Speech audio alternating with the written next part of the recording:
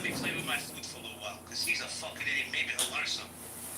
So, Jack, you say, you know the delineation between a Jew and a Zionist, and you. No, I was asking if you was cool with it. I was asking if you was cool with it.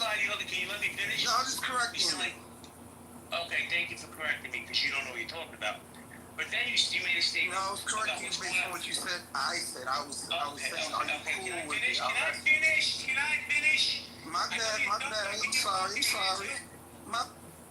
You said what's going on over in Israel. You support what's going on in Israel. Then I said to you, what's going on over in Israel? You're like, I don't know. I don't watch the news. So why would you make a statement like that? Because I be on Clubhouse. I be on Clubhouse and I be seeing the rooms, and there's rooms saying that like they wilding over there. Mm-hmm. So you believe everything you hear on Clubhouse? I mean, you can enlighten me, bro. Since you're the Jew, put me on. I'm not the only Jew. There's plenty of Jews on stage. Cool, put me on. I'm a master student, you know what I'm saying?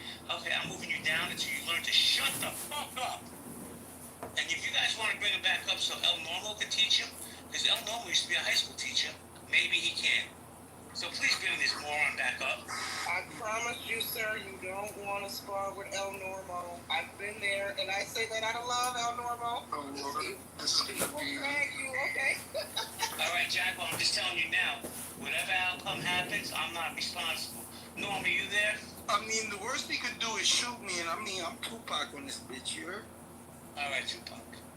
Norm is Biggie. Go ahead. Wait, hold on. I'm a Tupac man. I'm sorry. Hold on 1 second. Which part of Tupac? Are you, like when he was like taking ballet lessons? Like you gotta define your. Nah, I tend to get shot out of rooms, so I mean that's the worst you can do. I mean, it's a digital space. I ain't gonna die. I'll just respawn in another room. Tupac. I was just asking the question. I don't know what this baby is was getting two too excited about. flashlights. Like you're a fucking security guard, top flight security guard. Like shut the fuck up and go with the corner. Wait, Like, what the fuck I is think going there's some on? spit on your phone, gang. You need to calm down. Hold on, Jaguar. Let me introduce you to El Normo. El Normo, this is Jaguar. He has a second grade education. Nah, I'm a college graduate, bro. I'm a veteran, too. This is why we should defund the public education system. Oh, I thought you was gonna say defund the military. I was like, hell no, I did not check everyone. Crazy. Don't worry, there's another check waiting for you. It's called welfare. I tried, bro. Norm, are you there, Norm? Yeah. How you doing, my friend? Doing great. How are you? I'm good. So you get to deal with Jaguar and this other moron, Doug. Good luck. We're here It's to a very entertaining room, I've got to say. So, I heard some mention of the Federal Reserve, and somebody thought that somebody Jewish on the Federal Reserve. So, do you want to revise that statement, Thug, or do you want to concede that you don't know what you're talking about? Leave that man alone. Y'all beating up. The horses are dead. Hold on. Leave Brittany alone. Leave Brittany. Excerpt. I want to go to the excerpt. No, I asked you a question. I don't want you to read excerpts. Just want to ask you what I asked you. Do you understand anything? Oh, you didn't hear. I'm trying to give you some tips on how to handle these niggas, man. Okay, You keep going the same direction. Thug, did you say that Jews owned the Federal Reserve? Yes, sir. The Jewish family that created Oh. Okay. No, sir, I didn't ask you who created. Okay. Do you speak English, sir? Is that your first language? Would you like me to ask you in a different language? I know you want to get around that fact, but go ahead. No, it was a yes or no question. It was a yes or no question. So I'll ask you again. Did you say that Jews owned the Federal Reserve? Yes, sir, I said that. Okay. Do you understand that nobody owns the Federal Reserve? Did you not know that? That's not true. It's 100% true. So, would you like me So to... then if it's not owned by anyone, like you said, who creates it? Okay, different question. Not what you said or maintained or said... Bro, y'all boys don't like being humble, bro. Answer that man question, bro. So, why... Have you ever taken the time to look into it? He's on the phone, Norm. You want to go back to Jaguar? This scholar? Jaguar. So why don't Jaguar, do you have a country? I was born in the Bronx. Okay, so do you have a country?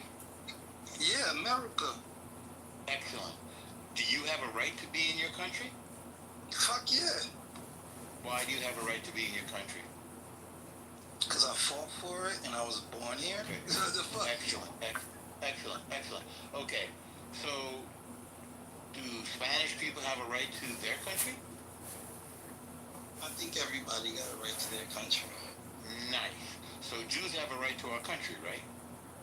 I don't think y'all ever had a country, and I think Okay, now I didn't. I don't know about any of that shit. Wait. We have a country. The name of the country is Israel. Shit. Why? So why does everybody have a right to a country except for Jews? Shit, indeed. I'm not sure why you said shit. So what's the answer to the question? I mean, I think you just shit yourself. y'all was, what's that, like in the 40s? Sir, we can talk about when every country in the United Nations was formed, because most of them right now in the United Nations were formed in the mid 20th century, around the 1940s or 50s. Every country, Greece, Pakistan, Turkey, modern Germany, for that matter. You may not know that. Even the country. Yes, let's go back to Israel. Do Jews have a right to our country? I don't know if y'all ever had one, respectfully. Well, we have one. It's called the State of Israel. This is my second time telling you that. Now that you know that we have one. Told me, don't Dude, I gotta agree. wait. Right? Okay, so let me try it a different way. Do you know what Israel is? I think it's like, from what I heard, the whole text told me it means like, I don't know what the the father and child, you know. shit like that. Wait, Israel. do you okay. You don't know If what it Israel ain't, is? then you're Jewish. Tell me. Okay, so you don't know what Israel is. You know what Spain is, and you know what France is. Yeah. You know what it is. Okay, but you never bothered to look up what Israel is, and yet you have an opinion about it. Why is that? I mean, How come you never looked it up? I looked at some shit on Is it a Facebook. They country? said that. Is it a country? They were talking about. Do you know if it's a country or not? I know Palestine is a country. Well, who's the president of Palestine? You tell me, bro. You don't know. So do you know? I don't even know. Do they have a president or a prime minister? It's You different don't over there. even know. Do they have either? Does Palestine have either? I mean, I'm a master student. I'm willing to sit at the feet of anybody that knows better than me. And for some reason, I just You don't have ask me opinions questions. about. I obviously don't know. You know what I'm saying? I just want to know I was talking to JB. You know what I'm saying? I don't know why he ran off. The whole story. I don't want to hear a whole story. No, Yeah, I'm doing the story. It's an explanation. I'm asking you. Jaguar. I didn't Let me just say this. Let me just say this. I've been here the whole time listening to you doing that. You're an idiot. I feel bad for you. I feel bad for you. Hold on, no. Let's give this a different type of energy here. This is the best and brightest that they send from the mysterious land of Palestine. Jaguar, thank you for gracing the stage with all your I'm from genius the Bronx, takes on- Kingsbridge. You heard? Fulham Road. I don't. Was that English? Jesus fucking Christ! I'll translate it. I'll translate. He says Cambridge, Fordham Road. Because I understand the Home of the Braves. You heard? What year did you drop out of high school? Or did you make it I graduated from Fordham University 2009, sir. I find that very hard. On the Air Force is That's- done. Okay, I find that very hard to believe. So, and you never bothered to check if Israel is a country? I mean, it's not on the Yes or no? top of my list. Yeah, I'm yes just or asking no? y'all. Wait. Y'all seem like Hang on. experts. You got mojo. I thought I was gonna get a lesson. These are yes, You out here in the back. these are yes or no questions. Have you ever heard of Israel? Yeah. Did you know that it was a country, or did you not know that?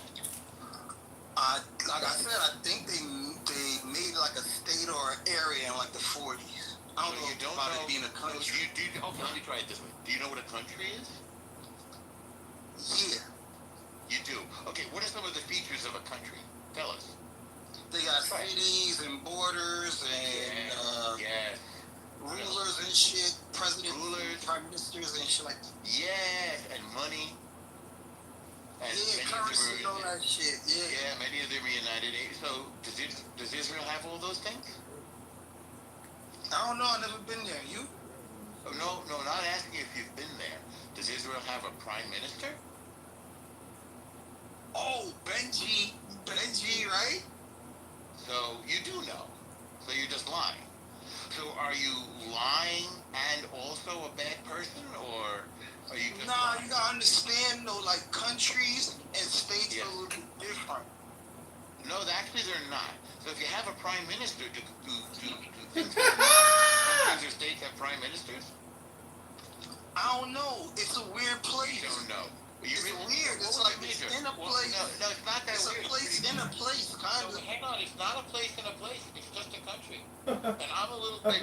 I think you're playing now. I think you're pretending not to know what Israel is. No, bro, I'm gonna ask you again. I'm humble. Okay. I'm humble. Like, Yeah. what's his name? No, you're not said? really humble. You're Anthony. lying right now because you knew the name of the prime minister. So you knew that it was. He knows. I be on Facebook, bro. I'm seeing his face a lot now. Maybe he's in my timeline. So you knew that it had a prime more. minister. He knows more than Conversation what I got know. totally away from the Federal Reserve. Notice what they're talking about now. They don't want to deal with that Federal Well, Yo, Reserve. I listen, bully. I'm trying to show you something, gang. The guy who did. Hold on, everybody, hold. Sorry, no, let me just say this. See, Doug, man, you need to put that bottle down, bro. Because while you were in the audience, your boy here is the one that brought up Israel. He did. Nah, I ain't Get with the talking about, program, bro. we're not talking about Israel, JB. We talking about. He brought Jack, but Jack. No, I didn't. I didn't, sir. I didn't do that. He did not bring that up. That L nigga came on asking me questions. Hold on a second. First off, I'm just gonna say this because I'm gonna get going anyway. Mr. Nathan Barrow, shut the fuck up. I don't like you. You're lucky I let you on my stage. And if you don't like what I had to say, the leave quality buttons on the top right.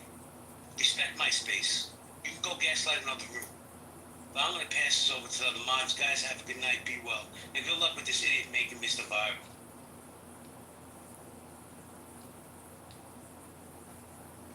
Jaguar knows a lot more than what he's saying. Well, I know nothing. I say nothing. I know nothing. I read Hold on. So, if he's trolling, he's not even doing that well. Shit. I mean, he had Joel hooked for quite a bit. He definitely got talking. No. I think what you're missing is that all people that simp for the imaginary state of Palestine, they end up in the same place because they're all fucking morons. So it doesn't matter if they're educated or uneducated. Imaginary state of Palestine. Did y'all hear that? Yes, the imaginary state of Palestine. Yeah, correct. Sovereign place though. By No, Jordan. no, it's not. No, it's not. No, it's actually no, it's not. No, it's not. No, listen. The land laws and Narnia are more rooted in reality than the state of Palestine. Well, many people in the United Nations would disagree with that. That is a fact though. No, I mean, you can consider what you want. Okay. And there are people that don't consider it Okay, hang on a second. sovereign place. Hang on a There are second. people that Hang on a second. Let's see if you're right. So, where is Gaza? Do you have any notion? Sir, there's a war there. You probably heard about it. Do you know where Gaza is? yes. Do you know? It's right Okay, next where? to- Yeah. Sorry, say again. Where is it? It's right next to Israel. Okay. What are the borders of Gaza? If you know. So borders is right next to Israel, and it's What right are north the of borders of? What did just say? I just borders said of? Israel. Okay, Israel. You're very good. Is there a president or prime minister of Gaza? Currently, no. It's No, was there ever? Wait a second. Was there ever? Hang on. Was there ever a president or prime minister of Gaza? If so, what was their name? I do not believe so. So they never had a prime minister or president. So wait. So is Gaza part of Palestine? Many people believe it is. Yes. Okay, and those people, are you one of those people? I do believe it is, yes. Okay, so if it's part of Palestine, that it has a president or a prime minister or a king or a governor or what? Tell us. Who's in charge? Currently, it's a war-torn country. Oh, right no, now. it's a country. Wait. If it's a country, then who's in charge of it? I guess many people consider, okay, sovereign land. No, I'm asking you. You can say the same thing. It's Afghanistan. No. I'm saying, who's in It's charge of it? Afghanistan country right now. I'm going to go. Say again? Wait. No, don't change the subject. Does it have a leader? Does it have? I asked you. Okay, if you don't know, just say you don't know. Does it have a president or a prime minister? Out of those two, no, they do not right now. No. What does it have? I know that. What? Right now, What has it ever had? it's people. It's right now. It's a war-torn country. There's It's not a country. Sir. Does it have a currency? Does it have a currently, leader? actually, I don't know.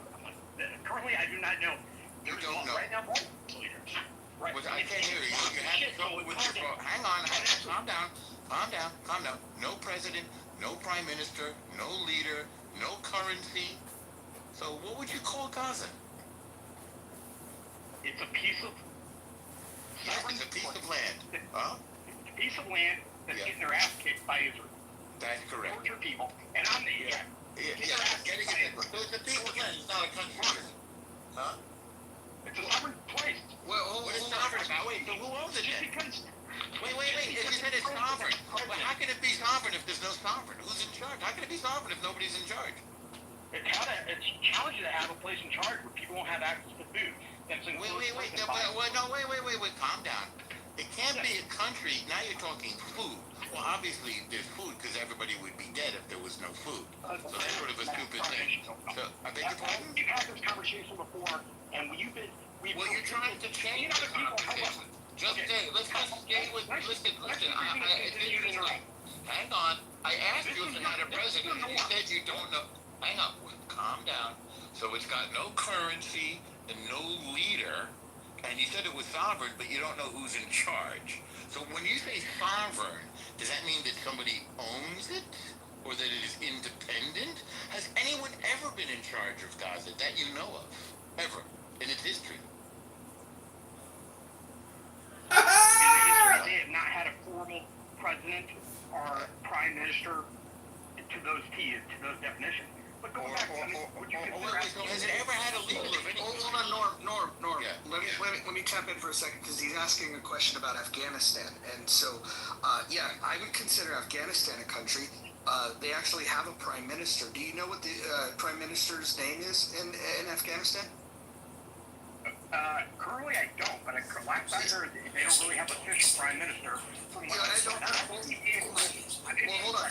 So hold on. So the Taliban is in power, and they have a prime minister named Hassan Akhund, and then they also have a supreme leader of the Taliban whose name is Hibatullah Akhundzadeh.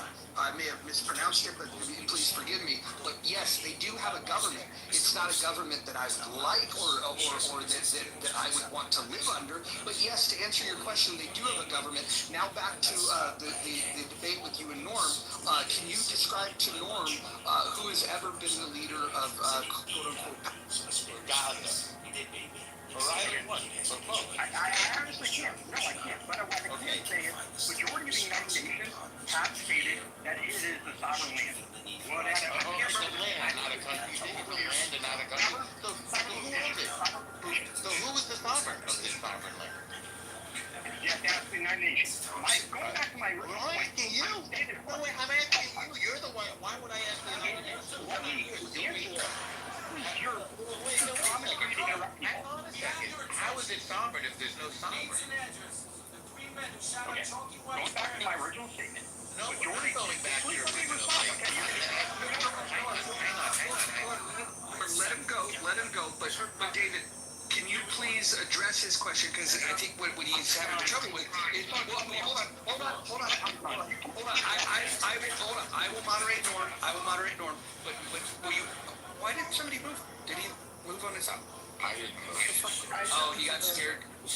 He got scared because he was going to get asked a question. Jesus, it always happens. I was just going to simply ask him, if he could tell me what he means by the word sovereign, because he said it was a sovereign country, and based on your questioning, Norm, it doesn't sound like he knew what the word sovereign. Anyways, why do they always leave when they get asked questions? I agree. Make their brains explode. So for those of you listening, just so this isn't a total loss, Gaza has never been an independent anything for most of its life. It was a part of Egypt until 1967, when Egypt attacked Israel. Egypt lost that engagement, Israel traded the Sinai back to Egypt in 1978 at the Camp David Peace Accord with Jimmy Carter. People won the Nobel Prize for that one. And then, when Israel gave the Sinai back, Egypt didn't want Gaza. So guess what it became a part of? Israel. There was never anything called a Palestinian there. And Israel in 2005 withdrew from Gaza and let them have elections. And they had two parties there. The Palestinian, there's some others, but the main ones are Palestinian Authority and Hamas. And the Palestinian Authority, which was elected in the West Bank, which we call Judea and Samaria, was defeated there. So a terror organization called Hamas, which promised to commit genocide on Israel, was elected as the legitimate government, quote unquote, a terror organization of Gaza. It never had any real link to so-called Palestine. It's never part of the banking system, never had a currency, and never had anything but a terror organization in charge. That terror organization is Hamas. And that, up until now, it's been sort of floating there, not a part of Israel, not a part of Egypt, and run by a terror organization called Hamas. So it's very puzzling what Gaza is right now, which is why President Donald John Trump, as JB likes to call him, said he's just going to take it, because in truth, nobody owns it. It is not sovereign. There are some areas there that were once refugee camps that developed into cities, quite luxurious ones, in fact, with swimming pools and BMW dealerships and water parks and beach clubs. In fact, it became kind of wealthy on aid because the world kept pouring refugee aid into Gaza.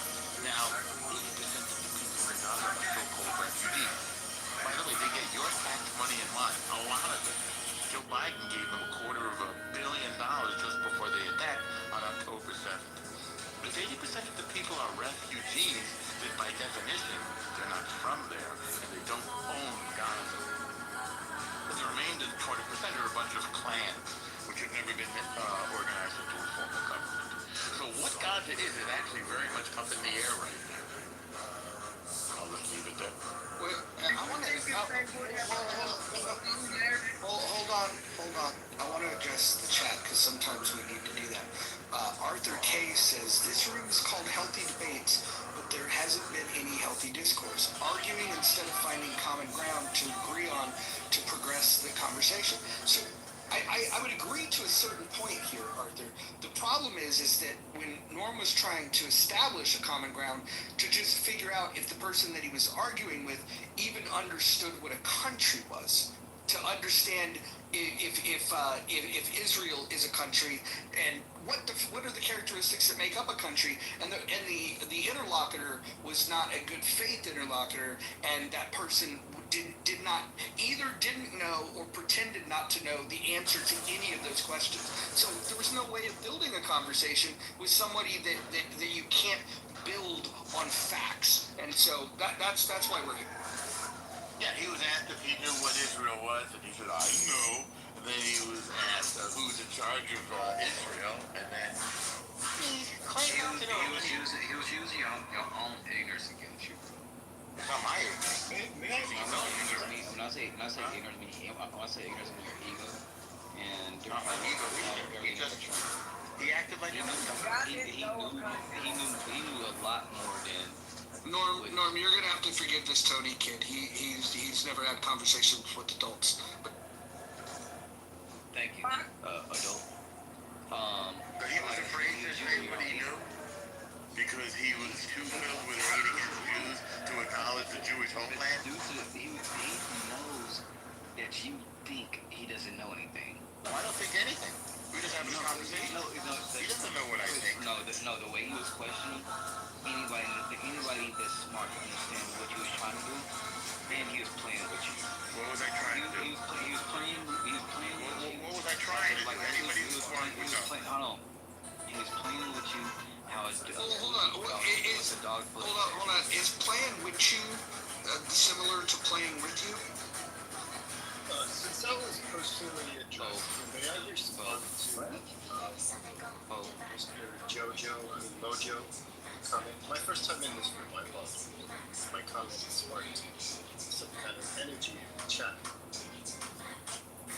Go ahead, Art. Go ahead, speak. Okay. All right. Just a second. Yeah, the energy is intense in this room, and being present for it is difficult when trying to approach from a pure stance of neutrality. And the polarization between the exchanges here and the behavior that has been accommodating the characters on this stage has been hypocritical.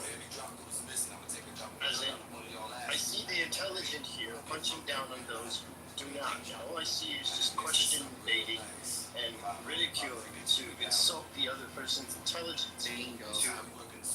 So if I could just bring to awareness of the accountability of, like, hey, how are we behaving? Is it according to, is it in coherence with who we are as people? So I identify from a non-dualistic perspective. I operate from oneness, and I'm the hippie dude that, right. So anyway, I see things from as a whole, and what I see is just combative communication. What would be healthy is non-combative communication, so that we can progress to growth, so we can agree and meet on common ground. Therefore, no one's talking down and punching down to anybody. So Arthur, let me ask you a question. At what Resident. hold on. Hold on. I'm gonna ask you a question. I'm gonna ask you a question. No, I'm gonna. Well, I don't know about that. I But park my let's. tank. Okay, good. You park it wherever you like. Free parking. I just want to ask a question here. Were you here when Doug was here saying that when he brought up the Federal Reserve and he was using it as a Trojan horse in his conversation about his hatred of Jews? Were you here for that part of the conversation? Oh, where'd he go? Oh, every time you ask them a question, they just like leave. It's amazing. You're not asking good faith questions. Sure they are. Oh, wait, hold on. Tony, why don't you tell me what's bad faith about this? The person that okay, we'll back this up. When Thug identified as saying, hey, we should talk about the Jews, and then he said, let's talk about the Federal Reserve, and he went into this entire anti-Semitic thing, this trope about how the Jews control the money, and the Jews are controlling the U.S., and they do it vis-a-vis the Federal Reserve. All I did was ask him a couple of questions about the Federal Reserve. You just broke one right there.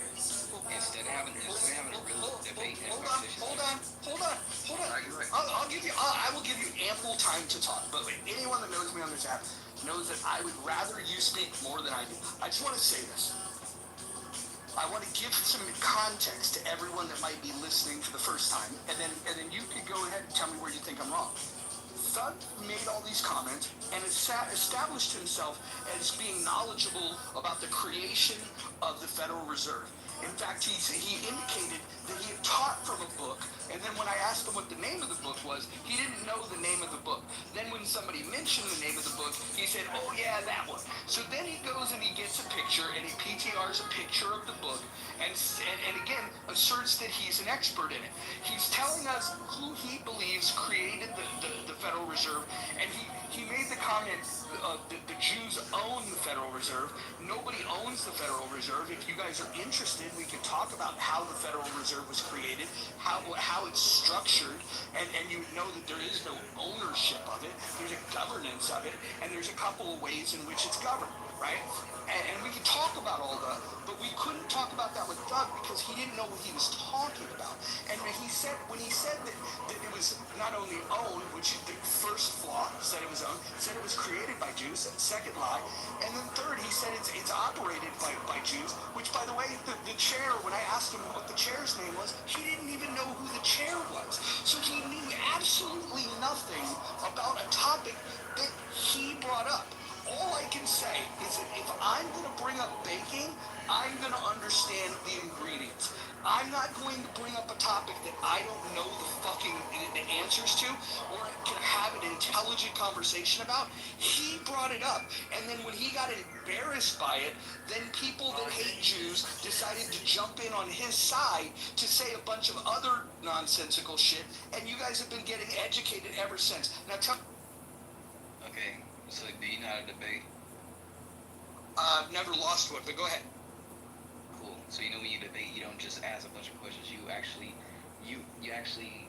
respond with a fact, correct? Not ask a question. Are you telling me how a debate is conducted? I am telling you.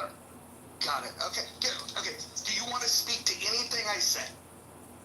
I am telling you how you was not in good faith. What you try to do is you try to attack somebody's intelligence by asking a bunch of questions instead of going back and forth with a conversation, being a debate. Meaning, as in he says that it was controlled, you say no, it is not controlled. No, what you do is you ask a ton of other questions instead of giving your point on what it is. Well, If you don't have good faith, you don't have good faith debatable skills. All you do is talk over, and then you try to embarrass them. How about this? I am going to move myself down. Anthony, you can bring me back up. I will surrender my mod badge, and you can pick from any of the individuals that have a mod badge. You want to debate me on the Federal Reserve? Let's me and you have a conversation, and we'll let a moderator. I'll tell you what you're doing wrong. No, I'm telling you, listen, if you want to have a fucking debate right here, Junior, we can fucking have it.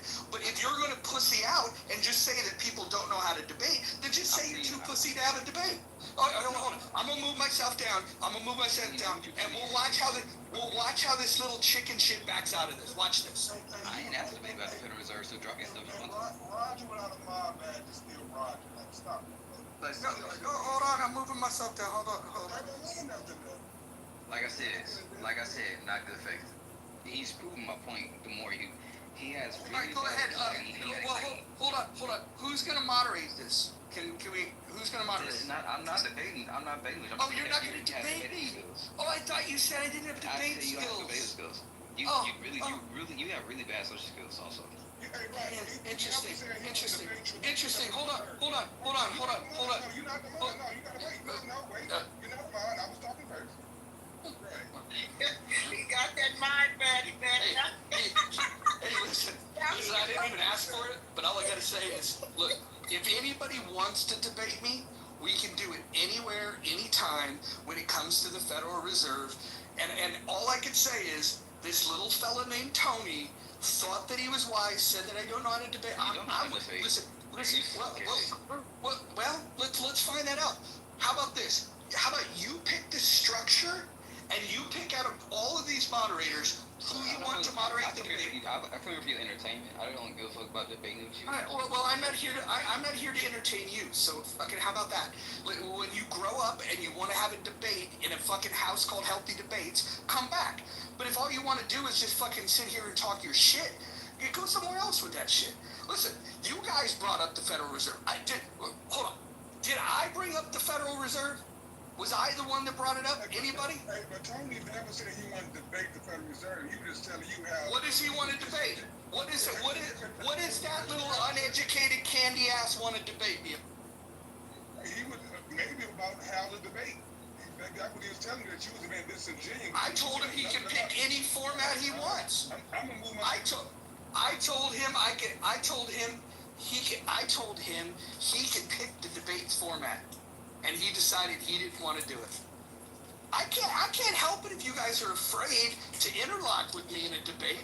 I can't help that. I guess maybe some of you have been around long enough to know that when it comes to the Federal Reserve, you're not going to win a debate against me. I think most of you know that. Tony's just new. He just got he got off restriction with his cell phone. His parents gave him his cell phone back. He downloaded Clubhouse. Now he wants to come in here and act like an... There's another white man shooter out there. Hold on. Remy said Roger IQ is low. Let's bring up high IQ Remy. Let's see where high IQ Remy is. Let's see. Roger's relatives are out there shooting up firefighters, out there trying to do their job up in Idaho. 11 of them have been. That's scary. I can't believe that person's still alive. Like, I would have thought that person would have died of diabetes already. Jesus. What's going on? Meanwhile, her relatives are, robbing Foot Locker. Well, I just think it's rich, though, that people said that, that like, I talk down to people because I have a mod badge and I'm a bully. I moved myself down. I said, let's have a debate. And the person said they didn't want to have a debate. Okay, end of the discussion. Just acknowledge that you don't know shit about what you were talking.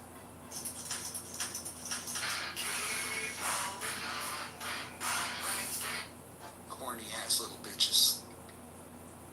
Who's friends with these people? How'd they even find this fucking room? Thought this room was for. Don't blame me, I was clipped.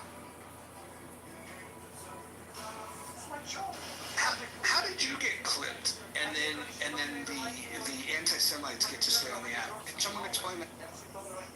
Thug Sissy should have been clipped a long time ago.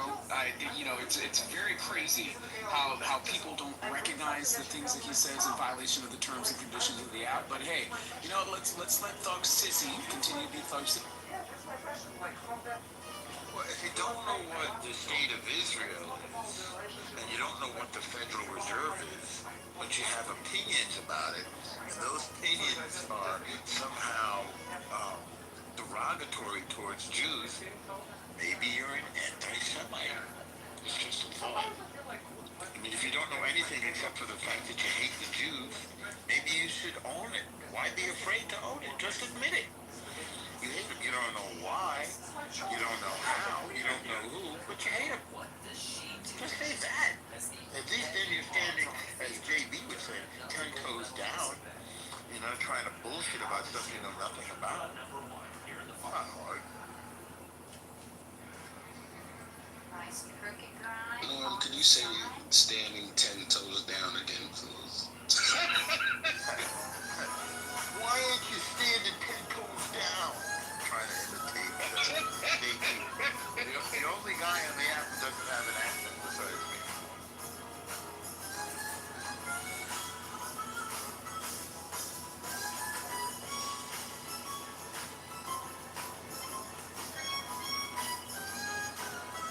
I don't know, the whole thing is kind of funny. I'm just surprised at people's ignorance. I thought they would have more self-respect than to put themselves out there naked, unarmed with any information or knowledge, and just expect to get through a conversation with somebody who knows even a little bit about any topic. Beginning with Me, but Hey, Tony, just real quick, before you go, Tony, I wanted to ask you a question. Tony, do you believe that culture is innate or is culture learned? culture is learned. Did you previously state that culture was innate? Bro, I'm talking at normal. You trying to switch my topic. I'm not even about to go back forth with you. All right, Tony, I got another thing just to tell you in brief. I do have a degree in anthropology, and epigenetics has nothing to do with anthropology. Epigenetics is the term for what you were speculating about. The trauma could be passed down from generation to generation through DNA, and the bottom line is it cannot. It's an interesting theory. Now, people can be traumatized, and their trauma can affect the way they parent, so that their kids are going to have other kinds of issues as a result of being the child of a traumatized parent. But you cannot pass trauma down through DNA. Put another way, hang on, I'll end it with one sentence and then you go. It's okay. Trauma does not, no, it's quite all right. Trauma does not affect your DNA. There is no proof. I was wrong. I was wrong saying the word DNA. I was saying genetic. That's all. Well, genetics, it's the same thing. It's no more right. I put the two definitions in the chat just a minute ago. But Definitions of what? it's the same. The difference in DNA and genetic. Not really a difference. It's called normal. You say let me talk right. I was saying DNA trauma earlier. I meant to say genetic trauma. For an example, my grandpa can have a lot of fear, attitudes and everything else like that, different traits to his personality, different things like that. Everyone knows when we hear the term, you act just like your dad, you act just like your mom, different Yeah, things like that's that. learned behavior, not genetically Oh my transmitted. God. No, Yeah, I okay. this is cannot finish. Conversation, not a lecture, Tony. This is not healthy. This is not a healthy debate. Yeah, it's healthy. Just take a nice breath. So whether you, by the way, Can there's I no finish my distinction statement? between. Hang This is on. not having a healthy debate right now. Hang on. There's no difference between genetics and DNA. Trauma does not affect your genetics or your DNA. Can I And you finish can't my pass it. statement? Hang on. And you can't pass it down from generation to generation. Tony, shut up and learn something, you nappy-headed hooligan. This is a problem with black people. Y'all don't fucking learn. Y'all do not fucking learn. Okay, you know what? You know what? I'm not doing this with you, Tony. I'm not doing it. I'm not doing it. I'm not doing it. Okay? Be quiet. Allow Norm to finish. Be quiet. Be quiet. Thank you. Go ahead, Norm.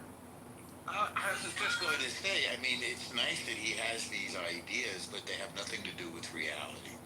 There are some theories that trauma can affect your genes, but it's never been established as true. It's not a real scientific theory. It's just an idea.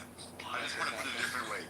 Zero. No, you're gonna go after me. So there is no scientific evidence, none, zero, that trauma affects your DNA or your genetics, as you put it, and there's no distinction there. And you can't pass it down genetically from generation to generation. Now go ahead, please do respond to what I said. Go ahead. And please don't cut me off again. Thank you. Because we say healthy debates, you're white and everything. No more meta, Tony. You guys supposed to be pleasure. Tony, Be pleasurable. nobody wants to hear the meta. Just go ahead and talk about epigenetics. Go ahead. No, I'm not going to be pleasurable. That's for you to do. Now go ahead and address the topic and stop whining and complaining. Wait, hold on, guys. Hold on. Listen, everyone stay on mute. Tony's gonna get 2 minutes uninterrupted, and I'll tell you this, if he doesn't get to the fucking answering the question within the first minute of it, I'm just gonna remove him from the room.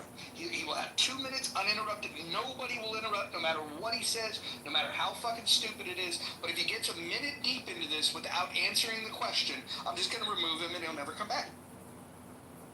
He didn't ask me a question, but what I was saying was, Norm, was that trauma can be passed down. For an example, if your grandparents or whatever have like certain traits, goofy, funny, has an attitude, different things like that, usually be passed down to your pops, but it can skip him and go to you, and it can say you act just like your grandpa, different things like that, and whatever traumas that your past history or anything like that, 30 seconds. And fear and different things like that can be passed on to you. That was all I was saying. I don't know if you heard a word that I said. Yes, I do have a degree in anthropology. The field that you're addressing is called epigenetics. Again, I don't know if you heard that. So I just want to make it clear to you, and I guess you're not going to hear this, which is maybe, I don't know, I mean, maybe you can't learn stuff. So I'll make it really clear. There is no evidence, none, that trauma affects your DNA or your genes. Did you hear that loud and clear? Norm, I think it's deeper than that. I'm sorry, just really quick. Norm, I think it's deeper than that. I actually think that the argument that trauma affects your DNA is a white supremacist talking point. I think white supremacists propagate that idea, and ironically enough, you have a number of people in certain communities who unintentionally don't realize how insulting it is for to push forward this idea. There's a book called The Bell Curve, all right, and it has a very racist point of view, but it's the same talking point that Tony is trying to push. And he doesn't see how ironic it is that he's standing arm in arm with white supremacists. If I could add something, and I just want to talk from a scientific point of view, and I don't give a shit about, the politics that go along with it or whatever. But Norm, you're saying that there have been some studies, and trauma can affect you know, how your genes are expressed, when you called it right, epigenetics. And I'm sure you know more than me because you said you majored in anthropology. But there have been some studies with scientific evidence, and one was done on Holocaust survivors in 2016. So can you walk me through the metabolic process? Can you walk me through the metabolic process? She wasn't which done though. genetic mutation actually occurs? Adams, she wasn't done. Let her finish and then respond to it. Yeah, I'm not fucking arguing with anybody, okay? I'm just having a conversation. And I already submitted that I'm sure Norm knows more since he has an anthropology degree. But I was able to find scientific evidence, which is what I thought we were discussing, and it's based on the methylation patterns, suggesting that the trauma has impacted gene expression across generations. There's several studies. I can put them in the chat if anybody gives a shit. So now we've made a distinction. It can affect gene expression, but it doesn't change your genes. In other words, a accident or a trauma can bring out a certain part of your personality, but it can't change your genes, and it can't be inherited, and it can't be passed from generation to generation. So that's the distinction. I am familiar with the study that you mentioned, and it is called epigenetics. So the idea, for example, that the trauma would be inherited by the child of a Holocaust survivor, no, it wouldn't be, genetically or scientifically or biologically or medically. But yes, a parent who has been traumatized will have a certain kind of behavior, and that behavior, not the genes, will affect the child. And by the way, those are addressable. You can fix that with therapy. There's no change to the genes. As you said, expression, meaning some part of your personality that was otherwise not prominent, could emerge as a result of trauma. Now, by the way, it could be a heroic response, or it could be a hurt response, because people respond to the same stimuli in different ways. That has to do with genetics. But no, a trauma will not change your DNA or your genes. I was here earlier. I missed hold on, it. sorry, Tony, hold on. I want to extend a warm, healthy debates welcome to Daki Tari, who seems to disagree with Norm, but as of yet has been a little too afraid, a little too timid to get up here on the stage. I want to welcome this person up here to see what they have to say. The chat warriors have a lot to say, but let's see if we can actually get somebody on the stage here. Let's see. Everyone root for Daki Tari. We're gonna see if this person can come up. Everyone encourage in the chat Daki Tari to take the stage. Oh, not yet.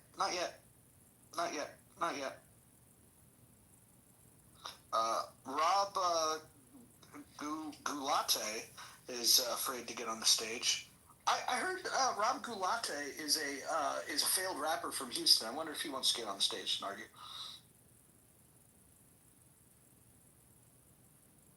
I mean, the data contradicts what Tony is saying. The gene expression from the trauma that you feel proves that it's not being passed down.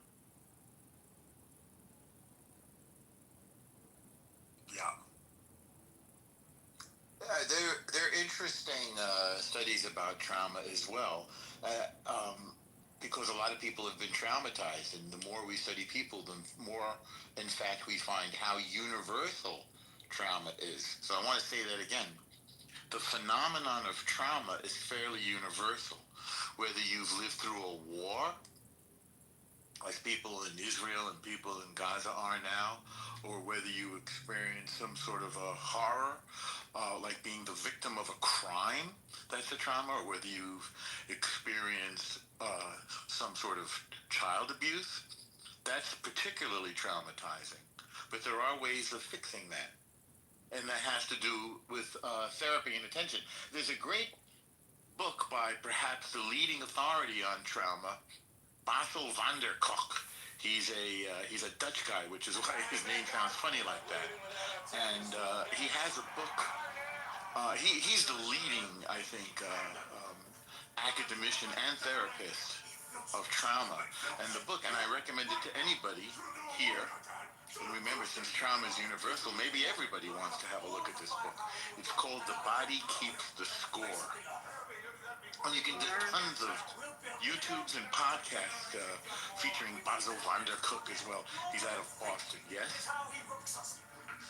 Author's name again, substance. Say it again, say it again? Wasn't it Dr. Vandercock? Can you say that again with that accent? Did you just say Dr. Cock? I could swear you said Dr. Basil Vandercock. But, but also, I wasn't just only to my trauma, I was also about traits and habits and different things. When I say habits, I mean as in like interests and different things like that. I think sometimes when I speak, you're trying to like, it ain't exactly what it is. Like the way that Miss Madison had described was everything what I was saying or trying to say.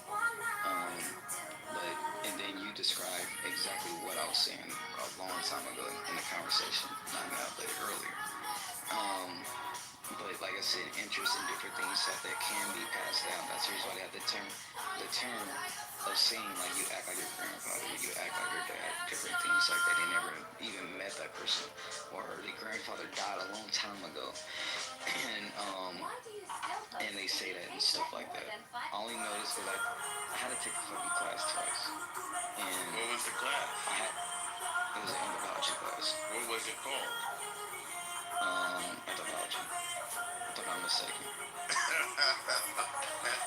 was a class I had it. You're not telling the truth right now. It wasn't just called anthropology. I like you said, remember I just said, are you trying to get exactly what it is? I'm trying to get to the truth of the matter because people have been bullshitting on this stage for hours. But say you are. I know what you're saying. I'm not speaking for nobody else. Like I was saying, but what you're doing with me is like, if it ain't exactly what it is, then I'm wrong. But you understand the concept of what I'm saying. I don't know none of this. I didn't know none of this before I went to that class. I understand about the first beginning of the class was all about culture and how the culture norms and different things like that and habits and everything. Then we talked about genetic trauma and different things like that. Everything I'm just saying, everything you were saying, I couldn't get the words out. Everything you were saying is what I was trying to say.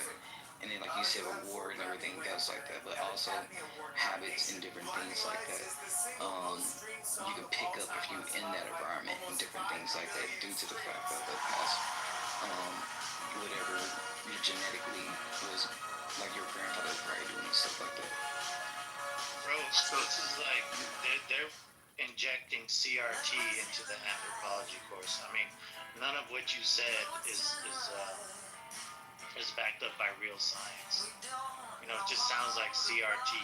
And just because you took a course on it doesn't mean that the professor or teacher wasn't throwing a bunch of BS in there to fulfill some sort of like CRT goal of the university.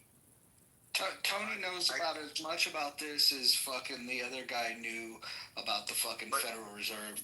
But I think he's coming with humility and a genuine interest and a desire to learn, and I just want to... I'm literally just having like a conversation with him, exactly. I want to support you for that, and I appreciate the way you responded, and I can understand that these are complicated concepts, and sometimes they're hard to express, and between, I guess it was Madison and I, we got around to it, and I think we all learned something here. Hopefully it's useful. So the rare clubhouse moment in which we learned something. But then this dude next to me to my CRT adding critical race theory into it. It's like, bro, stop bringing race into every this is not even about a race conversation right now. Just like, actually, that's exactly how we got here, Tony. That's where you took us here. The title of the room was quite literally about white fatigue. We were talking about race, and then you brought that up.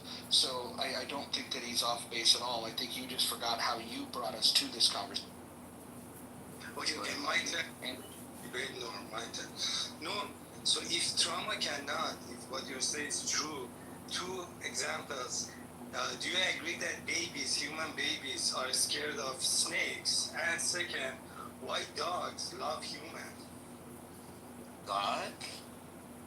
Yeah, dogs. Why dogs? Like baby dogs, they love human. Even though, Baby dogs will love anybody that feeds them. That's not epigenetics. And epigenetics is different from breeding and evolution. And what was the first part of the question? no, baby dogs. Why are people afraid of snakes? Babies are not inherently afraid of anything, but there are certain disgust reflexes. So people will quickly learn to recoil from disgusting things. That is, things that smell bad, that we've learned that smell bad, or people that or things that they've seen others recoil from. That's learned behavior. There are some inherent reflexes. Like, one of the few things that a baby is born with is the ability to feed at the mother's nipple. They actually are born, baby humans are born with less natural inclinations than almost any other animal. They're completely dependent on their parent for a lot of years, more than any other living creature. Like, you could say as much as 10 years, and some people it's 18 years. But almost nothing else is passed genetically. It's learned behavior. Personality traits, it's questionable whether they're inherited, but the things that we're talking about here specifically is whether trauma can change your genes. And the answer is that it can't. There isn't any evidence. But it can change your behavior, of course, and your behavior can affect those around you. So if, for example, there's somebody in your family who's an alcoholic, and they begin to disappear, or lose their jobs, or go into rages, or just do very irrational things, commit crimes because they're drunk, that behavior, that alcoholism disease can affect everybody around them. That's a behavioral effect, not a genetic effect. Well, what about spanning generations? Like, that's just within a generation. That's right. Can an experience in a previous generation or 3 generations ago be carried on by cultural forms, cultural means? Yes. By behavior, yes. So whether it's the family of somebody who endured slavery, that can change the behavior of the enslaved person, which will in turn affect the behavior of the children of the enslaved person, which will in turn affect the behavior of the grandchild or great-grandchild. But it's going to lessen generation by generation, and the effects can be ameliorated. Same thing with the Holocaust. And if somebody is the victim of, say, child abuse, that's going to affect the person's behavior and the person's mental state, and it'll affect how they parent. So the kid will have certain responses to that. But 3 generations down, it's going to be largely gone. And there'll be enough other outside positive influences to ameliorate that negative effect of the trauma. So culturally, yes, but genetically, no. But what you just said, though, yes, it can be diluted within the third or fourth and different things like that. But the only thing is, it can still be easily triggered. It can still be triggered. I say easy trigger, it can still be triggered, depending on the environment and different things like that. It's like, not there to be triggered. The more it goes. Like, for an example, the dudes bring up CRT in the chat, right? But when you think about the civil rights, because some people only bring up slavery, not realizing that if you're in between the age of 60 and up, you experience some type of crazy stuff that was going on in America and different things like that, or like what, for example? Civil rights, the whole civil rights area. So you march for civil rights. I was about to say their parents. I was about to say that has nothing to do with your genes. That's your personal experience. Yeah, so like I said, remember I was saying with the trauma and everything else like that, and you said it'd be diluted after a while. From what we're talking about, it's only been 1 generation or 2 generations or whatever from it. So different things as in fear or any type of pushback or fight or fight, so different things like that, is still within the system of certain people. No. That is not accurate. So give me an example from the civil rights generation, which Okay. I have to tell you is something I'm not unfamiliar with. I'm pretty sure we come from the same background, sir. So, but the thing Meaning what, is, you're a New Yorker? no, we come from the same background. You coming from a Holocaust survivor. I come from Yeah. Serbian survivors. We have the same type of background, different things like that. Jewish and black people walking side to side next to each other with Martin Luther King and everything else like that. I've never thought differently. I agree. Thank you. But what I'm saying is that if your parents or grandparents was walking in fear of different things like that from the KKK or even a white person, whatever the case may be like, or even marching and getting sprayed water downs or going to school in fear of different things like that, certain types of fears, like I said, remember I said fight or flight. You know, you might not be scared of a white person, but the fight or flight might be still in you, genetically passed down if you're in an environment where you have to be in a flight or fight attitude. Everybody has fight or flight. That's universal. Yeah, but depending on your genetics and who you are, you might be a person that might just sit there. And then your mom might be might be a woman, or your dad might be a dude that's been the type just they don't like confrontation. They're not like that, and you might be like that. It might pass it on to you in different things, but your parents might be a person who like to fight when something comes to them. Now you picked up that trait if you're in that environment that you're quick to fight because of what was happened beforehand. That's what I mean by that. Okay, so if you want to know whether we are composed based on nature or nurture, that's the usual debate. Do you know what I mean by nature or nurture? Whether it's cultural, whether it's cultural or genetic is another way. So we can pass on cultural traits, and definitely I think there are genetic components to our personalities, but trauma doesn't affect them. In other words, trauma won't change you. The trauma won't, but your like you said, fear. And when I say trauma, sometimes that can conclude or not conclude. I'm using the wrong word, but you can with trauma sometimes you can either have fear or pick up any of the traits or attitudes from it. Or if one's mother is afraid a lot and the kid is around that, the kid will pick up on that. That's learned behavior. It's not genetic. Now, if the mother is great at playing the violin and then teaches the kid to play the violin from the age of 3 or the cello, because I've seen that, there's certainly a genetic component to talent, and there's also a learning component to talent. So hopefully they come together. And by the way, scientists don't know what part of the personality is learned and what part of the personality is influenced by genes. Yeah, they still learn, but they have some like like Miss Madison. I can't repeat everything she said, but she made it clear about what I meant by that also. Yeah, she made a great contribution. It's true. No, what about fear of loud noises? Is that inherent to human beings? That's a normal human response because it vibrates the membrane in your ear and it hurts. It's startling. It's a startle response. No, are you scared of it or what? What? I'm talking about fear. Like for example, fear of falling, fear of loud noises. Are those inherently passed through genes? They're not passed through genes. They're inherent in human makeup.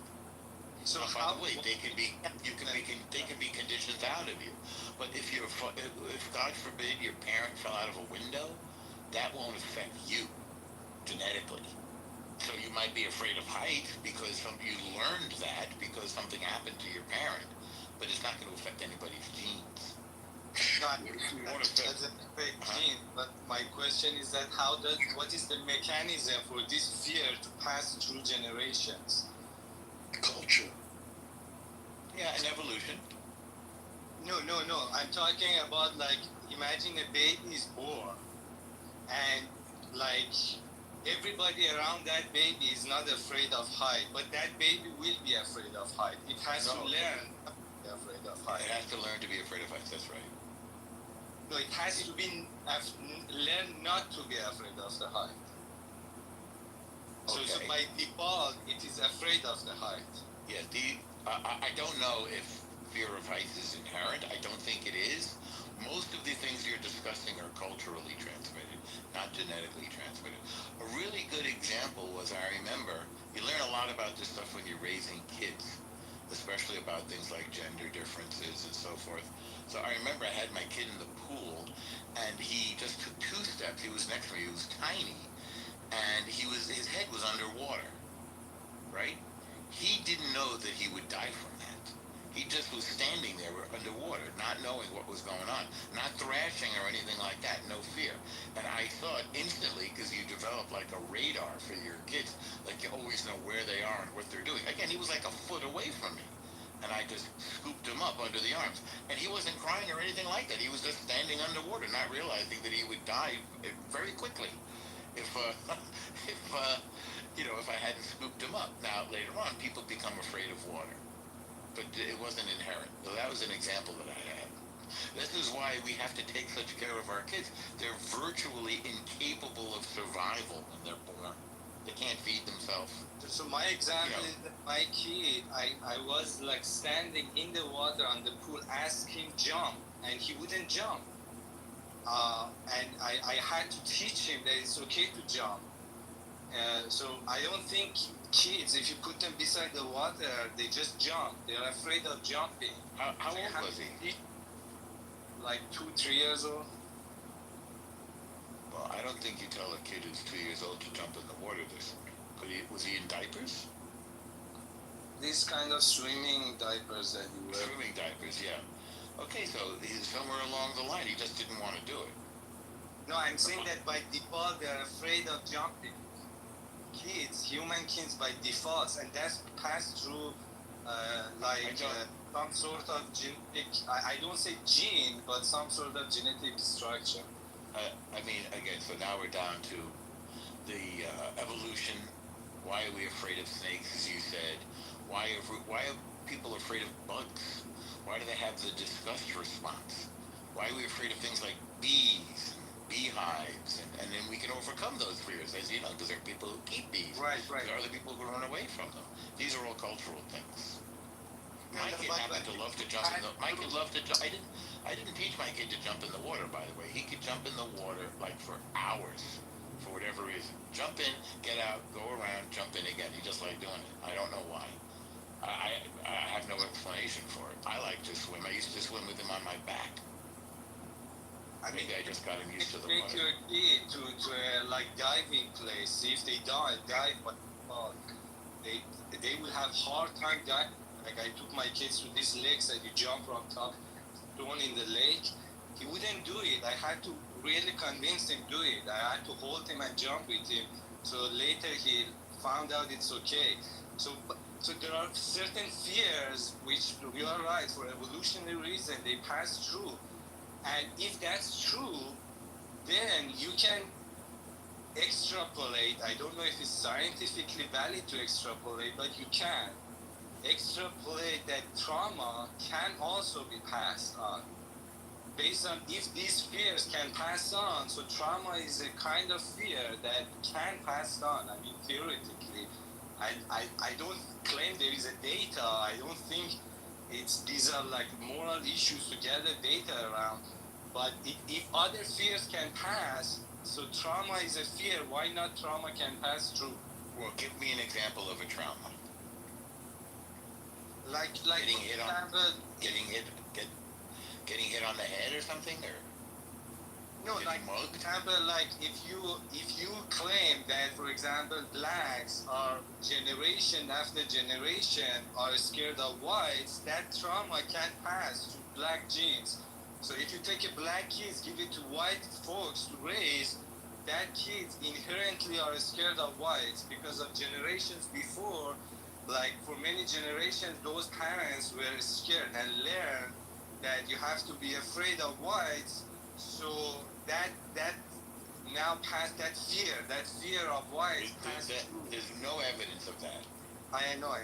I'm just saying that if that fear of jumping can pass through, why not this fear can pass through too?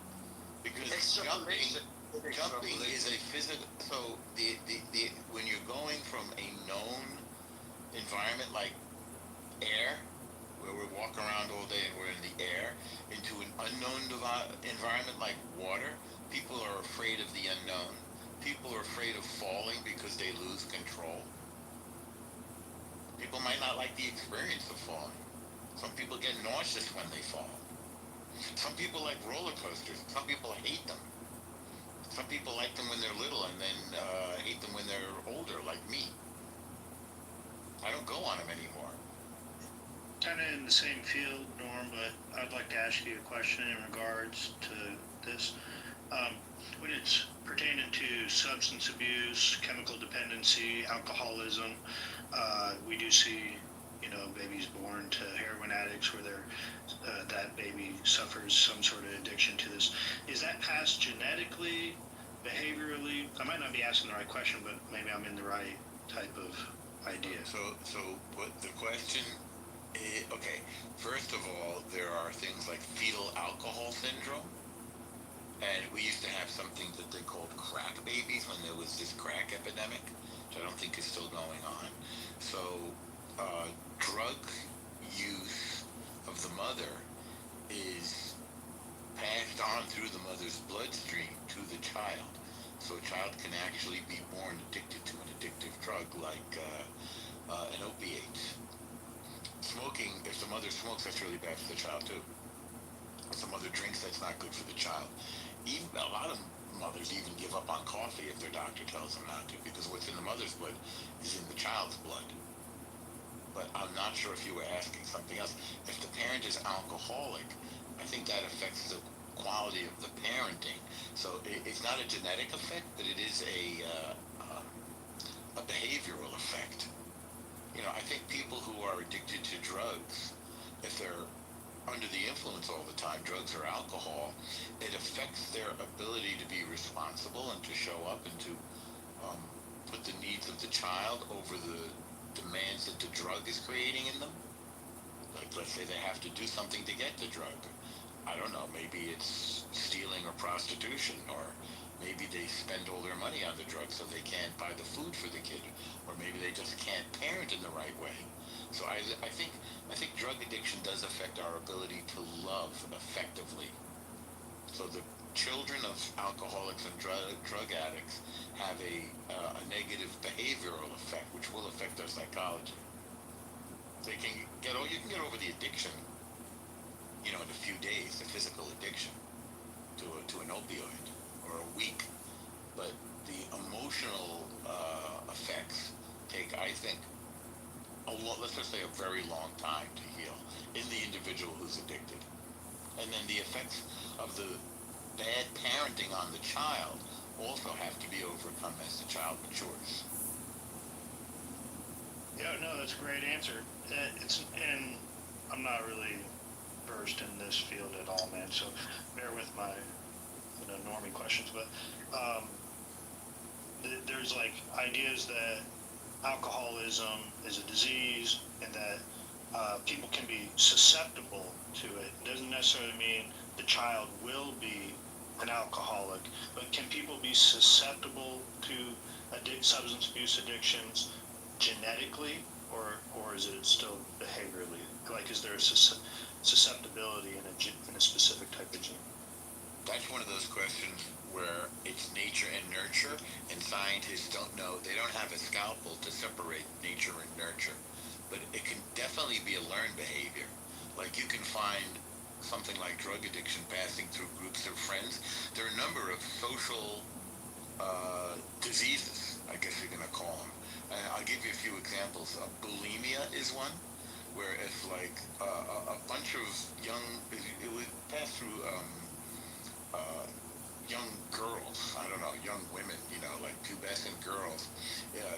There can be an epidemic of bulimia. We pass through a college dorm where all the girls are suddenly throwing up their food, bulimia. That can become an addictive behavior. Or there can be a group of people who, again, maybe they're genetically or behaviorally susceptible. There can be a drug addiction epidemic at a school. I remember there was one at Wesleyan there was a Molly problem there, and I'm still not really sure what Molly is, so you have to forgive me because I don't want to admit to being square, but I'm not clear on what Molly is, if it's ecstasy or speed or combination or something different. But in any event, somebody died from an overdose. There was a whole bunch of kids who were taking it, and it kind of destroyed a whole bunch of kids at a school. It was a social epidemic. There are social epidemics of cutting. So there are, like, a whole group of kids can, like, be cutting themselves. It's this kind of strange behavior. And again, not to wade too deeply into a controversial political subject, but this idea of being transgender, it went from, like, a tiny percentage of the population, like 3%, and it just skyrocketed in the past, say, 15 years, roughly, from something that was absolutely unknown to something that seemed to be a social epidemic in this country. And it was like happening in every school. I had people who said, well, I'm not a boy anymore, I'm a girl, or I'm non-binary, or I'm transgender, or I'm something else. And there are even kids who think of themselves as some other form of species, like not human. They're like a troll, I'm a troll, or something, or I'm a cat, or stuff like this. These used to be regular facets of youth growing up before we had cell phones and YouTubes and opinion pieces and blogs and social media to work reality from our projected experiences. So because narcissism has been on the rise ever since the cultural Marxists came in and infected our society with selfish, narcissistic, disconnected, addictive behavior, because addiction is essentially disconnection from the present moment. What are we disconnected from? The energy that's stale that would make us sick otherwise. So, if we are using to addict, we are disconnecting. Disconnecting what? From the present bodies, because the pain is too much to bear. So when we force sobriety, that's like causing somebody to face their monster all on their own, and then get labeled with, oh, you can't use that because if you do, you'll become addicted, and now you have a belief, and now you've implanted this emotional attachment to a label that we are forced to identify as, all to justify our being. So, just so that we don't address the lack of connection, the lack of love, the lack of hugs, the lack of what the nuclear family used to stand for. Thank you. Addiction is warmer energy in the room for allowing me to transmit that. Appreciate you.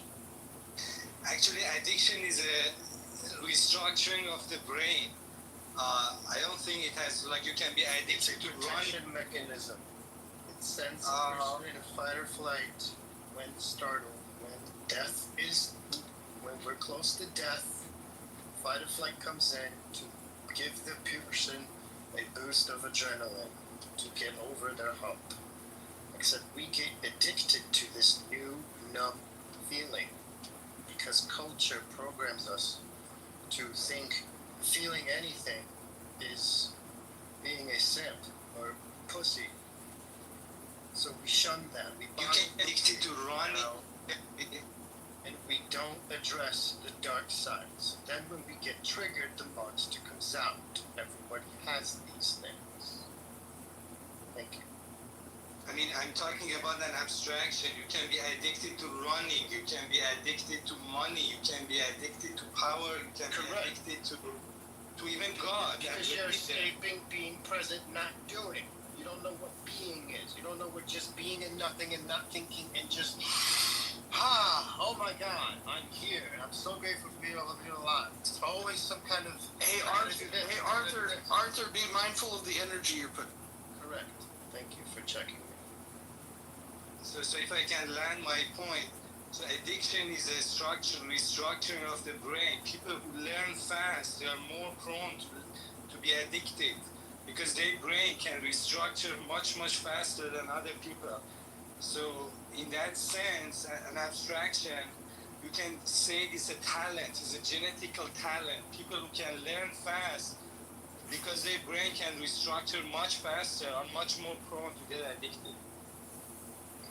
they're much more prone to be in their heads, disconnected from their bodies, so therefore their heart doesn't have to feel they're disgusted. There's some mind tactics that go on that make sense of their bastardized culture riddled with unprocessed trauma passed down either culturally or epigenetically via markers, whatever have you.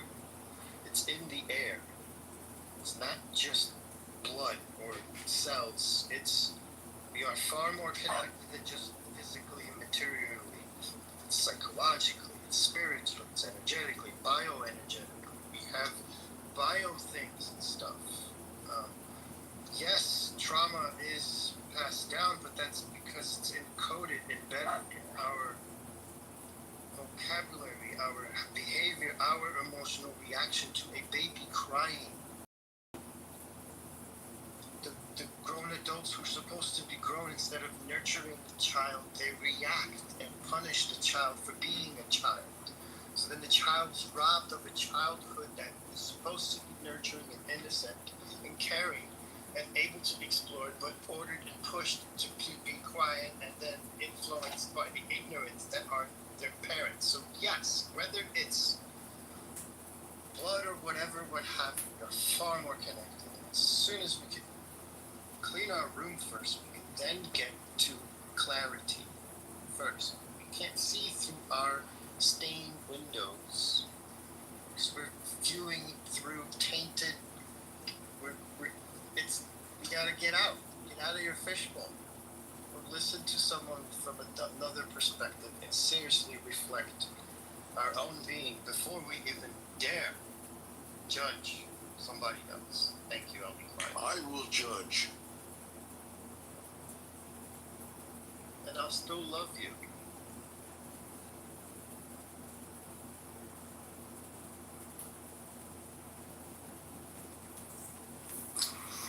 I mean, I still fuck with AA, and just as, I mean, all the principles in there, I mean, actually, if you live by those, you don't have to believe in any religion or be a Christian.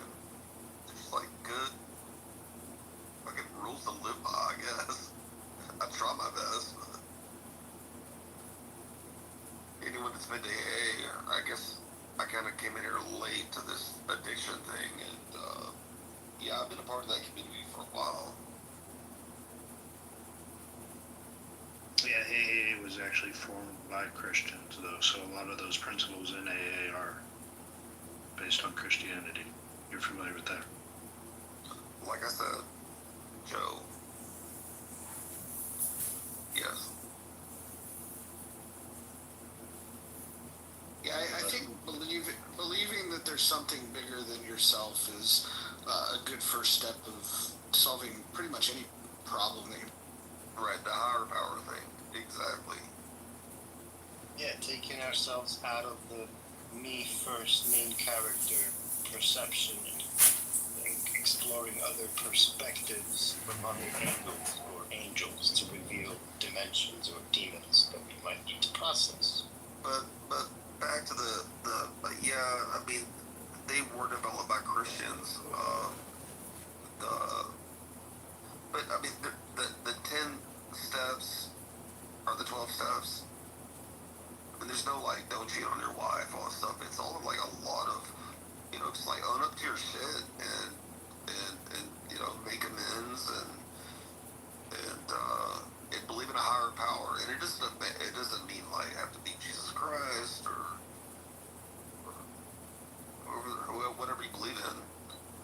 But they're just like good steps, I think.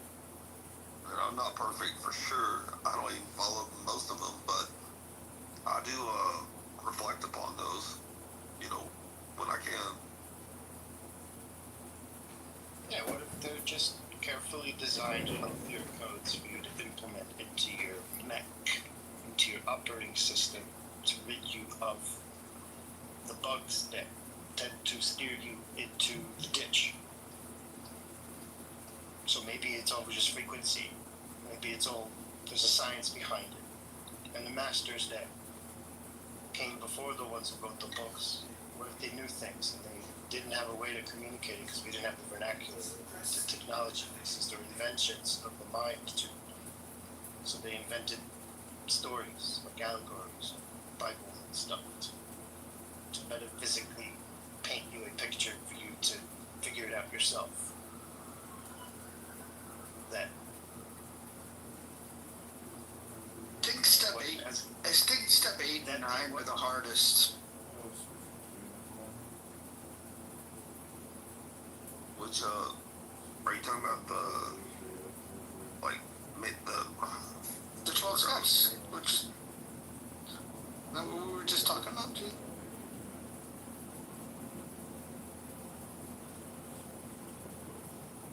I mean, I know my hardest part was like reaching out to people that I had, harmed or... That's step 9.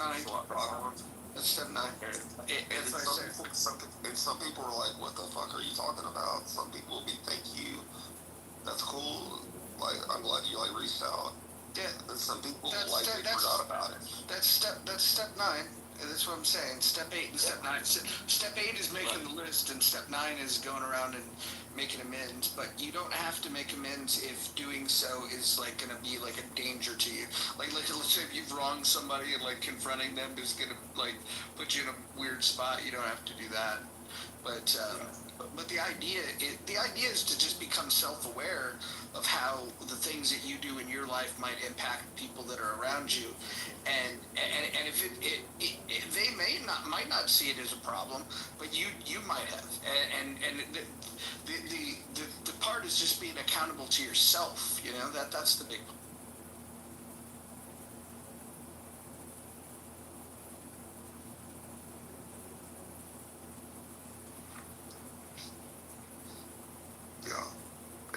And the first step, you know, is just admitting that you have an issue, or I think that's the most important one. But when you get down there with your sponsor and other people, you're right. I mean, you reach out to some folks, they have no idea what you're talking about, but it might be something you've been dwelling on forever. And then you want to be careful with other folks, right? Like, oh, they had forgotten about this stuff, and then it just like rehashes like an old memory. Yeah, but you don't have to listen. If you're actually working this step and you've got a mentor, they will. If you have a difficult situation like that, you can do an honest inventory of like, hey, is this something that I have to do? And like, not all people do you have to go make amends to. Like for example, you know, if let's say you were in a drunk driving accident and you killed somebody's kid. Going and knocking on their door and saying, hey, I really need to get this off my chest, that's probably not a good idea. Right. Of course. So, is it a good idea? Because it could be unsafe, because some people's reaction justifiably could be to, you know, to exact a little bit of revenge. Yeah. So, but when is it safe? When is it safe? Yeah, I think it's like when you're thinking about like, you know, the grief that you may have put your parents or your wife or your kids through because of your addiction, and to just be able to deal with it, but you got to remember, it's not just about like, you're not trying to heal them, you're trying to heal yourself, and the reason that you want to be vulnerable in some of these situations is it gives them an opportunity to, you know, like if you know, that might be the only opportunity that somebody, you know, gets to be able to tell you how your behavior may have impacted them, and then it allows them the opportunity to get it off their chest. But oftentimes what happens, from my experience, is that just the mere fact that you're willing to deal with your own shit, people are just like, hey, let bygones be. It improves the relationship. I feel like 90% of the time, like you're right. Like they're like, wow, I'm glad that we can discuss this. Actually, like it can strengthen bonds and renew friendships and things like that. So yeah. It's also risky the person rehashing their own wounds that they haven't dealt with. So being responsible for sending someone down and talking about it, they believed that it was God, I'm not affected anymore. Their ego has fooled them. And then here you are, holy shit. That's rest for this. I realize those are the extremes. Those are the extremes. I mean, most people have only killed someone in a drunk drive. I mean, that's a whole different situation. They're just the things that I believe that, like a lot of people are, just, I'll speak for myself, that they just kind of dwell on, man, I really was an idiot, I was really mean, I was cruel. I mean, the most common one would be, you've got an alcoholic that was married and has kids, and they're in their cups and doing their thing on a nightly basis, and not really taking care of the commitments that they've made, and they leave people alone, right? And like now, and where it gets really bad is if the person's a functional alcoholic, where then there's this codependency where like, oh, he is an alcoholic and he's not present, but he's also gone 40 hours a week plus working, and so then they're never around, and they're just kind of absent. And so I think step 9, it's the hardest one for sure, but I think it's also the one that if people skip it, I would say those that skip step 9 are probably the most prone to.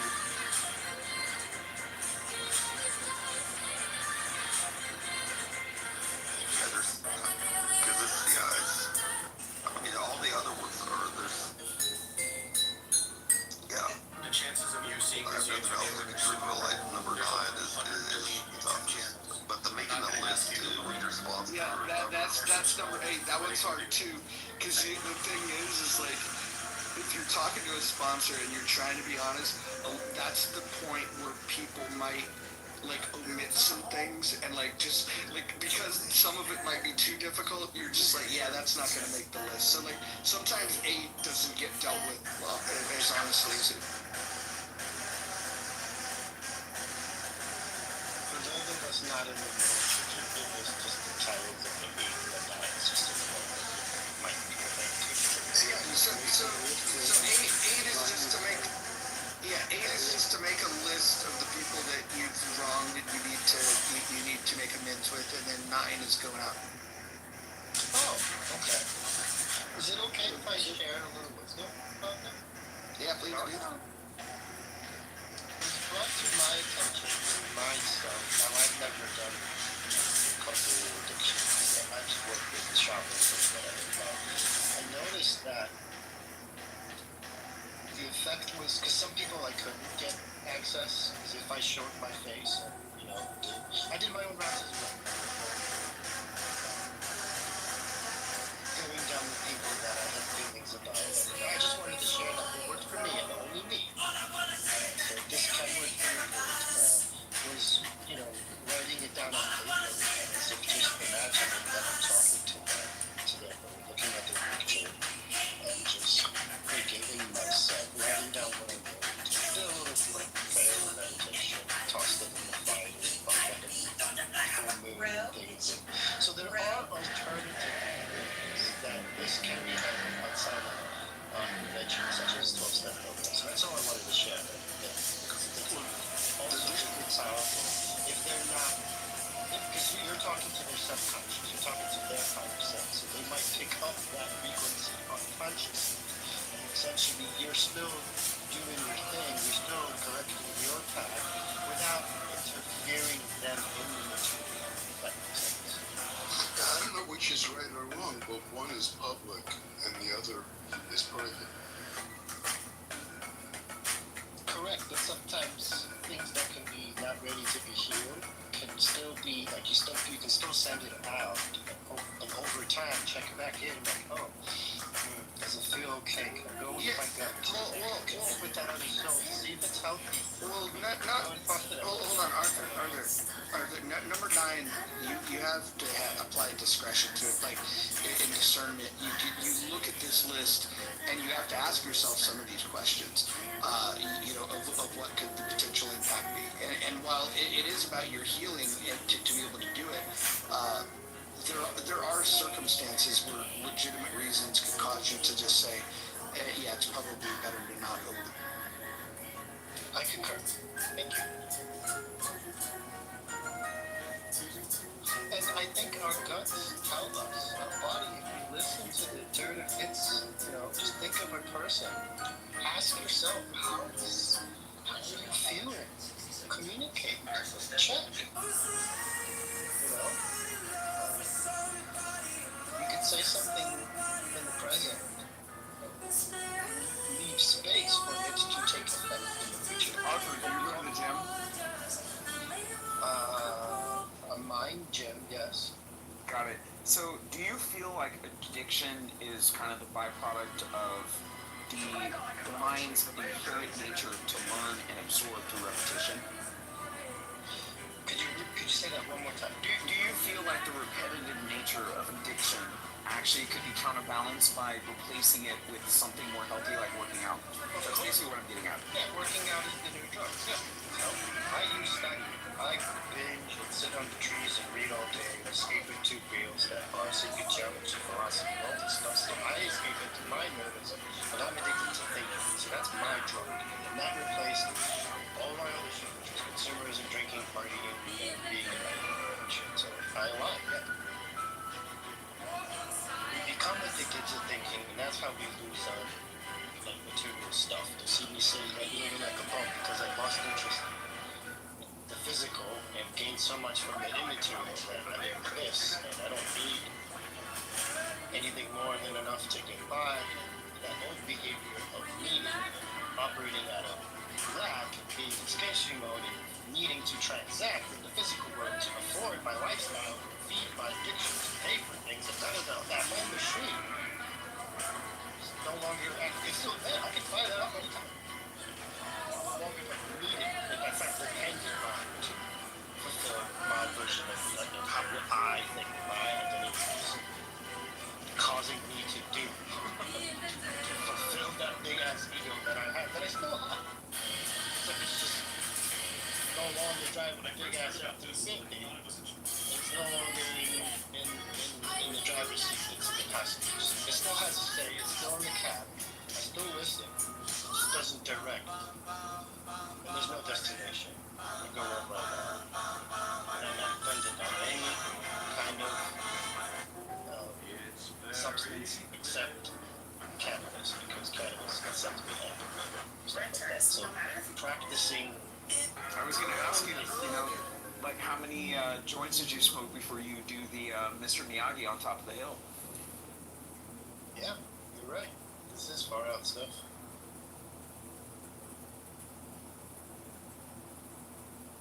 Comedy comes when we don't understand or something, and we ridicule. Yeah, I get it. This is. No, I was joking. Like I wasn't trying to ridicule you. I know, I'm joking as well. So, it's just, yeah. Well, I'm a nerd, so I study the how, the metaphysics, geometry of reality. Reality is essentially music, all that stuff. Universe, one song, it's a verse. You need one. So we're all one. Kumbaya. Brahman and Atman, Maya, illusion, all that duality. Like, Arthur, you just inspired me to roll a blunt. Please do. You can meet me up there. Yeah. No, I can ground it. I'll be passed out up there, but I'll. I can ground it. I just never done it in front of a room of how many people are in here with all this energy. I can attempt to ground it if you'd like. If anybody's interested in seeing with your little steel grinder. Man, we're no, not talking about weed. Nobody gives a fuck about weed, dude.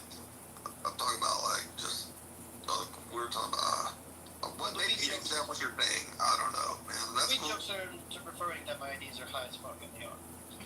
But Arthur, also, with your nerdy, like, intelligence, you gotta check out a show, man. I think this is a good fit for you. It's called Pharmacopoeia. It was on the Vice channel for a while. I don't do Vice Energy anymore, since I have to now feel things, actually feel. No. It was a TV show. It was called Pharmacopoeia. Okay, give me a synopsis. It's like a chemist guy that would go around and he would talk about the things in drugs and they would explore those different deals. It was a Vice show. Yeah, I've taken drugs and done trips and have experienced what lots of many other heroes before me have done, and yes, I'm aware of. I'm in that. I'm able to channel and flow, and I've done acid to expose myself to 3D. I can see things by staring in a corner of the room and just read you what I see. Like I can go for hours. Like I don't. This is just channel and knowing. I've done. Like if you study, have you ever read called Nietzsche? You ever read Friedrich Nietzsche? Studied Nietzsche? Anybody? Famous philosopher. Yeah, people fucking know who Nietzsche. Like, is this interesting to you? What I was trying to refer to is I am operating from his Ubermensch mentality. That's what this essentially is. No, you're not. You're operating in this fucking. I'm trying to be a fucking intellectual, and it's just weird. Sure. And if it's gonna be met with that energy, then there's no point in me being here because I don't know. Hey man, I bet if you went to the Sphere, if I took you to the Sphere in Vegas, remember he left. That guy's headed with like. I didn't kick him. No, fuck. I'm kidding, Roger. I'm kidding. He's probably fucking hanging out in a fucking park, fucking doing fucking Tai Chi right now. Like, it's such a weird vibe. Tai Chi, come on. You don't do Tai Chi, bro. I do. Combat Tai Chi. With what? Your G.I. Joe man? Come on, you don't fucking do no Tai Chi. Yeah, different balance and stuff, yes. Like, it's not in the park. Ringo, you were so except for on weekends.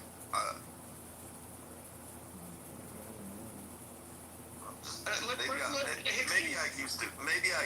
Okay, Roger. Okay. You're full of shit. Hakima, you're into weird shit. What were you thinking about this shaman vibe? But I know what I can do. You know, man. I mean, I can. He was weird a long time ago. Can you hear me? Yeah, I can hear you. He was weird a long time ago. But for the record, I can do Tai. I do Tai Chi all the time. You do Tai Chi too? In a park? Yeah. My father was a master at Tai Chi. Yeah, only on the weekends. I'm gonna tell you something right now. If I were in a park in a big city and I thought I was being followed, I think I would just stop and start doing Tai Chi because ain't nobody gonna fuck with somebody acting crazy enough to do Tai Chi in the park. But like you go to the class, and then it would be like go to the park on Saturday mornings, and you would join like a group and like do a group Tai Chi practice outside of the dojo thing. Hey, Rod, hey, PTR, look at my picture, PTR, Rod. That's my dad. And on his, he was actually doing a film, and that's a still shot.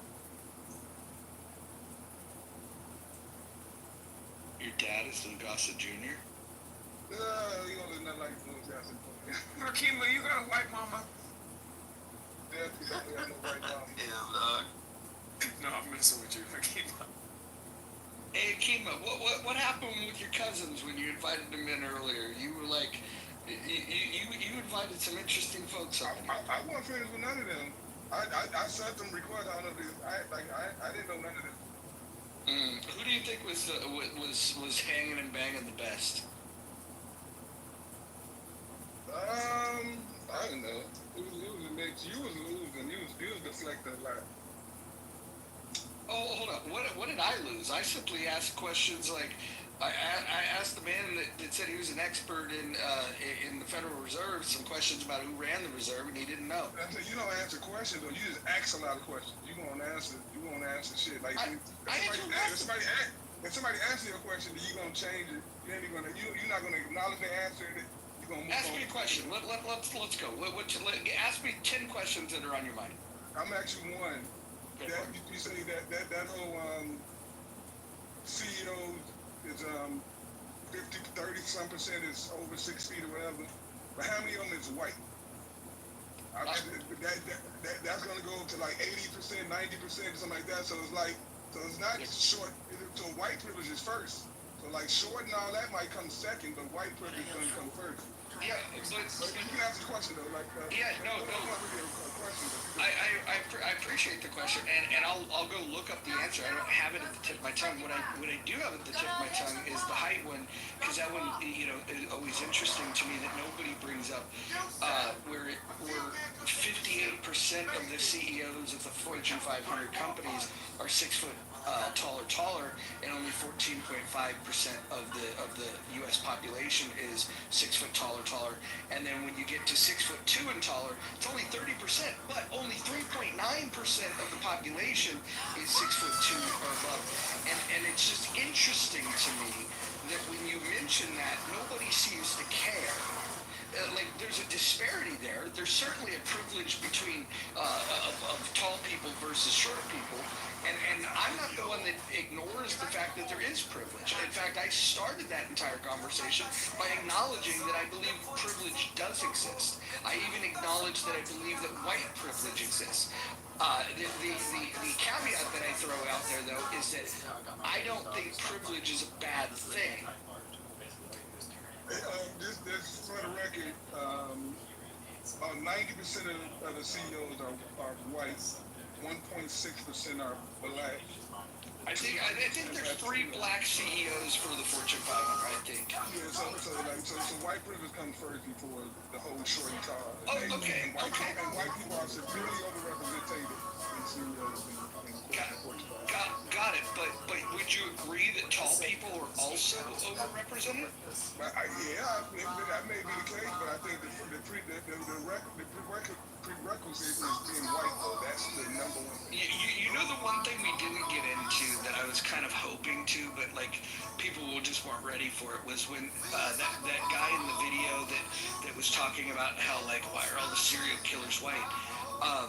I went to the serial killer database and like I posted some stats, and like I even told myself, you know what? No, just wait, because I don't think you would like to know what the statistics are from 2000 forward when it comes to serial killers in the U.S.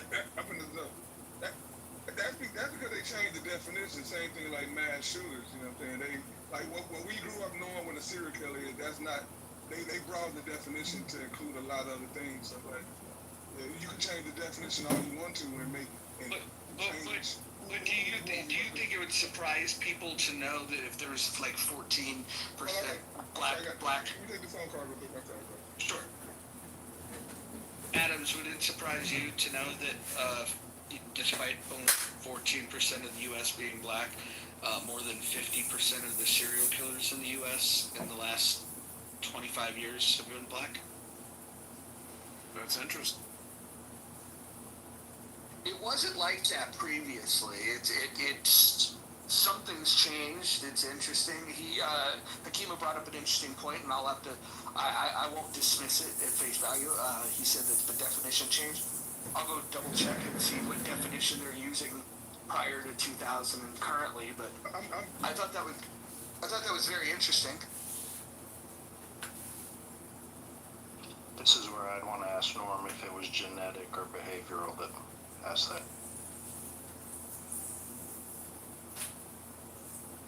I just think it's interesting because if you were to ask me prior to me looking it up on the database, if you would have said, "Hey, what's the the highest percentage of serial killers?" I would have definitely said Whitey was the serial killer for sure. But it's interesting to learn that that's not true. It's Mexicans, man. I mean, they do it all at once. No, the Mexicans were actually quite low on the list. In fact, underrepresented for their population. I mean, the white guys only get like 4 or 6, you know. But like, remember that Ramirez guy that would go on the trains? He'd get like 30 or 40. Richard Ramirez, the Night Stalker. The interesting thing about him is the citizens caught him. They beat him up. That's like the ultimate dream, right? People sit there and go, "Oh, if I caught this guy, blah blah blah." It finally happened with the Night Stalkers. Hey, Roger, let me ask you a question. When are they going to demolish the Cecil Hotel? Why would you? I mean, you don't think that it's cursed? Nah. Are you talking about where that woman like disappeared and they found her in that tank? And where Richard Ramirez lived, and where Black Dahlia actually lived as well. So here's what I would say. I don't think they should close it down, but I wouldn't stay there. No, definitely not. Definitely not. I've walked past it, and to be very honest with you, Roger, anytime I used to live downtown 2 different times in my whole life, and anytime I used to walk past the Cecil Hotel, I used to cross the street. I didn't even want to be in front of it. Was there fat girls out there? I mean, I'm sure they're all on heroin. They ain't no fat girls out there. I got a question for Anthony, who just got back. Anthony, we're doing a little trivia here about serial killers. Do you know which demographic kills since 2000 that commits more produces more serial killers, and not per capita, but just the percentage of the U.S. serial killers? Would it be white, Hispanic, Asian, black? Who commits them? My guess is going to be white women. Incorrect, but white. So it's all men, by the way. The one truth we can't escape is that men are more violent than women. But here's something that's very interesting. Since 2000, more than 50% of the serial killers in the U.S. have been black. Since 2000? Yeah, for the last 25 years, consistently. Wow. In fact, there hasn't been a year that's gone by that wasn't true since 2000. Right. Where's the stat at? Where can I look this stat? I posted it in the chat earlier. I'll go find it again. It's from a site called Serial Killer Database or some shit. Hold on. Let me go get it. I'll pin it up to. So if you're a serial killer, I mean, you have to get you got to get 3, you got to get 4 before you get it. That's an interesting question. Let me ask Google real quick. You know what's interesting? I feel like women are very much so underrepresented in like as our boomer population and the generation behind it, starts to 3 or more people, significant amount of time. I'm sorry. Can you all hear me? I feel like as that population ages and people start acquiring properties and start redeveloping, I think that we're really going to get an insight as to how much women actually killed in the previous generations. I would say about 2 behind us. The first serial killer in America was a woman, and she got away without serving time. You see what I mean? Like women kill. They just kill in different ways. You see what I'm saying? Putting things in food. Denying access to certain type of life-saving, things. I mean, it's just different. Go to the link that I just posted. There's so much really good information in there that is shocking to me. Because when you guys were talking, somebody brought up serial killers on that video that we played 4 or 5 times, which was crazy. But when we played that video, I listened to all of that, and I was like, well, yeah, man, is any of this stuff true? And I started going from the top to the bottom, and when I got to the serial killer thing, I was like, wow, I would not have expected it. I almost didn't even look up the serial killer part because I thought, why? I know the answer to that. Of course it's Whitey that's the serial killer. But and that was true. Whitey was definitely the serial killer up until 2000. And then... Anthony's answer was actually pretty clever because there was a recent study done that 70 to 80% of the audience for true crime shows dealing with serial murder and stuff like that are women viewers. So why are women more drawn to watching fictional stories about serial murders? That's a great, Joe. I wanted to mention that stat too. Isn't that crazy? It's college educated white women are. I mean, they basically support the whole podcast industry. Yeah, because they're not even the ones that are the drivers of serial murder, according to Joe, did you not hear what I said before?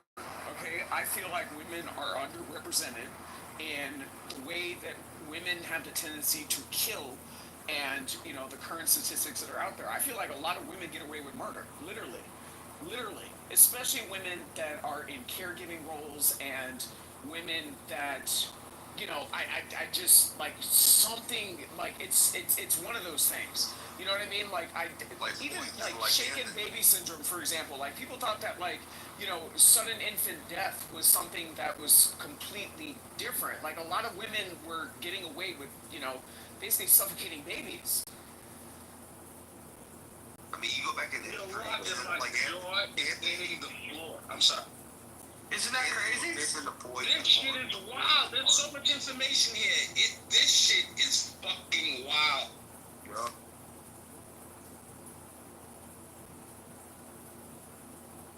The shit you could fucking learn on Clubhouse, man. Yo, I gotta dig into these numbers. This is crazy. Yo, you guys need to look at it decade by decade. Anthony, Anthony, you know what's gonna be fucking amazing? The next time you're in a room and somebody says something crazy like, white people make up all the serial killers, and then you're gonna be like, hold up. I can't wait till you present this information.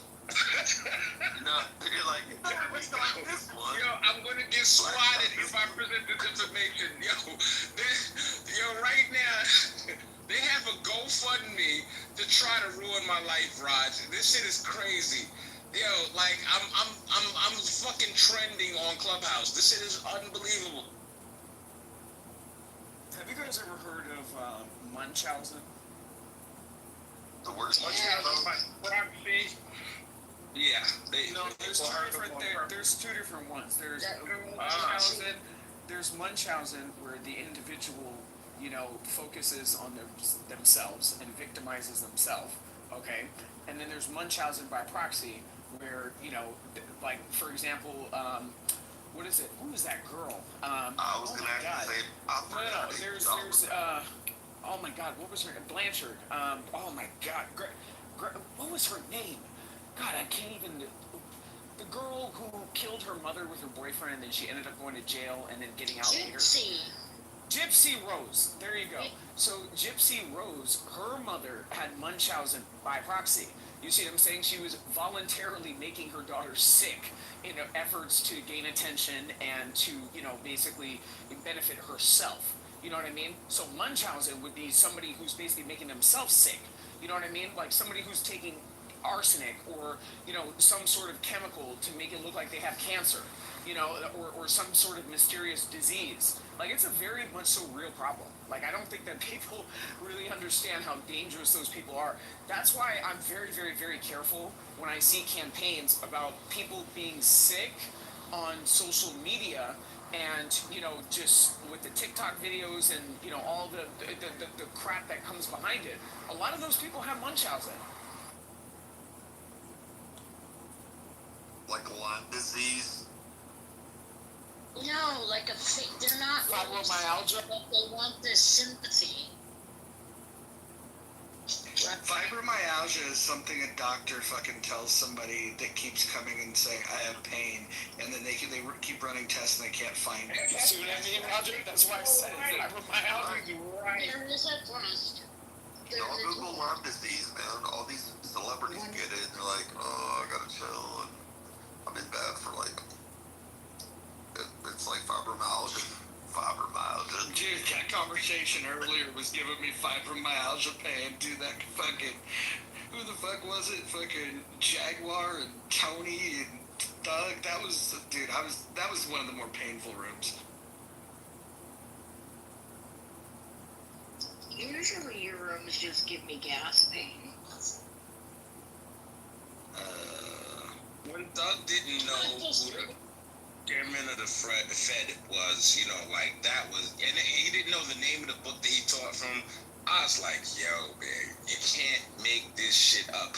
Yo, Raj, I was like, this is not even fair, man. And then the suggestion that you actually debate with that chick Chaya or whatever her name is, it made literally no sense. I can't imagine what topic she could pull out that I would have to say, okay, I mean, maybe if it was like, who knows, like, Tyler Perry movie trivia better. Maybe she'll beat me at that, but I don't think there's anything. She's a dum dum. I mean, anytime Thug Sissy is in the room, it's always just this sparring match between him and Jewish people. Like, it's very exhausting to listen to. The man doesn't make any sense. It's all about conspiracy, and he's just completely misinformed about a lot of the topics that he talks about. And I'm actually really surprised he went to Columbia. That to me is very mind blowing. You know what's funny though is you don't even have to debate people anymore. You simply just let them bring up a fucking topic, let them fucking talk, and then ask them one or two questions about the topic that they brought up, and they fucking hang themselves. I mean, CO did it the other night when he was like, "Oh, hey, let's talk about that immigration bill," and then I go, "Let's talk about it." I go, "You read it?" And he was like, "No." And then I was like, "Do you know what the limits were to be for encounters at the border?" No, he didn't know any of it. So why would somebody bring up a bill that they've never read and don't know the material facts of? It's just crazy. I don't know. I almost think that debating people is I think they have to earn the right to debate it. Maybe if they bring up a topic and we ask them 3 questions about the topic that they claim to be an expert on, if they can answer them at all, even semi-correct, then maybe we go into a debate. But I think that should be the gatekeeping of whether we even open up for it. Well, that Alaska woman, when she was trying to say she's such a friend of the Jews and she went to Tel Aviv to work on the Holocaust, you asked her one question: have you ever said from the river to the sea? She answered yes automatically. She went right over her head. Yeah, sure, all the time. Unbelievable. Yeah, these people are they do not bring their best and brightest. That's fucking crazy. Okay. I'm glad that you said best and brightest. That book, The Best and Brightest, it was about Kennedy's war cabinet, and they were the best and brightest, but they actually fucked up the Vietnam War, and it was an ironic term to use. Well, I personally the best and brightest are in the fucking colleges and shit, the universities, man, when indoctrinated. I agree with that. That was that McNamara, who was that guy? McNamara, he was in the cabinet. He used careful. Yeah, he used some formula where he was damn sure, in math and all this shit, to where we just cannot lose. There's no way, and yeah, air power was not enough. We didn't have enough soldiers. We fucked that war up. But we shouldn't have done it in the first place. But yeah, I know. Million troops. And the estimated crippling casualty, the actual casualties were around 50,000. Crippling casualties that still left you alive were about double that. Oh yeah. I would say. Have you ever met a Vietnam veteran? A lot of them motherfuckers do not like the government's Yes. My grandfather was one of them. Yeah, I've met a lot of them, and rightfully so, because they were not fooled by what was going on when they went over there. They knew it wasn't to set these people free. After giving their all, they came home and they weren't heroes. People were spitting. Yeah. So that was pretty sad too. Oh yeah, I would think that was probably maybe the beginning of the generation that kind of realized, holy fuck, these guys do not have our best interests here. This ain't no World War II, no 50s America, man. This is some serious shit here, and yeah. So why was the Vietnam War gotten into in the first place if it was a foolhardy venture? Well, our military-industrial complex had a lot to do with that. Slippage over time, boosting, continuing the escalations from a police action where we trained people with Green Berets to the introduction of combat troops either under the late part of the Kennedy administration, the early part of the Johnson administration. I think it's post-Tonkin Gulf resolution, actually. And part of the geostrategic reason was the quote domino effect, in which the Americans, with Kennan at the helm, believed that if the Soviets could dominate these countries with Marxist governments, then they would collapse one after the other until America was the only capitalist nation left in the world. I think I'm probably reducing what Kennan argued, but I think that's relatively similar to his argument. You know, I will say this as far as Kennedy is. I agree with Kennedy's vision, though, is that, like, you cannot win a war with troops on the ground. Like, the people have to win the war, and that's what he was trying to do with he was trying to get these South Vietnamese ready to actually, you know, fight their own war. And, you know, even everything we did, you know, after he was killed, probably because he didn't want to escalate the war and the Bay of Pigs and failed invasion in Cuba. They killed him, and, you know, LBJ, he escalated it to, 500,000 troops or something, wasn't it, Marshall? And we still didn't win that fucker, and the South Vietnamese couldn't defend themselves. I mean, they just, Saigon fell, and it was over with. So I think Kennedy's vision was probably the only realistic vision, and if that wasn't going to work, then we'd have to, you know, get out of there. Well, I think there's another vision that could have worked that we didn't allow to see, and that's what the generals wanted to do. If we would have listened to Patton after World War II, and if we would have listened to MacArthur during the 50s, I think the world would be a much different place. But we will allow, the politicians will allow for the war to take place, and then when the military says this is how we win this thing, then the politicians negotiate away the victories that the military fights for. That's the big problem that I have, is like, if it's so fucking worthy for us to go there, then get the fuck out of the way and let the military do what the military. Yeah, but don't you think MacArthur and Patton were a little bit brash? Patton wanted to go right on to Moscow. MacArthur wanted to go straight on to Beijing. Yeah, I think if you think about it this way, after World War II, if we would listen to Patton, there would be no Soviet Union. Russia would have fallen, and what replaces it, we don't know, but it wouldn't have been the Soviet Union. And if we would have listened to MacArthur, we wouldn't have a CCP in charge of China. So I mean, like, you know, you can make whatever argument you like, but I think that those two things being allowed to happen, you know, the formation of the Soviet Union, as well as the rise of the Communist Party, I think putting that stuff to bed when we had decisive military advantages would have been very nice, very advantageous. I think we would have been able to beat the Chinese, but the Soviets, I'm not sure. Why? The Soviets were so willing to, I just don't know. I mean, you know how they were willing to, I mean, fuck, dude, like the Soviets, they get down and dirty. The Eastern Front, dude, that war, I mean, they don't really talk about it much. Brutal, bro. I don't.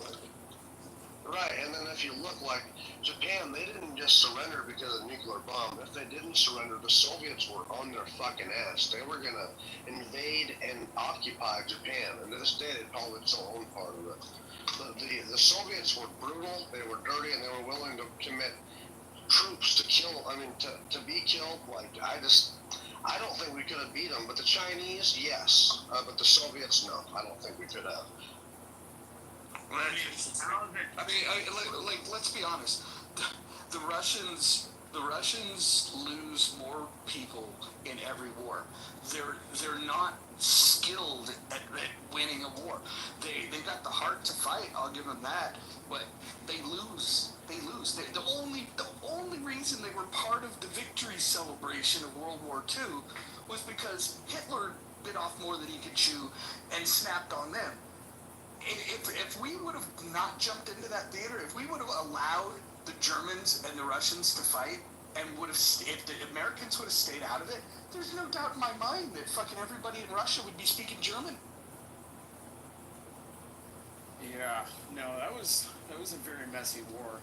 I had family members in the United States who fought in World War II, and also in the UK that also fought against them in World War II.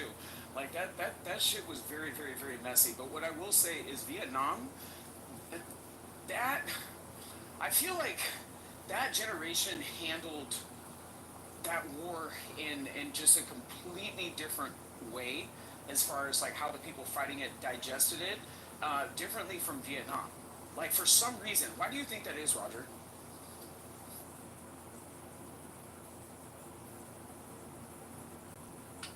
I don't know how to answer that. I will say that when we were fighting proxy wars, whether it's in Korea, whether it's in Vietnam, or even in Latin America, there's something about the fact that our weapons were always better. Always better. With the exception of, like, if you're talking about a rifle, Russians did have good rifles, but anytime you start getting into heavier artillery, our weaponry was just better. I think in many ways, these proxy wars are really just a flex to just show the other side that, like, look what you're messing with. You know, like, it's like, I don't think it's anything more than that. Of like, I think those bombs that we dropped in Iran, which I totally support, I think that was more of a message to Putin of like, hey, look, man, a couple of these on the fucking Kremlin, you know what I'm saying? I think that's what it's all.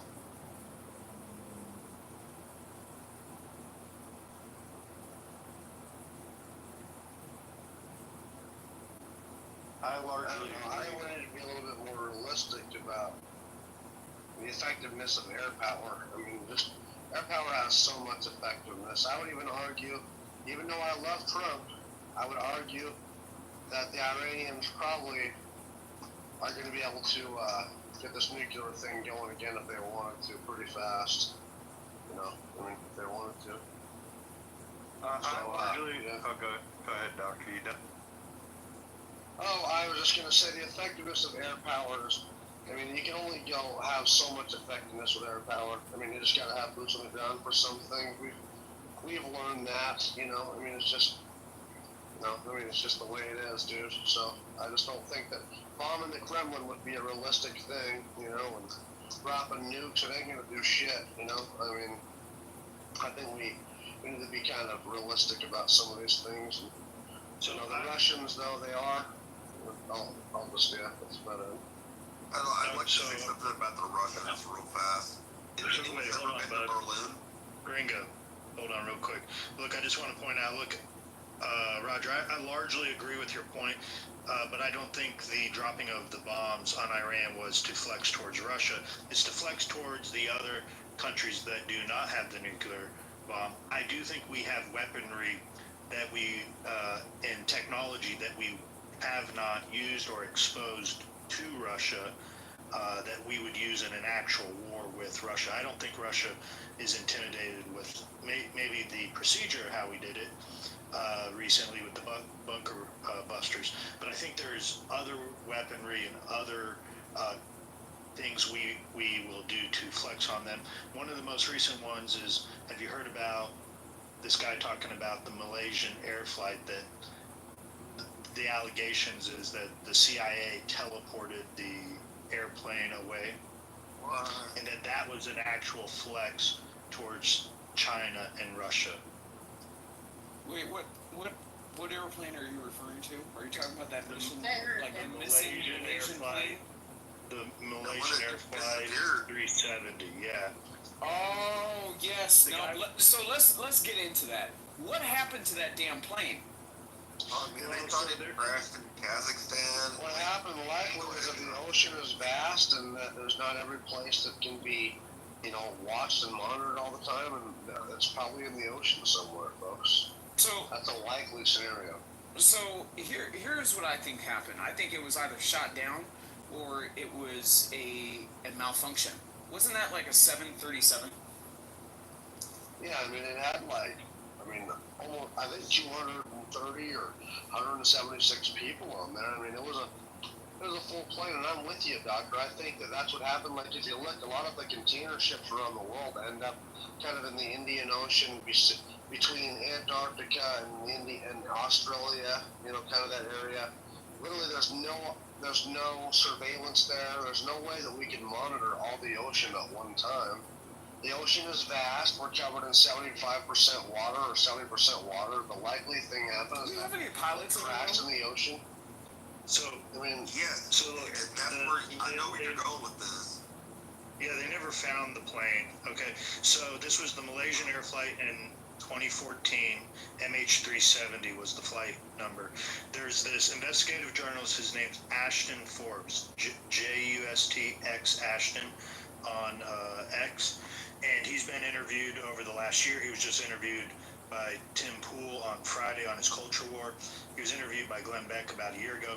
He has information regarding that it's teleport technology that the CIA used, and one of the reasons why it was there were 20 Chinese or Chinese allied scientists on this plane, and that this was a mission to try and hold back certain advancement in technologies for China, and that it was also a flex on China and also Russia to show them, well, this is what we can do. But Joe, what about the fact that they confirmed a wing that washed ashore on Reunion Island a year after it had crashed, and then after that, 26 more pieces were found along African coastlines. So we found debris from the plane. Yeah, I wasn't aware of that. I'm more or less just telling you what this guy Ashton Forbes has been going around for the last year being interviewed about. Yeah, you can read it on Wikipedia. Guys, the plane crashed in the ocean. I mean, that's I thought you guys had known all this stuff, like that.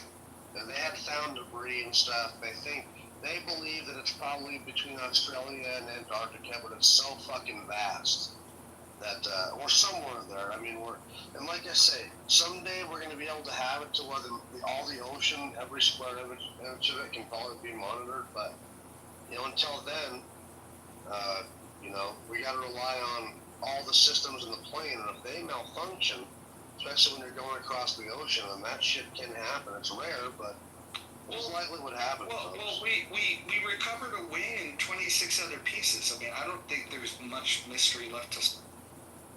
Right, it crashed in the ocean. They know it. I mean, God, they've had fucking international teams, like 13 teams from different countries, with sonar equipment looking for the box and stuff, the black box. We're looking for the ping, because it pings for a certain amount of time, you know, to let people know just in case it's in the ocean until its battery goes out. But I believe that, I mean, they know it's in the ocean somewhere. They know. They've had ships out there. That guy just blowing smoke up people's asses, hoping to maybe get on Joe Rogan. But that crashed in the ocean, man. Nightmare scenario. For sure. I think if a pilot knows that his plane is going down, just to fucking leave his mark on this world, he should just shout over and over, UFO, UFO, UFO, just so we can all talk about that. That'd be fucked up. Just change history forever. That's right, man. Oh my God. You know, on March 19th. On March 19th. You know, it's about the you know those two pilots. The co-pilot was called on the mic, saying, "Man, all I need right now is like a blowjob and a coffee." On March 19th of this year, Malaysia started a new effort, and they've got a company that won't take any money until it's found.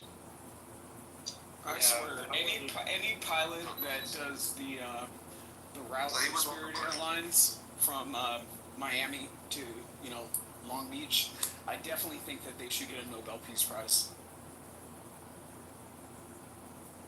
Yeah, I wasn't aware that there was any pieces ever found, and I'm still skeptical about the entire situation.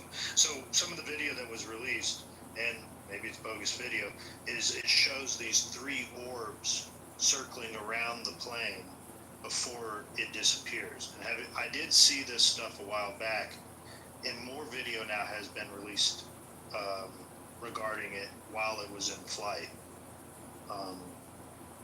So, and it's funny you bring up Joe Rogan. Just a few weeks ago, he had someone on his show that was talking about it's called 0 point energy, and how the United States government probably has technology now that is able to tap into unlimited energy sources, and that's what a lot of this posturing between America, Russia, and China is about. I can believe that. Like, have you guys heard that? I mean, apparently our government can give people cancer, which is fucked up. Like, you can give people, like, they figured out a way, our CIA or something, to give people cancer. And I don't know how. I don't know if it's like directed beams or something or whatever, but they really know how to give people cancer. And there's also a heart attack gun. You guys have heard about that, right? Like, there's a gun that. That's why I was laughing at you, because I mean, of course they give people cancer, and I'm going to bring up the heart attack gun. I agree with you. Yeah, that fucking heart attack gun's scary, man. They can kill people from like 100 feet away with this gun that literally just gives people triggers heart attack. Well, what about Havana syndrome? Do you guys know about Havana syndrome? Yeah, it's you know what? Basically, those magnetic microwaves that can go through walls and shit, and it's definitely real. And like, what's crazy is that only America and Russia are claiming to have it, and then our personnel are getting attacked by something like that, you know, in Havana, Cuba, probably by Russian technology that they gave the Cubans, just fucking with us. I've listened to it on YouTube, what it sounds like. It sounds, I don't know, almost like just a high-pitched whistle, but apparently it's not. I mean, people hear it like in the middle of their head, you know. I mean, we have somebody that's on. There's somebody that's on this app that knows about this like really well, and was explaining that how you could do it even with a microwave. It wouldn't go as far, but there's somebody on here. I forget his fucking name, but he was explaining how it actually works, and it's pretty interesting. Apparently you can weaponize a microwave in a similar fashion, but you're only going to get like the range to take out your neighbor. It's a lady that's on this app that say that she suffered from it. Like, she was in Cuba somewhere, and she was in a healthy debate before in the other one. She be crying and shit. I'm not saying she's lying, but she definitely said that she suffered from it. And she talked a lot about it. A lot of people call it crazy. I definitely believe that there's people in healthy debates that suffer from some sort of traumatic brain injury.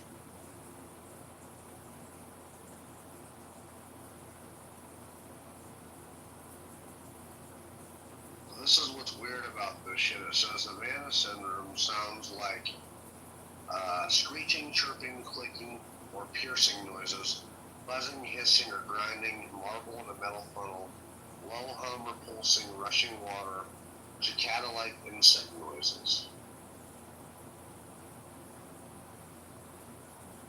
Kind of weird.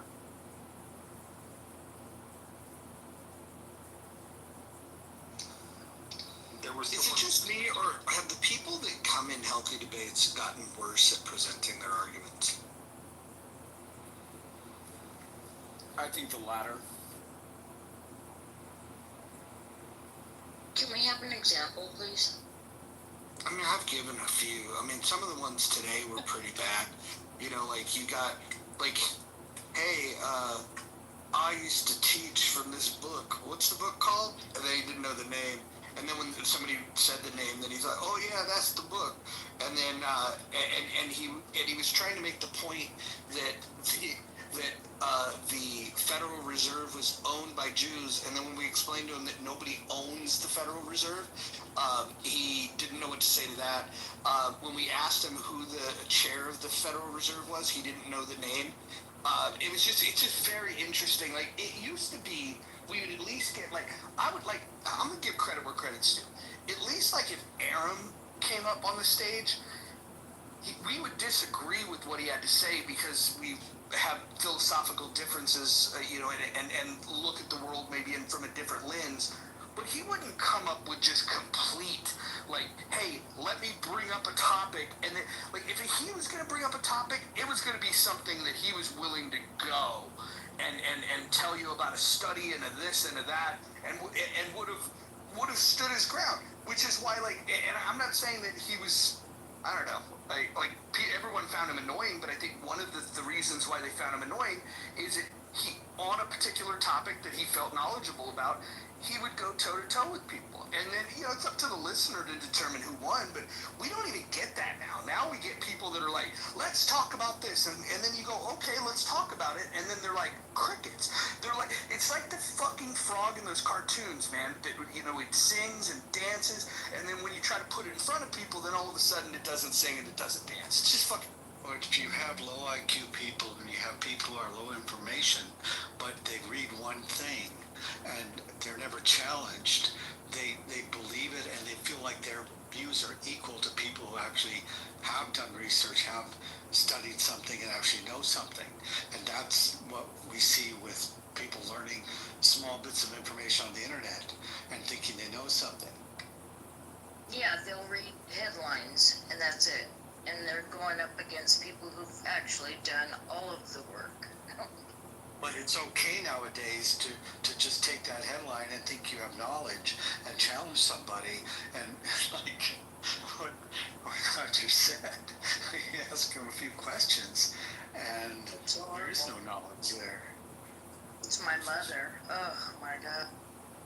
Yeah, this guy was telling us all about everything that he knew about the creation of the Federal Reserve, and then I just said, hey, can you tell me who the chair of the Federal Reserve was?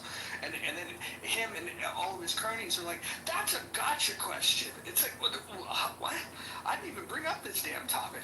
And then when I kept asking questions, they're like, Roger, you always do this. You're always just asking questions. It's like, you guys brought up the topic. I thought this was what you wanted to talk about. And then when I started asking the question, they just don't know. I think CO was probably one of the funnier ones, though. And I like CO, so I'm not going to go too hard on CO.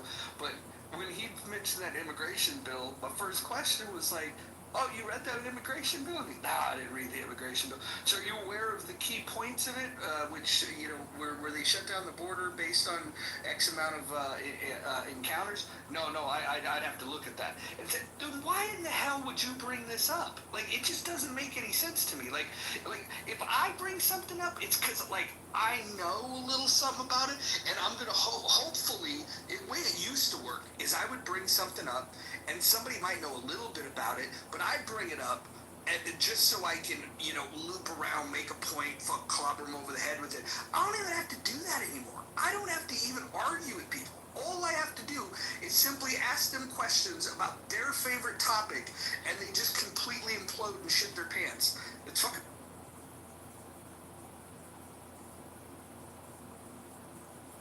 You know what's crazy, Roger?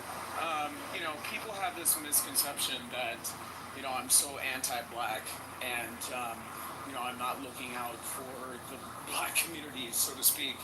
And, I was discussing in actually this room, a couple of nights ago, as far as a real estate developer that I had a conversation with at a party. And, he was basically asking whether it would be something that basically they want to put a very, very, very high end, assisted living facility in Inglewood. And he asked my opinion on it. And basically what I told him was that I don't think that culturally it would support the black people that were left behind in that said community from the standpoint of generational wealth and the price point that people are charging. And number two, I feel like it would usher in a certain degree of gentrification that obviously would, basically affect the people who are left behind. So it's very, very, very funny that, he wants to say that I don't show up or have conversations with Black America, and, I'm having this conversation in my own damn community here in Los Angeles, from the standpoint of, is this something that is going to be lucrative for the black community? Like, it's very crazy.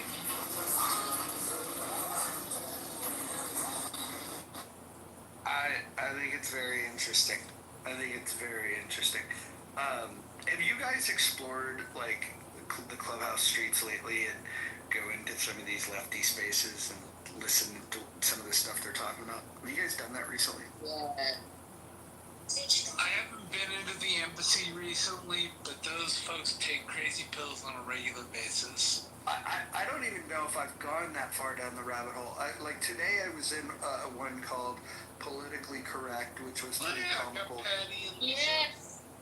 That one was comical. Like, it was like, it's so funny. Like, they all feel like they're on the front lines of like this war, and you know, like that they're soldiers in this fight, and we got to talk about tactics. And it's like, yeah, let's hear your tactics. Let's hear your brilliant tactics. Let's see how did your fucking tactics go in the election?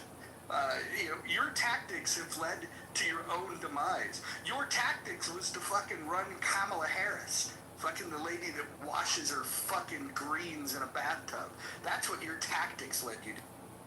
I'll tell you what, I was in the most niche, craziest room that I just went in. And it was all these like African expats talking about a coup in southern Sudan.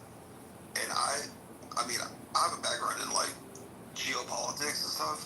And I went through and I was looking up all the different generals and the coup factions. And I mean, it's like they were planning a fucking overthrow of like some crazy shit, dude.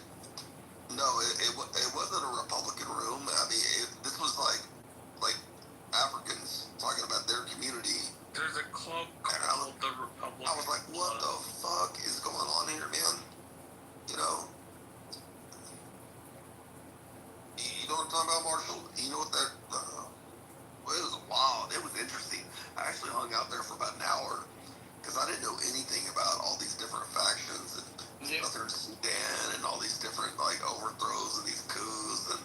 Yeah, so there was another room today, and it's the first time I've seen Goat on this app in a long time.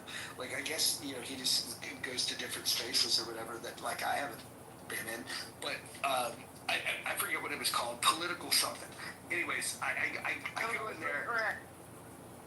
Yeah, I go in that room, and what was funny about that is like, it was like one or two people just like droning on and on and on, and then everybody else just doing the fucking emojis, like, oh yeah, fucking, like, by the way, like, even if you agree with what I say, please don't feel compelled to leave a goddamn emoji.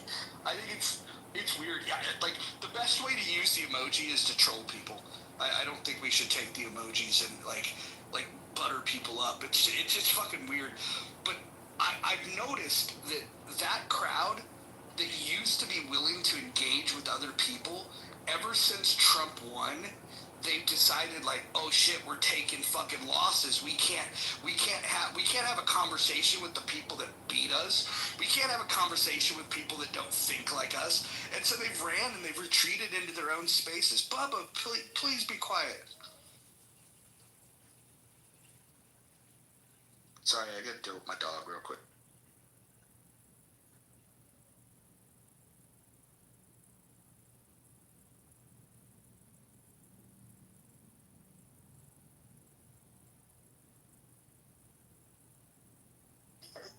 All right, if you guys are going to be quiet, I'm going to go ahead and just let Bubba cry.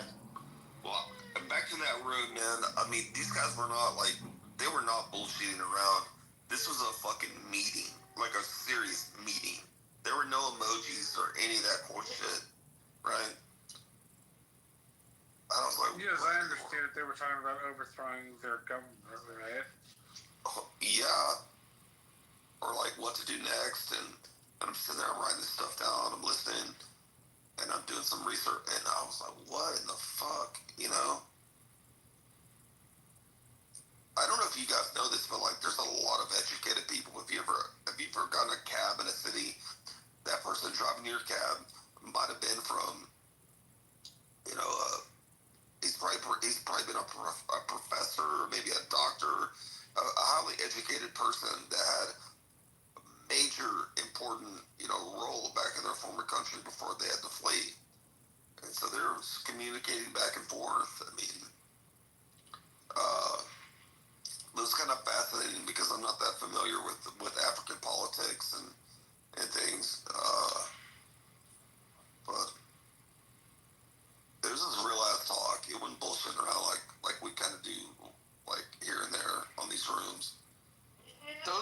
rooms that Edmund should stream.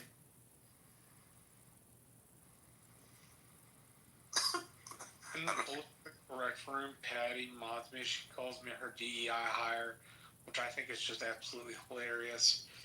You know what it feels like to me? It like when I look at like some of these houses that now in 2025, it's like if you've ever watched like TV shows that just went on for too long, they you know, like down the road, like the extras and the supporting cast become the main cast, and like that's what it seems like. You go into these things and it's like, dude, those were like the little chat lizards that that used to hang out. Like, oh, they're on the stage. Oh, now they're talking. Wow, that's advanced for them. It's fucking hilarious to me. I don't know, man. Like, I don't want to sound like an elitist, but Jesus Christ, this app used to be better once upon a time.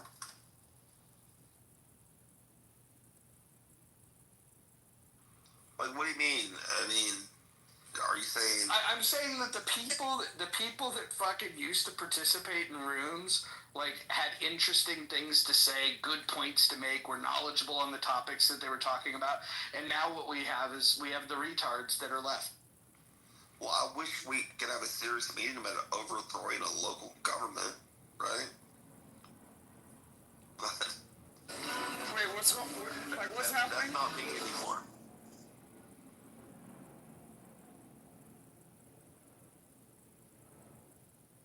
Gringo wants to overthrow his local government. Oh, good luck. No, shut up, man. It ain't even about that, right? You know what's crazy? I was just having a conversation with, hold on. If you want to talk about, like, lizards, man, if y'all know about law lizards, has anyone know any truckers or been to has anyone, like, fill up their own gas? So. Those are whores. Okay, so they're whores, man. So, it's my buddy, my friend's the trucker, and he saw one of those lot lizards squeegee herself off after leaving another truck. You know, at one of the truck stops. So I mean, that's crazy, right? I mean, if you're down, man. But a lizard's a lizard, right, Adams? I mean, god dang.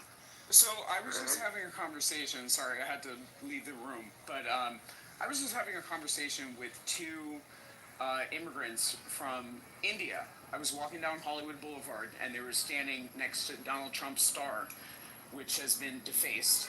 And, I asked them the question, Diddy's star is a couple of stars down.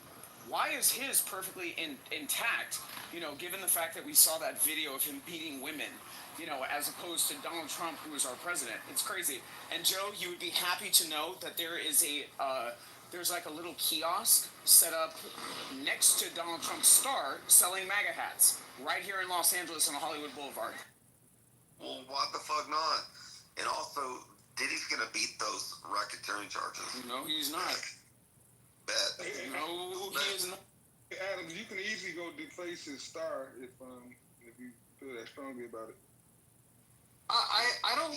Being listen. a shithead is like Gringo, hold on.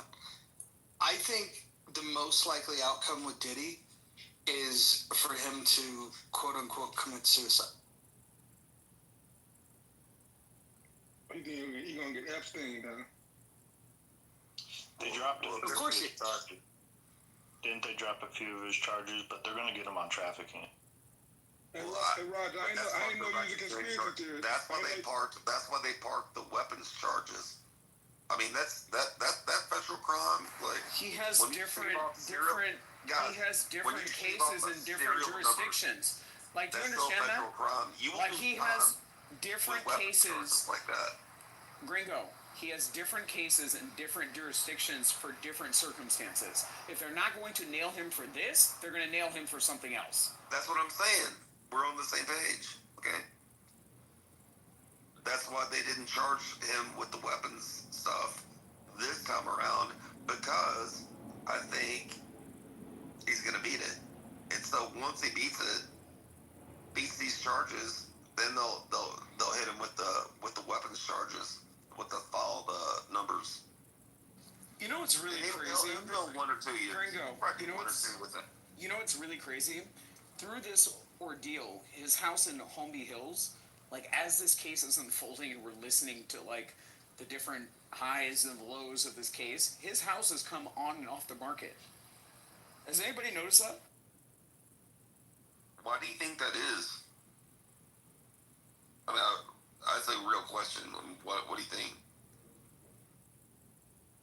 I mean, it was very crazy when it was, before his bail hearing, he put the house on the market, and, the house came off.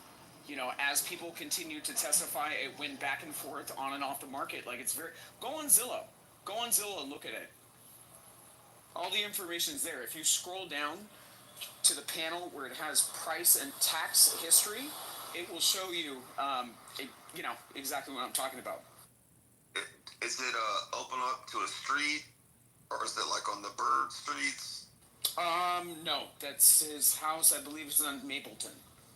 Oh, so does it open up on a main road? Because we know that LA people do not like No, it's that, in right? it's in Holmby Hills, so it's down the street from Kylie Jenner's house and the Playboy Mansion. God. Yeah, that's interesting. Whose house you talking about, Adam? Diddy's. So his house in Holmby Hills. Is there any celebrity that's still like simping for him? Is there anybody that's out there like, oh man, you guys got it all wrong? Yeah, Kanye and Diddy's son cut a track like 2 or 3 days ago. But Kanye is Kanye. So it's 200 South Mapleton Drive. If you guys want to look it up.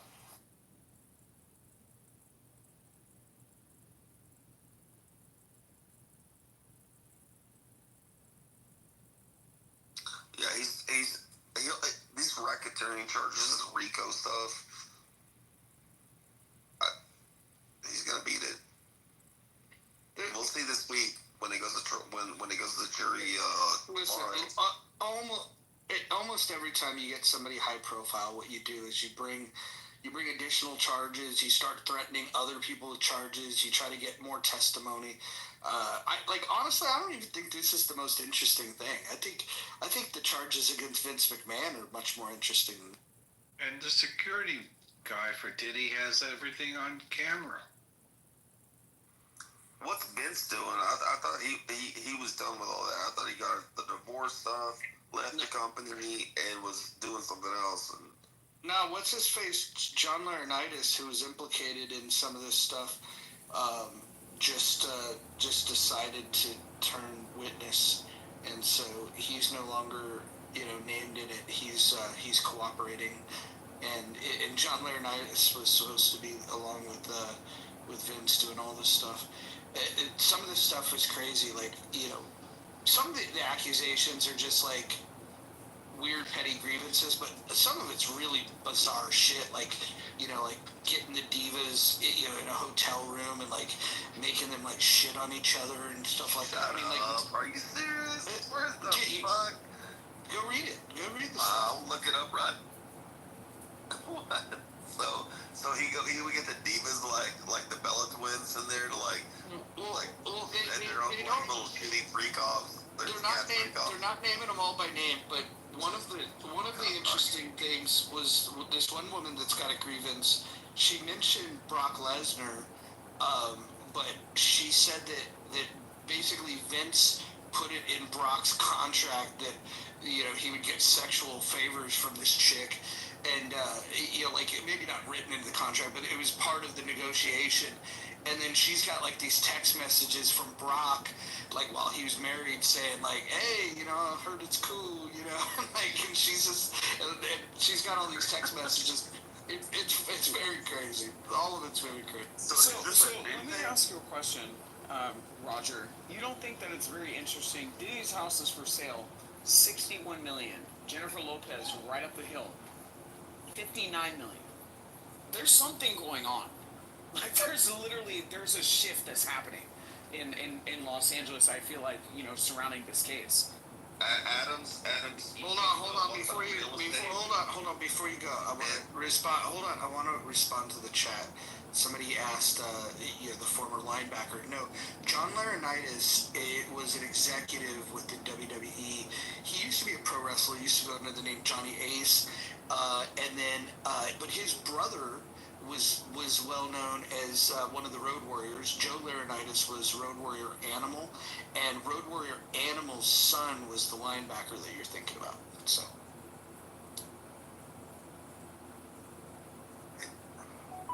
That wrestling.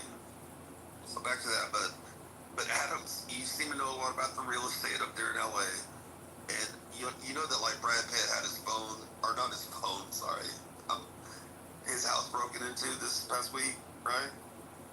Yep.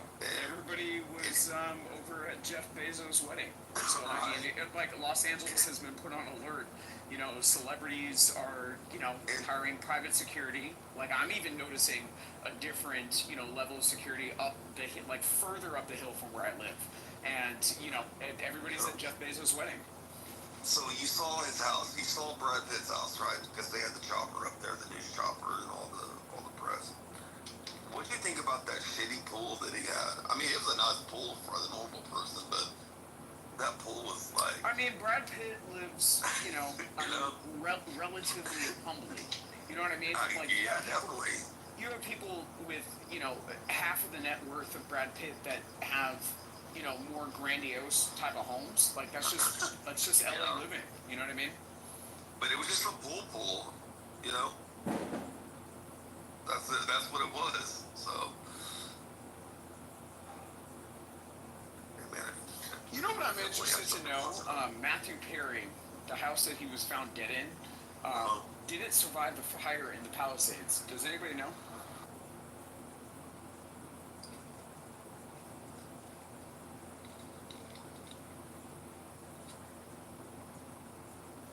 If anyone's out there on a podcast, I want y'all to listen to one called The Orange Tree.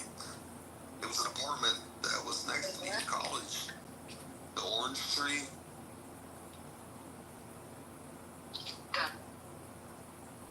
And what happened when I was in college, this guy chopped this girl up in the bathtub. And then they fled to Mexico. It's like a whole one of those crime drama series. It's pretty wild. But my buddy, one of my fraternity brothers, owned that place, and I mean, you're never gonna sell it, right? After all that crap, all that insanity. Well, you'd be surprised. The reason I thought about that is because of you, Dr. Adams. It's like, I mean, how are you gonna sell this place that they got from friends? People buy it. You know what I mean? Like the Nicole Brown Simpson condo. I actually met the owner when they were, conducting a real estate transaction for their daughter. And it's kind of one of those things where it's like, there's some sort of value behind these properties. I mean, even look at, what's another good example? Zach Baggins, the guy from Ghost. The Menendez house, for example. Like the Menendez house. I'm sorry? He bought that Tate woman from the.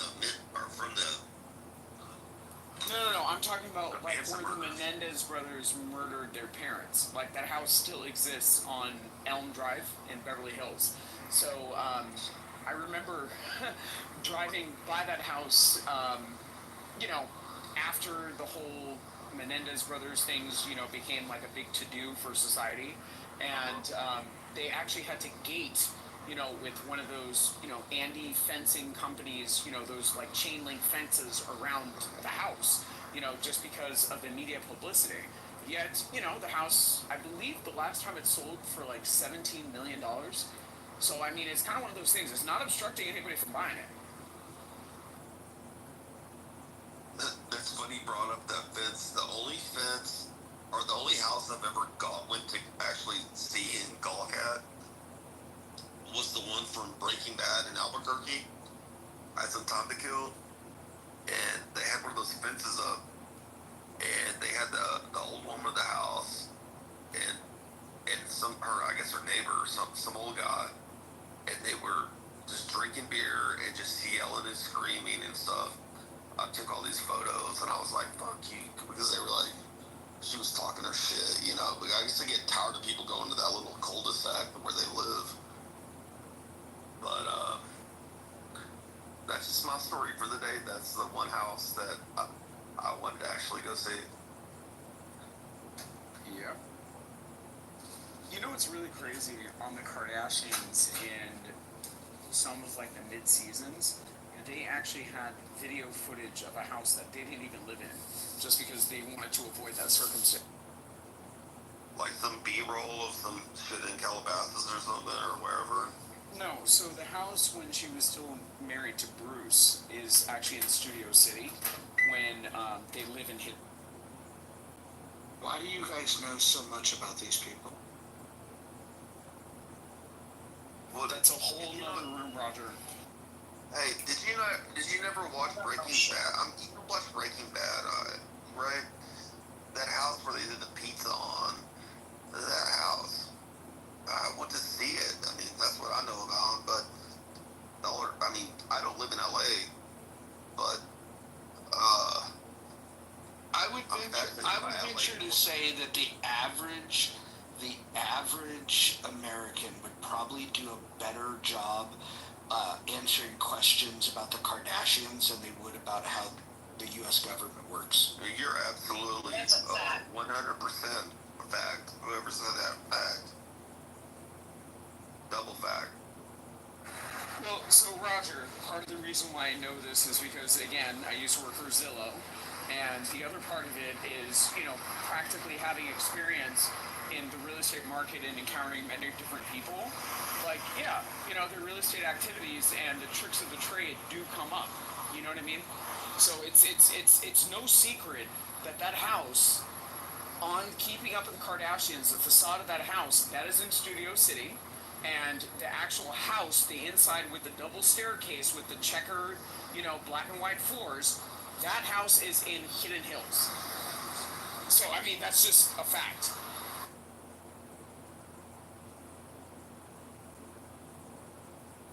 Hold on, my sister's calling me. This is crazy.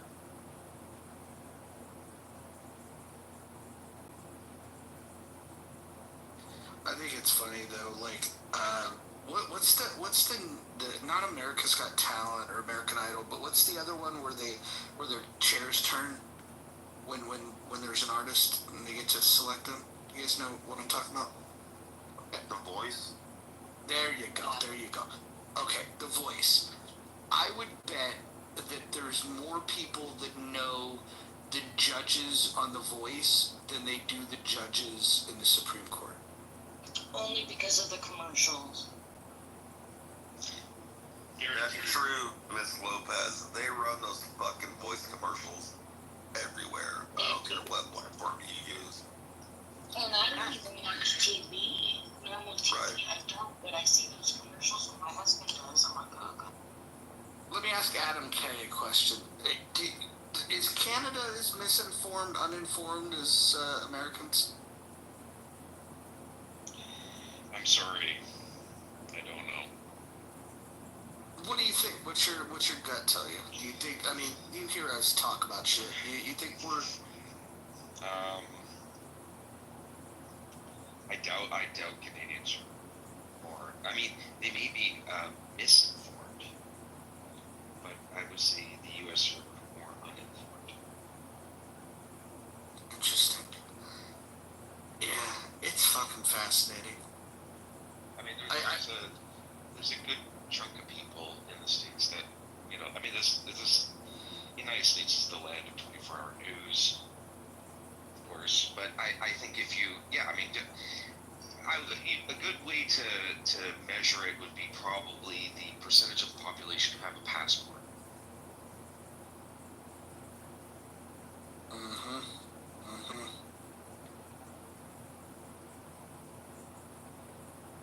And maybe Canadians have fewer passports as a percentage of the population in the United States, but I also doubt that. I think the whole thing's fascinating about, you got a country with 350 million people, you know, we're at the center of every fucking news story globally. It seems like, you know, or at least we're a player in all of these news stories, and yet Americans like. I don't know. Maybe just the fat and happy thing. We're just, you know, like we've got the big beautiful oceans to protect us, so why worry about it? But the lack of information that people have just about like our history, what's going on currently, it's I don't know, it's just fucking mind-boggling. I wish we could bring some of your Canadian news into the conversation here. Oh God, don't please. Not well, if you mean Canadian news in terms of like Canadian news broadcasts. No, I was thinking more of like the only thing Americans did. Like I knew about Bret Hart because I liked wrestling, and then Republicans knew about the trucker convoy. But the fascinating thing is like the way that your government is like being like, you know, like a pawn, you know, between India and China, you know, to be like essentially a satellite state for one of those nations. Oh, don't forget the EU and the United States. I'll reduce this to something real simple. Adam, do you have Netflix? If you do, they have a new series on there called Trainwreck, and they have an episode about the Toronto mayor, the guy that was smoking crack and stuff. It's awesome. Yeah, it's so fascinating. Yeah. It's one of the train wrecks. Wild. He's a wild ass dude. Yeah. Yeah, but he, you know, the thing about it though is he generally basically showed up for work, and isn't that crazy that he was able to do that? He didn't lose a lot of weight either. He really kind of gained a lot of weight smoking crack. I don't know if that's ever happened. One thing, the weird thing, the difference between Canadian politics and U.S. politics is we generally don't give a fuck about our politicians' personal lives. It's common. It can be quite common for you don't know if they're married, if they have kids. Like it doesn't really matter. People don't care. That's just not the job. So why bother? But I was just looking at the passport. So it looks like about 50% of folks in the States have a passport. It's about 30% in Canada. Adam, give me a good reason why we don't just absorb Canada into the U.S. Because it would become a Red Dawn scenario. Would it? The Canadians don't want it either. It's like we would be Patrick Swayze and we would be the Soviets. We just need Alberta and divide them in half. I just don't buy it. Like who's gonna fight? John Candy? Taking people against their will. On the grave. Now you got millions of Canadians. It basically would turn into the South Park bigger, longer, and uncut. That's basically what would happen. I think you could take like the central part of Canada, like the south central part of Canada, and absorb it into these not very populated states that we have up against our northern border, and then just call that like, you know, like it would be big, but you just call that one state. I think that'd be a way Upper to do Dakota, Upper Dakota, or something like that. Yeah, I mean, if you got southern Alberta and southern Saskatchewan are going to be places where you're going to find probably the greatest concentration of buying for becoming part of the United States in the entire country. Definitely. And then Vancouver being part of the Pacific Northwest would be interesting. No, British Columbia is not going to buy it. No, British Columbia is British becoming part of the United States. There is a split though. Like there's like, you know, rural, blue collar, resource economy in British Columbia that usually you're going to find more buy-in, but that's going to be in the northeast, kind of in the oil, the gas fields. But even a lot of the rural rednecks in Canada are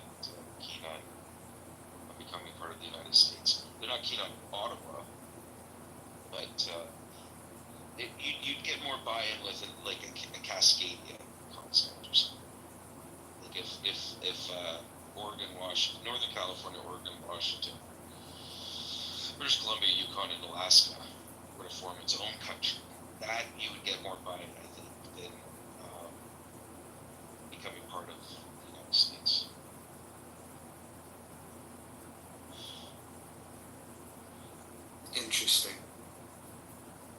Interesting.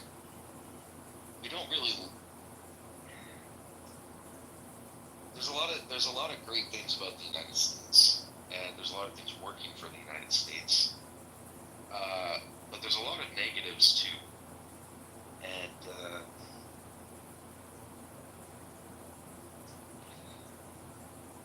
I mean, one of the reasons, because Canada is also geographically isolated, like the United States, what you were explaining earlier about how, like, because it's kind of adrift and afar, the United States is completely put up against others and care about what's going on elsewhere. But I think a big difference is people, mind your own business, right? I think that seems very Americana. The horizon is as far as I can see through my own eyes, and this is my land, and I got my own business, and fuck off. Do your own business. Don't give any hold in mind.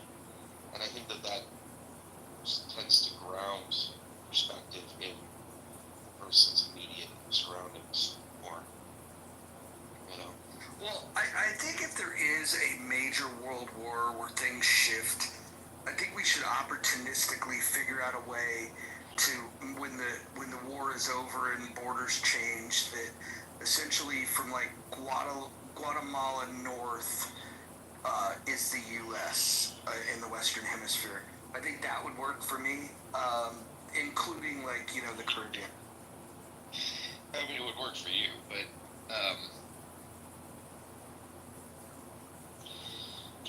people don't like manifest destiny or whatever. I don't know, man. Like, there's resistance to this. You got people. You got more on the left wing spectrum, and this is sort of one of the things that I think persists in the new left that you found in leftism of the 20th century, is this antagonism or sense of dread of U.S. world hegemony. That there's a imperial nature of world domination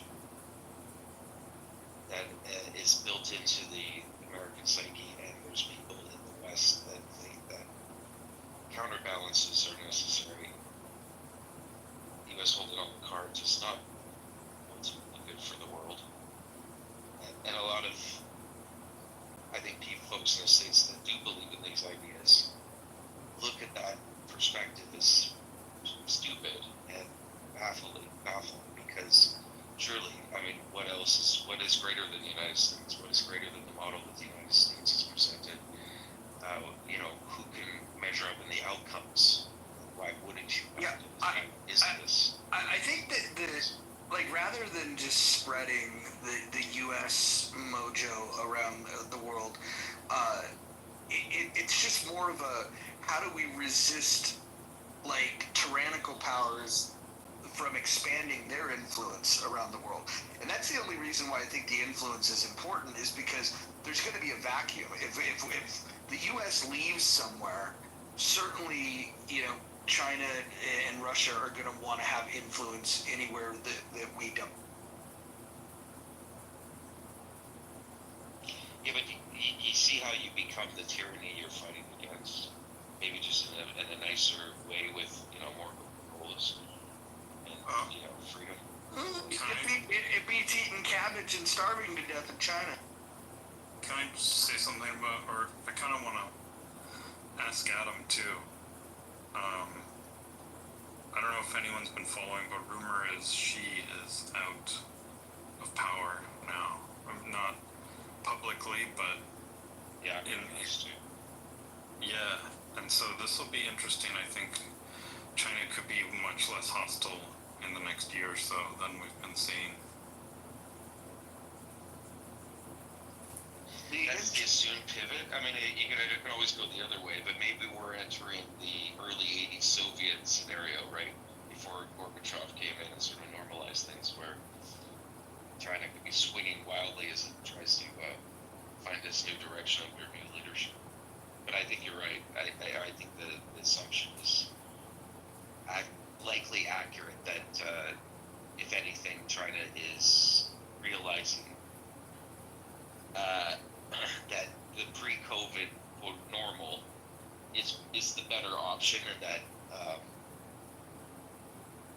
going it can't go its own way. It was disproportionately affected by COVID and its measures, and that it has many of the same problems as developed Western societies, but scaled way up without the institutional memory or infrastructure to deal with demographic imbalances. But I think one of the flaws they have is they built everything all at once, right? And so and some of it poorly. And Adam, isn't the wild card India though? I mean, because as long as India is building, and by building I mean they're growing their population, they're becoming they're becoming something that everyone's going to have to contend with at some point, and they seem to lean very anti-China today. I would think that the biggest influence or the biggest justification for China to become more friendly with the U.S. would be that the less friendly they are, the more chummy that we're going to be with India. I would think that would be China's. I'm going to respond to that. The average IQ in India is 75. They're not a factor. Well, that's wow. I don't know about. I mean, it's maybe that is an aspect. I don't know how important that aspect is, but I literally don't know what to say. There's a lot of things going for India, and there's you can't. It is a player inherently because it is the most populous country in the world now, and its population will continue to grow throughout the majority of this century, where China is perhaps already in decline in population. It's sort of like, I mean, this is what Nixon recognized in China. China was isolated, was very poor. Probably a lot of people wrote it off, kind of like you just wrote off India, Agent, in the early 70s, but late 60s, early 70s. But I think Nixon correctly recognized that regardless of its contemporary status and standing in terms of its economic prowess, it was at that time the most populous country in the world. And like China, India is also an ancient civilization.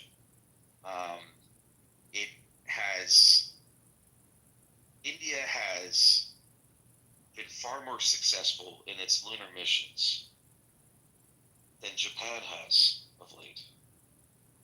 In Japan, average IQ in Japan is probably top 5 in the world. So, plus they make the best movies and have for the last 30 years. Yeah, there's a lot going for India. I was actually talking about. They're making the largest bulk. I was talking about Japan making the best movies. Yeah, I was okay. Wait, which one's your favorite? Yeah, Battle Royale. Oh yeah, Battle Royale is fucking. In the last 30 years. I would say that I've seen a lot of Japanese films. But. Of this century, Battle Royale is gonna have to battle There Is Blood and No Country for Old Men. Those three are like the top 3 films of this century.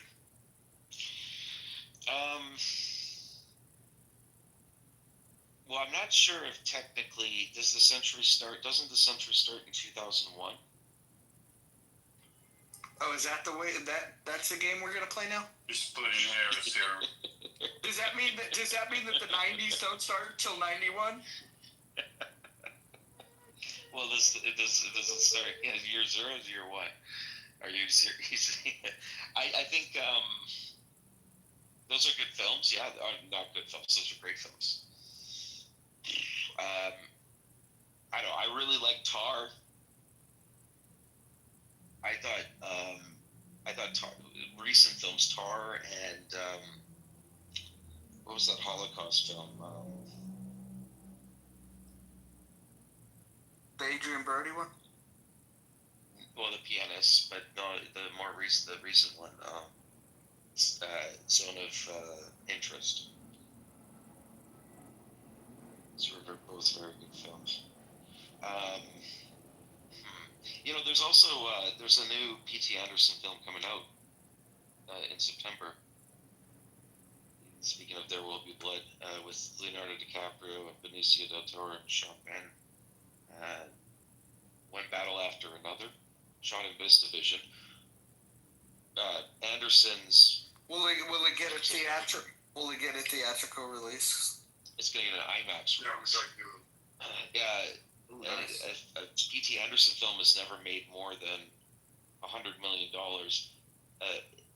It's his most expensive film was There Will Be Blood at $40 million, and Warner Brothers has given him $150 million to make this film. It's a big, huge extravaganza of a movie apparently, and it's getting the royal treatment in theater release. Yeah. Well, what'd you think of the last one?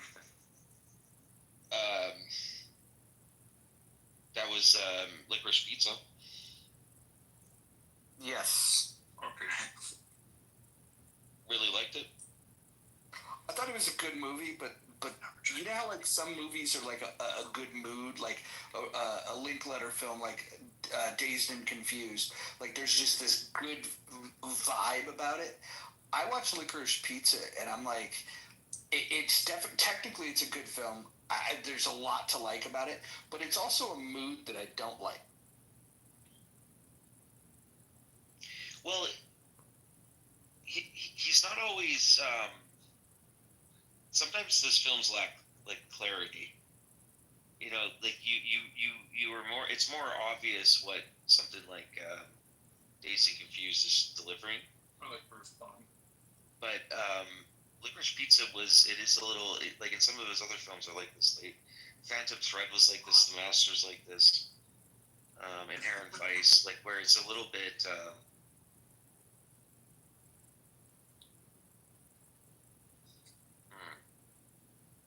It's foggy. There was something about that relationship though that made me uncomfortable.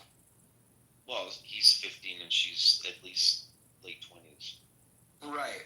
And what's interesting is that usually in a film what we get is the opposite of that. And there was something about people watching that and not commenting on it. I know that some people did, but there was the people that were quiet about that part, like, to me, are suspect.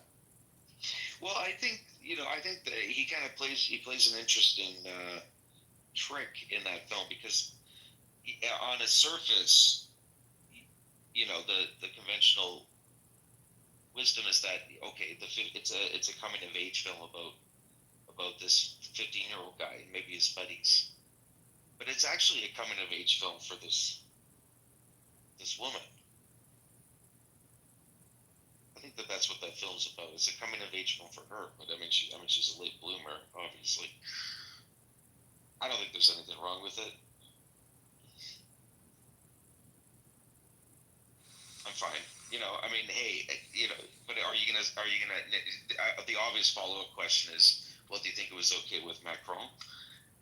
No. Mm-hmm. But I think there was context to it. But now I'm sounding like a fucking Polanski apologist or something. So I don't know, man. Well, you know what's interesting though is the vibe of the movie though can help how you want to feel about this. Like for example, like in Almost Famous, you know, when the young guy is getting exposed to this rock star lifestyle, like you're almost cheering for him. Like, yeah, go have fun. And like, but Licorice Pizza, it's not that vibe. It's not like, you know, like growing up. It's it's more of, I don't know. There's a lot more focus, at least for me, on the subtlety of what that relationship was all about, and I think that's what makes it more real. Whereas, like in Almost Famous, you're watching it and you're just like, man, go get it, kid. Well, it's a lot, again, like that's another example, like Dazed and Confused is a lot more straightforward, right? Like it's obvious what's going on and what's being presented to the audience. But I do think, I think it's a coming of age film for her. It's about her. It's not about him. He's there. She's not. She's the one that's, sticking her tongue out, trying to make him jealous because she's with fucking Sean Penn. I mean, the age difference between Sean Penn and her two love interests, it's got to be probably, 50, 60 years? With her kind of almost smack in the middle.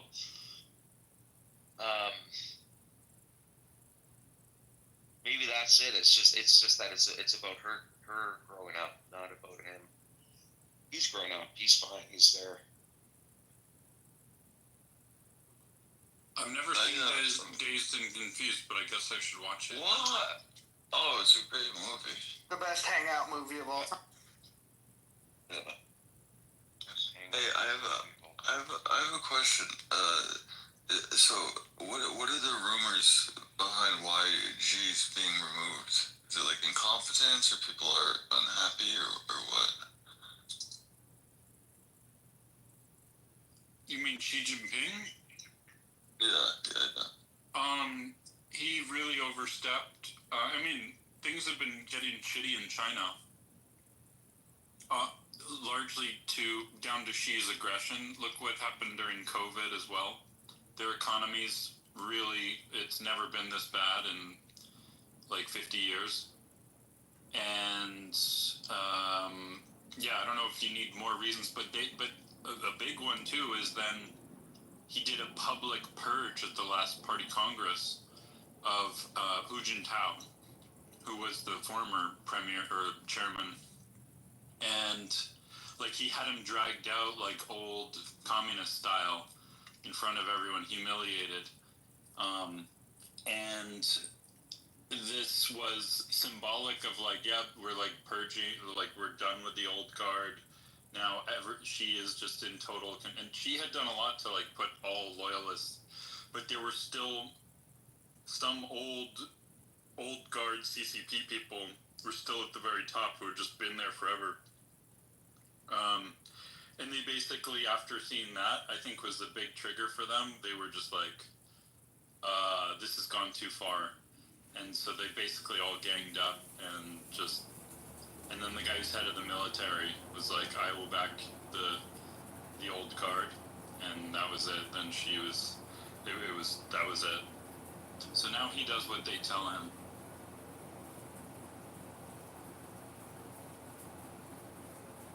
He's also getting older. Yeah, it doesn't help. He had a stroke a year ago. Yeah, the succession, that's a big factor in this as well. He's not quite there, but it's, he's not Biden levels, but like he's moving in, they got to start moving on to House and transition plans, right? So like but they have to sort of rein him in because he has been a more assertive cult of personality than we're used to in previous, iterations of chairman since, whatever, maybe or something. And it's like, that's a bit of a tricky dance because he has been so dominant. But they have to really, I think they're in the process of maybe spitballing what the fuck do I know. They're trying to kind of let him appreciate his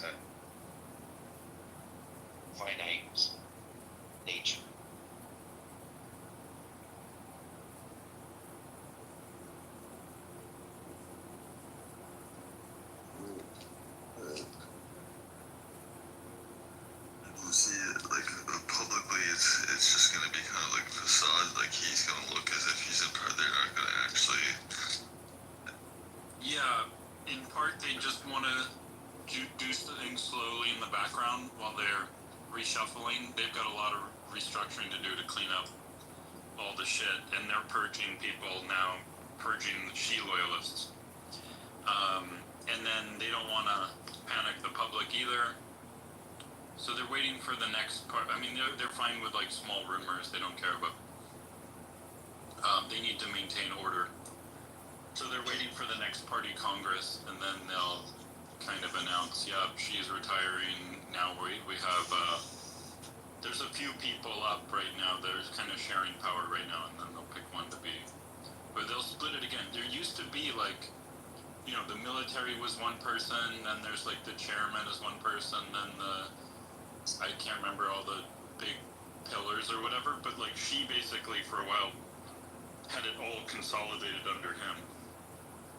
And so, yeah, they're like sharing power again. But yeah, the people they're putting up are like, basically pro-Western, pro-liberal. And another big thing, like Trump already hinted at that he signed a trade deal.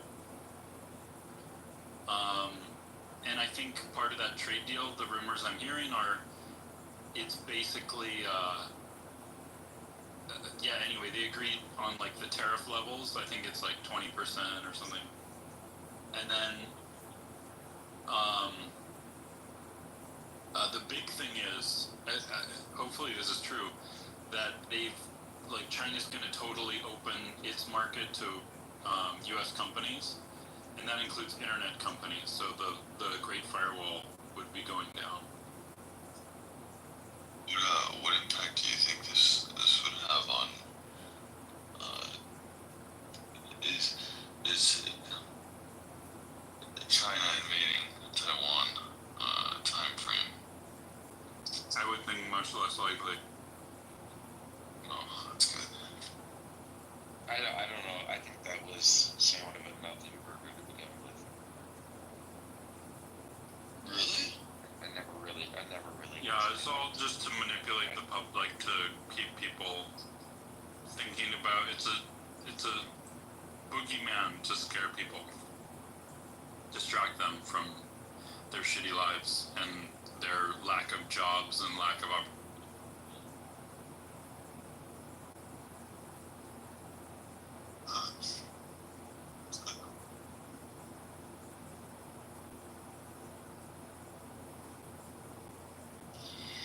Yeah, I'm just wondering, like, I mean, also China's looking at. I mean, there's just massive increases in military spending in the West now, right? Like massive. I mean, the 5% commitment.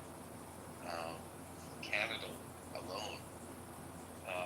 This is by 2035, and we're talking $120 billion. That's just Canada, little Canada. I mean, Germany's already scaled up massively. Even the French are, they've really taken the lead in armament manufacturing, like artillery shells and stuff like that. They're, about a year out from probably exceeding Russian artillery, so manufacturing. UK's got a bunch of this and that and the other thing. Australia's doing quite a bit of like submarine purchases, I think, right now. There's new U.S. bases in the Northwest, I believe, nuclear submarine bases in Australia. And one of the benefits as well, even though there is India in the picture, India, I think, has doubled down on its, sort of third way, home way sort of approach. It's not going to fall under the wing of East or West. It's going to stand on its own two feet, kind of like how it operated in the Cold War, kind of Soviets in the United States.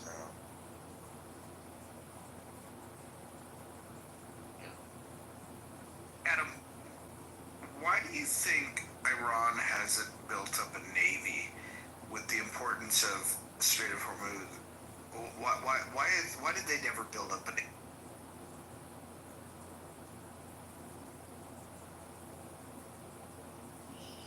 I don't know. Maybe they're more continental orientated, right? Like too easy to sink. They're like right up against Saudi. Like they're so vulnerable. And I don't know that the major centers on its coastline aren't in the southwest. You know, which was also the focal point of where a lot of the Iraq war happened. It happened across the border, but there was a lot of heat there. I think also where you do find Sunnis in Iran, it's in the southwest too. If I'm not mistaken.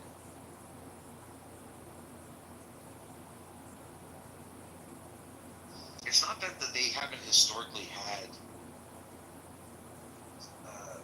sort of an orientation towards the sea. I mean, the Persian Empire and so forth. Like they were traders.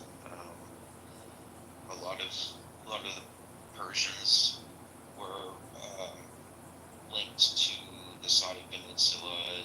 That's where Swahili comes from. So it's but yeah, it's their exposure to open sea is somewhat limited, right? They're kind of their water access is a bit squeezed. Let me just say to the people calling out Kitover in the goo, who's, for those of you that don't know, he likes to stream these rooms. I've kind of changed my philosophy on this. Like, I as he knew, I didn't like people recording the rooms, streaming them, because people don't consent to that. But since the app has made it possible for people to be anonymous and for us unable to do it, everyone just has to assume at all times you're being recorded. And if you don't like that, you probably shouldn't be on the app. I also want to say that I think that some of the things that he's streaming, which are far more interesting than this room, he's done a good job. I don't compliment this guy often, but he is streamed rooms where people were making comments and threats that are actual crimes. And so I think in the end, the guy that we just found is annoying might end up, he might end up on the right side of the fight, and something good may come from his annoying tactics. And so, if you're listening, John, I see what you're doing, and I appreciate some of it. It's about as far as I can reach it. Wait, his name is John? Or is it Edmonds? Is it the same person? Yeah, but he goes by different names. I don't know what his real name is. I don't care. I have heard that he's running for Congress. I've heard that's a thing. But I'm not sure what his real name is. There's a lot of people that take a lot more interest in that. I don't care who he is. The only beef I've ever had was, I told him, like, very, very straight up, like, this back when, you could turn the replays off and you could kick people out if they were streaming and whatnot. Hey, if there's no replays, don't record it, don't stream it. And he didn't seem to care about that type of thing. I would have even worked with him, to say, hey, look, let's do a room where we announce to people that we're putting the replays on and go ahead and stream it. I don't know. The guy's a character. If you've ever heard him speak in rooms, he's got a personality. He's far more knowledgeable than most people would give him credit for. He just has this annoying tick that he does. And but like I said, I think now what he's doing is because there are some really dangerous people that are on this app, and he's streaming that. I don't think there's anybody dangerous in these rooms. I would wonder why people would even listen to this. If you're not on the stage participating or listening live, if you guys have ever gone and listened to a room that happened yesterday or a week ago, it just doesn't have the same magic. And so I don't know. I don't know why people would record it. But anyways, I'm starting to see that there could be a benefit to what he's doing. And so, and then also you got to concede that there's nothing you can do to kick him out when he's in these rooms. So there's that. He he wins. He wins social audio. He's the victim.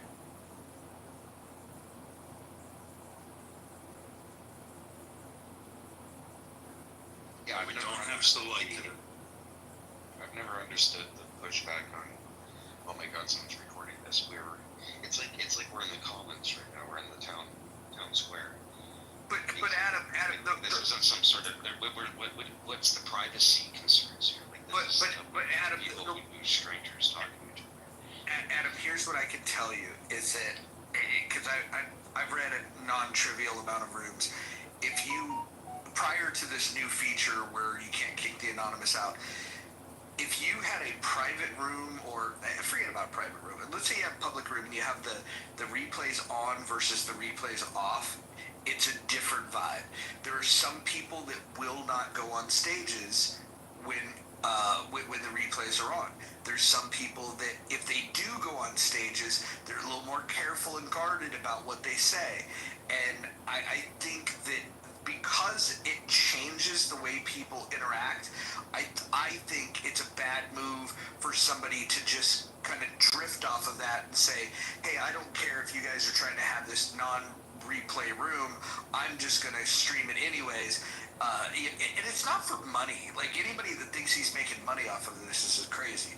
Like, the money that he spent on the 50 phones that he has to be able to stream all these things, he'll never recoup. I mean, like, if you look at his most viewed things, and I'm not asking you to go look at these this content that he puts out there, but I know how that algorithm works, and I know how you get paid. I can tell you that any money that he's made wouldn't cover a single phone that he's ever bought. So he's not making money. I think he might legitimately, like, some people just write him off as crazy. I think he might think of this as like art. And if that's what he thinks of it as, then okay. And now that the app itself is, basically saying, look, we're going to allow people to be anonymous, they can do whatever they want, then I think it's really on the people that come into the room to decide what they want to do. But I liked it back in the day when you could give people the flavor of replay rooms versus non-replay rooms. And I can tell you, the flow is different in both of those environments. Dude's incredibly intelligent. He's crazy, but he's very intelligent. What's his name? People keep saying that. I may be too dumb to understand the depths of his vast intelligence, but he's never said anything that I've found at all interesting, enlightening, or. Listen, you have to catch him in Gio's rooms. Because Gio just doesn't tolerate bullshit at all. And so when he is in Gio's rooms, which is very rare, like, you sort of get the true side of him and what he thinks on things. Well, you act like people haven't been in rooms when he's spoken before. Like, we've all heard of it. There's a serious side, there's a performative side, there's all of those different things, and I don't know why he doesn't just like live within the parameters of that. Like if a room's like, hey, we would prefer you to not stream, then jump in there and like use one of your personalities and bring some levity and some comedy to the room, or bring your intellect. I will say this: he's very knowledgeable about a broad amount of topics, but I think the magic for him is that while he's in this troll mode, he can still recall like information very fucking quickly. There's a small handful of people that are really good at being able to recall information in the middle of a conversation and respond very. He's super witty. I'll give him all that. I just think that he doesn't do boundaries very well, and that's my critique on him. He's just not good with boundaries. He's not funny, and his weird voices are very cringe and creepy. I predict he'll clean up his act before October. Meaning, he won't be so funny. He'll be more serious. He used to be more normalish. I mean, really, honestly. But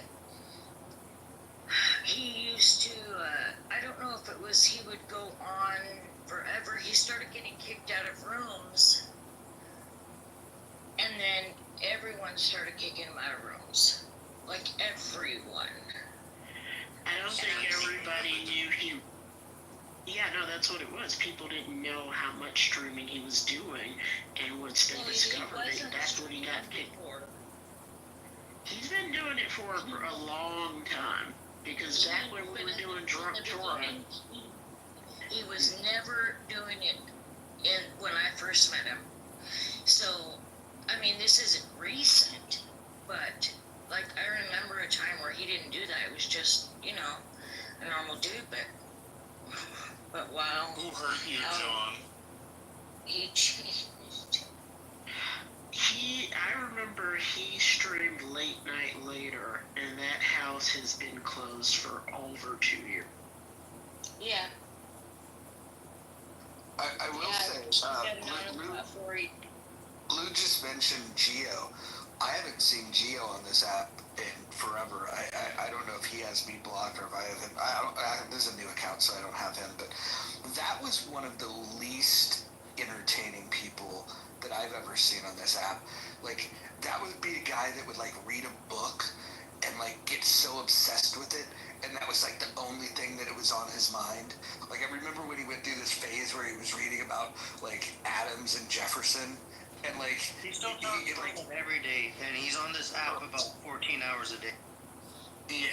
Well, I didn't know he was still on this app. All I could say is like, I've never found him entertaining. I've never like he could read a book, just one book, and then recite that one book over and over and over again.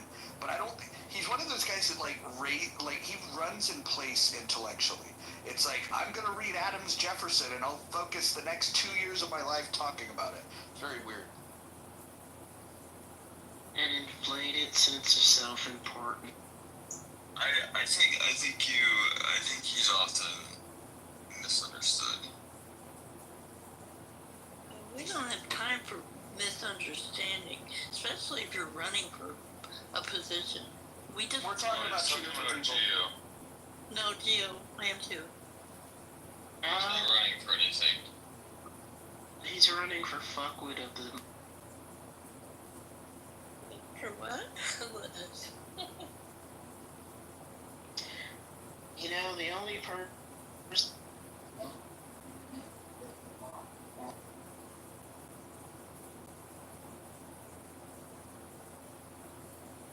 You went to the Matrix.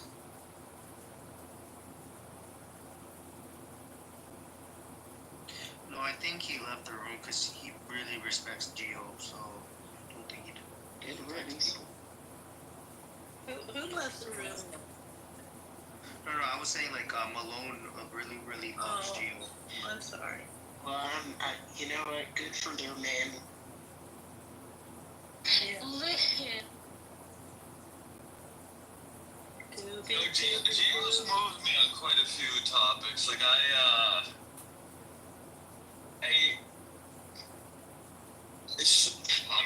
not at all like a monarchist, but like I used to sort of think that I used to have a very different idea of what monarchy meant prior to meeting Gio. He kicked me out of his space because I called him slant eyes. I think it's scary that he has the ability to move anybody off of a political idea. I don't say this about most people because I mean there's a lot of dumb people on this app. I just think that combination of boring, just nothing interesting about that dude. Like nothing interesting at all. Okay, one time, so all I said, and I swear to God, this is all I said, is that I find Chinese food to be so much better than Korean food. And this guy went ape shit, like literally ape shit. Like he got so fucking enraged. I've never seen someone that incensed in my entire life. And oh, by the way, AK, in the audience, your opinion doesn't count, so just shut the fuck up. Is that you, Simon? I'm not Simon, no. Okay. Yeah, there's inferiority complex written all up and down. You know, I don't think he like. I think Gio's reasonably intelligent guy. You know, there's a shit ton of dumber people than Gio on this app, but man, I really found his pressure point. His pressure point, like, do not compliment any Asian nation. Like one time I asked him,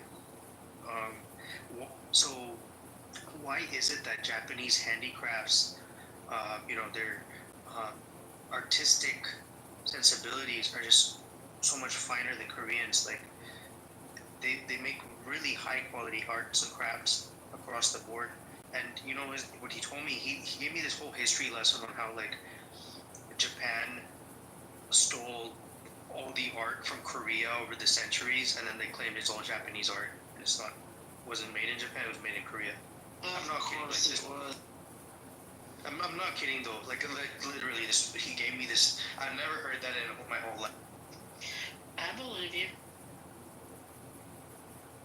I just want to say, if I'm not in the room, ping me if you want to talk about me. We're having Fried Geo and Fried Edmund. Well, Edmund's here.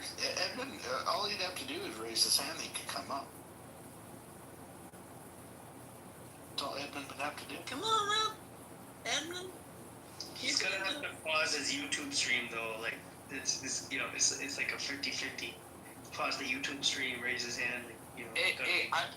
Here's what I would say. If he gets these terror simps thrown in jail for the threats that they use on this app, if he could lead to convictions with the streams that he's doing, I would fly out to his house. I would volunteer my time to organize and train people to knock doors for his campaign. If he could pull that off, I would get so far in the Edmund camp. I would help him run. Yeah, but nobody knows. Here we go. Nobody knows his platform, and none of us know half the people's platform we vote for. That's why fuck the R's and the D's. Look at your agenda of the people and what they've done in the past. And I don't know that he's done anything. Also, you can ask Gio to come up because, ironically enough, so he just blocked me after I made that statement. The guy just blocked me. So he's obviously in the audience, one of these accounts. Weird. Block me too. Ask. Oh wow. How sensitive. No, I mean he literally blocked me in like the last 2 minutes. So yeah, I suspected. I was like, I wonder if Gio's listening to this. I bet he is. And yeah, Gio, now I know my suspicion. Well, he's probably had one of his little boyfriends in here like ping him and go, "Hey, they're talking about you in the room." What's his name? Malone sucks his dick. Yeah, no, he can block me. I'm tired of seeing his little fucking circle jerk rooms in my hallway anyway. Block away, butt boy. You guys are being mean. I like Gio. We're not dating, not yet. No. I didn't say anything negative about Gio. Like, I didn't say anything negative. I just talked about a couple of interesting interactions I've had. I think the Malone is the most interesting dick sucker I've met in my life, though. He really sucks the strangest sort of dick. I've never really quite seen a dick sucker like a. I like Gio too, by the way. You guys are talking mean about my friends. I have no problem with Malone. Which ones are your friends, Lou? Agent and Gio. And all of you. There's no accounting for taste. I mean, here's the thing. I have friends who are friends with asshats, and I don't judge them for it. Just don't want to be in the room with that. I mean, I just couldn't. Hold on a second. I just couldn't imagine reading a book and then spending 2 years on an app talking about one book like that. Like, just tell the world that you don't read a lot of books. It's like one book just changed this world, and like everything is Adams Jefferson. This is what I'm saying. Like, I think you have maybe misunderstood. He reads a lot of books, but yes, he loves John Adams. He loves the guy, but he reads a lot of books. No, Gio was a smart guy. Like, he's reasonably intelligent. He likes to think deep. He's Gio. I don't blame Malone for sucking Gio's dick. Gio's reason. Like, I can understand why Lou would be friends with Gio, but yeah, the other guy's just straight up dick. I question anybody who sucks Gio's dick. There's much better dick. Jesus. I don't be sucking anybody's dick on here. I'm married, honey. Well, it's been interesting. One thing I remember when I first met Agent on this app, he was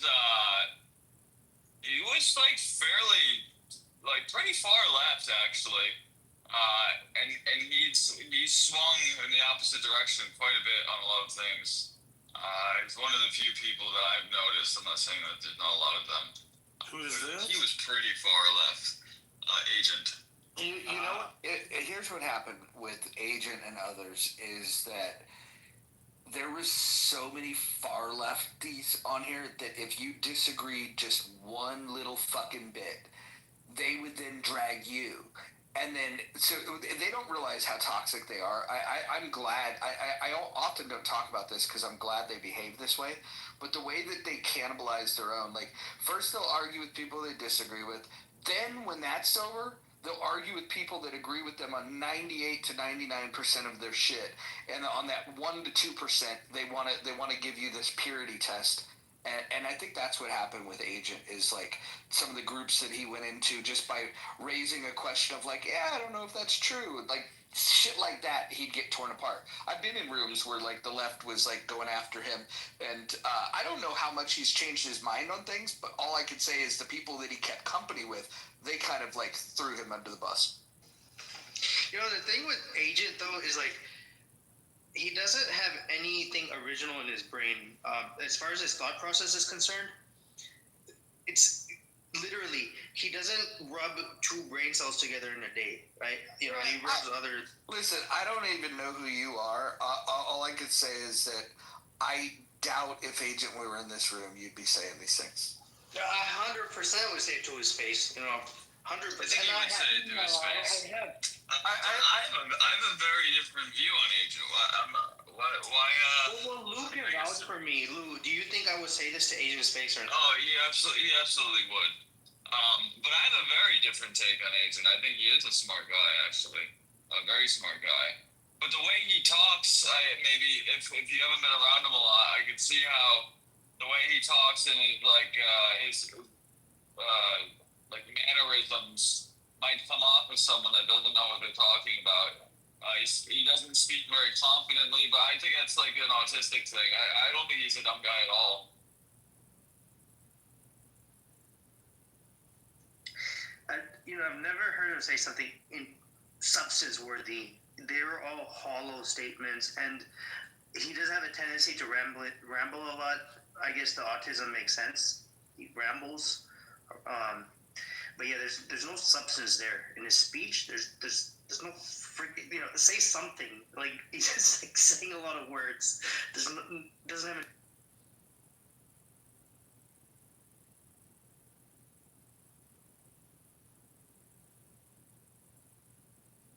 Yeah, I disagree. Respectfully.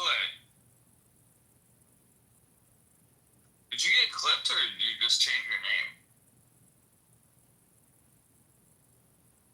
Who, me? No. Makeover.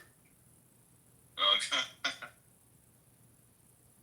Yeah, I don't even know who you are, S500, but, and maybe you would say these things to Agent, but you haven't said anything in this room that makes me think that you have IQ higher than Agent does. We're not really discussing a topic of substance. We're not talking about anything intellectual thus far. So far, I've been in the I room. will say not that I'm an arbiter of IQ or anything, but I've been in rooms with S500. He is a very intelligent guy. Yeah, but you're the guy that vouches for Geo. Yeah, I get it. That's fine. Take it. Yeah, I appreciate it though. Regardless of like the way Mojo shot that testimonial down, I still appreciate. Lou, who's got a higher IQ, S500 or Geo? Geo. Sorry, I'm not.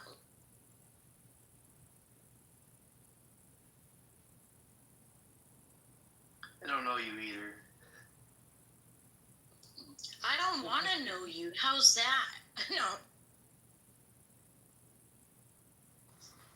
Nobody knows anybody. That's right. Hi, Devin. How are you? Hi. Okay, wait. I do remember now. What was that guy named Ali Alexander? You used to be on his dick all the time. I do remember. Who? Aguirre? Lopez? Miss Lopez? Me? I do remember. Okay, I do remember you being on Ali Alexander's dick all the time. Beyond that, I don't. I was on his dick. I don't think he likes her kind on his. You don't think what, Liz? I don't think he likes her kind on his dick because he likes the. Yeah, we were just friends, but nothing like that. No. It was more like a apostle and a worship relationship dynamic. No, I did not worship him. No. So I thought his job was fascinating. What was it about like guys like Ali Alexander and the fucking Dotaze Me Bro guy that made conservative Clubhouse like center those dudes and wash their feet when they came into a room? I think their proximity to higher politicians. I think specifically with Ali, he could articulate an argument much better than most of the people on the right. Whether he believed the things he was saying is one thing, but the guy, again, I'm telling everyone and telling them, Ali is like, he's a smart guy. Like, he's a very, very fucking smart guy. He's got a lot of weird, shady things in his past and whatnot. And he might be a grifter. He very well is probably a grifter. But he could articulate arguments and stances that people have on the right in ways that like most people on the right just can't do. And he could rebuttal a lot of the talking points from the left that a lot of people on the right will just kind of be stuck and not really know how to respond to. Got it. So because he was better with rhetoric, you guys overlooked all of his problems. I think that's basically it. Yeah.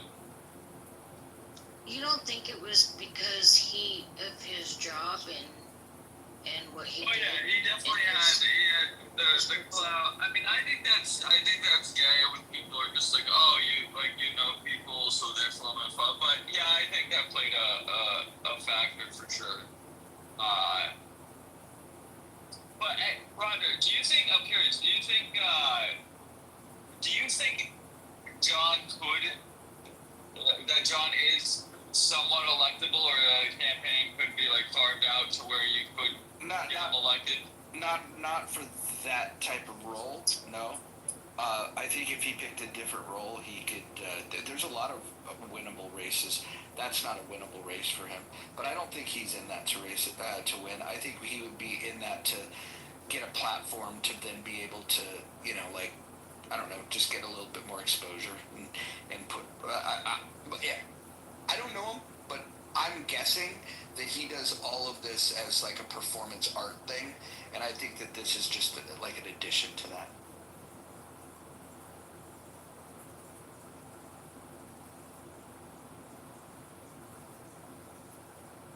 I would say if we're comparing people from that side of Clubhouse that everybody's aware of, I would say Edmund's like 100x smarter than, let's say, Geo, for example, like 100 times smarter. I think Edmund is arguably maybe the most intelligent person I've met on the app. Like I hold him in regard. He's a weird guy. He's very intelligent. So I have had like, out of the thousands of times I've heard him speak, I have had a couple of times where I had like serious conversations with him, and I would agree with Lou in the sense like, okay, when he's a serious guy, he's pretty damn smart. Like the problem is like he can't hold his focus beyond more than 10 minutes. So what happens is like, beyond 10 minutes, like he starts going into troll mode, and but yeah, like if you can find those serious conversations with him, like there are those kind of flashes of brilliance. But my question was for Bojo. When you're saying he's 100 times smarter or 1,000 times smarter than Geo, are you talking about EQ or I? Well, I think people that say the term EQ are funny. I'd love to understand how you measure that. It's a really weird thing that like lowly intelligent people like to throw out there. So you've just kind of told on yourself. But maybe I was asking that question to be funny. You don't just so. No, I'm just being honest. I like when I hear people talk about EQ. EQ is what you do when you find somebody that you like and they can speak well, and or let's say a guy that's charismatic enough to get some pussy. You'll go, hey, but his EQ is off the charts, and that's what people would say. But you don't think there's like a street smarts versus book smarts? Show me how to measure it. So you can definitely measure the book smarts. The street smarts is like. Hold on. Like, let's stay on topic.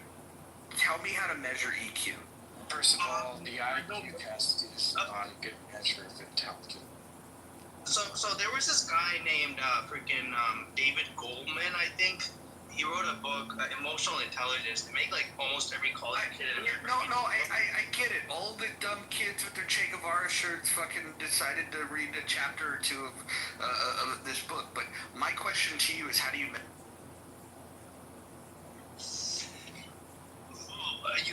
That's such a tough one. I'm tempted to say, I really am tempted to say estrogen levels. Okay. Well, Lou, is this another one of your friends? Yeah, it is, yeah. Imagine that. Adams, why did you get clipped?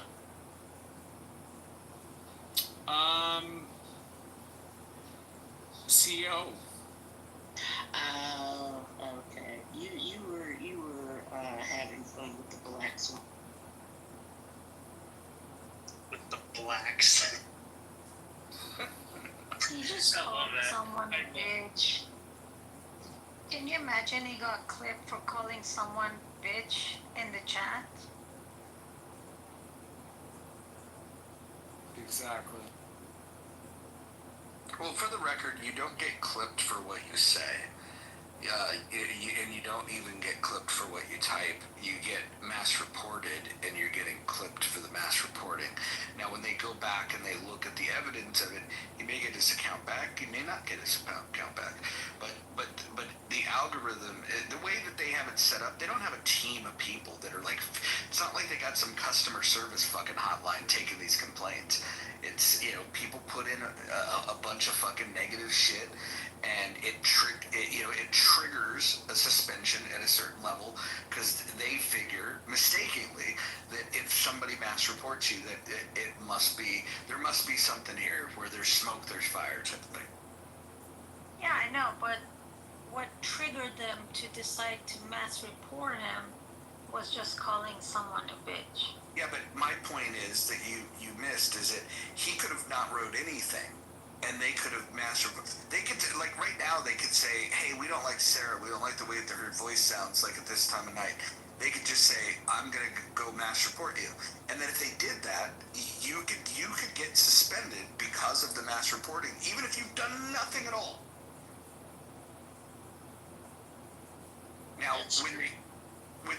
when they go through and make their finding, now I don't even know if they have people that would go and do that. So theoretically, you could get lost and be penalized because they set it up to trigger it with mass reporting.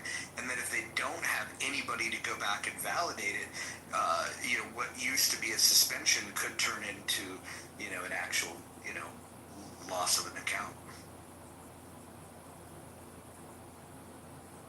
I'm sorry, how long your account is? July 28th. Oh, that's not bad at all, man. If you've got a date, you're back. Yeah, but it's a final. Like it literally says final strike. That's funny. Really? That's the first time I've heard that. I'm sorry, I'm laughing at him. I just can't believe he did that. That was a disgusting. Does anybody remember the story about how my account first got clipped? First got suspended? I didn't even hear about it. What? Wait. So I'm posting the receipts, right? So look at my PTR. This is literally my final strike.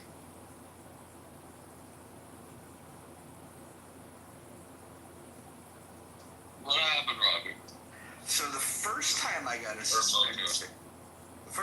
suspended, and it only lasted for like 24 hours.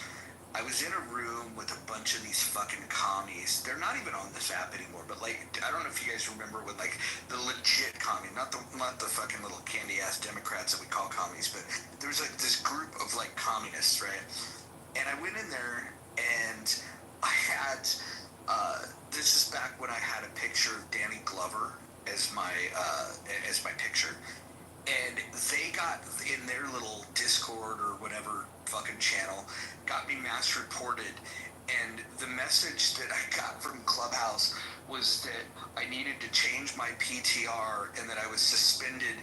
It'd been reported that I was using digital blackface because I had a picture of Danny Glover. So You're shitting me. That's like racist when you think about it. It's like full on racist. It was actually pretty funny. Like we ended up doing rooms about it and everything. It's like everybody's like, "What happened to your account?" And then when I showed people, they were just like, "Dude, this is crazy. Like how is that even a thing? It's fucking Danny Glover." Like the most embarrassing part is like let's say you want to be hypersensitive about race, and let's say that you make a rule that says white people can't post pictures of black people, but shame on you for not knowing who Danny Glover is, for fuck's sake. Well, really, Danny Glover. do you think it's because it goes through a program first, an AI program first before it gets to anyone? Do you think that maybe is what happened? I'm pretty sure that was another algorithm thing, but the problem was the email that I got. This is back when you get suspended back in the day, they would send you an email to the account that you registered from, and they would tell you what the problem was, and you kind of like getting a little more detail. They stopped doing that, but that was crazy. Yeah, they really do need to tell people what they did wrong so they can correct it and know. If you don't tell people, if you're giving them a ticket or you're reprimanding them, whatever it is, in a job, legally, whatever, you have to be able to tell them what they did wrong. How are they going to correct it? Don. Yeah. Let me tell you something. I could send you Outlook screenshots in the conversations that I've had with the management of this app. It's mind blowing. It's incredibly mind blowing.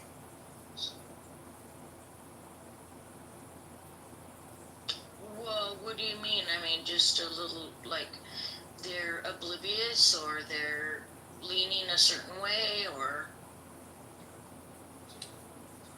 Well, for example, the doxing.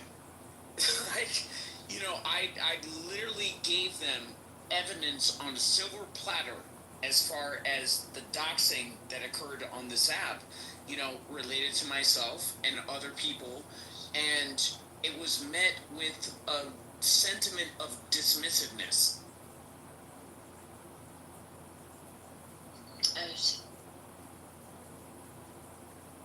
Someone's saying this app is run by North Koreans. What are you saying? I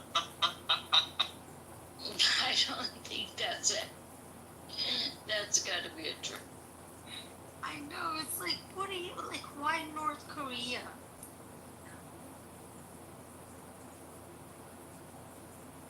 Ron, I have a sort of a question, or maybe it's a topic, but I have to look more into this. I think it's a bit silly, but maybe it's just I have a very surface level understanding. But like, what's your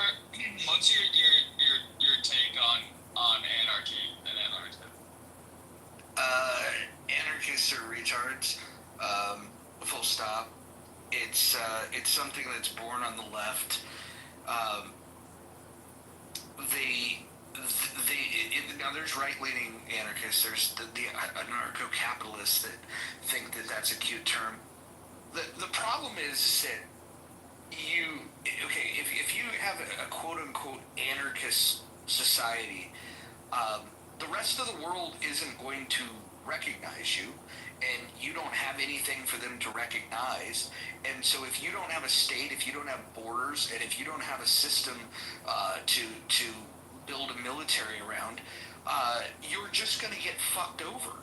Like these ideas. Like, have you ever talked to these guys about their fucking anarchy fantasies? Like just ask them simple questions, like, hey, how do you think a 98-year-old woman would fare in an anarchist society? And they'll come up with like this weird shit about like, oh, they would do much better than they would today because they wouldn't have the government that it's taxed them their whole life, and they would just, and the community would rally around. And it's like, dude, I see the way people deal with their 98-year-old grandmother. Nobody rallies around them. Nobody gives a fuck. Like, it's one of these things that, like, it's like basically inserting like sci-fi into like a serious conversation. And for whatever reason, there's been people that have entertained this idea over time and tried to make it this like truly intellectual thing. But I've debated with anarchists, and they lose every time. Because when you ask them about simple questions, like, here's a question to ask an anarchist. Hey, let's say you had an anarchist society here in the U.S. Let's say you won. Government collapse. And they'll go and tell you how anarchy is supposed to be this beautiful thing. But just ask them simple questions like, so who controls the nuke codes, and who possesses the nuclear arsenal? And what's to stop nuclear proliferation? And then just sit back. Don't even ask another question. Just sit back and just like watch them try to explain away how in an anarchist society where there's nobody that makes the final call on these types of things, how it would work. Anarchists are fucking retards. Yeah, I have a similar. That's sort of in my take. I feel like the answer to that question would be something like, well, like a private security firm would be hired to like analyze and hold the nuclear codes or something like that. It seems like they're not actually anarchists. That they do want the same roles to be filled by an entity that they're just not going to call it government, and so it's okay. Yeah, so here's the interesting thing. Anarchists and minarchists, which kind of describes me. What's that? You said minarchists or monarchists? Yeah, minarchists. We simply believe that government should be very small, very limited in scope. But the idea of no government is just crazy. It's so insane. But one of the things that the anarchists are inspired by that also inspired a lot of us minarchists is the novel Atlas Shrugged. And in Atlas Shrugged, the anarchists will talk about how the government was oppressive, which it is, and then they'll talk about they try to frame it as if the book is giving you the guiding principles of how you get to anarchy, which is funny because Rand thought anarchists were just as retarded as I do. But more importantly, if they read the book, they would know that in Galt's Gulch, which is this community of people that have just kind of had it, they still have a judge. And that's the thing, that even if you had these security forms, right? Let's say you had the money to hire your security, your private security firm, and I had money and I hired my security company. Who do you go to when a crime is committed? Like if I go to my security firm and say, hey, this person stole from me, and then you tell your security firm, no, he's wrong, I didn't. Who adjudicates that? Under what authority do you adjudicate that? Is it just simply whoever paid the most to a security firm that determines innocent or guilt? And when you start asking them who would be the judge, they don't like the idea of there being a judge. It's fucking, they're just mental midgets. They're fucking retards. They're every bit as bad as communists, to be quite honest, because their ideology would lead to fucking communism, fucking no doubt. That'd be the next.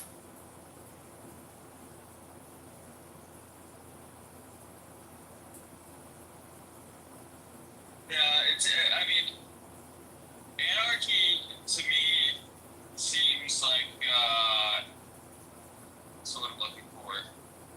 Just as utopian as any of these, lefty ideas of everything being, equal. It almost requires I think it does, frankly, require everybody to be on the same page for it to work. But this, I mean, I still think I probably need to look more into it, because I have come across people who I know are not stupid, and so I second guess myself and think well, maybe I just have too much of a surface level understanding of this concept, because I genuinely think it's so silly that there must be something I'm missing.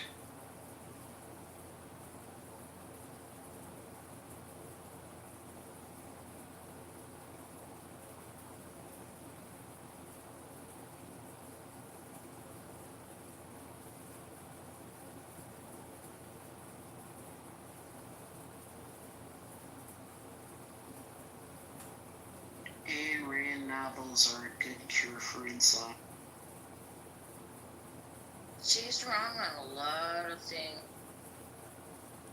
Yeah, Rand, I think, is misunderstood. Like Liz, you wrote that it's porn for conservatives. I've never met a conservative that's ever read Rand and understood it. I don't think conservatives get it at all. You don't think Issa gets it? Ayn Rand? Yeah. Well, I'll be careful. I like Issa. I'm not going to say anything about Issa, but I'll just leave it there. No, I don't think any conservative really gets Ayn Rand, because conservatives are trying to uphold traditions, and Ayn Rand was trying to free us from certain trappings of these traditions. They're almost opposite, right? Rand is creating a philosophy for a world without God, and conservatives generally see things through. Well, here's an interesting thing back to anarchy, right?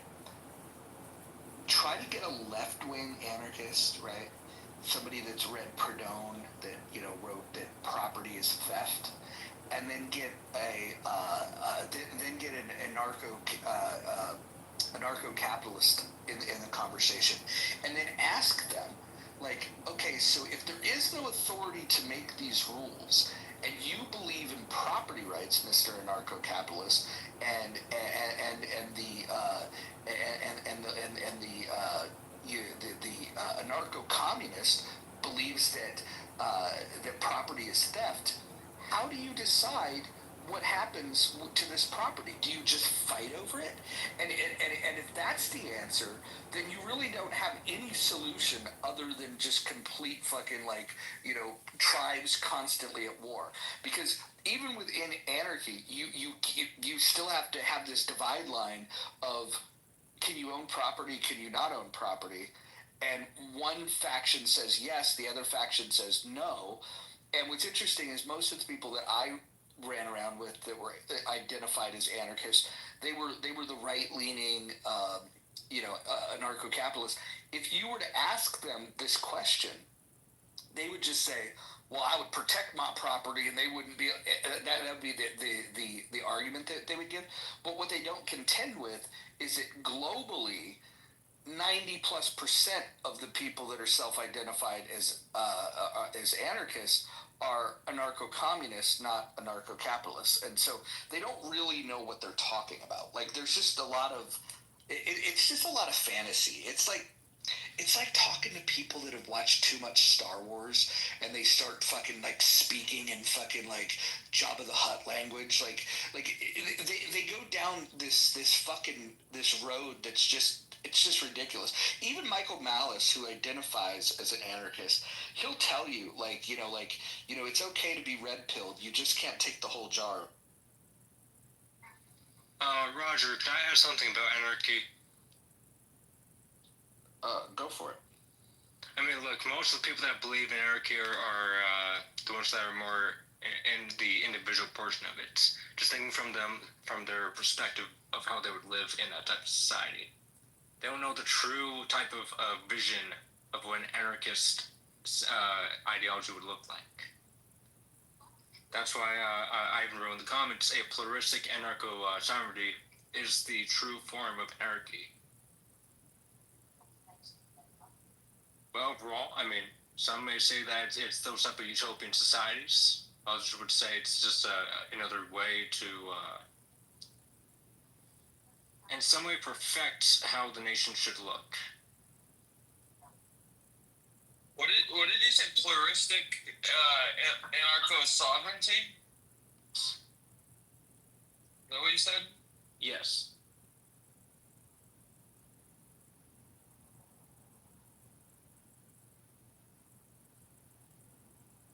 I think. How is that different from the? I don't understand. What do you mean by that?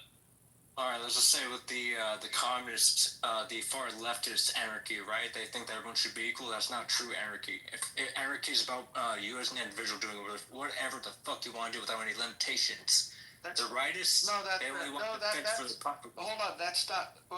Give me a source where that's a definition of it. I don't. All right. I asked ChatGPT for this type of society ideology. Well, listen. Here's the thing. I don't think you'll meet an anarchist that will tell you, I should be able to do whatever the fuck I want to do, because even the anarchists will say that they could decide, what's permissible and what's not permissible within whatever community that they've formed.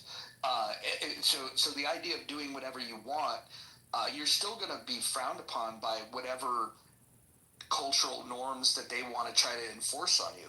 And that's the part that's weird. Is like, if you start asking an anarchist what they really what like how it would really work, what they start describe, like, think about this. Hey, we'll have a private security force. What would they do? Oh, well, they would investigate crimes. They would apprehend people, and then what would they do? Well, they would take them into a place where you would hire an independent third party to look at that matter, and then it's like, you're describing police departments and courts. Like, what the fuck are you, like, they don't even have enough imagination to describe a world outside of the one that they live in. All they do is they say, we're going to eliminate government, and then we're going to recreate another thing that operates just like government, but it's not going to have any fucking authority whatsoever. But we'll set it up the same way as the thing that we were trying to avoid. They don't make any sense. I think the lefties, the left anarchists, are probably more logically consistent, but they're also more fucking evil because they genuinely believe that people shouldn't own property. The anarcho-communist, if they had their way, if you had a home, they would say, well, you can't own that, and they would just take it from you. So who did you say? Hello? Yeah, go ahead. You guys were going What to was say your something. question, sir? Mojo, who did you say has that mentality? The anarcho-communists. Whoa, I did not know. So is the difference between the left and right anarchists of just a free market versus like property is theft? Am I getting that right? Like the simple. The big divide, is property theft or is property an alienable right? You know, like the idea of life, liberty, and property. The property part gets completely cut out, and they believe that nobody owns the land.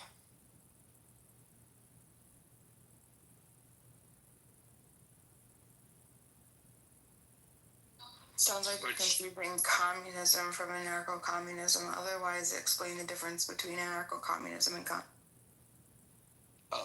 Perfect. I'm happy to.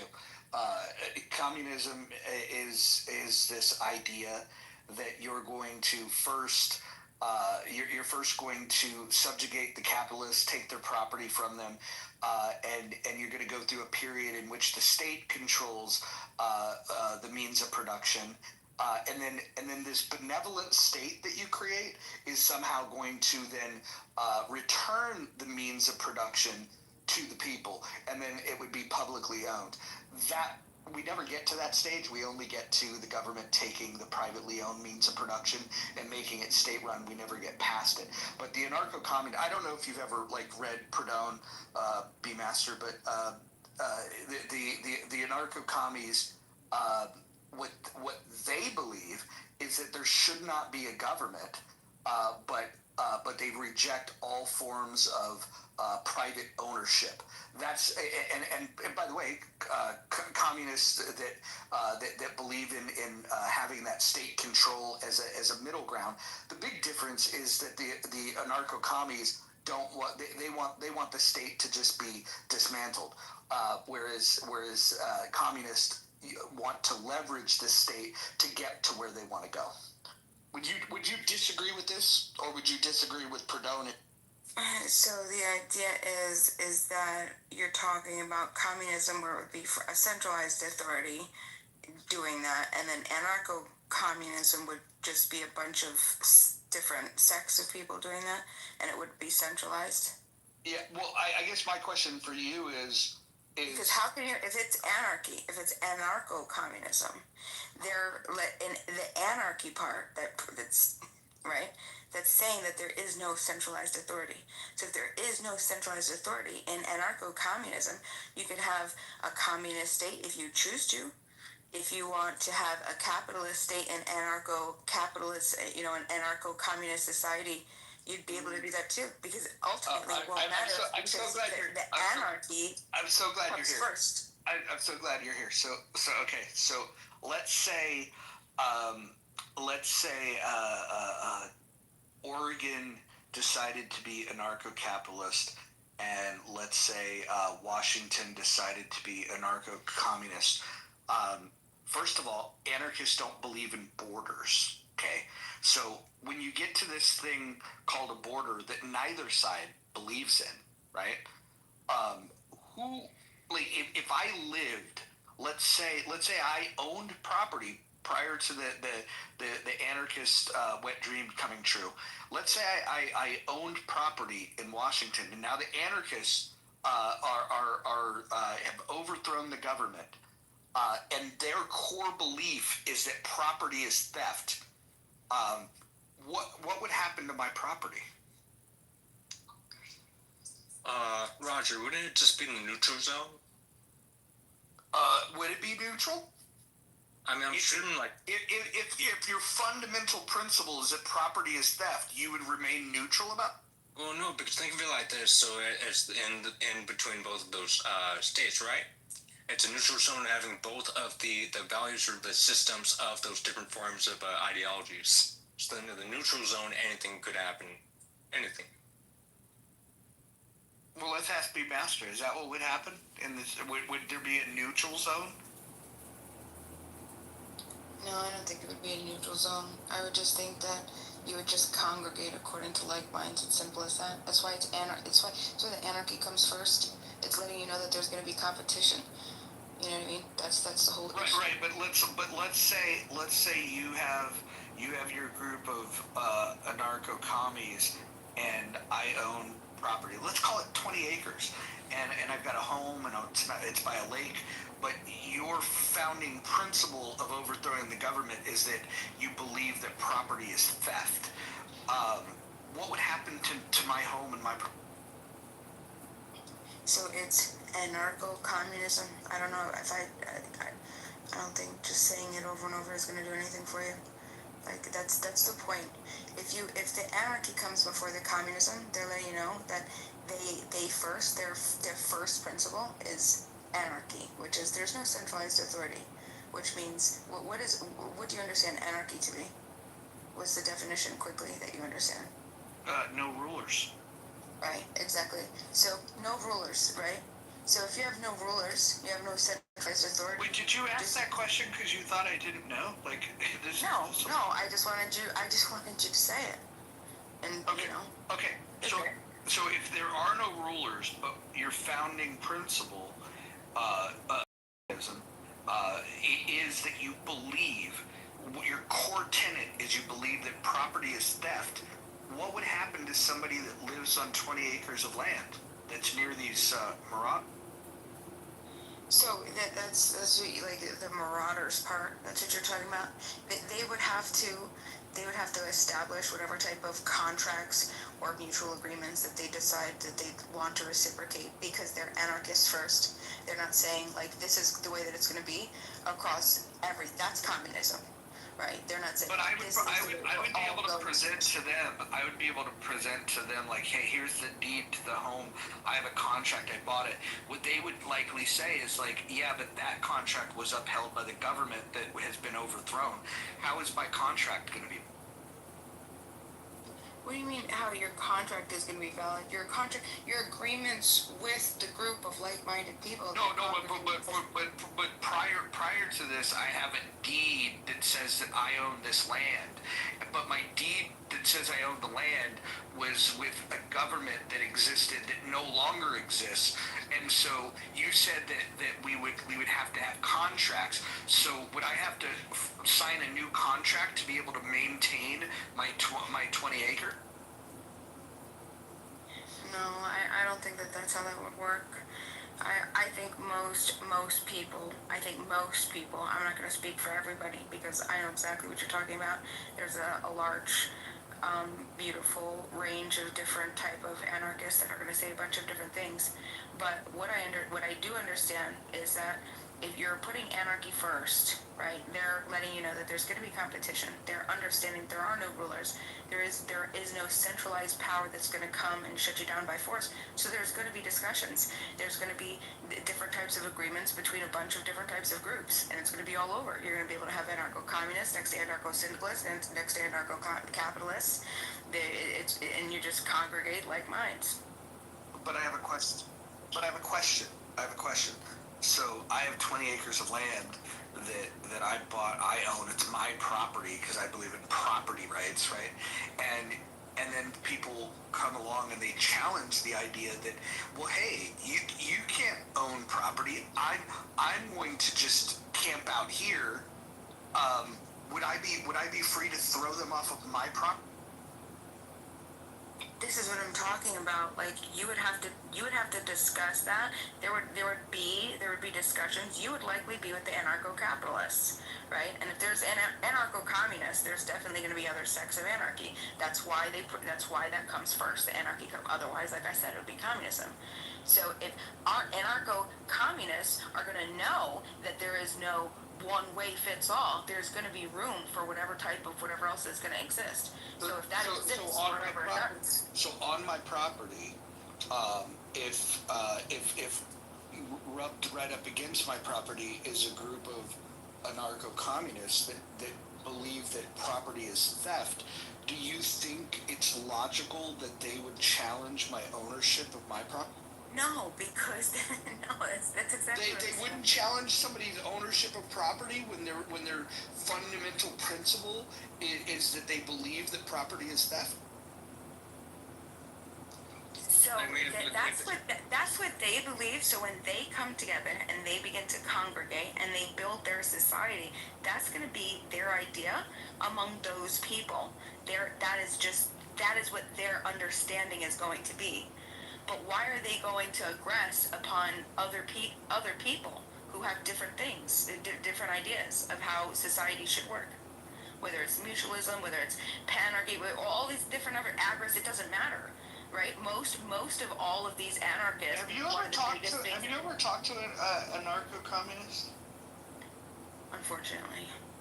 Yeah. So when I asked them that question, like what would happen with my property, they would say that they would disregard my rights to it. That's what they would say. Yeah, I haven't gotten a lot of that. I think Wait, if you were... One second. Were they specific on like, let's say if it was in their territory or something? No, they disregard all property rights because their fundamental belief is that you can't own property privately, and that it's communal. And that it's not a right that you have. Well, that's what anarcho-communists believe, and so we can have these lighter, fluffier versions of communism, but the majority of communists globally are anarcho-communists, and that's precisely what they believe, is that property is. I think that in most of those cases, like when you come up against them, I would challenge what the difference between a communist society then is and an anarcho-communist society.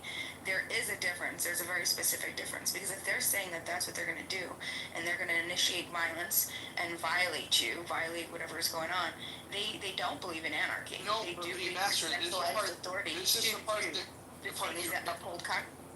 No, but the part that you're missing is that they don't believe that they're committing an act of aggression, that you violated them by your claim to ownership of property, which is a right that they believe you don't have.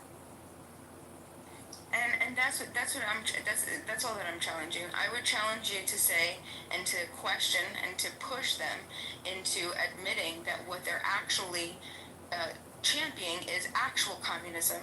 Because if that's what they believe, that's fine, but then why add the anarchy? What's the point of adding the anarchy if they're willing to aggress upon other people to say, no, there are going to be other ways, there is not going to be, because what you're saying is there is going to be a centralized authority, there is going to be a specific objective morality which you are going to fulfill and advocate for and move towards, and that's all that I'm saying. So push those who say that, because they're not advocating for the anarcho-communist part. They're just advocating for communism. Well, what they're looking for is they're looking to normalize their worldview that property is theft, and the reason they reject authority is they understand that any common sense person that sees people operating that way, seizing private property, that an authority would be against that. That's why they don't want the authority. It gives them reign to be tyrannical like that. So, which is why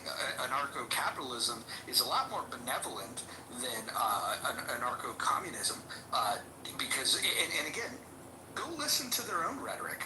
I've debated these people. They'll tell you straight up, yeah, if you own property, you're not allowed to own property. They will disallow that. Right, they would disallow it in their once they begin to build this society. But the idea, and this is what I'm challenging you, this is what I'm saying. Next time you have a conversation with them, push to really have them give an explanation as to what the difference between communism and why add the anarcho-communism or the anarcho-communism. Because if they're admitting that there should be no rulers, there should be no centralized authority, there should be no monopoly on violence, then why would they be the one to say, I'm going to go ahead and move objectively to say this is the way things should be done? It doesn't make any sense. It's contradictory of ideas.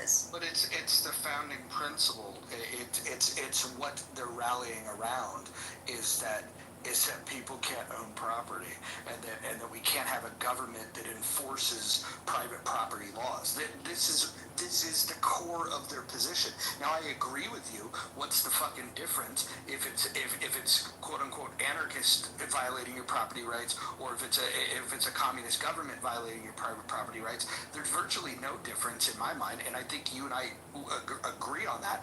But that doesn't change the fact that that is precisely what their position is, which is why I think anarchy in all of its forms is absolute fucking horseshit. Well, that's it, and I understand what you're saying, but listen, I'm not going to keep saying it over and over, but I would just say push to have them really explain the difference and really challenge them, because if you challenge them, everything is going to dissolve. There's going to be no foundation that they're going to be able to build. There has to be all types of anarchists, no matter what type of anarchist you are, you have to be able to, you're going to recognize territorial boundaries. It's absolutely necessary. You cannot, you wouldn't be able, otherwise you're saying that there's going to be a centralized authority. Master, if you're an anarchist, there's no borders. If you're an anarchist, there's no borders. They don't believe in borders, right? They don't believe in borders. There would be no country, there'd be no state, there'd be no city. They don't believe in borders. Right, but a border as in a centralized authority versus voluntary people coming together and saying, okay, this is the way that we're gonna come together as anarcho-communists. We're gonna live in a decommodified cooperative commune. All the resources are gonna be shared. No, there's gonna be no wages. Property is held in common, right? But now also because it's anarcho-communist, we understand that nearby, like maybe a mile north, there's a group of anarcho-capitalists, and they're living in a market-based town. Property is going to be privately owned. There's going to be value exchange, and there's going to be a currency. There's going to be services that are going to run for profit. They're going to be able to do that. But in order for the anarchist part to happen, that they have to be able to recognize territorial boundaries. They're going to say, okay, well, these groups of people came together voluntarily, and we're choosing to live in this time, and that's all that it is. So here's the issue, right? If you had, if the anarcho-capitalists had taken over and said, hey, look, we're anarchists, but we believe in property rights, you could then allow the anarcho-commies to live in their commune, and they could be fine. Hey, that's how you guys want to live? You can live that way. The anarcho-capitalists would allow anarcho-commies to live the way they want to live. What they wouldn't allow is for them to impinge on their freedom. And this is why an anarcho-capitalist society, you can have anarcho-commies. In a society that's ran by with the prevailing wisdom of anarcho-communism, they will not allow you to be an anarcho-capitalist because they will say that you cannot own property. And so you're violating their core tenet. They're incompatible with each other. It's the capitalists could allow for the commies to be there. It doesn't work vice versa.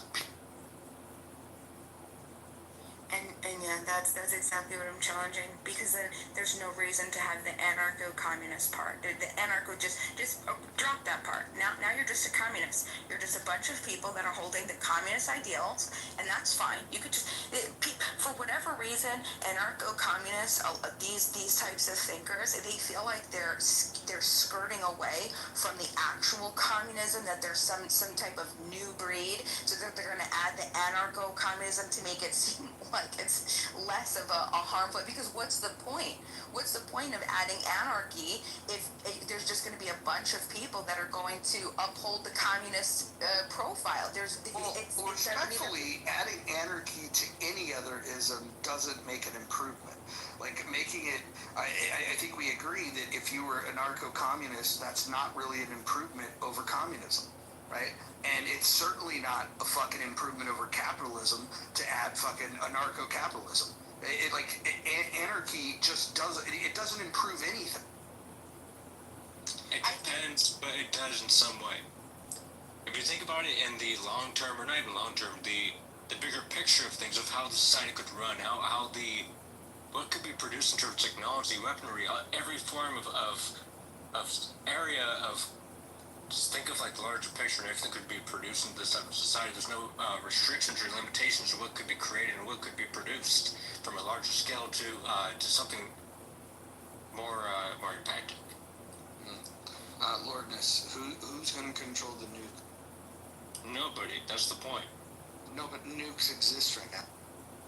Of course, and corporations. So okay, so Marshall, how many nukes do we have? Like, if you had to give it a number, 28,000, something like that? Something like that. Okay, so let's call it 25,000, 30,000, whatever number works for you. Lord, of the 25,000 nuclear warheads that the U.S. has, in your anarchist society, who could? Everyone. Everyone? Everyone controls nuclear weapons. It's a free-for-all. It's a free-for-all. I want one. Oh. Okay, so let me ask you this. Do you think, there's 28,000. Let's say there's 350 million people, so not everybody can get one because there's only 28,000 of them. But let's say the 28,000 lucky winners of a lottery for a nuke were to win them. In your experience, do you think that it would be safer if you had 28,000 people with different levels of mental stability and temperament controlling nuclear weapons than it would to have a central authority that has specific rules of engagement on when they would use them and how they? It's not about it being safe. It's the true anarchy type of society that allows people to purchase whatever they want, to live the life that they want to live without any limitations. Okay. So if they wanted to implant themselves with a nuke, they could do that. If they sneezed, then they could explode plane. Got it. Okay, so let's we waved our wand. The U.S. government is gone tomorrow, right? Poof, it's gone. These weapons exist right now. We have aircraft carriers. We have fighter jets. We have bombers. We have submarines. We have weapons. We have forget about the nukes. We have all these weapons, tanks. We have all this stuff. So who gets that stuff? Well, it depends on who you know. Obviously, the people that were in the government, since the government has been abolished, are going to go into their own types of sub-factions, have their own forms of military and defensive. People then choose their sides. Some people could even just, continue to go off the radar and just live on their own. Overall, it's just going to be a full-on, think of it like Mad Max, which is... That's your selling point? Think of it like Mad Max? In the beginning, for let's just say, I'm good. I don't want my world to look like that. 1 or 2 years, probably turn into a Mad Max, but over time it'll start to become a more different type of society. Are you guys listening to this? Because when we first brought this up, I was like, oh yeah, talking to anarchists, it's fucking weird. They got these weird ideas.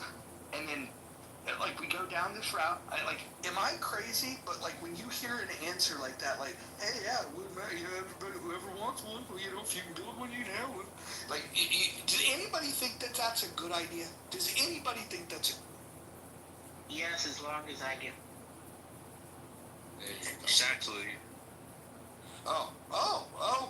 Well, you got some support for that. Liz, what makes you special to get one of the 28,000?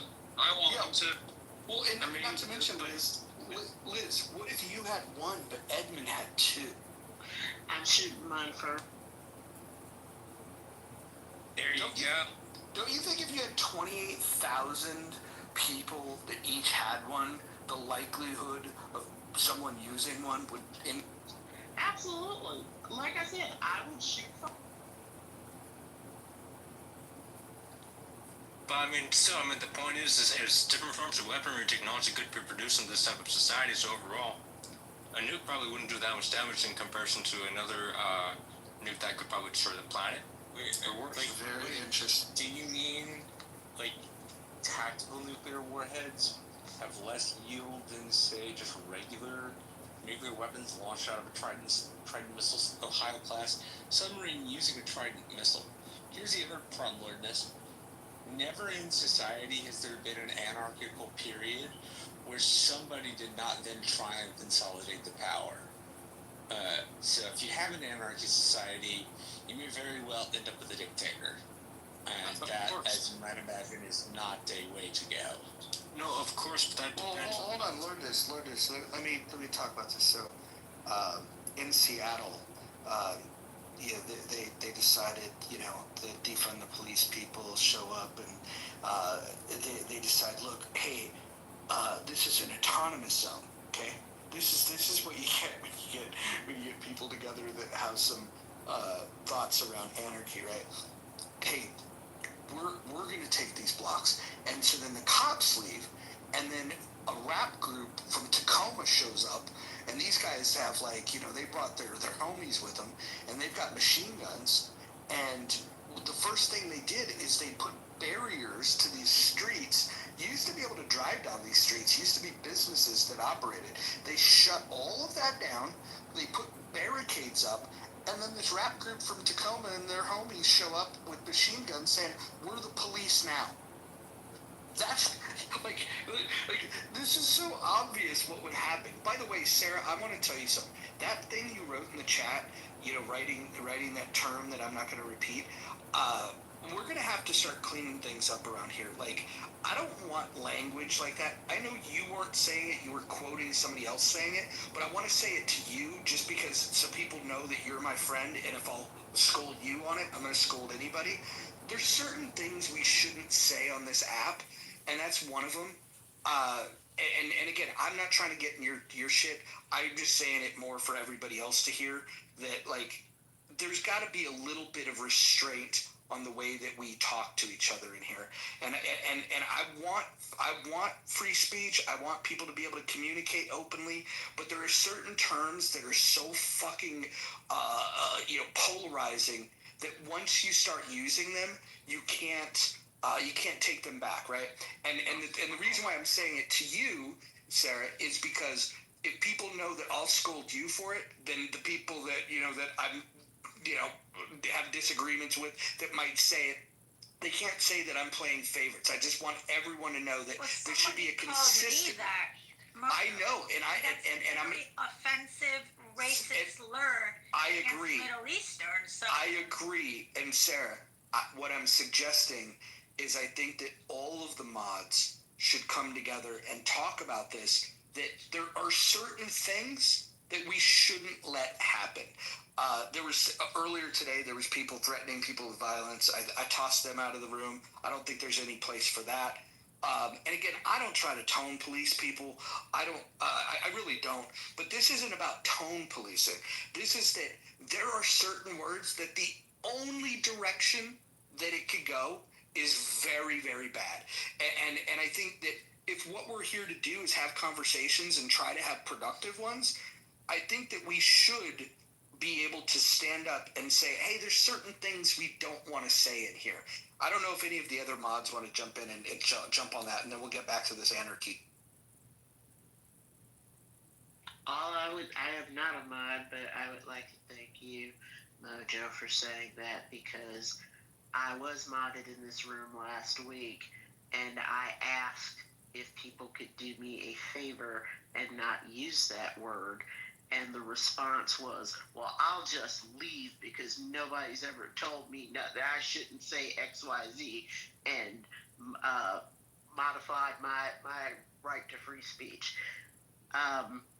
There's a lot of rooms where you can go hear that ad nauseum. It doesn't need to be here. Yeah. So thank you. Yeah, no, I agree, and I think one of the things that the moderators should get together and talk about, and by moderators, I don't mean like the people that you see, opening the room, or that includes them, but anybody that's ever been given a moderator badge, we should have input on this. I think that if we're going to try to foster better conversations, there's certain things that I just think that are out of bounds, and there's certain things that I say that we need to have a conversation about. Like, do I have to stop saying faggot? Do I have to stop saying retard? Maybe. I don't see those as words that rile people up, because like my lived experience is that, like, the kid that didn't want to come out of the house to ride bikes that day, that was the guy you called a faggot. It had nothing to do with sexuality. And the guy you called a retard is the guy that doesn't like, the movie that you like, oh, you're a fucking retard. You don't like Star Wars? So that's how I mean it. But if those words are crossing the line, because here's the thing, I do think there's a lot of inconsistencies all across Clubhouse and in this house and in the rooms that I've monitored. There's a lot of inconsistencies, and I'll raise my hand and say I'm guilty to some of this stuff, because sometimes it's said fast, or sometimes it's said in a particular way that you just kind of, it slides in. I think we should have a conversation and maybe look towards posting some basic rules of the road. You guys know me, I'm not going to try to over moderate shit, but I do think that there are certain things that would make a better space, and one of those is taking a look at like the words that we know are going to be inflammatory into a way that you can't that you can't walk back very easily. I don't know, Ro, you want to jump in? Yeah, I've got a mouthful. Can you hear me? Yeah, go for it. Look, it's a topic that's come up more so probably over the last couple of weeks than it has for quite a while, for good reasons. All three of us, Roger, Mojo, myself, and Kelly, but actually steered away from, I guess, Clubhouse entirely for probably close to about 5-6 months, and the rooms that have been held they've been quite different. So there's been a new culture that's been a bit. Look, from my recollection, going back a number of years, there've been lines that we've been drawing, and one of them is an absolute no, we don't use the N word in here, okay? People have been saying kike and stuff like that, and there's a whole lot of dialogue in here. It's really just been incredibly offensive. It sort of slipped in. So, look, I prefer to be able to lean away from racism completely. There's so much opportunity that happens in so many other fucking rooms. It's like it doesn't need to be happening in this house in the slightest.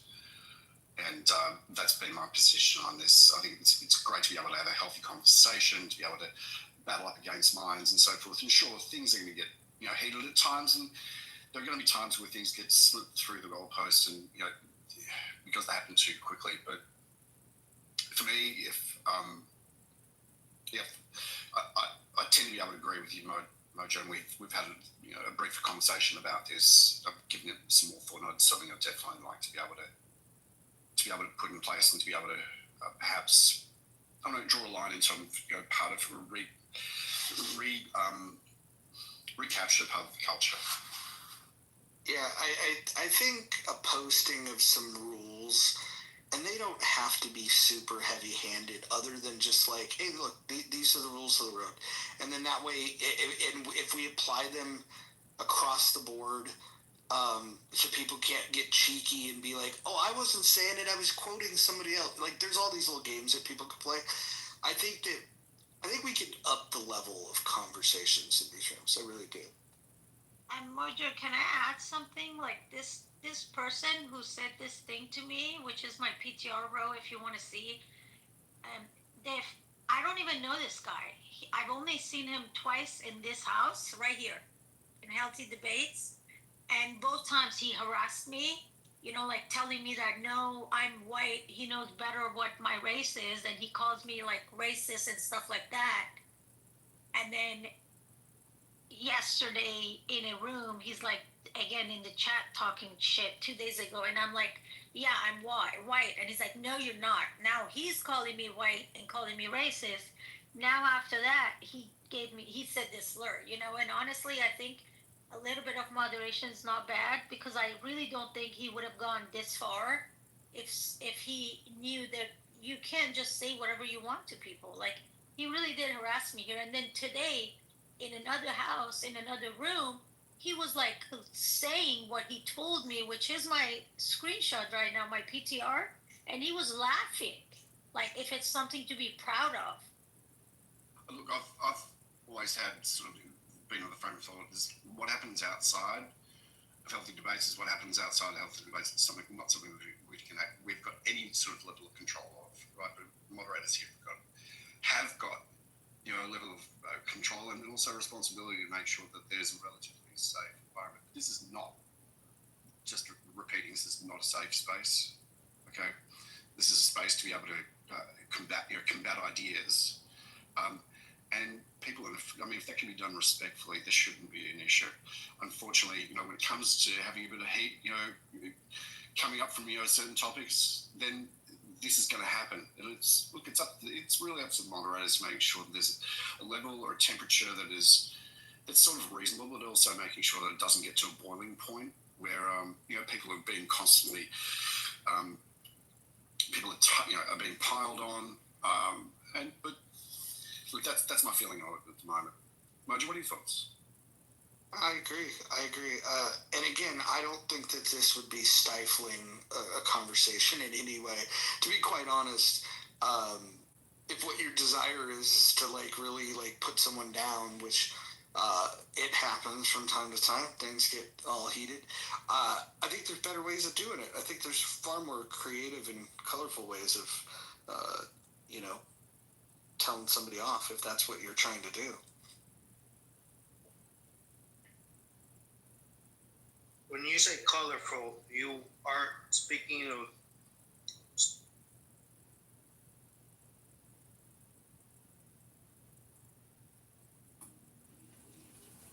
No, we're not talking about this. Well, that guy is gone. Here's what's funny. He probably thought that was a good joke and that everybody was going to laugh.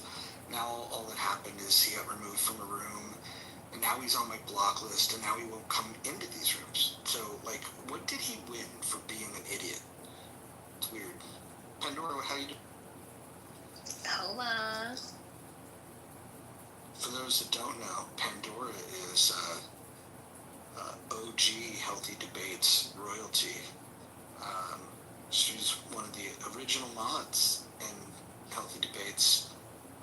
Pandora, we were talking about it a little bit last night. What do you think the difference is between Clubhouse from 4 or 5 years ago till Clubhouse now? You've been off the app for, 3.5 years?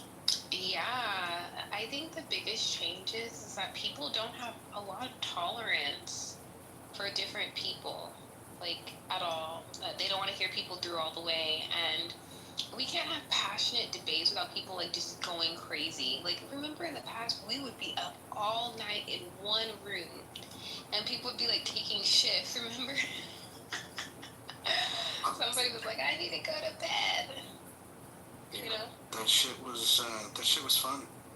It was crazy. It was fun. We had crazy liberals, but I feel like liberals were real crazy back then too. And I feel like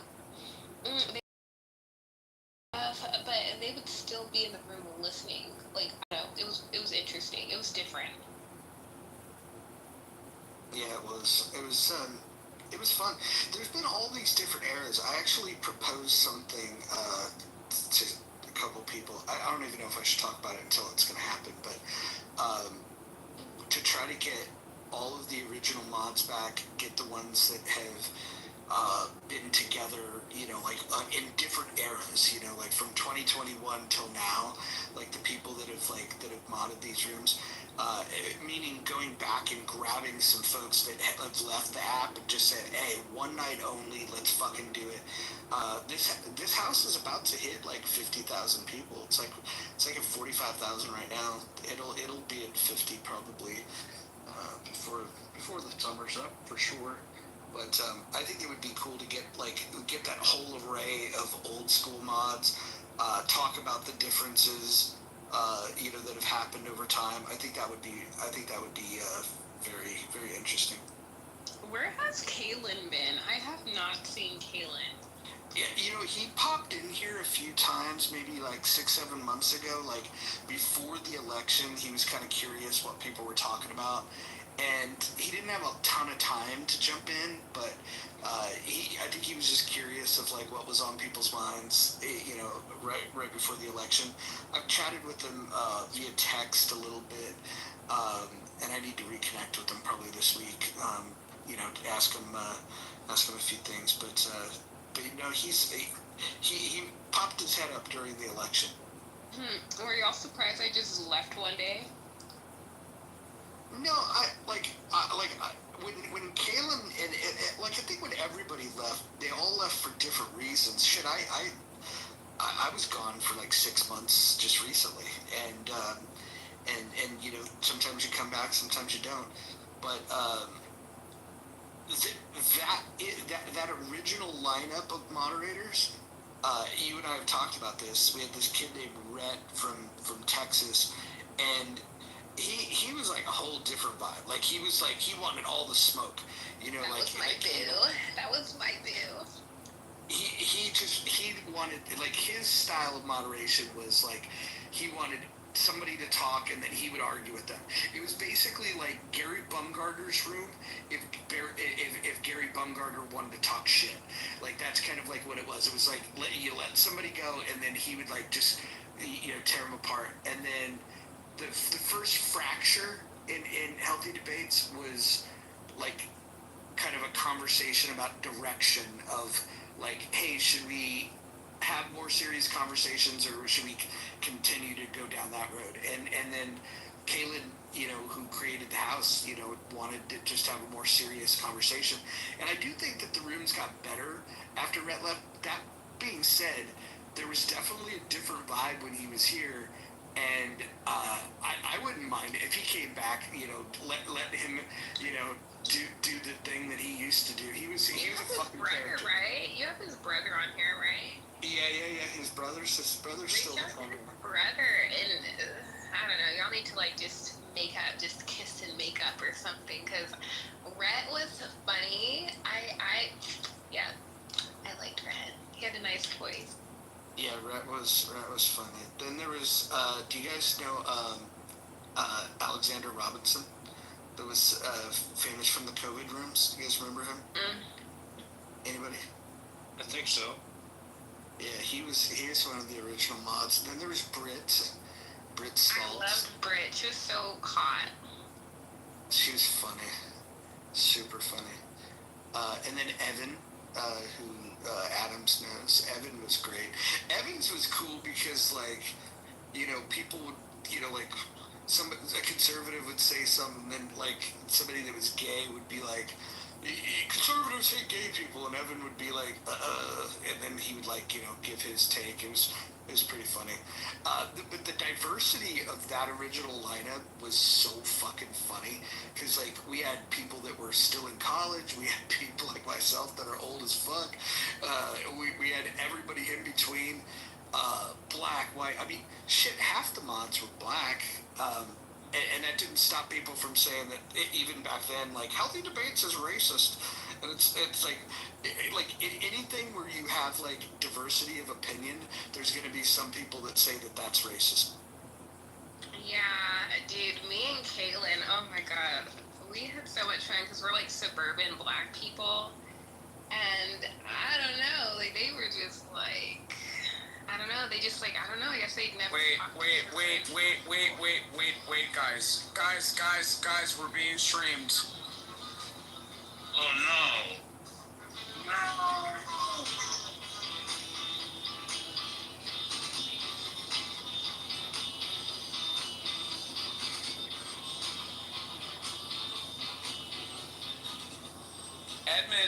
Edmund, turn off the stream.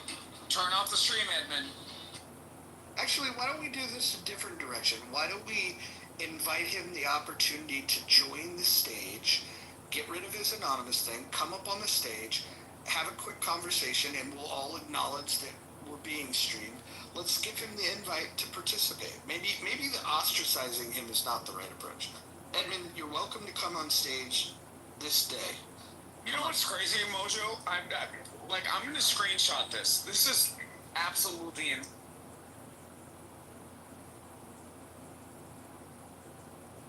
Wait, so now people are streaming rooms? Is that a new thing? Yeah, and now because they have this anonymous feature, they could stream it, and I can't I could remove everybody from the room except for the anonymous person. Fucking hilarious. But the anonymous person can't chat. They can't really do much. They all they can do is listen. But in this particular case, he streams. I don't know. I don't know. Well, the interesting thing, Roger, is that Roger, contracts that we go ahead and PTR.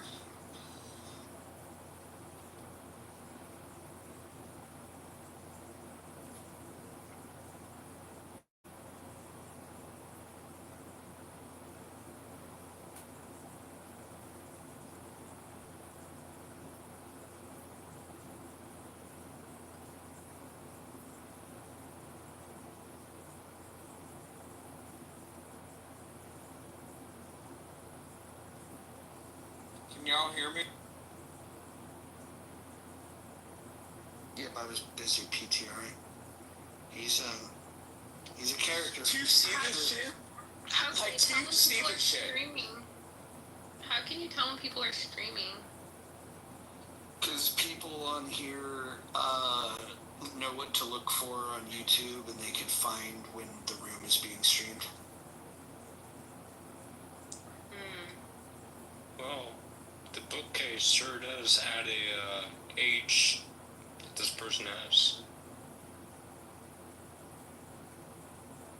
You guys could have kept this app exclusive. I will say, if this was still invite only, I think it would be better. It would, because I feel like there's just a lot of unhinged people on here, and they just do weird things, and it's just why do you not want to have fun? We used to have a lot of fun on this app, a lot of fun.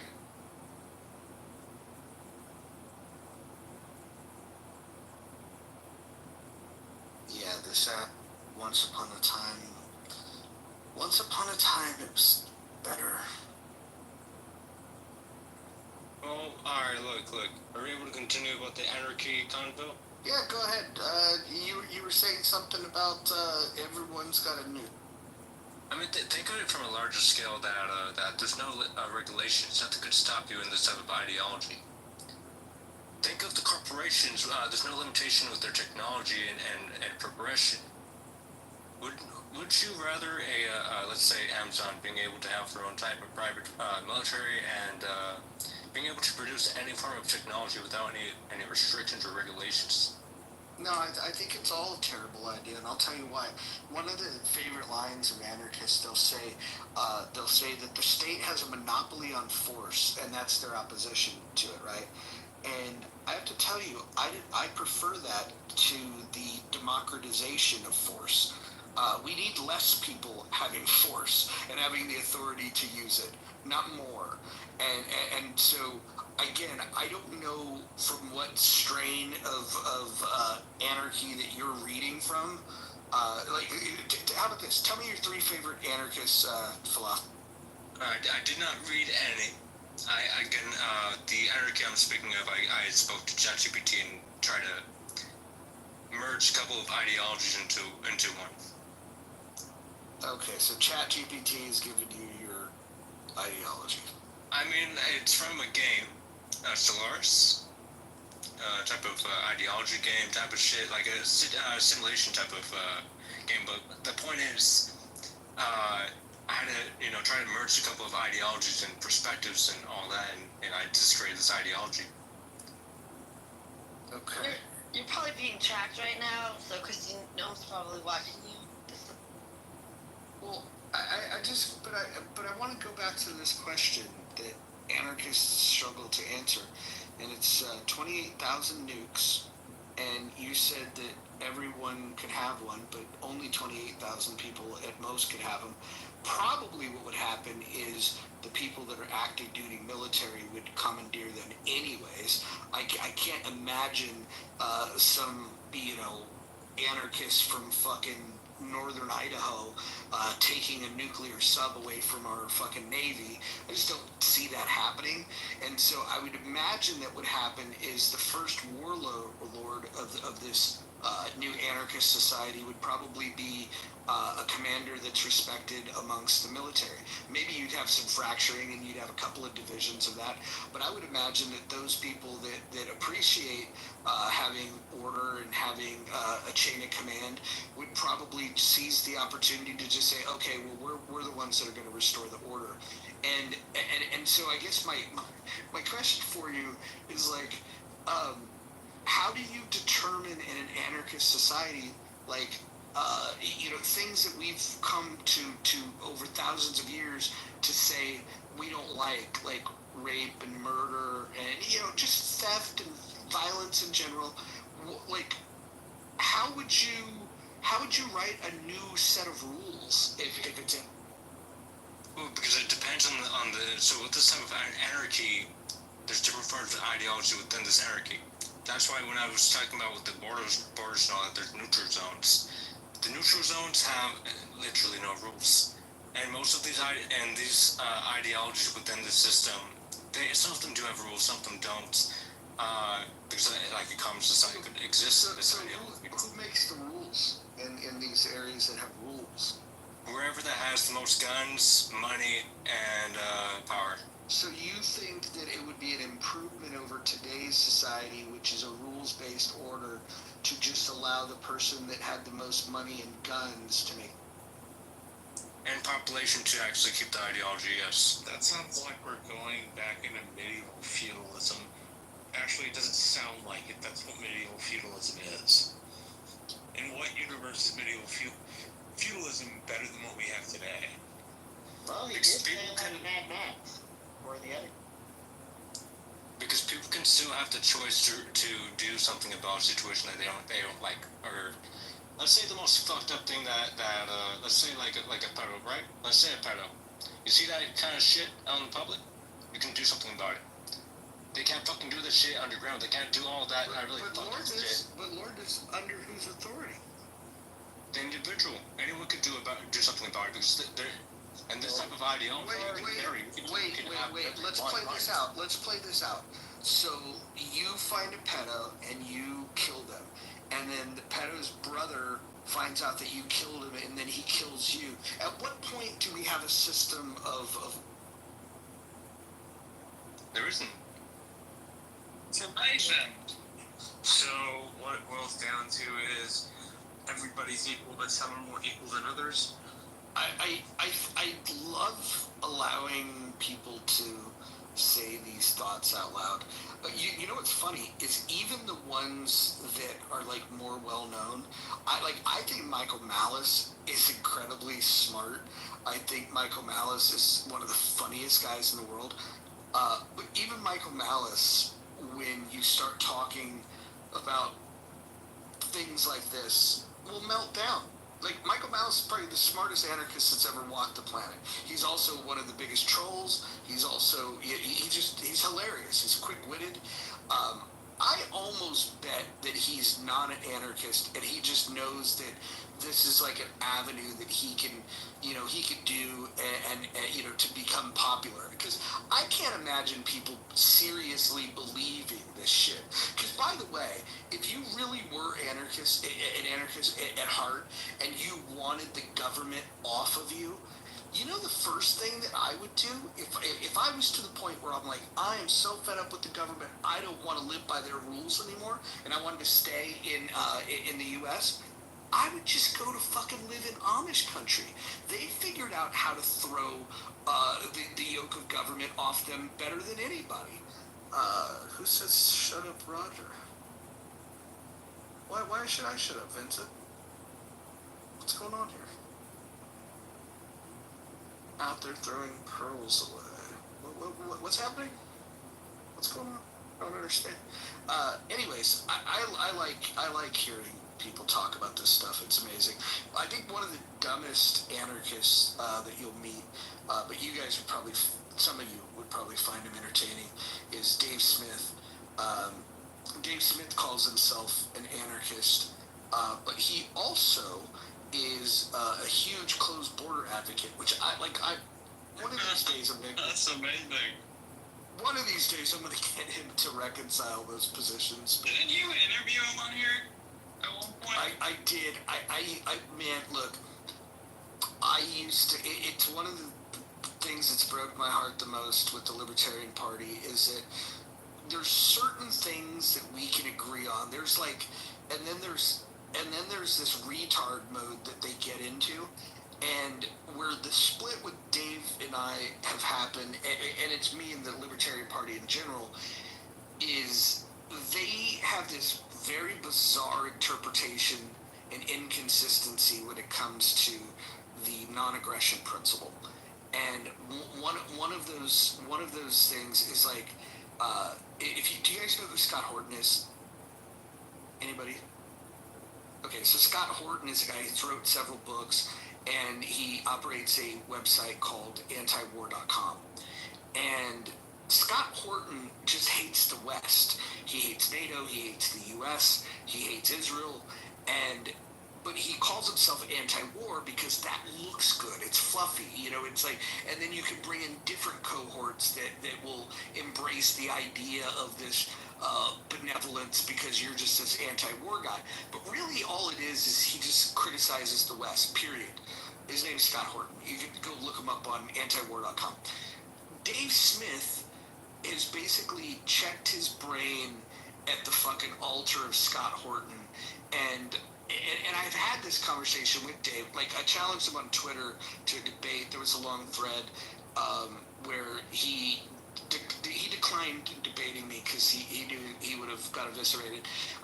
But the main thing that he got upset with is that I told him that he doesn't think for himself anymore and that he lets Scott Horton do the thinking for him. And then he's like, that's bullshit. And then so I played the audio clip on Twitter for him of him being on Joe Rogan. And the last minute of this Rogan interview, Joe Rogan's, they're friends from the comedy circuit, right? So that's how they know each other. And Joe Rogan goes, man, you're smart, man, you know all this shit. And he goes, and this is his quote. He said, I don't know if I'm the dumbest smart guy or the smartest dumb guy, but I listen to the right people and I can memorize what they have to say and then I can repeat it back. And then Joe Rogan's like, oh, like who? And then he goes, like Scott Horton. So then what I called him out on is like, dude, you don't think for yourself. You let Scott Horton do the thinking for you. And then he thought, oh, that's bullshit. I played the clip, and then everybody was like, yeah, you kind of fucking said that. And so he's basically become, because he's not deep in foreign policy and he's not deep in the philosophy, period. So what he's done is he's decided like, oh, well, people seem to respect this guy. Let me go ahead and hitch my cart to his wagon. And I think that's the beginning of the end for Dave Smith. Also, Dave Smith came out and endorsed Donald Trump. And now Dave Smith is calling for the impeachment of Donald Trump because of the strikes in Iran. It's like anytime the U.S. does anything bad, but go try to find something where he condemns the deeds of Iran. You won't find that. Like they can strike with no kickback at all. But if the U.S. does anything about it, that's where he has his objection. I've lost all respect for Dave Smith. Doesn't mean that I disagree with him on everything. There are some things on, economics that he and I will probably always agree on, but his foreign policy is fucking.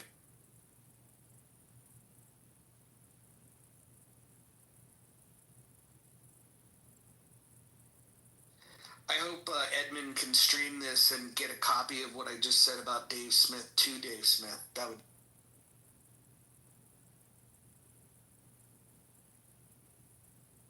So did he block you on Twitter or something? I got off of Twitter and like I'm back on there, but like I follow like 5 people.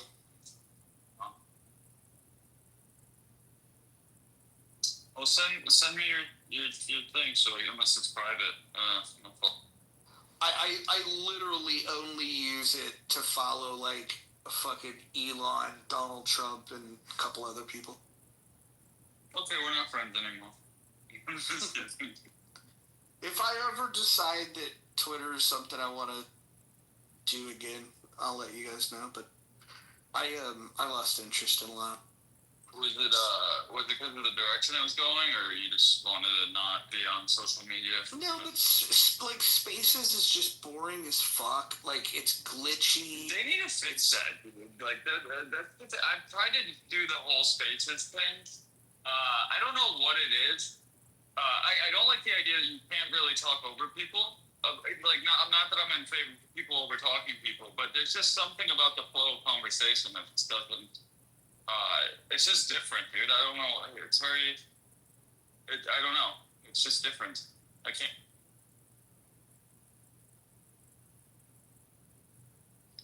You guys want to get back to anarchy? Lordness, okay, we'll move past the nukes because you didn't have a very good answer there. But let's say somebody steals my car. Who do I call? People that you know. I call people. So I call Marshall and I go, "Hey, somebody." So I call Marshall and I go, "Marshall, somebody stole my car." You could either do that, or you could just handle the situation yourself. But I don't know where my car is. I mean, in this type of society, currency is a little bit more extreme. Let's say so. I mean, you could get yourself a new car. Okay, so I just. Wait, just so I can understand you. Why not just steal one if there's no consequences? I mean, you could. There's nothing stopping you. Lordness, are you hearing the words you're saying? Yeah, why? So you're saying that if someone stole my car, I wake up and I go outside and the car's gone. Typically, what I would do is I would, in the real world, I would call the police and say, "Hey, somebody stole my car," and then they would investigate. They would put it out. And eventually they would find it, probably stripped down or whatever. Maybe if the person's still driving, depending on how soon I contact them, they'd be able to track them down. They'd be able to figure this out. But my question for you is, like, genuinely, I walk out the door. Oh my God, my car's stolen. You recommend that I call? I mean, look, it varies on the situation where you're at too, and all that in this type of ideology. So overall, I mean, from my perspective, really, what you should do mainly is get yourself a new car. So somebody stole my car. That's the best answer I've ever heard. You call the towing place first. What if you don't have enough money, Lordness, to get another car? But you call the towing place first. You call the local tow place to find out if your car was towed. I mean, that's what you do. No. We're talking about my ideology. We're talking about my ideology. We're not talking about real life right now. Yeah, well, in an anarchist society, see, nobody would have the authority to tow. You know, I mean, I guess randomly they could just go towing. I mean, that might actually, if anarchy took over, what we should do is just go invest in a fucking tow truck. So then what we could do is we just go tow trucks out into the cuts, hotwire the shit, fucking, and then boom, we got new cars. Do that. They'll See, the first thing that you do when you recognize that your car is gone is you call the police department, right? So again, every tow truck company has to notify the police department. Every repossession company has to notify the said police department. So that should be the first person that you should call. Yeah, but there's no police department in this scenario. Yeah. They don't have a sheriff? No, it's anarchy. Remember, it's anarchy. There's no government, so there's no sheriff, there's no police, there's no firefighters. Okay, here's another question, Lord. I didn't like your answer. Wait, Roger. Let's go down the route that, let's say, for example, you were in the a corporation ideology within this type of ideology, right? Let's say that, right? Then yes, you're able to call in the corporation authorities to do something about the situation. Wait, so you want to privatize public security, like public safety? That doesn't seem to make a lot of sense. In the hypothetical and this type of ideology, if you were living under a corporation, a different ideology, a religious ideology, if you were living under any of these other massive ideologies that a majority of people would probably fall under, yeah, a lot more things could be done. But if you're just living on your own or living in a true anarchy system that there's nothing that's going to stop you from blowing yourself up with a nuke or something, yeah. The reason they don't allow everybody to have nukes is because one person's going to get more nukes than the next person, and they're going to use their nukes to subjugate and force said other person. Like, I don't understand why you would argue for an anarchist society. It doesn't make any sense. It's like this airy-fairy idea that humans can make all the right choices and manage to do things. Not to mention, your solution is either like to deal with it yourself or round up a group of people. I'm not sure if you know this, but the group of people is called the lynch mob, and we had nearly 100 years of lynchings, and they were bad. Let's continue that. Hold on, can I just say, this sequence is going a bit. Let me just say one thing, is because if you want to privatize everything, it is an interesting concept. It does make me think differently in terms of, but if you want to privatize everything, it does make sense that you privatize towards the corporation. The corporation is protected the people, and the people will be protected by, Hold on. I don't think I agree with it, but it's interesting. Hold on. I'm big on privatizing a lot of things. The problem is that certain things require an authority in which to act. For example, if somebody stole my car, if we don't have a police force, who's going to arrest them? And if somebody was arrested, whose courtroom are they going to take them to? Who's going to be the judge? Who organizes the jury? But if we can't trust our judge and our judicial systems and the laws that are in place because we can't trust the judicial system because the police are enforced by them, then it becomes a whole, that is where the line crosses, in which maybe you want to align yourself with a corporation that has security to protect yourself. I mean, it's another... Okay, so... hold on. Let me ask this good question, and anyone can answer this. I wake up and my neighbor's house is on fire. I pick up the phone and, well, shit, are we even going to have utility companies? No. Maybe the neighbor doesn't like you, and they're going to say you put it on fire, and who cares about your car? And there's what if they want their house to burn? Hold on. Their house is on fire. Okay, my neighbor's house is on fire, and let's say my house is pretty close to his, and if it blazes any higher, my house could catch on fire. So I pick up my phone. I don't even know if there's a utility company, but I would try to dial 911, but I realized, well, that's a government function, so I could be able to say, hey, there's a fire, send the fire department. But there's no fire department. Who puts out the fire? Look. It's either yourself or, again, if we're living under a corporation or different ideology. Alright, again, if we're living under a corporation, for example, the corporation could do it. If we're living under a religious ideology, most of the people already have their own jobs and roles within that ideology. But overall, within a neutral zone, you are going to have to do something about it. Got it. Okay. Quick question. So let's say you've got a corporate fire department. Who pays for the corporation? What corporation? Wait, hold on. Do you guys realize that corporations exist because the government registers them as a corporation? If we have no government, how are we going to have corporations? The people are paying for it because they're paying for their product. And they're paying for an organization that actually manages the licenses for corporations because it's all privatized. This sounds like the mob, where if you don't want to pay, if you privatize everything can be privatized. If we want to go in this direction, everything can be privatized. It's an idea. It is true. Well, see, here's the problem, though, right? Is that you guys were talking about you guys are locked into the constructs that we have today and trying to say we should break free from them, and you were saying the corporations. If you have no government, you would have no corporations. Incorporating is something that you do where the government deems that you are a corporation, and they give you the license to operate as a corporation. You don't really need. You can just wait. The government doesn't need to be broad. It can be really simple. You don't have to have all these people. That's the thing, is at the end of the day, you don't really. You can set this up in such that you don't need to have all these. There's ways that you could actually do it that you don't need to have this broad, powerful, bureaucratic government. You don't need that. You really don't. You can register through Delaware. Hold on, guys. Just relax. See, you're gonna have maybe do something, couple deep breaths or something.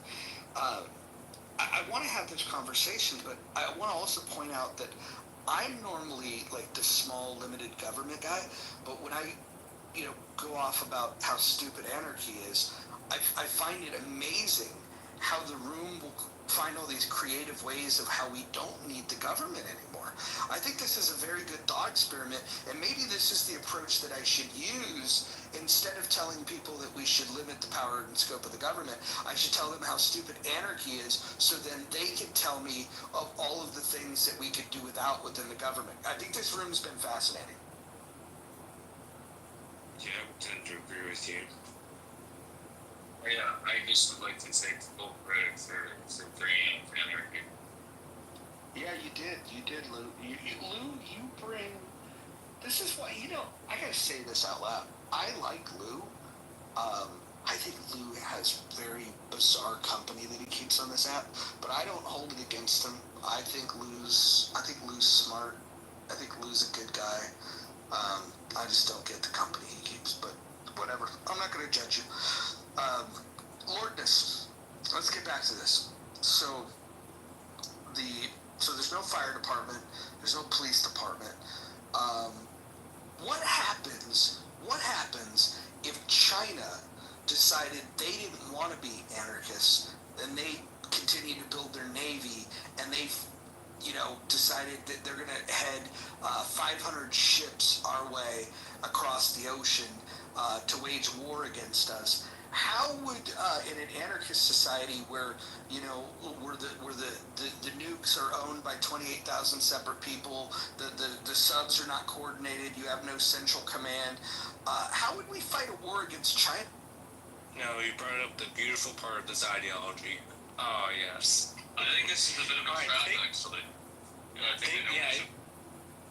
Think of it like this, sorry, because this ideology is this constant war and all that. We would have produced technology that would be far more destructive than what China or any other nation would have in the whole world.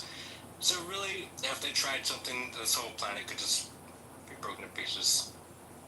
Wait, you're okay where I thought you were going to go. But I thought you would... Go ahead, sorry. I thought... So it is... Look, I don't think this world would work, 28,000 people with nukes, but I do think if 28,000 people in a large landmass area did have nukes, I think China would, or any country for that matter, would really second guess invading. I mean, possibly, but if there's no coordination, you end up with a bunch of disjointed responses, which allows your adversary to take you apart at a time and place of their own choosing. Which is not how you want to go. You want to be able to set terms for the battle space yourself, not rely on other people for those terms. Question Lordness, though. Lordness, what is the punishment for murder? Nothing. So there's no punishment for murder. Interesting. No, there's... Why would there be no punishment for die on these hills? It's hilarious. Honestly, we don't even have to tell them they're wrong. You just keep asking them questions. So there's no punishment on murder. And which, by the way, was a trap, because if he would have said that there was a punishment for murder, then I would have said, well, who executes? Who's the judge that determines that? Who was the legislative body that made it illegal? So at least he stayed logically consistent, despite how bad this would turn out. But I just want everybody to know that what he just said was that in his society, this ideal society that he's dreaming of, murder is legal. Yeah, I mean, it's ideology, or I would say it's the true anarchy. Then why the hell would you want to live in a place like that? Because there's no restriction on creating technology and weaponry. There's no limitation on how much money you can make. There's the poor, like, think of a poor person, right? Right now, currently, for the poor people, it's not really easy for them to go up in any way right now. In this type of ideology, you could do any job for any amount of money. You'd become rich within a day. Except people don't pay you for jobs exorbitant amounts of money. I'm not going to pay you $1,500 to cut my fucking lawn. It's just not worth it. But there are dumb people in the world that are willing to do that. Yes, there are dumb people in the world who are willing to do that, but most people are not, by and large, stupid. They have their own blind spots, but they are, by and large, not actually stupid. I think most people are stupid. I'll put myself in that category. I have a question, Lord. Just why would there be a lot of news? I'm trying to be honest. Until the first one gets started. Sorry, I didn't hear that, Lou. You kind of broke up. You're muffled. You're muffled. As Kelly would say, take the phone out of your ass. No, it's not in my ass. I'm looping. I'll just ask again. If you still can't hear me, then I'll wait. But how long? 28,000 people have nukes. How long until the first one is fired? If you had a guess, there's no right answer. Obviously, when someone has it, it's going to be fired. Obvious. Now, how long people would have it for, it would vary on the individual. Well, I'm just asking you, in your estimates, or again, there's no right answer. How long do you think until the first one's fired? A week? On day one. Minutes? Okay, so I can appreciate the honesty. It's honesty. I'll give it that. Yes, it is honest. Doesn't make a ton of sense though. It also seems like we've tried anarchy before in history and it just doesn't work. You end up with a dictator usually, and that's not very much fun. But we haven't tried it in the modern sense. Hold on, before we tell all the reasons why it won't work, of all the different things that he hasn't thought of. I got a question for you. When it comes to water, right? Let's say there's a reservoir that, like Hetch Hetchy is a reservoir that feeds water to people in California, right? In an anarchist society, how do we make sure that people continue to have water, a very, a functioning thing that they need in order to live? What if the people that lived around Hetch Hetchy, that with no government to stop them, said, hey, we don't want to give water to these people anymore. We're going to keep the water for ourselves. Who would stop them from hoarding the? I mean, nothing would stop them unless people would really want to take over that territory and claim it, or a corporation could claim it and give it out to people. You wouldn't have corporations. You don't have a government. You can't. All right. Something similar to a corporation. Something similar to a corporation. Why don't we just leave it the way it is? CEO or not CEO? Well, hold on. I think people are going to want to take over the most valuable, like the thing that's required just to stay in line. Yeah, hold on. I just want to explain this, right? So you're going to have a private fire department, a private police force, which, okay, you'd still have to have a central authority in which they report to so they know what the laws are, what the regulations are. You have to have some semblance of order, right? And you definitely need a judge. You definitely need court system to be able to deal with force and coercion, unless you're saying that force and coercion and fraud and all of these things, stealing people, being violent, all those things are perfectly okay in this society, which wouldn't last long, by the way, because once you started doing that, once you started murdering women and children, somebody would rise up and say, you can't do that. And then what they would do is they would make rules, and then what that would make them is the ruler. And then what they would do is they would start building a government. And so I guess, Lord, here's a question for you. Why do you believe governments were built in the first place? What problem do you think they were solving? To control and regulate people overall. No, but what problem were they trying to solve? Mainly just more of the,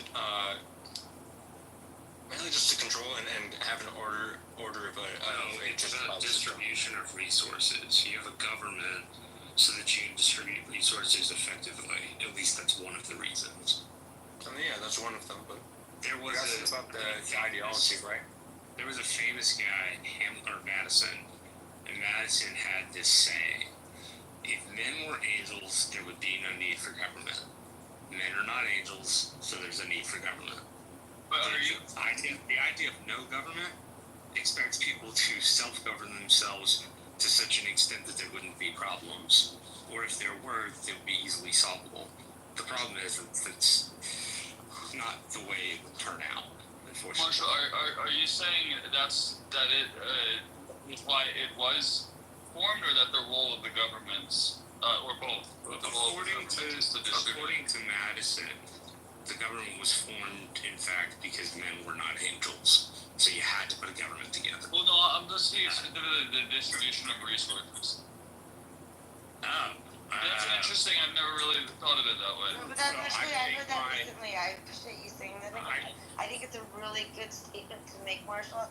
I appreciate you saying that again. Because men are not angels, and there's truth to that. And that makes sense, and it's real. Women also are not angels. No, the men. When I say I've always said, I teach my boys. I always said, women. In the word women, that's man too. Women and men. So when I say that, it means both. It means people are not angels.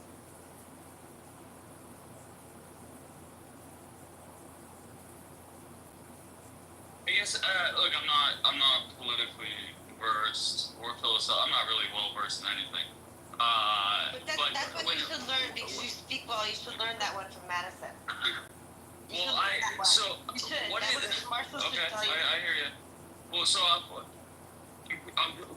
when I hear distribution of resources in a government context, my mind automatically goes to it sounds like Marxism or communism to me. I'm not well versed in the definitions, but the distribution of resources, if they're in charge of that, to me that's that's not what I thought the idea of government, or at least a free, whatever we want to call what we live in. So what is the difference between those two, like a communist versus a government that's in charge of the distribution of resources, but in a non-communist or socialist way? Again, I might be misusing these terms. I'm not well versed.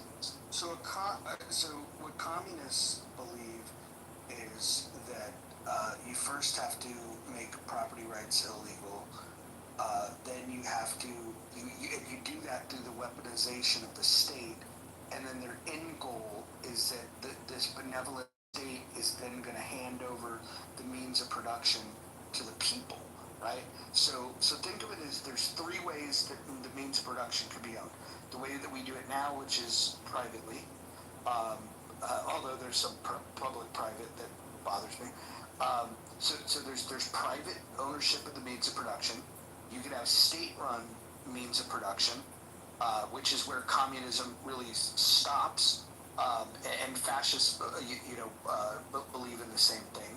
But then this idea of the people having the means of production, this is something that's never really happened, and the reason why it doesn't happen is because it's horribly inefficient.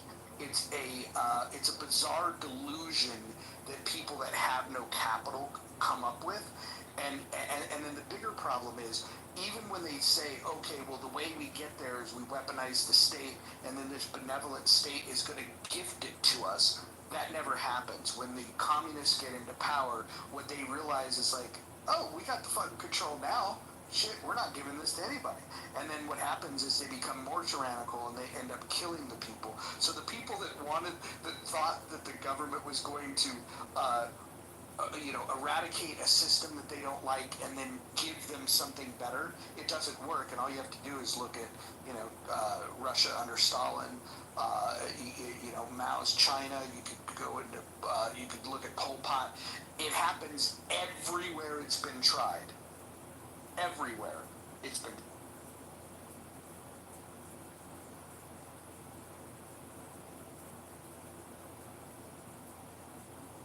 I think this is a good point that was brought up in the chat by Son Goku. He says, without government, a woman couldn't walk outside safely.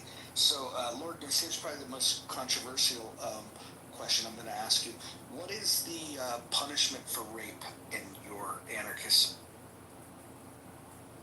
Punishment? All right. Obviously, in a true anarchist society, nothing could be done about it, but no, you could kill him on the spot. Wait, hold on. Nothing can be done about rape? Nothing could be done about anything. Legally, in terms of the government, what they could do about the situation, there's no government, obviously, so nothing could be done about it. Now, if any individual sees the situation happen on the spot, they can kill him on the spot. Don't you see how that's a problem, though? Lordness, hold on. Let's slow this down. Let's take this one slow, because this one's important. This might be the most important one. This might be more important than all of the other topics. Do you have a mom? I'm guessing yes. Yeah. She's still around? She's still alive? Yeah. Okay, cool. You have a sister? No. Okay. Do you have any daughters? No. Do you plan on having kids? Yeah. Okay. Imagine you had kids.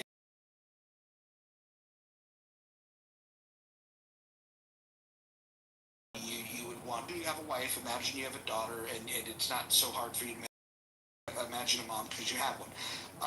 Imagine, again, I don't want to put thoughts in your head that are gross. But I just imagine if we were to personalize this, if somebody close to you, because you just said that if somebody rapes a woman in your anarchist society, that there's nothing that anybody can do because there's lawlessness. Do you think that if you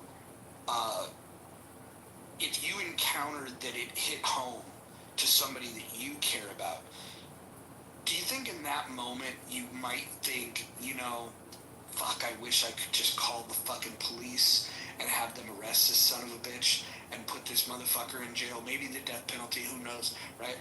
Or do you think you would just go, well, hey, that's the price of freedom? Honestly, if I was done with the situation, I would have done something about it. I would have done whatever it took to find the person. The freedom to kill, the freedom to rape. It's amazing. Yeah, I'll just say this. I would reject living in that society, and if that was what we had, I would be very quickly looking to find the people that have the knowledge, skills, ability, money, power, guns, all the weapons, all the food, to be able to rebuild society, to get rid of that shit just as fast as possible. Because I think what you're describing, to me, is worse than communism. My heart is really bleeding right now, and I got really hot because I don't like this discussion, and I appreciate it, but I don't like it. It's really... No, I hear you. It's an uncomfortable thing, especially if you're not just having a conversation where we're shooting the breeze. If you're really trying to think what if the world was like this? And Lordness is trying to sell us the benefits of it, but every time we throw a question, and I know we're throwing the hard questions, you just got to remember that he hasn't satisfactorily answered any of these in a way that people, this room is very diverse, I'm very libertarian, minarchist, and we've got Republicans, we've got Democrats, we've got the whole spectrum here, and nobody likes this idea. Nobody. I mean, the absolute best. This might. Well, I don't even know. It seems like it's bad, but I'll say it's my opinion. the best outcome, the absolute best case scenario, is we end up where we are today, which is, I think most people would maybe agree with that. And if that's the case, then what are you really trying to change things for? I mean, I don't see it. Again, I think that's the absolute best outcome is we end up with the society we have today. And I see like little to no chance that even that would happen. Do things really change? Can you really change things? Exactly. That's exactly the reality. And I see it very clearly. It's like all this bullshit's gonna change in 4 years. I mean, seriously, it's all gonna change, you know. You can only move things so much. You can only thread the needle so much, and then the needle be, so bad. I have two questions. Number one, is anybody still watching this stream that Edmund's doing? Is anybody watching that stream? Adams? I'm curious if we could ask Edmund. Edmund, could you give a thumbs up in your stream if you're enjoying it, the conversation, or a thumbs down in your stream if you're not enjoying it? I just like to understand if this is the kind of content that you're looking for. That way we could, calibrate and figure out how we optimize, the stream for you. Maybe we can help this stuff go viral. But give us a thumbs up or a thumbs down. If anybody's watching that, let me know if we got the thumbs up or the thumbs down. Welcome to the state. I think it was might flag him. To ask his viewers in the YouTube chat if they like which I would imagine they do like the conversation if they're still there, if they're not bots. Yeah, no, I think we should figure out ways to incorporate Edmund into this. I think that the strategy that I deployed of just I was cranky about the fact that he didn't, respect, the idea that people wanted to have rooms that weren't on replay, and he just did it anyways. And so, but he gets his way. The app is geared now towards his. So now I have to reshape my thinking. And so now, if we can't kick him out, and if he's going to stream it, what if we just embrace it? This is the world we live in, and then just say, hey, how do we make his streams better? How do we make maybe his streams could get so popular that it drives traffic back to this room, and then we get people to jump into the conversation. Edmund, find a way to communicate with us. We should talk about this. We should. We want to negotiate. We want to negotiate a way that what you like to do on this app, what we like to do on this app, can find a common ground. If somebody can talk to Roger, I think you're gonna. I don't know Edmund that well, but from what I know of him, if people start embracing him, I think it's gonna make him leave the app. I think we should make him the hero of this app now. Think about this. If his shit went viral, this is real talk. If he found something in a room that went crazy viral, and I don't mean just like a few hits on YouTube, but imagine on YouTube and Twitter, if all of a sudden, somebody really popular, like Joe Rogan or fucking Tucker Carlson, started talking about, hey, have you seen this fucking Clubhouse app? This fucking guy on YouTube streams this shit. It's pretty crazy. You could watch his stream, but if you want to jump in, you could just go tap into the actual conversation. What if Edmund is the thing that made this app profitable? Because he goes viral and it hits critical mass where people learn about Clubhouse. Because right now, nobody really even knows Clubhouse exists. What if Edmund is the instrument to make this app successful? Look, I think, I don't know if you remember her, but I think the combination of Edmund and KB would be the best chance at making this happen. KB is super, she's very talented and creative. And she's actually made several things. She was one of the people that made, there was something that happened in a room that went pretty viral. It was MG said a phrase, I'm not going to say it. Well, fuck it, I'll say it. She was go get you a husband, blah, blah, blah. You calling people Darcy's claims or whatever. And that went pretty viral because of KB. Let's use a hoe. Wait, hold on. To When know that you say too. pretty viral, like what do you mean? Like it was talked about like on podcasts and stuff. But how many views did it get? I don't know. I mean, are we in the thousands, the tens of thousands? Oh yeah. Probably hundreds. Okay. Because it was brought up. It was brought up on. But that doesn't mean shit. The phrase was brought up. It was brought up on Timcast, and it was brought up on. I don't watch Fuentes that much, but I'm not against him the way the people are. But I'm not a groper. But it was also mentioned on his podcast. So yeah, like I don't know of anything that went bigger. But I mean, I'm not saying that it hasn't happened. Well, what about the people that got killed on the app? I mean, that was fucking certainly bigger than that. Well, that's viral for very bad reasons. Yeah. Anyways, I think viral. What I mean by viral is like really breaks through, and like a fucking everybody's seeing it. Because let's be honest, Tim Pool is still fucking like not mainstream. Really? I disagree. How do you Well, okay. Here's this. Go ask your mom and dad. Hey, did you catch that latest Tim Pool podcast? Okay. Well, then is there with the exception of Rogan, is there a podcast with mainstream? I think Rogan's the obvious number one, but outside of that, I'm trying to think what would be. I mean, probably like radio. Crowder. I mean, the big ones I know are Tucker Carlson. Cool. Okay, yeah, that's fair. Okay, how many downloads do you think Tim Pool has? I don't even listen to him. Right, anymore. so you don't even listen to him, and we're saying that he's the, you know what I'm saying? Like, Tim. Well, I mean, I don't listen to Fox or CNN, and I know that they're mainstream. I mean, Tim Pool is small potatoes compared to Joe Rogan. I would imagine that Joe Rogan. Okay, check it. I'm curious. If I'm at work, I'll look it up.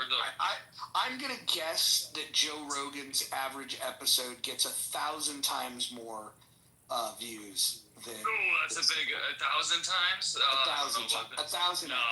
What about Charlie Kirk? So, but then you realize that's like one.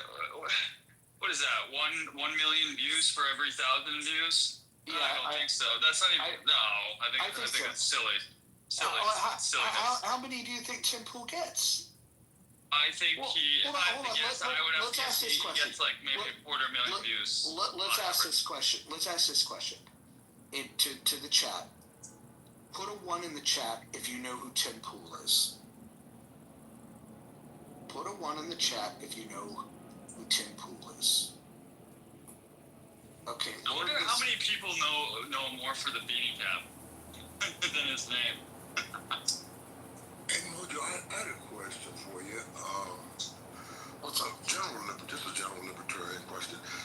If Robert Francis Kennedy Jr. was, let me pose this, I guess much of his career as a libertarian kind of guy, his crossover to a certain form of Trumpism or, I don't want to say he's crossover to become a Republican necessarily, but what effect has that, I guess I don't know how much influence he actually had in general libertarians and some bureaucrats, of course, but what effect has that had, a positive or negative, in your opinion, Mojo? What effect is Robert Francis Kennedy's crossover? Has that had effect on libertarians in general? It's definitely had a big impact on the Libertarian Party. I'll give you a little inside baseball. The Mises Caucus, led by Michael Heiss and the chair of the National Party, Angela McArdle, they actually had a plan. This is legit. They had a plan that they were teasing RFK Jr. running, and that's why they were doing like events. They brought him to the California State Libertarian there, and this. This was the initial plan. We're going to let RFK run, bring all of his people that would have dwarfed libertarians, right? The plan got intercepted essentially by a guy by the name of Spike Cohen, who said, I will do everything in my power to make sure RFK Jr. doesn't win. So the rank and file members of the party way more loyal to Spike Cohen than they would be to the Mises Caucus or to the chair of the National Party.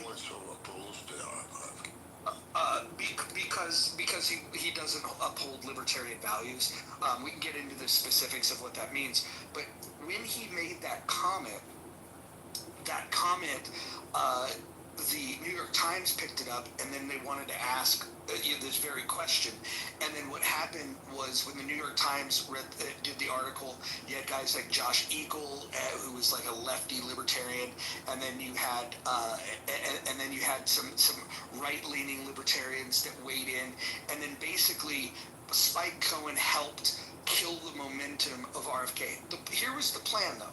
RFK would come in, his supporters would help juice the party with money, and would be able to run over the state delegations to be able to get, because you have to be a member of the state and the national party.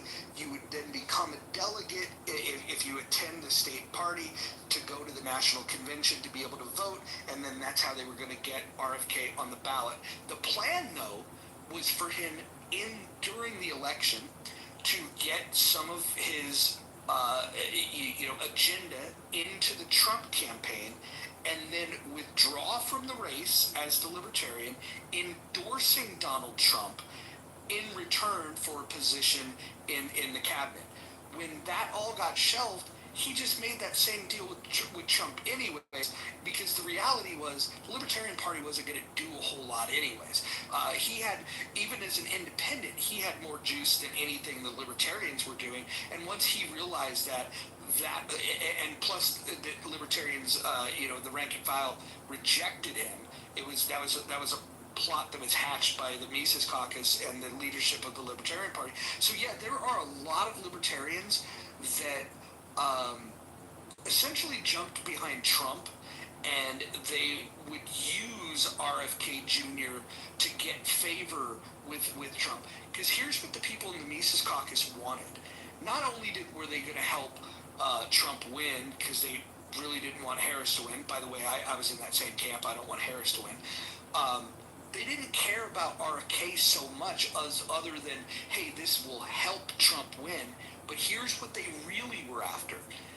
Angela McArdle, Michael Heiss, they wanted jobs post-election, some sort of job, some sort of paying job, because I don't know if you knew this very well, but libertarians don't make a lot of money in the party, right? It's not a paid position, and the shilling that you can do can only go so far because most libertarians are broke. So what they wanted was jobs, and that's how that whole fucking thing got hatched, is a few fucking people, mainly Michael Heiss, wanting a fucking job within the Libertarian Party, or within the administration. Amongst your libertarians that are, say, in your network, in general, are they mostly satisfied or unhappy or dissatisfied about the decision to push the Trump? It all depends on who you speak to. So, there's some righty libertarians that I disagree with.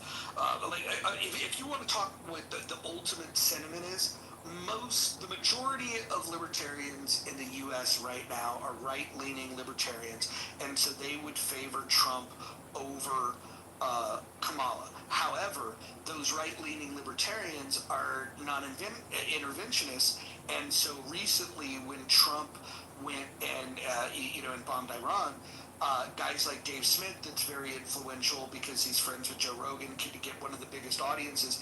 These guys will go out there and now they're calling for the impeachment of Donald Trump. Even though Dave Smith endorsed Trump to be elected, he's now calling for the impeachment of Donald Trump. So it's a very, it all depends on what day. All depends on what day you're at. Stance, though, Roger. What's that?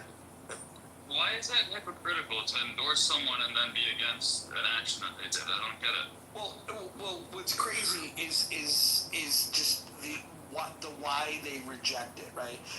If you were simply a non-interventionist and that was it, that's fine.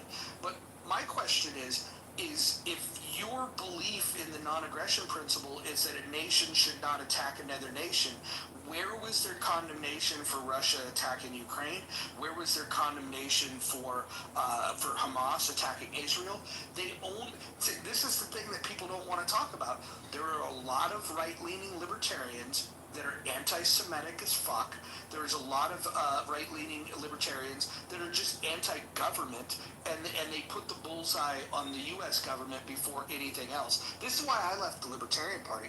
Once you see it, you can't... So your network, Mojo, are you all going the whole Trump under the bus, or full impeachment, or just a partial disagreement with Trump?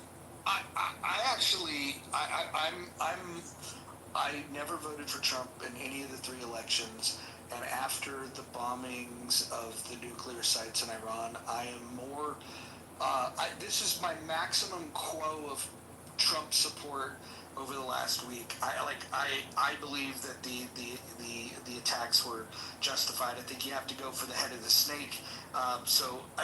This is the most pleased I've ever been with Trump, probably that I ever will be with Trump. I think Trump. If the attacks were unsuccessful, would you still would that change your stance or not? I think the fact that an American president was willing to fucking send the bombers to Iran, I'm glad that the attacks were successful, at least to some extent, and I think the willingness is there. He said right after the attacks that that we've got other targets lined up. If they don't come to the table to negotiate, I think that this is 50 years overdue, and I think in the end the Iranian people will be the ones that thank it.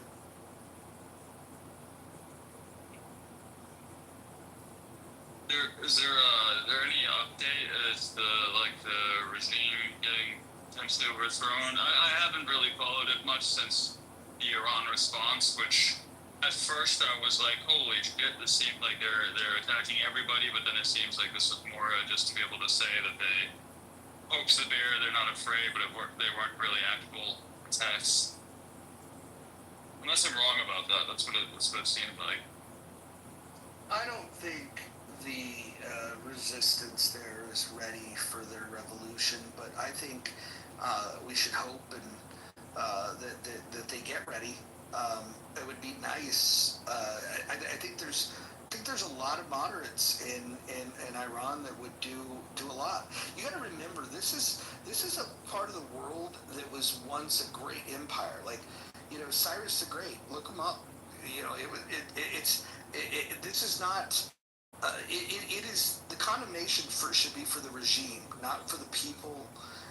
It's really the regime. The regime. I'm with you there, Roger. The Persian Empire was fascinating.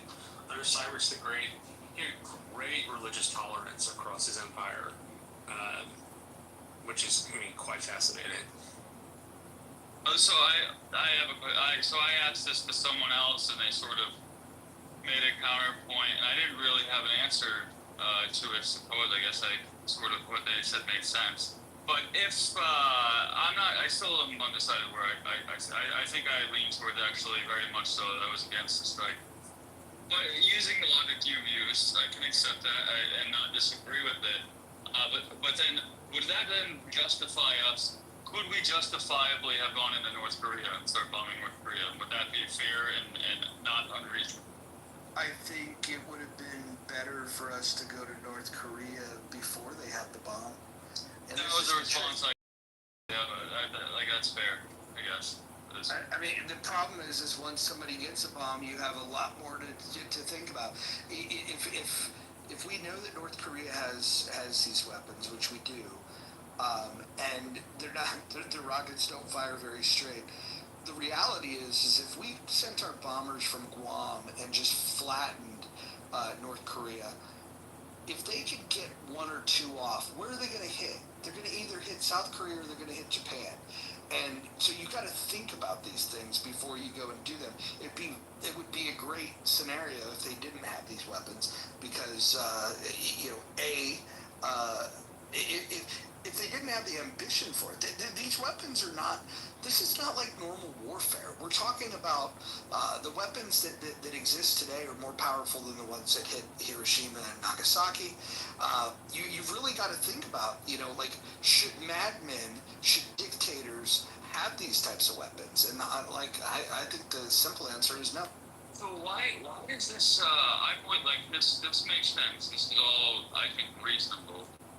But it seems to me, not justifying what they did, but it seems to me this sort of sentiment goes out the window when it comes to Russia. People are absolutely willing, and they're kind of calling for the idea of let's put Russia back against the wall. And to me, I've always said, well, that doesn't seem. That's not.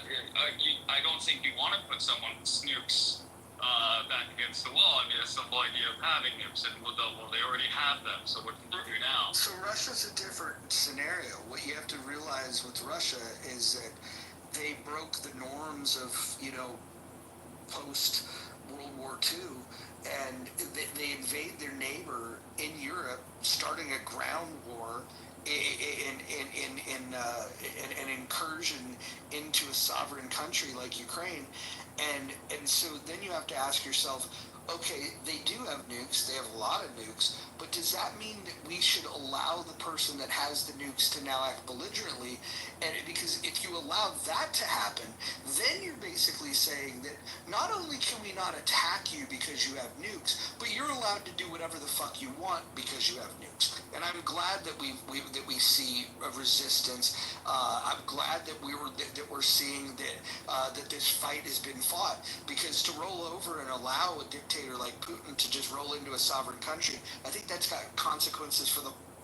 Okay, yeah, fair enough. I don't disagree, but then when you apply that to North Korea, okay, I can accept the idea the guy who's just making threats and he's not serious, fine.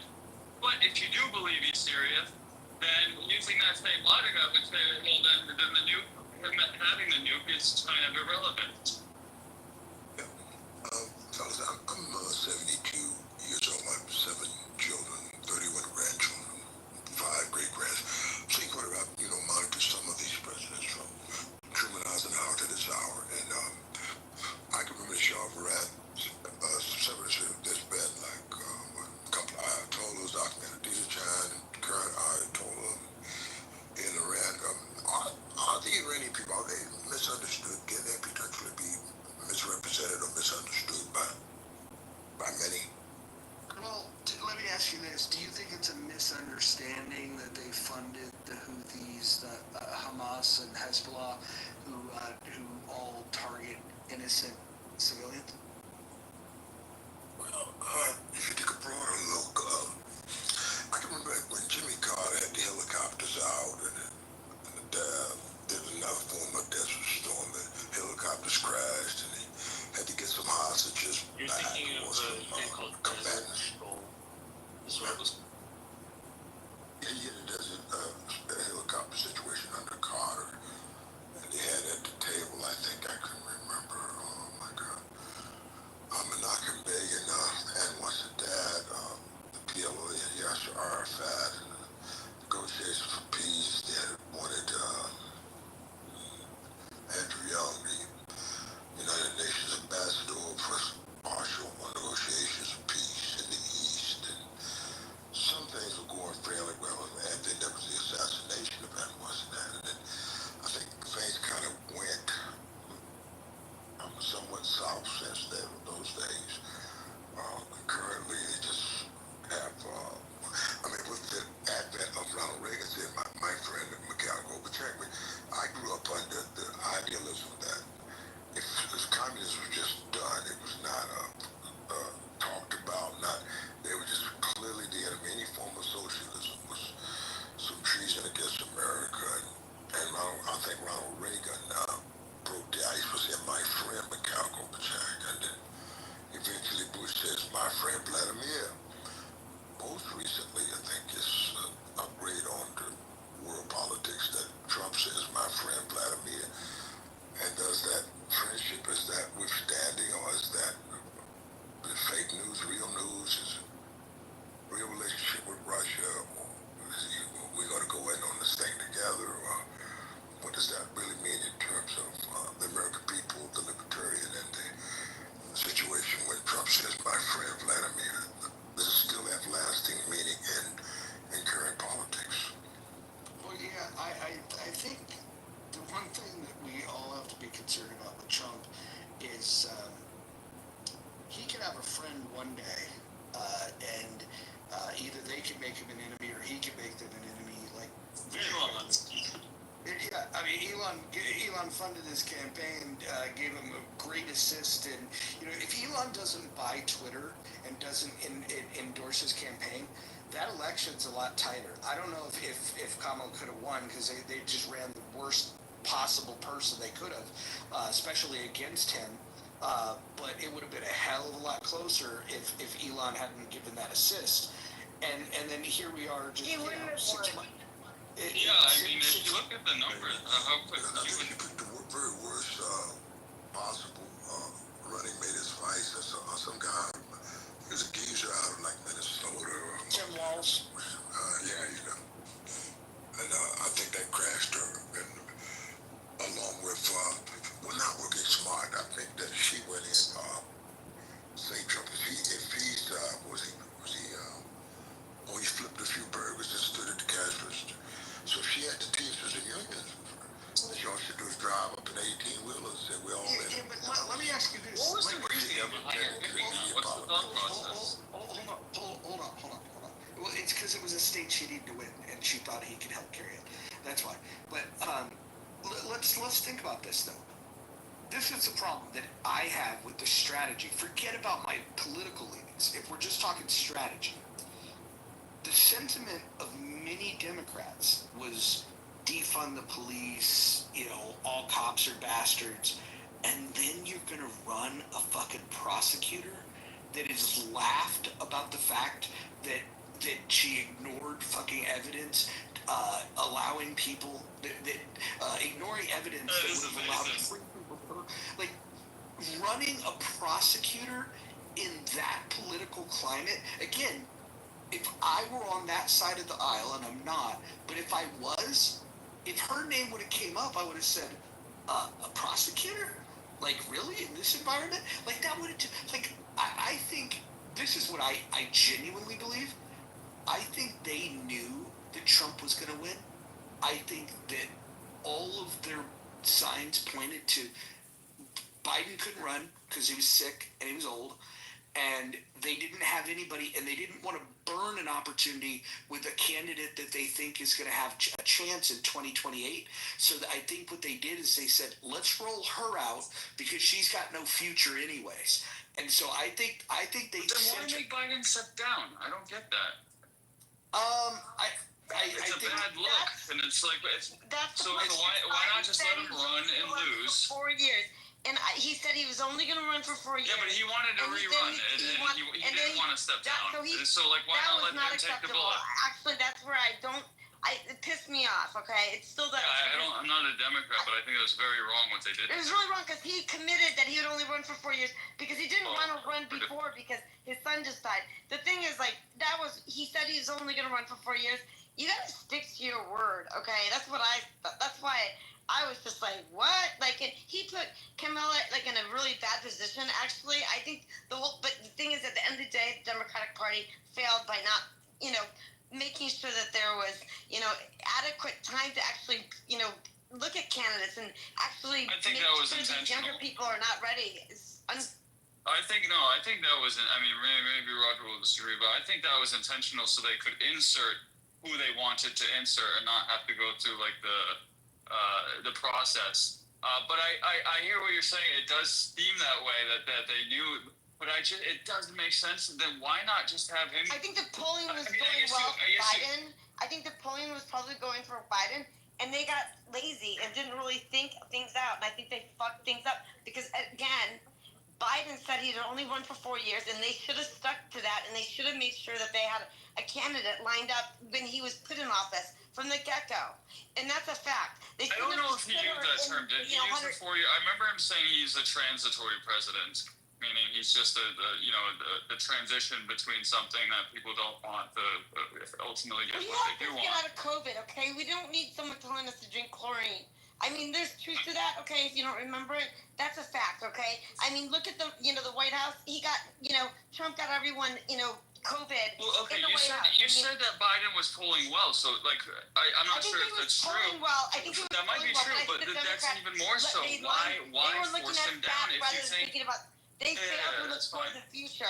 And also count on the fact that Biden said that he was only going to run for 4 years, and they should have stuck that as soon as he got in office. They should have been looking for someone else, and they failed in that way miserably to make sure that they stuck to their word and had a candidate strong with strength and conviction to actually make sure that they were going to move forward with conviction and forget all this bullshit with the previous administration now that we have in place.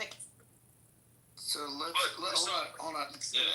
That was a lot, but let's just get back to the point that why run a woman who is a prosecutor when the sentiment amongst Democrats were that all cops are bastards and that we should defund the police? Like, why?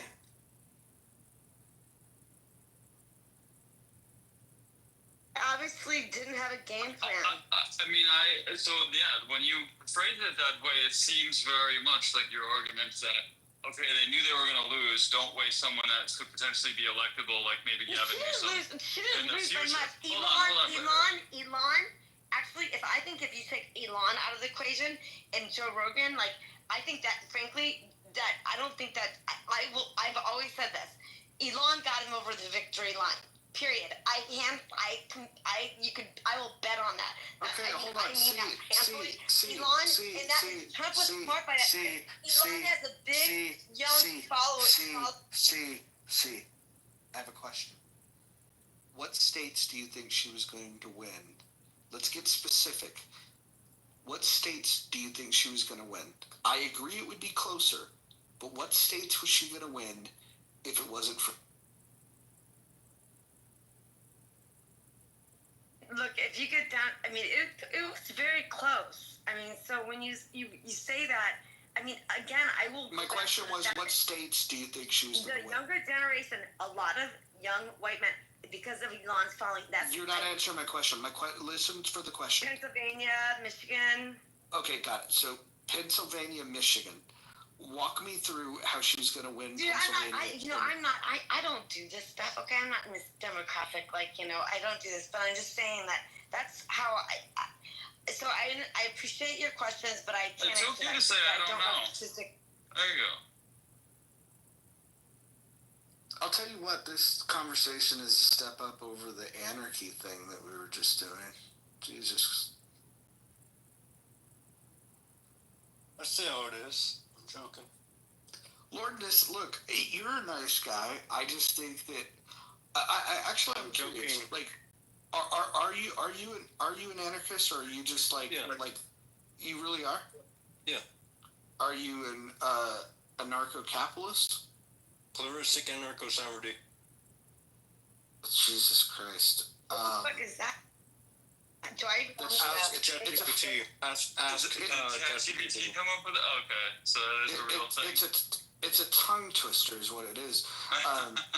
Jeez, I can't even say it. No, I appreciate people that think differently, and come up with ideas. I think in some ways coming up with these ideas and allowing us to discuss this, it gets us to a place of what is really important? What was interesting is when you were talking about this anarchist society, you were a uniting force for the entire room that typically disagrees with each other about a lot of shit, that we were all just well, that sounds like happy horse shit.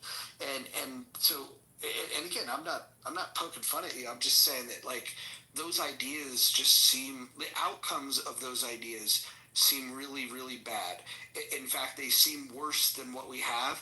In fact, I would say that they seem worse than anything that I've ever seen from any. But it's the idea of also going back to philosophy. I mean, have you studied philosophy? Ethics and morals and the whole, that's where we're at, like a little bit, a lot, I think. I mean, and if you haven't, it gets really complicated when you think of, if you've ever studied philosophy. Well, it will, and all that jazz. And, but here's the important thing about philosophy, right? What we do is we'll talk about economics and we'll talk about politics, and then we don't work back. Ethics is really important to discuss. Epistemology is really important to discuss. Metaphysics, and there's a proper order in which you could work through this stuff. Where if you philosophically work through metaphysics, and epistemology, and then get to the point of ethics, where then we would ask the question, what is the right of man? What rights should we have, right? That's where you can get your ethics from. But it should all be answered for you when you start considering what is metaphysically true. How do we know it to be true? Now, what do we believe that we should apply in terms of ethics and kind of a rules-based order? And then what political system? Then we move into the philosophy of politics.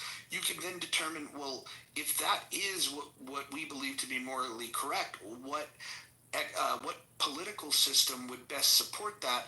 And then once we have all of that in place, then you can talk about, okay, well, then what economic system would we build around that? And so I think that's the order we should do it. Unfortunately, we tend to work backwards, and we start bickering about economics, then we back that into politics, and we don't really ever get to the other pieces of philosophy. And I think that's kind of the problem that we're in. I think the great thinkers, the German, the French, and the British philosophers of the 1700s are probably the last group of people that really thought about some of those other areas of.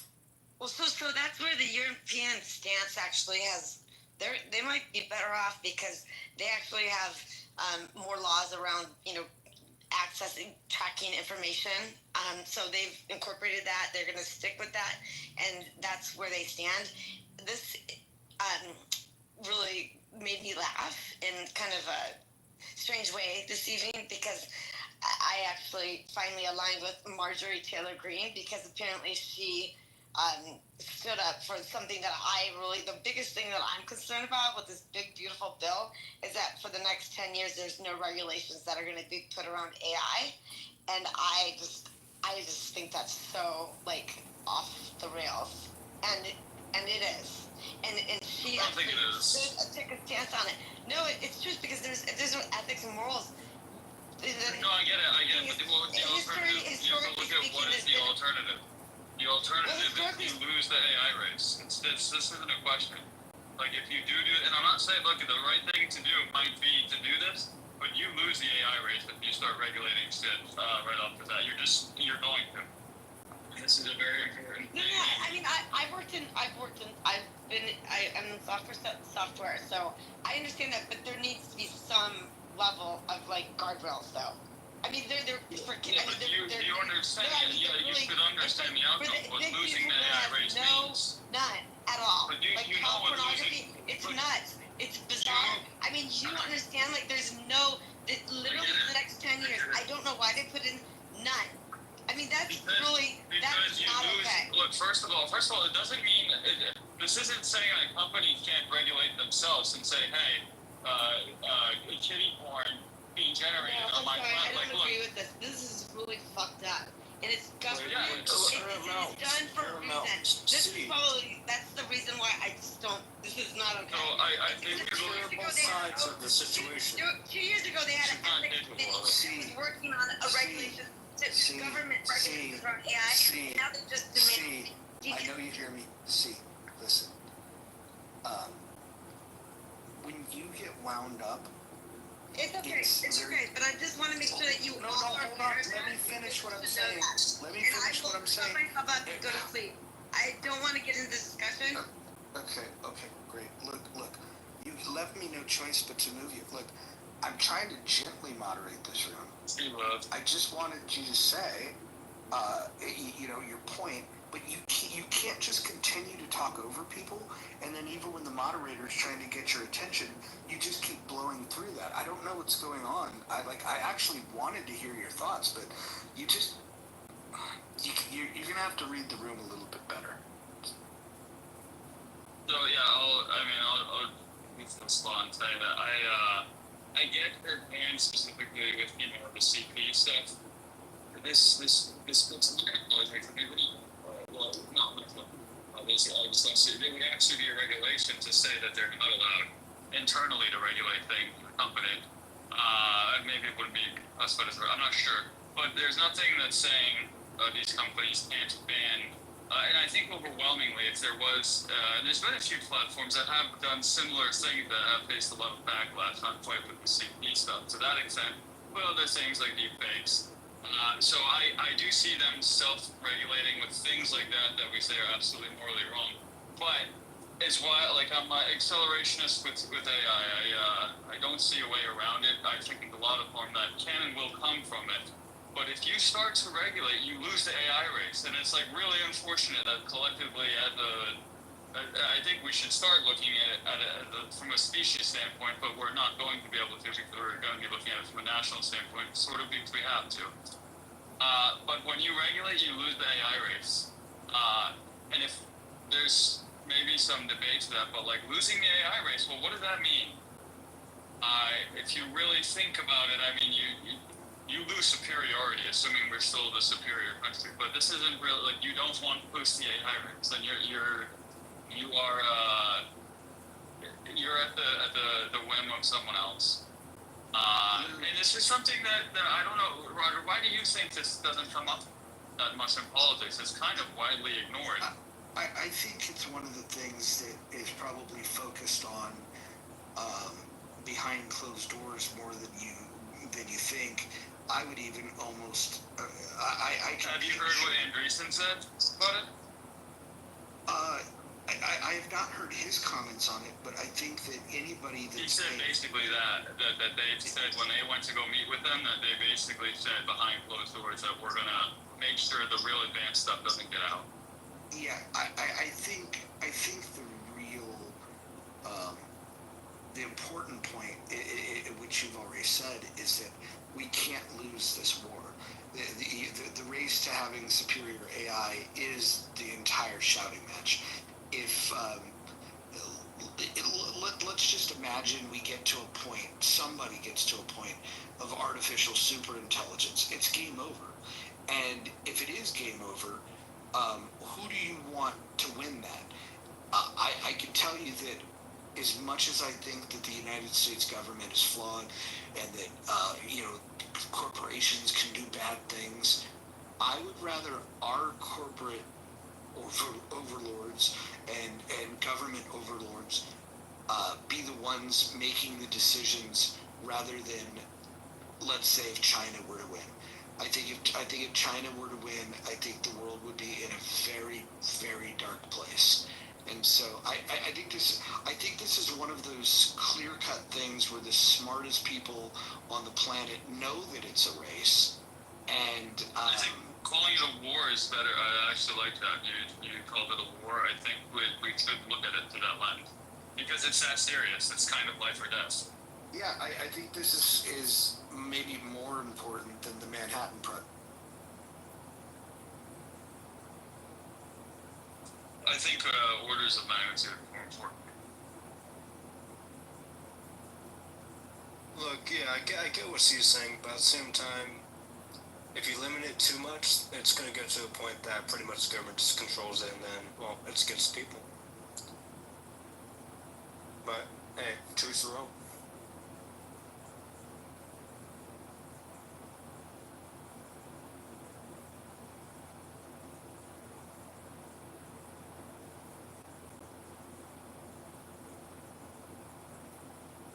The age-old question of what of the petroleum that comes from Iran that goes to China, are they on standby? They want to protect such vested interests.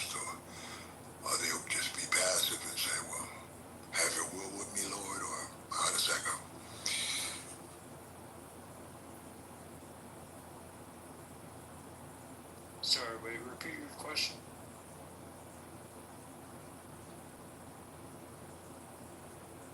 Oh, no, you may have missed that. Roger, you here? Sorry, I'm getting a midnight snack. You guys are on your own for a second. Oh, no, don't worry about it.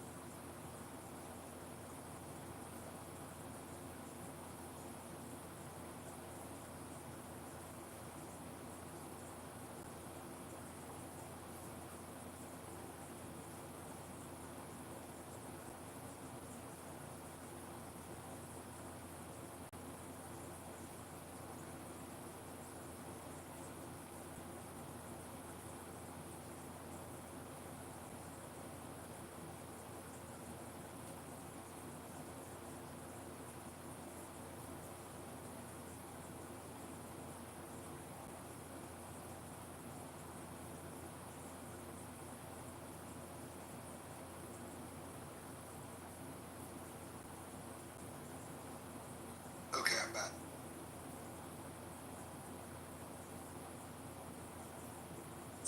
That's fine. Yeah, I think it died. I just died in your arms.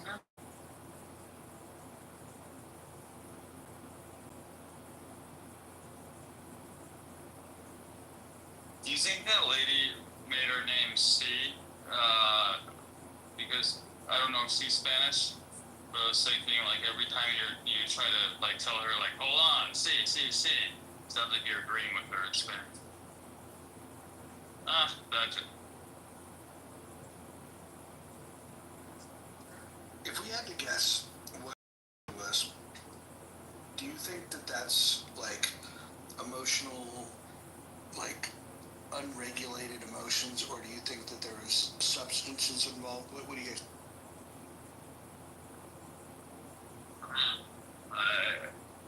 So if you told me, and I'm someone that is prescribed this, if you told me she was on Adderall, I wouldn't be surprised.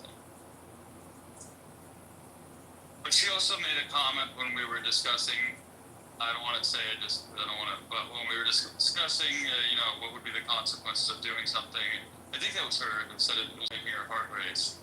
That makes me think that there might be a lot of emotional, just stuff that affects her. It's wild to me that she's in software. Like that's gonna sound rude, but she must be in like the HR department. I don't want to talk bad about her. I mean, clearly that was a lot to deal with, but like, I don't know. I don't think we have to pick on her. I just think that she just wanted to be heard, or not in that way, but like she just wanted to talk and nobody else could respond. No, that's like she might be completely unaware of when people were trying to interject, like, she might have been just on such a roll that she just wasn't paying attention at all. And so, I don't know. That's bullshit. Come on, everyone could hear you saying, hey, hello. But do you think somebody can hear it if they're like fully just spitting? I mean, like, just think about. Yes, they do. Yeah. Unless they're in the Matrix or something, but I mean, how can you not? How can? Yeah, no, she could. It's the problem is for people let her get away with it. That's the thing. Like, I'm not saying you handled it wrong by any means, but like, if a dude were to be talking like that, you just move him the fuck down. Like, so what are you doing? Like, your moderator's literally trying to say, hey, hold on.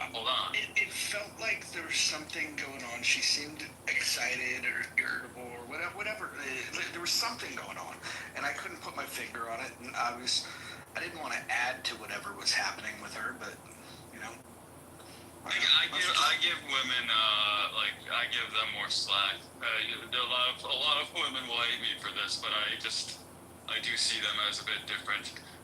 Kelly's the exception to that. I don't know if she's here. Kelly's like, she's a woman, but like when she says shit, I'm just like, okay, all right. I'm afraid of Kelly, but I like her.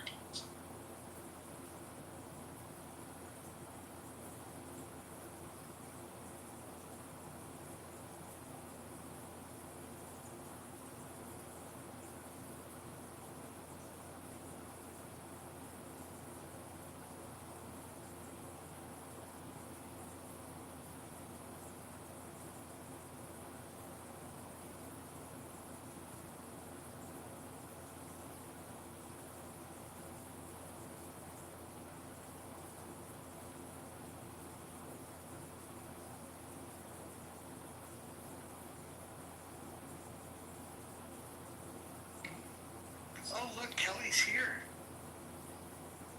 Interesting. Kelly is here.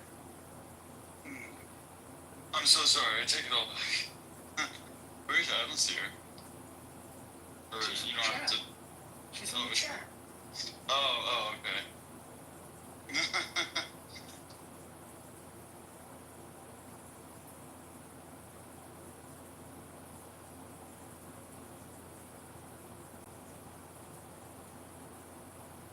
Tonight was a fun night. I think it was a weird night, but it was fun. Yeah, it was a good combo. All credit to Logisticals for bringing the anarch topic up. I will say that every conversation I have with an anarchist leads me to further away from it. Yeah, it's like confirmation every time. Like, God, this is the mother load of bad ideas. Yeah, the reason I don't know if I mentioned it, but the reason I brought it up was because I had a lengthy discussion about it last week with a guy who you guys probably don't know. He's not like he comes on very rarely, but he's a smart dude. Like in AI, all other aspects, like he's a very intelligent dude. So when he brought up an anarchy thing, I was like, huh? And we just kept going back and forth last night. Who is he? Austin. Which Austin? I don't even know. I mean, how would I describe him? He's only on here when he's drunk, but he does not sound drunk at all. I don't know how else. What else I could? I mean, I'll back channel you his thing. I mean, I know a few Austins on here. Yeah, I just oh God, that anarchy thing. Oof. I wonder if Edmund's had fun with this room tonight. He's still here. He's still hanging out. Is Randy still awake? That's my big question. I always want to know, like, is Randy falling asleep or is he awake? What does Randy do? Randy is a mysterious guy. Dickings? Randy Dickings? Oh. No. Randy in the goo. Randy of the goo. He is. Randy's like the ultimate goo. Wonder if he's still awake. He's not responding. He's probably asleep. There's like an all-star goo cast. There's like, I don't see Christy. Christy's not here. Christy's like all-star goo. Randy's all-star. Wallace is probably the king of the goo.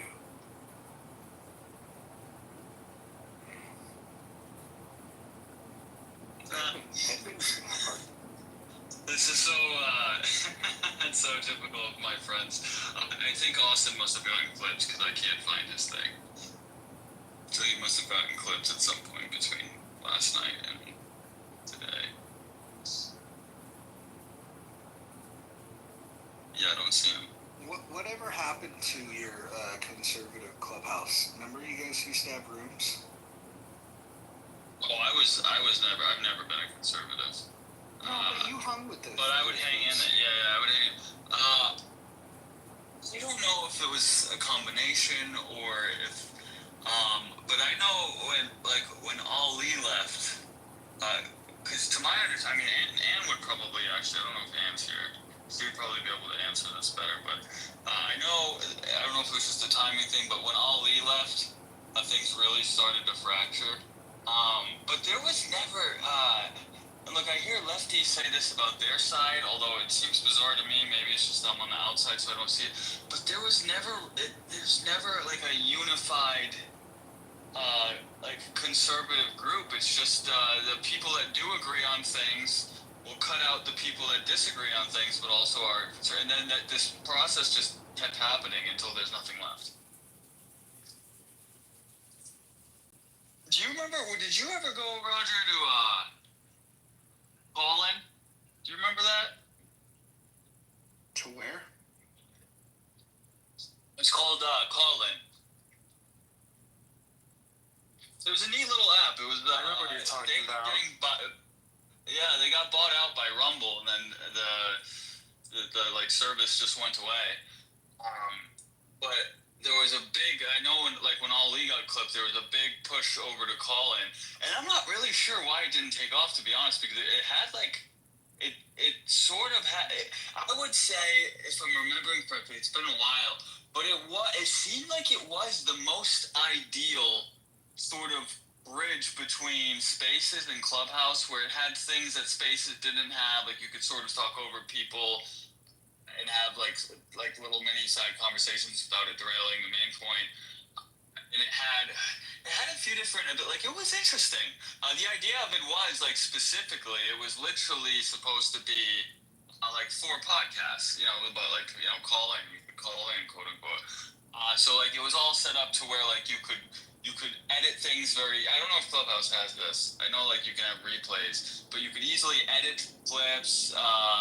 And it was a pretty neat app, and I remember that's when, at least in my recollection, that's when like sort of things started falling apart on the conservative side. I don't know if it's directly tied to Ali at all. It might just be like this was the beginning of the app dying, and it just happened to coincide with when that app was. The conservatives just ate their own. That's what it boiled down to. One was not, quote, conservative or Trumpian enough. They got excluded from the circle. Yeah, that's what, basically, yeah. Like, I got given no end to shit for my vote in 2020, which I regret, but, like, nobody would leave me alone about it on the conservative side of Clubhouse. No, I gotta say, man, that's like, look, I respect your input a lot, because I know you're in politics. But that was a very bizarre thing. In a system where, like, you kind of, like, I don't want to, like, or dox or anything, but, like, that was a bizarre thing that you would vote the way you did. It was very bizarre. And it created a lot of people to this isn't my opinion. I don't really see it that way. I just don't, I don't know. It's weird that you voted that way. But a lot of people basically, on the conservative side, which they're not the brightest bunch, let's be honest. I didn't really trust you after that. Oh, dude, that's fine. I understand people's issue with me voting for Joe Biden. I was more mentioning that I got given no end to shit for it. and that Yeah, seemed yeah. to be the beginning of the downward I slide. like that you were honest about it. I like that you were at least honest about it. So what changed? I'm assuming you voted for Trump this time, yeah? I voted for Chuck Norris. Okay. I haven't voted for Trump any of the times. Did you say Chuck Norris? Yes, I did. There was a space on my ballot where I could write in, and I wrote in Chuck Norris because he is the only man fit to save America, one roundhouse kick at a time with Trevette. I wonder how many Chuck Norris votes there are every election. Probably like tens of thousands. Do you think he's one of like the biggest jokes? Like people as far as like what I know people will write in Daffy Duck or something. Do you think Chuck Norris is one of the more common ones that people will write in? No, I think Mickey Mouse and Superman are up there. I voted for Norm. That was who I voted. Normal? Mm-hmm. Yep. Does he know that? He must know that. Oh yeah, I sent him a text message. And I showed him my ballot. He shared it with his kid. Man, a nice laugh. Yeah, I like Norm. I think he's. I don't agree with him on a lot of things, but I think he's a great troll. I'll tell you what. If the Democratic Party was where Norm is at, they would win in landslides.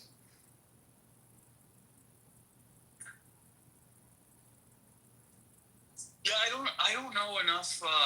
This is probably simply just because of the events that have happened over the last. I don't know enough about his actual. I know he leans left, which seems somewhat bizarre given the left's view on the most important thing to him. So I don't know. It's everything's become centered around Israel and so I don't really know what his political stances are on things outside of that.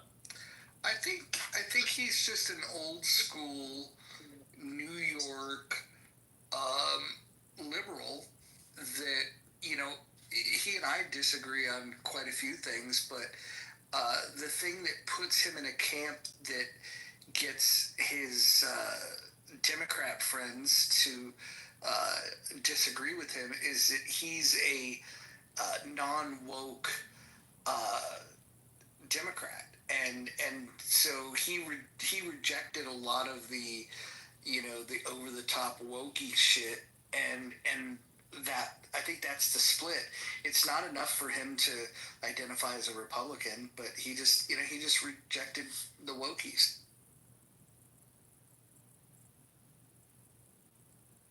No, isn't that weird? Although I guess that contradicts what I said earlier, where I don't see the left sort of doing the same thing. They do seem to be unified, but I guess they're unified till they're not. Well, I don't think they were unified this time around. I think that if you look at, you know, I think Washington State was the only state where Harris got more votes than Biden did 4 years prior. And I think in all 49, somebody correct me if I'm wrong, if the vote totals changed since the last time I looked, but I think 49 states she got less votes than Biden did 4 years prior. Maybe I'm confusing the idea of, like, I'm using the term unified when I really should be saying the ability to organize. They're much better with their ability to organize, which doesn't currently mean unified. Well, they're also, like, they're wired for this groupthink thing.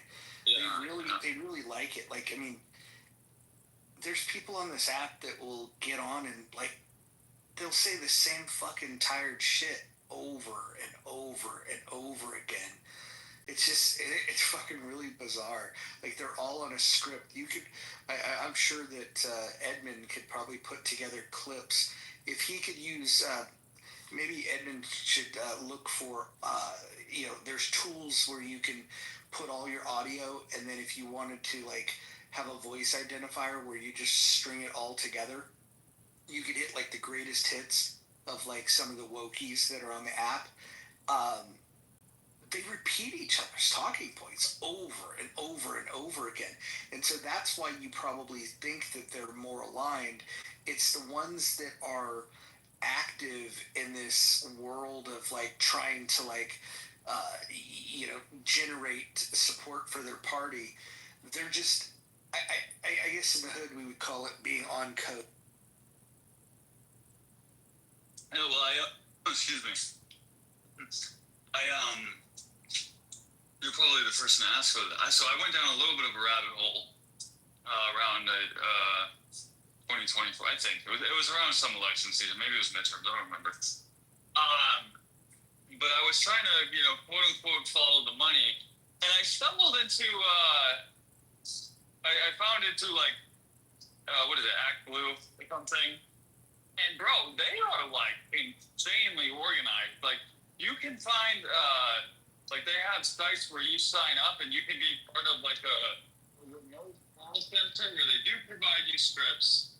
Like it's like a sales, like it's a organized sales organization. I don't know if they have that on the right. I mean, to some extent, I'm sure like you do door knocking into it. I'm sure you guys get some sort of script. I don't know how like prevalent that is on the internet. Yeah, they have it. It's called WinRed.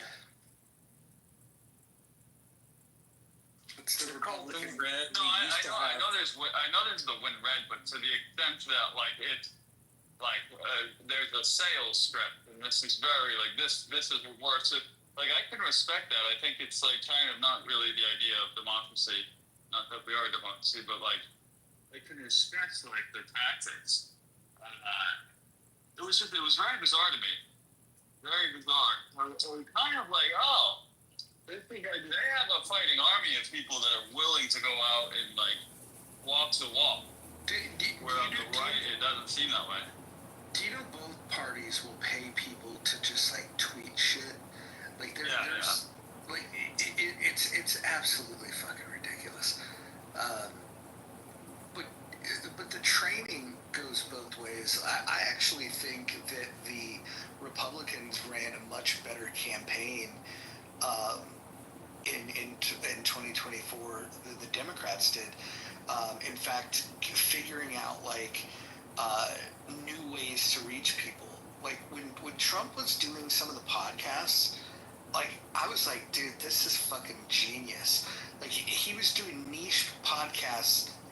Some of the ones that you're familiar with, like are pretty obvious, but like, dude, he went on the Undertaker's podcast. You know what I mean? Like the only people that listen to the Undertaker's podcast are wrestling fans, and so he goes on there. That to me tells me that he gets the big picture of like, hey, here's a cohort of people that may or may not vote, but they all like the Undertaker, and now Undertaker's giving him a rub by, having a conversation, sharing laughs and jokes, and then now all of a sudden, people want to vote for people that they, can relate to, and I think Trump did a really good job in this particular election of doing something that I thought was unthinkable and becoming relatable. And then after he got shot, then it's game over. It was like, now people, I'll say this. Shooting at our elected officials is one of the best ways to get even like the most diehard partisans to stop and pause. I know that there is a lot of people that were planning to vote Democrat that in that moment either decided to stay home or vote for Trump. That was a big turning point.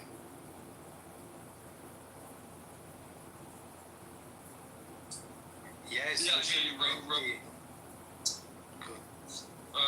Rogan even, he could have, maybe he intended all along, but Rogan even mentioned when we had Trump on that, because he had mentioned before, like, I don't want to have him on, I don't really want to support that guy or give him a platform, but he said during that interview that, like, once he got shot, that was it, like, we gotta have him on.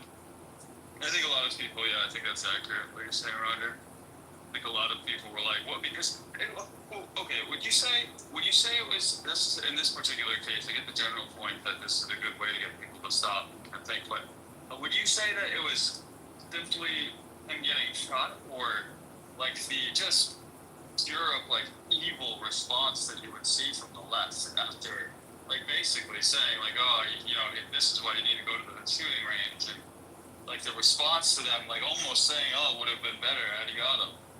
No, I think because that was a small vocal minority of people, if we're being honest. I think the truth is that when people watch that, there's this moment of like, damn, they're really trying to kill this guy, and I think for normal, healthy-minded people, that was enough for them to say, hey, look, this division's getting a little too far. Yeah, I mean, the time that he stood up and said fight, that was the killer. If you had like scared of that shot, I think that would be like people wouldn't pick him because he was get shot. But like he had these people all over him and he stood up and shouted fight. That just ended it. Especially when you have a president which is dying, you know. Look, I had my best friend. He's like a brother of mine. Absolutely hated Trump. And the moment that thing happened, where you have the photo of him with his fist in the air, he sent in a group chat like, "I don't like the guy, but this changes everything. This might be the most badass photo I've ever seen in my life." And then he ended up voting for it. But he is someone that I think since 2020, like really, like he even went out and registered as an independent. Like he started seeing the writing on the wall. He also started making more money. So like that's interesting how that sometimes. I think that people like to talk about their politics, and they'll dig in certain friend groups. I would imagine that there's a lot of people that once they get alone in the voting booth, they're making choices. Or now that you don't even need to be in a voting booth, for fuck's sake, you know, like you just fill it out and send it in. You know, I believe that some of the people that talk a lot of this shit, if we could audit like how many people on this app that are, you know, were hardcore for Trump or hardcore for Harris, I would bet there would be a fucking staggering figure of how many of them didn't vote at all, and some of them that changed their vote when they got into the booth. Because actually selecting who you're going to vote for, once upon a time, people didn't talk about it. You know, like if you were to ask somebody back, like in the 80s, if you were to ask an adult, like, hey, so who'd you vote for? And they'll give you like well, hey, that's what we have a secret ballot for. You know, like they didn't like talking about it. And by the way, you rarely even knew like the politics of your neighbors. You like it just wasn't something that came up. Unless you were running for office, like people didn't know what your politics were. They might be able to guess based on a few things. One thing that's true now is like if you're out knocking doors, if you see an American flag hanging in somebody's yard, yeah, you can guarantee they're not a Democrat. And that's weird. It's weird. Every day it's weird.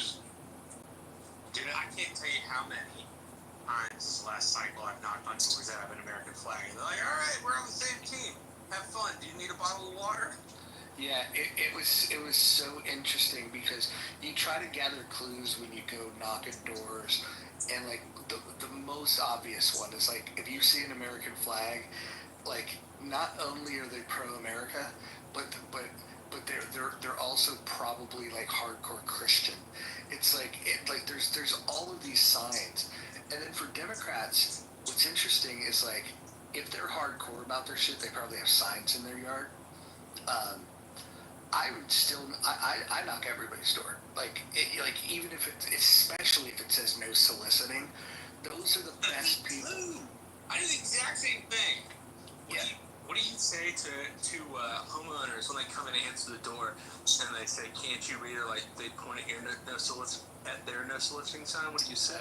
Well, oftentimes they don't. Oftentimes the reason they have a no soliciting sign is because they're they're the type of people that fall for every solicitation. So that's why they put that up there to try to protect themselves. Usually they don't even. Those are some of the deeper conversations you get into. But if they are the hard ass that's like, can't you read the sign? Then I would just say, oh no, you got me confused. I'm not soliciting at all. And then they'll go, oh, what are you here for? You know, and then I would just, usually it'd be a local campaign, and then I would just say, I'm just sharing some information with you. What you do with it is on you. And then they'll either determine whether they want to see it or not.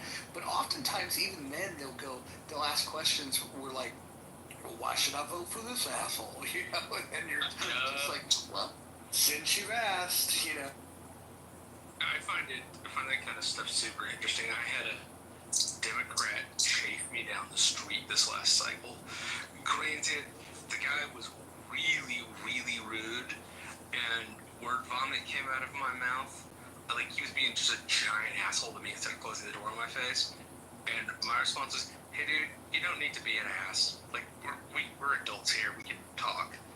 Boy, saying don't be an ass pissed that guy off.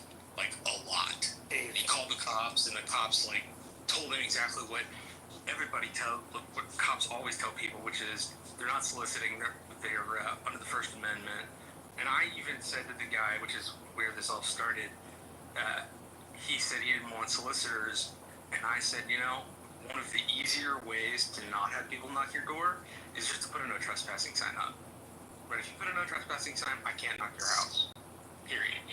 And this person just got really, really, really irate about it in a way that just was not in any way, shape, or form interesting. I was out with a group of people that was going, and this woman, older woman, she's like 70. She stops like by the sidewalk and starts walking up like the steps to get to the guy's house, and the guy runs outside to like just fucking totally flashes on her, starts yelling at her, cussing at her, saying get the fuck out of my fucking yard, da da da da da. She was like just fucking freaked the fuck out. And when we got to the end of the day, me and this other guy were like, hey, before we leave, let's go knock that door. And we went and we knocked the same door that this dude came running yelling at this woman, and he came to the door and he's like, what you want? He was like all like, he was still aggressive, but because he seen two grown-ass men at the fucking door, he wasn't all like aggravated. And then he's like, I already told them I didn't want any of this. And then I was like, oh no, like I'm leaving something for you. I have a gift for you. And then he's like, a gift? And then like I hand him a pamphlet, and then he's like, I don't want this shit. I was like, give it to a neighbor. And then he was like, no, I don't want this shit. And then like as soon as we were about to walk away, I decided to press him just a little bit more, and I go, wait, are you the guy that was yelling at the 70-year-old woman that came to knock at your door earlier? And then he shut the door. Like, I think at that point he was embarrassed, but I'll fuck with people. I don't mind doing it. There's some neighborhoods I wouldn't do that in, but this particular neighborhood, you know, is safe in my favor. You wouldn't do that in a rural area. Like some of these old fucking guys will fucking. Yeah, you just careful in more country settings, absolutely.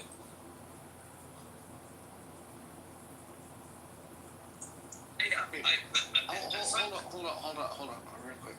What is going on in the chat? Do you guys see? I don't know. It's very weird.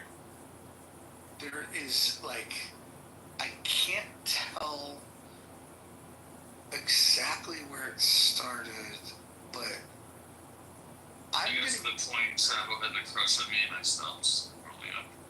Wait, hold on. Does Travo have a crush on Adams? Is this what's happening? I think that's what's happening, yes. Indeed. He seems like he has a crush. Travo? Like, dude. We call that a middle big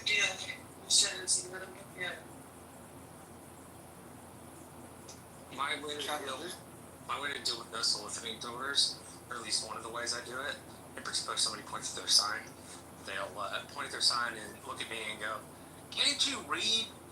And in the most innocent voice you can muster, and with as big a smile as you can muster, you look at the house owner and you say, "Why no, sir? I can't read."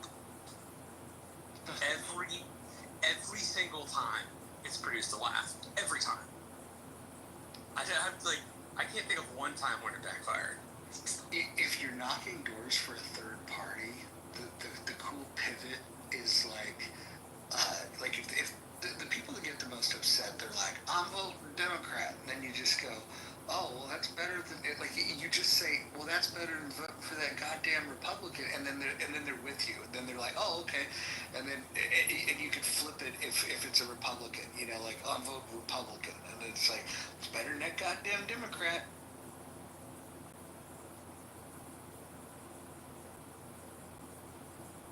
I'm still trying to figure out this Adams Travo thing.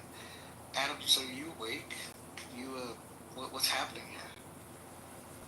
I mean, it is.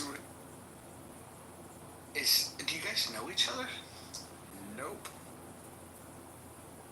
So what's he doing here? How do you know his impression you know? I mean, he's basically like, he's given so much attention. This is weird. I'd like to shout out to Brian, my son, in the chat. I like Brian. I don't know if he's still here. I saw Brian pop up too. I like, there's some people that like, it's like, I don't remember a single take he's ever had, but I remember that fucking PTR, like, consistent for like 4 or 5 years. Yeah, he's a good dude. He's helped me with like some personal projects and whatnot. Like volunteers. That's cool. Did Travo leave? I guess he left. I wonder what Edmund thinks of what's happening in the chat. Edmund's gotta be asleep, dude. Yeah, that's weird. Someone brought this up the other day. Because, he's like, I wouldn't say he's not liked in my friend circle. Like, we very much appreciate him as a troll, although we find him very annoying and pick him out a lot of the times. But we know he's smart and that he's a troll, and we understand what we're gonna get with him. But we often will joke about how much money he must cost YouTube, with how much it costs them to store all that video. And we wonder why doesn't he stream himself sleeping?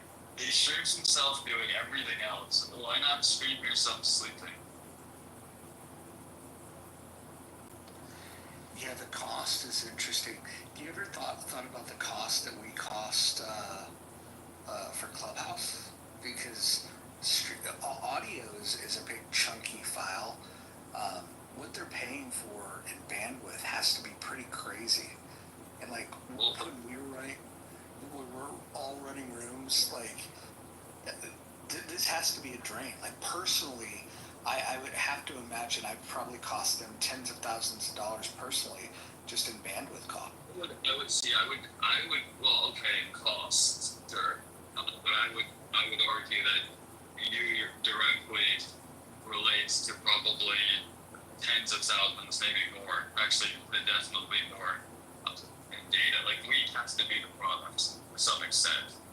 This thing. But I don't think they're really monetizing though. Like they have to be training AI. Like that has to be it. And I remember they put one of their updates out where you could see they had like a notion page, and you could see I don't know if they've taken it down, but they basically disclose who the third party data processors are, and OpenAI was one of them. So they don't think that, like, look at some, you can just, the transcripts are, I think, irrelevant. Like writing the transcript and then putting it in a text file. They must be selling when you think of, so it's actually interesting. When you think about this, most of the audio files and discussion on the internet are very structured, right? Their podcasts, their radio, they're very, very structured, and that's just not our nature. You know, that's literally a production. There's not a Twitter Spaces is a good example, another one where this would be the case. But there's not a lot of sources where you have an unstructured, or you could say natural, conversation to train an AI on. And this is my best guess as to what they're doing with the data. Because like, look, other than if that's not it, then the conclusion must be that this is just like a Fed, it's just a Fed operation. Like it's a psyop operation to spy on people, which I think both can be true to an extent, but I don't think that's the sole purpose of it. So I think they must be training and using the audio. If you have a different alternative, like I don't, in a capitalism market, it can't be cheap to run the servers that they have for this. Like it just can't be. Like it must be very expensive. So they're getting, and it's not like Twitter where like the user base is like you don't see ads on here, right? So it's like Twitter, okay, you know they were losing money. You can see where like you're monetizing it without directly having to sell a product to the product, which would be the users in this sense. So I can't make sense of any other, like what the fuck else is going on.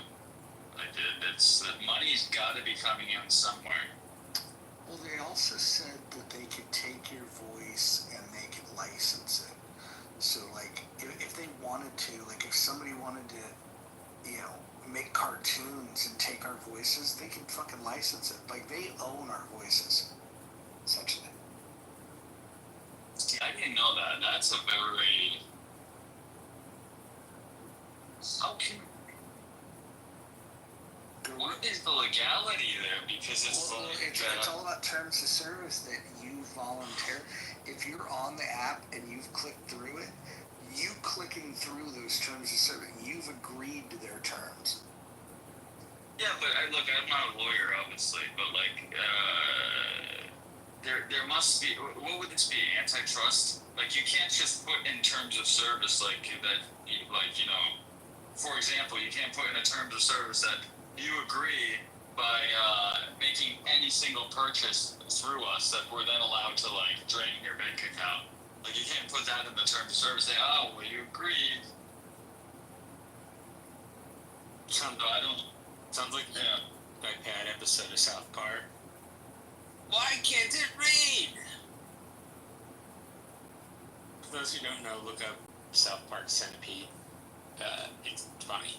Well, the thing that's like, and this I'm going to go to like the extremist view, although I don't think it's that extreme, but it will be interpreted this way, like reasonably, and it's understandable. But like the idea that you could just license someone's voice, okay, for starters, the courts aren't ready for AI. They're just not. I don't know that they could be unless they could do anything to make the courts ready for AI. But like, imagine a scenario now where like you can just have, we're wiretapping. Like, let's say they license our voices, they get tapped, okay? And so now someone has all of this data, all of our voice phones, and now when they choose to communicate as a terrorist organization with other people, they are using not their real voice, like a voiceover that uses Mojo's voice. And now, 10 years down the road, the CIA, the FBI is wiretapping these conversations, run a voice comparison, and they say, hey, this guy's Mojo.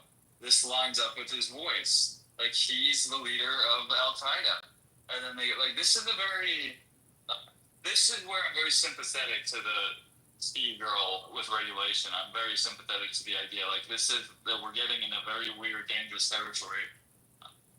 However, I just can't lose the AI race. Well, here's something to think about, though. Like, if you go to, like, a live event, like, let's say you went to, like, go see Monday Night Raw, they tell you before they start taping, they're like, hey, the fact that you're here, you're consenting to,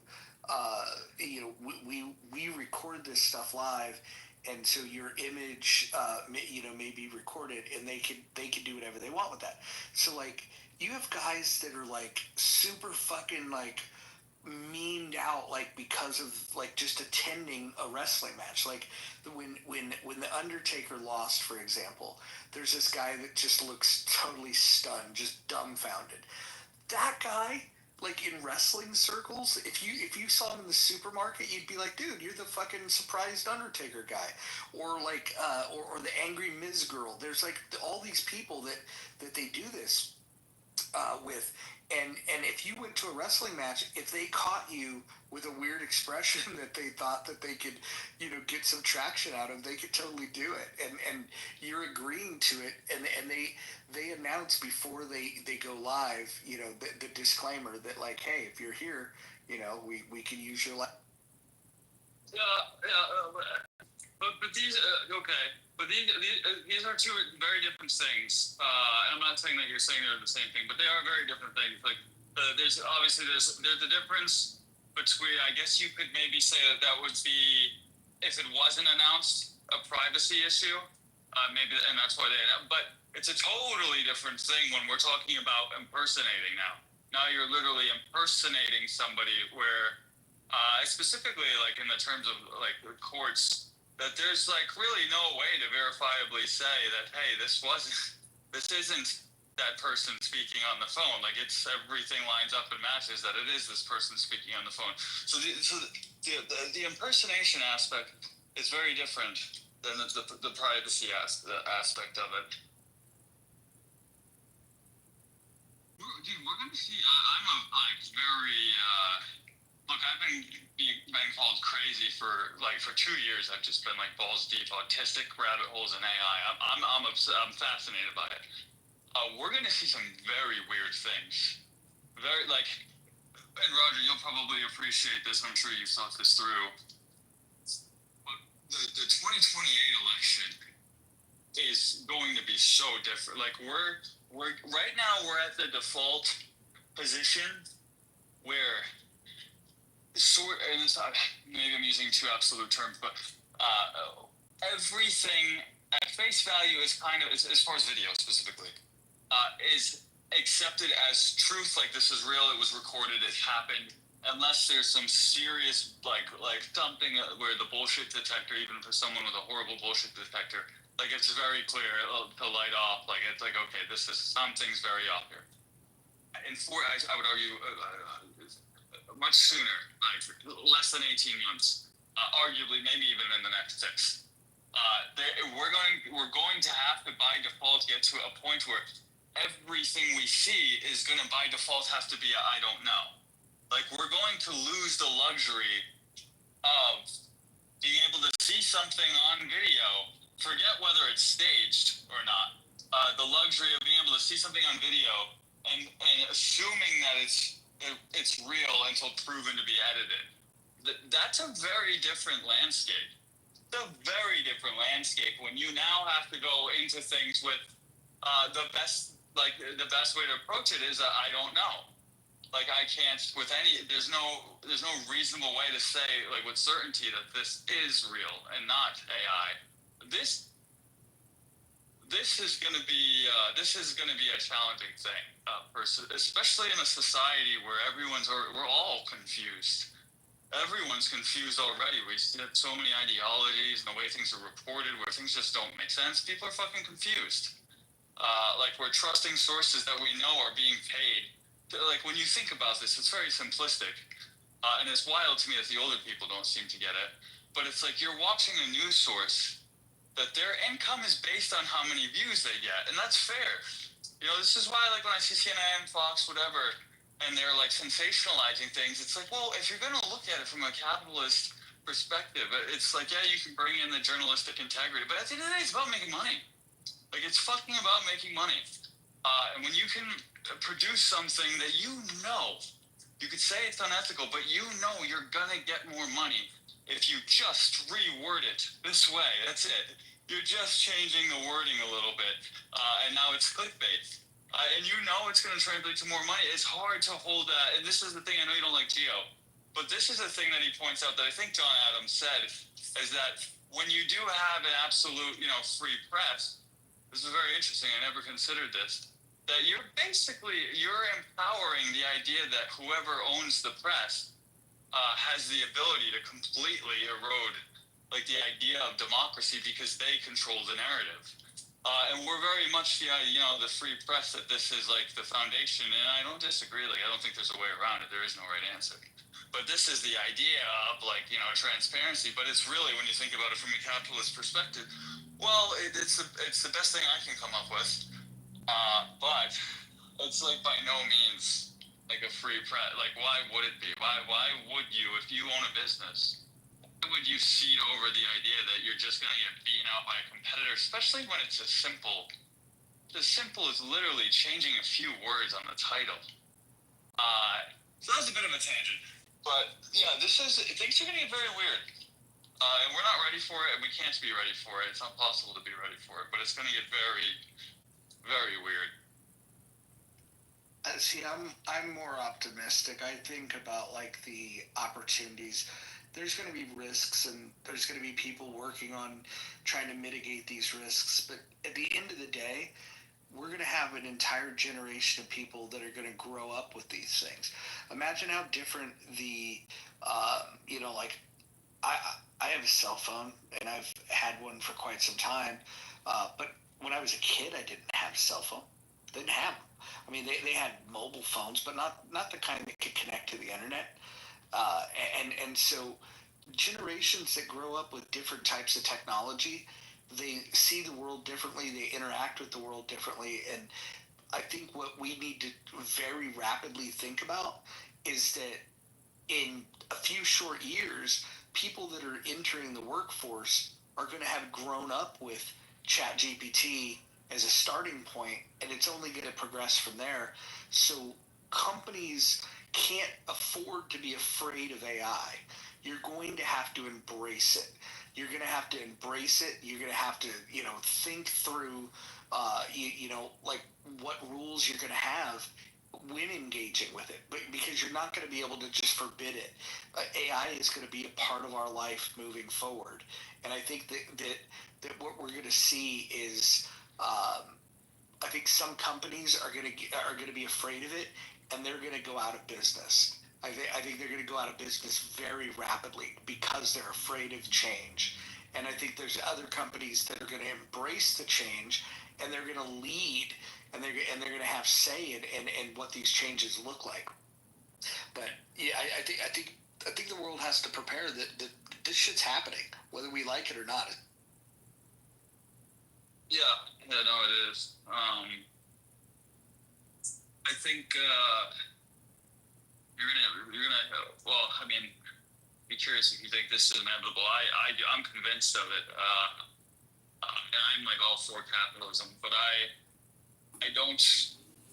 Long term, I don't think capitalism can survive in this economy. And like, if you're gonna just don't even bother responding with the whole, well, it's going to create more jobs. It's a bullshit argument. It's going to create some jobs that don't exist now, but it's not going to create more, not even close. Well, how do you know that? Because when you move, if the whole point and purpose of it is to automate things, which is basically the purpose of it, at least like when we're talking about companies, it's to automate, maybe you prefer a different word, but the purpose is to automate things. Then the positions that are going to be created or last are things that just simply can't be automated, which I don't see a way around this. I don't. I know, and I think that's the bigger point that you should focus on is that you don't see the way around it. Yeah. I've spent a lot of time. I haven't come across an individual that does see a way around it, and they're the ones that claim that they do. It's just simply it's going to create, and this is widely, even in the industry, this is widely accepted that this is kind of silly. It's going to get rid of far more jobs than it creates. Well, but what do you base that on? Again, simply like so. What are some jobs that humans could do today, or that ants do today, simply because there's just not a market for it because there's more important things to do? I mean, I'm sure there's some. I don't think you're thinking through this logically. I think that. I think I am. I don't think so. Can you give me an example where, because automation and robotics have existed prior to these developments, and in every case where we've replaced jobs, we've created more, and you're saying that you can't see how it's going to create more jobs. Maybe the jobs that are going to be created are beyond your comprehension. Okay, but that's no. Well, do you mean that? I'm not sure exactly how you mean it. If you mean it's just beyond my comprehension, fine. Then I'd be interested to hear what those jobs are that are not beyond other people's comprehension. But I think this is literally. I think the point is just because you or I or someone else can't envision what these jobs are going to be, I think that you should recognize that our limited capacity to know what those jobs are going to be doesn't mean that those jobs aren't going to exist. Every time in human history when we've developed new technology that makes jobs easier or eliminates jobs, it ends up creating entire new sectors. And the idea that would stop happening because it's AI, I just don't. Okay, so that is I'll say that's a fair point, but I also think it becomes irrelevant. And what I'll say, and the reason why I say that is, there's never been, and maybe you're someone that disagrees with what I'm about to say. There are a lot of people that do that, which I think is silly. I don't know. We'll see what your stance is. We've never created something ever in history that literally is going to move us down the totem pole by default. We're no longer going to be the dominant thinkers, the dominant species. Maybe that's not. I'm very hesitant to use species, but at the same time, I think it's somewhat appropriate. We're no longer going to be the dominant actors or agents. Maybe that would be a better way to say it. And so maybe you're still right. Maybe it does create these jobs. But to just, if you accept that we're no longer going to be the dominant agents or actors, to just say, well, yeah, this has always happened to this. Well, this has always happened this way when we're still the dominant actors. I hope you're right. I hope you are right. I hope I am wrong. I don't want to be right about this. Because I'm very worried about a system where capitalism fades away. I'm very worried about that. Yeah, I'm not worried about that part of it. Well, you don't think it's going to happen? Well, if you thought it was going to happen, you probably would be worried about it. Yeah, I'm not worried about it because I think the reason why I don't worry about it is that we're the creators of this technology, and it's a fucking tool. It's a fucking tool. I think it's much more than that. Well, and that's the basis for my reasoning. You stated that, but if you were to take this in a different direction, do you think God worried about oh man, I'm making these humans too smart? They're not going to need me anymore. If you're the fucking creator, if we were able to come up with this, what's the next idea we're going to come up with? I think that there's a lot of limited thought that you're applying to this, where you think that once we've created these AI models, that the machines will take over and there'll be no fucking need for us. Well, these things didn't even exist without us. We're the same minds that conjured that up. Imagine the next thing we think of. The rate of taking knowledge and progressing things, it always gets better and better and better. The idea that you think that's going to stop because of this is crazy. Wait, so this is an interesting point, and we're going to disagree on this, but I think this is actually a very interesting point. So I don't know how aware you are, how much you've looked into the field. It seems like you've probably maybe done a little bit the way you're speaking. But I think alignment is a joke. I think the idea that we could achieve alignment, or the concept of it, is a joke. So when you say that we've created, when you say machine, and I'm not one of those people that I don't think the models are conscious. but I'm not going to rule out either. Like, I think at some point it's going to be something more than that. We won't be able to just write it off as a machine. So, like, let's say that's true and that becomes the case. I think AI will look at us the way that we look at, if you're like an evolution person, the way we look at monkeys, chimpanzees, whatever you like think that we evolved from, and it's just the natural order of evolution. It's just the next step that we don't owe anything to chimpanzees. Like, there's nothing really about them that we should be really thankful for. I know this is a bit simplistic, but I do see that. I think, and look, I'm speaking out of my ass to accept, like, no one knows what AI is going to, how it's going. We don't know. We don't. But I see it's very, very possible that if it sees itself as having a self, it's very possible it's going to look at it as, well, this is just the natural order of evolution. That, like, we're not.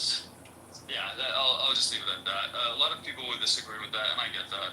And I could very well be wrong about that, but I think it's a stretch to assume that won't be the case. Well, let me ask you this: why is that even a scary thought to you, though? If we were the caterpillar that made AI turn into a butterfly, don't we still play a valuable role in that? And wouldn't that be an amazing legacy for human beings?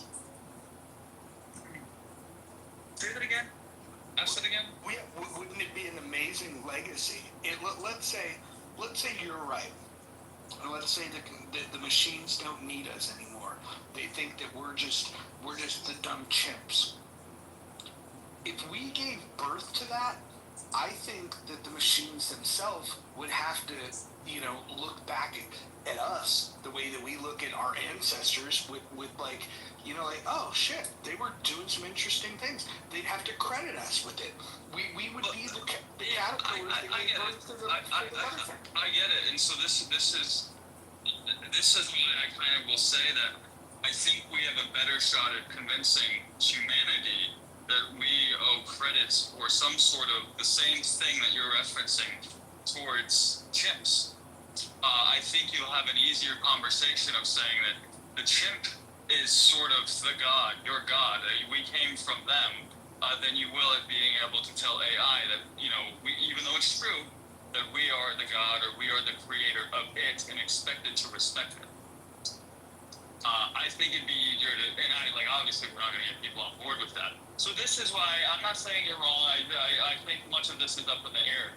But this is why the idea of alignment, although I think we should strive for it just by default, which is why it's like, why wouldn't you try? But I think it's mostly a concept that is ridiculous. It's not likely. I don't think we'll have any sort of say in it. And if you could achieve alignment or I'll stick with the first part that I said, that I think you'll have an easier job convincing us dumb humans that we owe something to chimps than you will at convincing that they owe something to us. It gets very weird very quickly. But it seems like you're dialed into this pessimism of. No, I'm not pessimistic. I'm not. I think AI. I think we need AI. I think, frankly, it's the best chance that we have for the continuity of our species. But the idea that it's not going to be two separate breeds, the idea that we're just going to merge as like one thing that we both respect each other equally, I think is silly. Again, I hope I'm wrong about that. But I'm not Skynet. I think we need to accelerate AI, frankly. I think the most dangerous thing about AI, at least in the somewhat near short term, is how it's going to be used by humans before it becomes fully autonomous. I think the goal. I think we're somewhat in the clear if we get to the point, and this is like very controversial, but this is why I think it's actually the dangerous part is like the transitory period. I think we're somewhat in the clear if we get to the point where AI is able to act autonomously.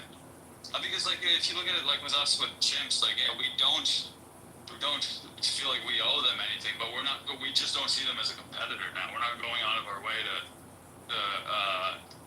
like we're like, oh, we're threatened by it, we need to take them out or else they'll take us out. So I think that's sort of the basis for where I think if AI gets to the autonomy part, we will benefit from it. It will create amazing things for us, but it will also see us as inferior to the extent that we're not actually a threat to it. Now, inferior doesn't mean that it's going to like subjugate us and do all these horrible things that a lot of people are worried about. That is possible. That very well could happen. But I think that's less of a threat than I call it like it might not even be the right word. Like the transitory period where it's super advanced, but it's not quite fully autonomous, and then it's like, okay, well, how are people going to use it during this period? I think that's the biggest threat. Yeah.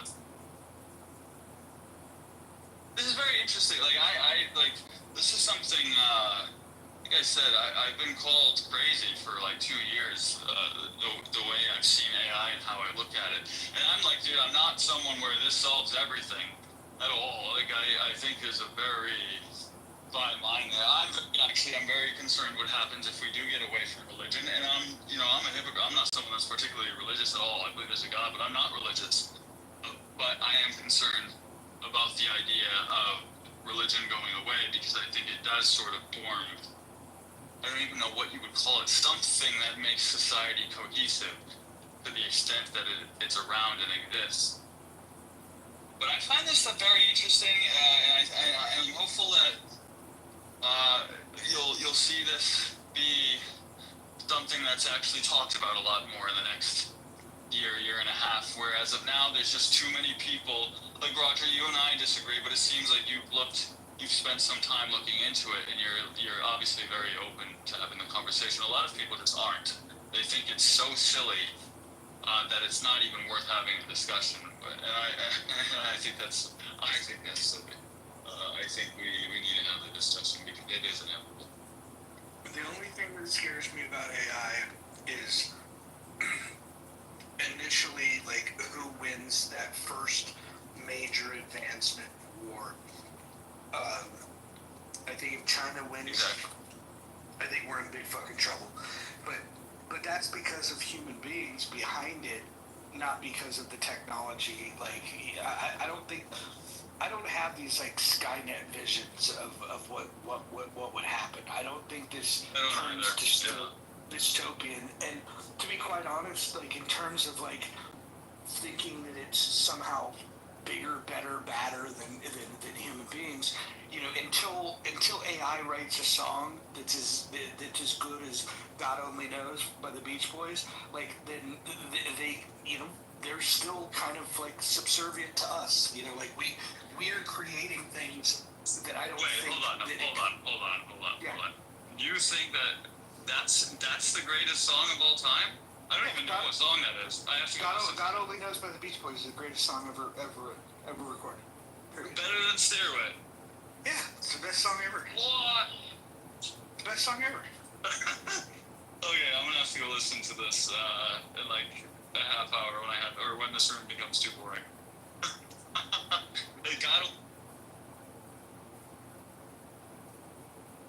I think the entire Pet Sounds album is the best album ever recorded.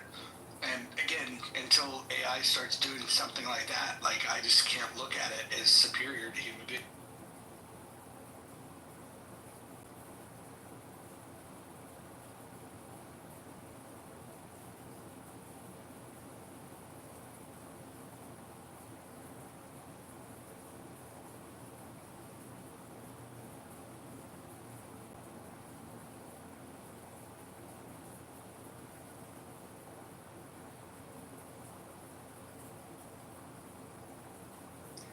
Alex Bozeman says, perhaps your fears are misplaced. There are far worse issues than AI. AI will impact many of the aspects of our lives.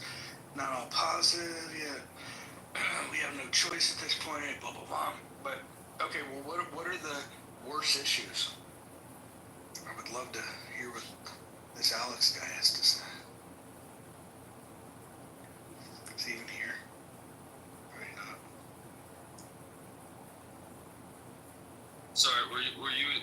I don't think you were talking to me. No, I was just reading from the chat. Okay. This guy said that that your fears are misplaced. There's far worse issues than AI.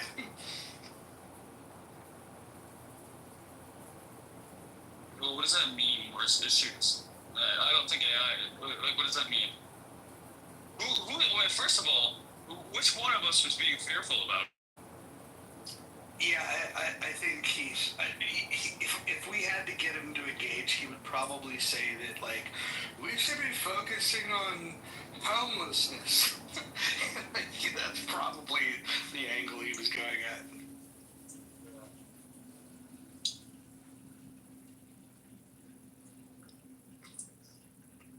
Adams is listening to Stevie Nicks. I said that Pet Sounds is probably the best album of all time. I would say that Fleetwood Mac's Rumors is probably the second best album of all time. Stand back, stand back. It's probably one of my favorite songs.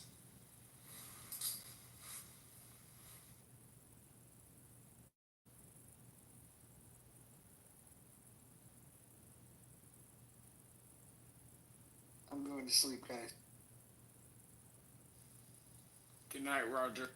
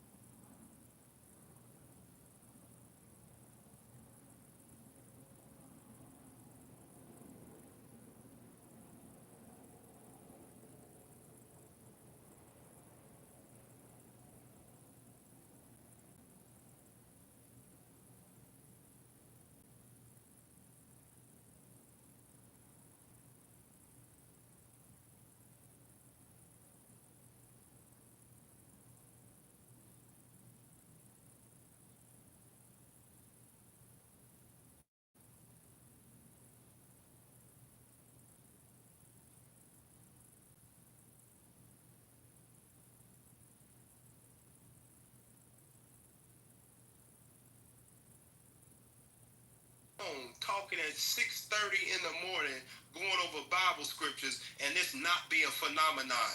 And y'all come in here, nigga scared of me. He don't want to move forward. He ain't ready for the battle. Shut your dumb ass up. Surely this is a miracle of God for black men to be on the phone at 6:30 in the morning with their Bibles open. You ain't never seen this. But we your own kin. Read on. Look what happens. Verse 5. And he could there do no mighty work. We can't even go over scriptures because we can't even deal with you like, man, you kids. We got to teach you manners like a 2-year-old. Teach you manners like a 3-year-old. We got to slap your hand. No, don't touch that. Put it down. Be quiet when adults is talking. This ain't your house.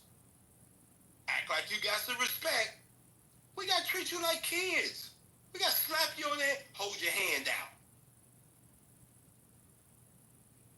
We can't even go over scriptures and get to the bottom of things because you act like kids. You grown ass kids. Keep reading. Save that he laid his hand upon a few sick folk and healed them. Only time we can go over scriptures is when we throw you off stage. That's the sad part about it. We can only go over a little bit when we throw you off stage. Throw you out the house. We got a Jazzy Jeff you. And for those that know what I'm talking about. Verse 6. Look how Christ thought about this. And he marveled because of their unbelief. We are in amazement of how the black man is today in 2020. Surely the white man is winning the war. Surely this white man is winning the war. He has destroyed the black man. You're a kid. You're mentally a kid in a grown man's body. He has destroyed the reputation of the black woman. She can't get married. Nobody wants to marry her. You only want to have sex with her and put babies in her and leave her by herself. Our kids are now not even referred to as young men. They're referred to as young niggas, YNs. 20 million abortions. Kill babies and then make TikToks about it. You would literally get out of the abortion clinic, grab a bottle, and make a TikTok about it. You would go on TikTok and you would disgrace your own nation. Men do the same thing. Surely this white man is winning the war. It's marvelous. We marvel at the unbelief of Negroes. You have no solutions for the problems that are going on in your community, and you refuse to hear the word of God. There you go. Look at that. No, just keep talking. Keep talking for me. Exactly. Anyways, what's happening? Yeah, there you go. Keep talking. Marvel. It actually saddens us. I know y'all hear us having to go back and forth and battle with you, but when we look at the stuff we see on social media, when we have to interact with our people like we do on here, it actually saddens us to look at the state of our people. We got a hard job being called by God to raise up a rebellious nation that hates him, that don't even want to listen to God. It's hard. It's a hard job that we've been tasked to do, and we can't wave the white flag. We got to keep our hand to the plow and see slow growth. But man, read verse 6. Finish it out. And he went round about the villages. No, verse 6. Read from the top again. Verse 6. And he marveled because of their unbelief. And he went round about the villages teaching. That's what we're trying to do. Even in our unbelief, we still got to teach. My goodness. I ain't even been on here that long. Only been here an hour. I am wore out with Negroes today. Unbelievable, man. Products of Christianity. All right, man. If anybody got questions, y'all can come up here, man. It's just sad. It's sad. The state of black men is sad, man. I got a question. All right, Angelo, what's your question? So, I just got here, and the fact that obviously, unfortunately, is Negroes having a debate amongst each other. Almost it seems like it's against each other. And my question is just like, where's the resolve? It's like, okay, like unless you're trying to really find out the truth, or you're just trying to argue. And how many years Negroes have been arguing, so-called Negroes, let's say that, so-called Negroes have been arguing amongst each other, and where's the resolve? Because why? I'm sick of brothers like coming in rooms like this. Oh man, they don't want the smoke, they don't want this, they don't want, like, what are you proving? What are you proving? What are you building? It's like, what is the point? of your entire debate at that point? Do you just want to come and debate, or do you want to come to some realization that we are like for the majority, we're lost. We're lost. So, brothers here, you had a question? I did have a question. Yeah. You made a big statement. My apologies. Trying to see where you question that. If you want to make a statement, we got you. Yeah, I'm almost tapped out. Like, so what's going on? I understand, brother. I just got here. My apologies. You're frustrated. I got you. Yeah, you hear it. Hey, okay. Angelo, hold on one sec. We'll find Yes, out. sir. You may get your question answered. Hey, Dr. Guy, what was your question? Dr. Dopamine. Yeah. Peace. Good morning. Peace. So what's your question? What's your war question? I just heard the title. I came in here like a while ago. Okay. I just came in to actually see what was going on, brother. I asked one question. Y'all flooded me with scriptures and threw me to the goo because I wanted to actually have the interaction. What's your question now? You ask about God's name, we answer. What's your question? Okay, so again, this is explain your belief without saying you're wrong, right? So if I explain what I know instead of what I believe, that's why I said is knowing and believing the same thing. Y'all brothers said yes. So yes, we know that there's a God in the Bible that we believe in. Okay. And I have to ask for specifics because you have multiple deities in the Bible. Are we correct? You got Baal, you got Asherah, you got... The Bible, those were the made-up gods of the other nation that God destroyed. All I'm pointing out is you have multiple gods. Right, and I'm pointing out we got multiple deities, so I just asked the question. Let me ask you a question. There's no God in the Bible that challenged the God of the Bible and proved that they have authority as a God. Get Deuteronomy 32, verse 39. This is what the God of the Bible says. Read it. The book of Deuteronomy, chapter 32 and verse 39. See now that I, even I, am He, and there is no God with me. I kill and I make alive. I wound and I heal. Neither is there any that can deliver out of my hand. So that's why the God of the Bible is the final authority. Yes, other gods are mentioned, but they have no power to challenge, disrupt, or take down the God of the Bible. Well, I like specifics.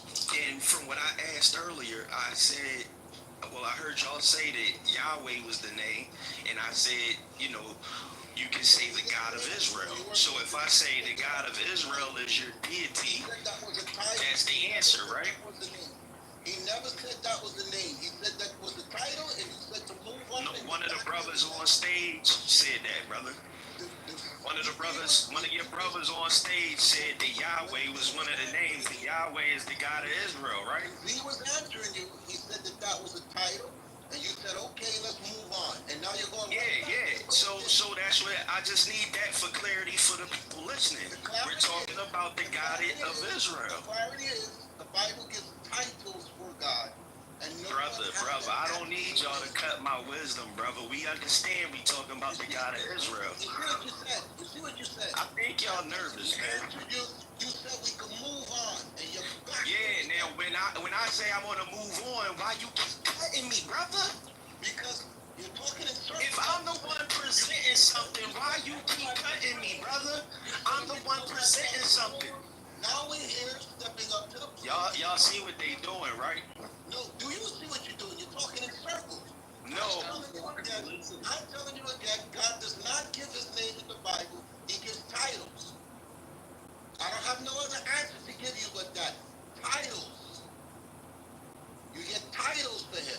They call him the Most High, they call him Lord, they call him Allah, they call him Elohim, they call him Why are you trying to hold me on that point? I said let's move on. Okay, so 3-4 times now I said let's move on. Okay, let's move on. Right, brother. Why I gotta do that though? Let's let this thing flow. Let it be exciting. I didn't bring up the name you did. Let it be exciting. Why are you trying to like knowledge block, bro? Already, let's move on. Okay. So my thoughts on this from my research is that the God of Israel that people promote today was not the original God of Israel based on history and from my understanding somehow how the beginning of the Bible was written. At 10th century BCE, the Israelites started to rewrite history. And this is not what I believe, this is what I know. And when they rewrote history, they merged the deity El and Yahweh to be the same deity. So this is why it gets confusing sometimes when a brother just asks or a sister asks, what's the name of your God? It's because there's so much controversy around what the Israelites did with the Canaanite pantheon, which had multiple deities because of the rewriting of history. And these are the same pantheons that Asherah, Baal, Yahweh, Moloch, Shamos is associated with. Those names in the Bible is an actual pantheon.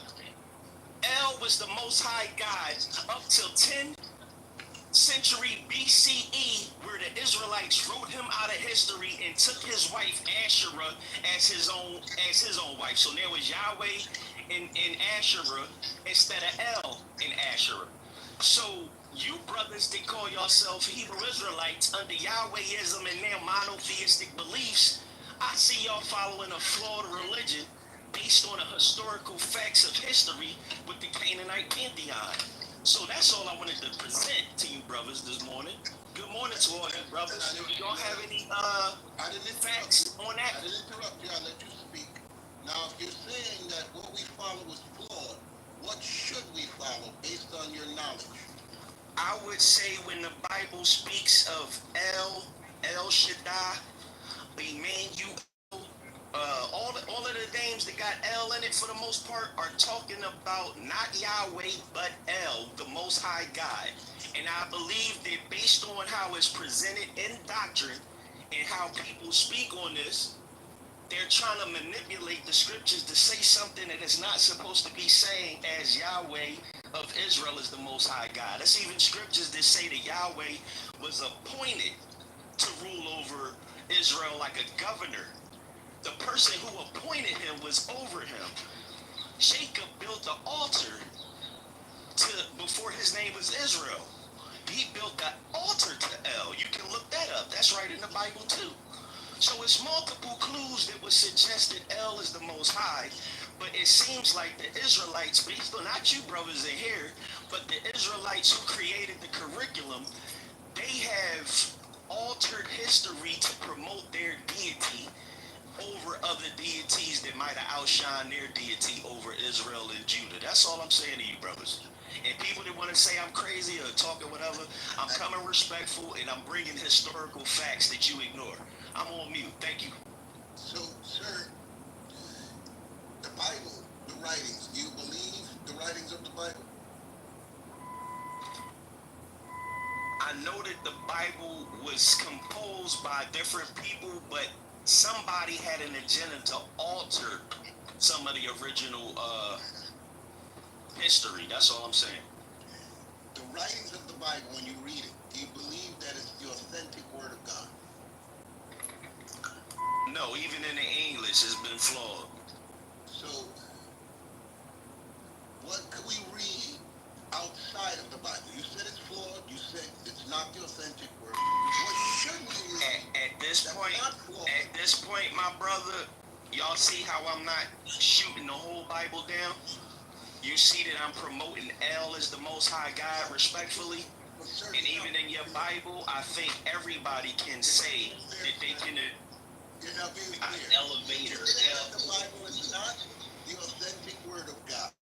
So if it's not, I don't want to read it. No. I'm saying that, Martin Luther changed some things in the Bible. There's certain people who will change things in the Bible. So if you love the Bible, all I'm saying, you brothers and sisters, is that L is the Most High God based on the Bible and history until it is manipulated at a certain point. And I also would love to say that if you follow the New Testament with Jesus, right? Jesus is the doorway to the Father. He's the example. He's the gate. He's the bridge to the Father. The people who are out here worshiping Jesus as a deity, y'all need to stop worshiping the doorway and worship the Father that He prayed to on that cross. And that was Eli, not Yahweh, Yahweh. LL Cool J is not a god in the Bible. I like that, bro, because when I read that, I thought of L. Did LL get his name from that? That's a good one, too. Jingling, baby. Go ahead, baby.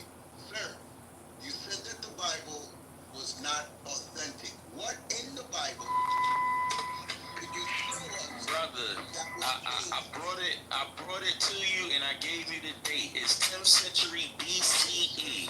We heard that. You don't have to repeat it. Okay. It was a merging of gods. I'm cutting you off. I'm letting you talk, and I didn't cut you off. But you're asking a question that you have to research, my brother. No, you did the research. I didn't. I'm hearing it for the first time. Okay, so I told you. It was a merging of deities around 10th century BCE. Where's the war? I thought you came here for war. I don't want to argue with you, bro. Now I'm bringing it to you. Look what you're doing. I don't want to argue with you, bro. Based on your study, could you show us what in the Bible was manipulated, altered, tampered with an agenda? Could you show us where in the Bible? I just gave you multiple examples, good brother, and I don't want to argue with you, brother. This should be like a friendly... How you cut me off when I said I'm trying to have a friendly conversation? I don't want to argue with you, brother. I didn't cut you off. I want you to... All right, I don't want to argue. Can I say that again? I'm just trying to have a peaceful... We're not arguing. ...conversation with you. And I'm telling you, the altar that Jacob built his altar to before he wrestled with the angel, it was to El.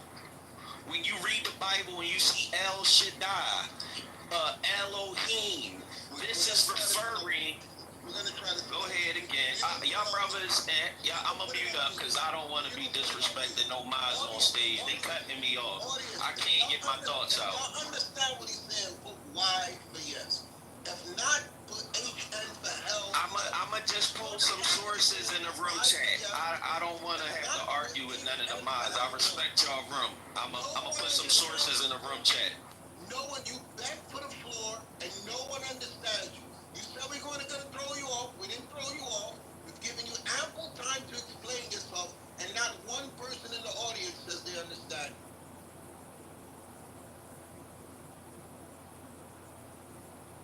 This is why Z was frustrated with you. Okay? Because it's just what you did here.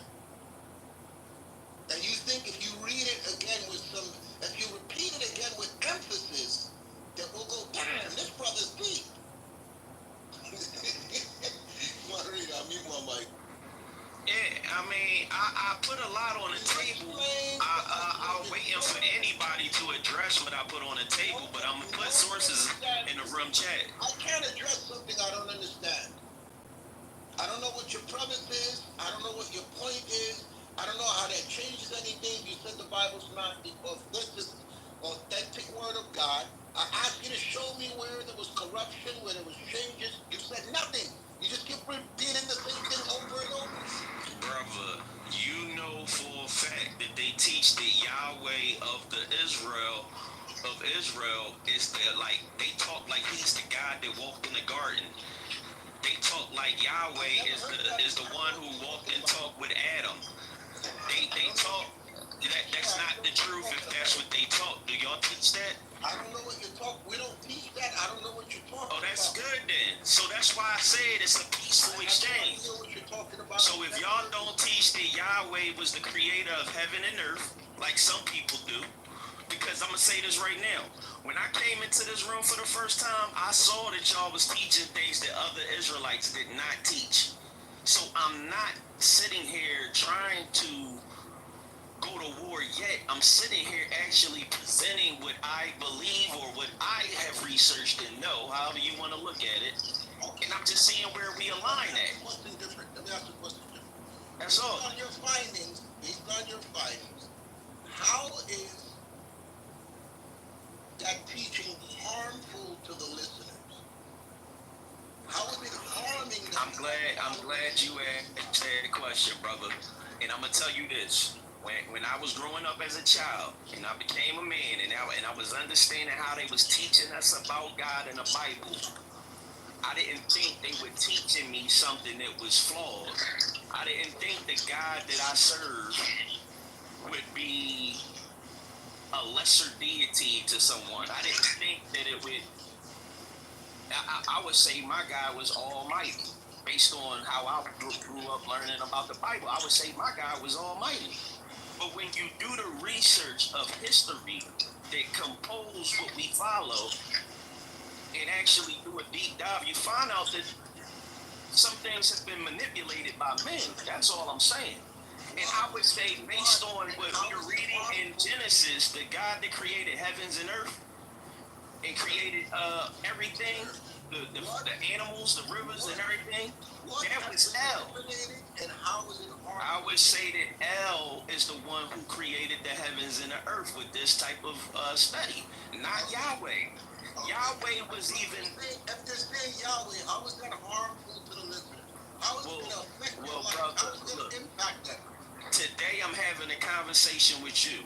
If someone was to be a stenographer and write down that I was talking to, let's say, D-Money, that would be a lie.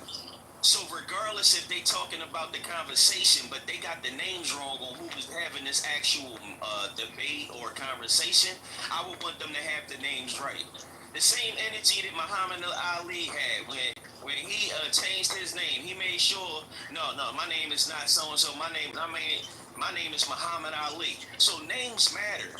So if you serving a God, I would think that everybody would want to call on the true and living God that created heavens and earth. Not somebody that they put in the place of that person. Sir, have you read the Bible before? I think you know I have, my man. No, you haven't. I can prove to you that you have not, because you keep arguing about what name to call him, and I'm going to prove to you with one scripture, you have not read the Bible. And you need to go back and do more research. So you telling me Yahweh is not the God of Israel? This is ridiculous. I'm going to give one scripture that's going to show you have not. Yahweh is the God of Israel, brother. I'm going to give one scripture that shows you have not read the Bible. Read against Zephaniah chapter 3, verse 8. Yes, sir. God tells us when we'll be able to call his true name. And it is not now. Read it, reader. The book of Zephaniah, chapter 3 and verse 8. Therefore, wait ye upon me, saith the Lord. What did God say to do? Wait ye upon me, saith the Lord. He told the people in the Bible to wait for him, read on, until the day that I rise up to the prey. The prey are the other nations that are in power. Read on. For my determination is to gather the nation, that I may assemble the kingdoms, to pour upon them mine indignation. Because God has indignation against the other nations of the earth. Read on. Even all my fierce anger. And the God of the Bible is angry at the other nations. Read on. For all the earth shall be devoured with the fire of my jealousy. For then will I turn to the people a pure language. So the problem now is a language barrier. God says, wait, I'm going to give you a pure language. Why is he going to give us a pure language? Read on. That they may all call upon the name of the Lord. That's when we're going to all say with one common consensus what God's name is. When God restores the pure language to us, because there's many different dialects, many different tongues, many different understandings, but God said he's going to fix that. So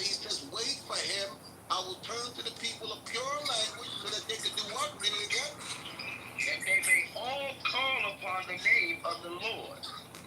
So has that happened yet, brother, or that's going to happen? It hasn't happened, and it's gonna happen. And all right, so I like that. I like that. You just taught me something, right? And just because you taught me something doesn't mean I've never read the Bible. It just means you taught me something that I overlooked or didn't read, right? Concerning your argument. But let me land. So I appreciate you teaching me something this morning. I love to learn. I'm gonna remember exactly what was read and what y'all said, right? But this is the thing. Prior to everyone calling on this one name in the future, y'all all refer to the deities. The deities on, if you're talking about Lucifer, the devil, Baal, Asherah, Jesus, everybody's saying the names right now. Yahweh, they're saying the names right now. So until we get this new name, I'm going to continue to point out that the God of Israel, based on the Israelites hijacking history, they made him Yahweh, the God of Israel, and the Most High God of all. Originally, it was El. Even in the Bible, it was El. Which Israelites hijacked history? You keep saying that. Not you guys in this room that are faithful followers of the doctrine you've been given. It's the people who created the doctrine that you follow. They had a such thing as called Yahwehism. This was before the monotheistic thing. Yahweh was appointed the Most High God of a pantheon where he had a wife, Asherah, or Asherah. She's in the Bible or referred to in the Bible as the Asherah poles that are not supposed to be next to the altar of the Lord. So prior to this monotheistic belief that some people have, or like my brother D Money, he's a Hebrew Israelite. D Money, y'all might know him. He say is henotheistic, because it's many gods, but it's only one God that y'all exalt as the Most High God, and that's Yahweh. So that was originally the Yahwehism that was going on prior to the monotheistic teachings of the Hebrew mythology. So it's all about a timeline. Y'all, the people of today focus on the last part of the timeline. They ignore the polytheistic origins of the God and of the culture of the Canaanites. But I'm on mute. All right, thank you, sir. Moderator, who we got next? Pamiri, did you speak yet? Yeah, I did already. Yes, he did. But 3 hours ago. 3 hours for 3 hours, yeah. But I think if we read the... Oh, that's right. Angela did have a question. Go ahead, Angela. Angelo, did the doctor answer your question?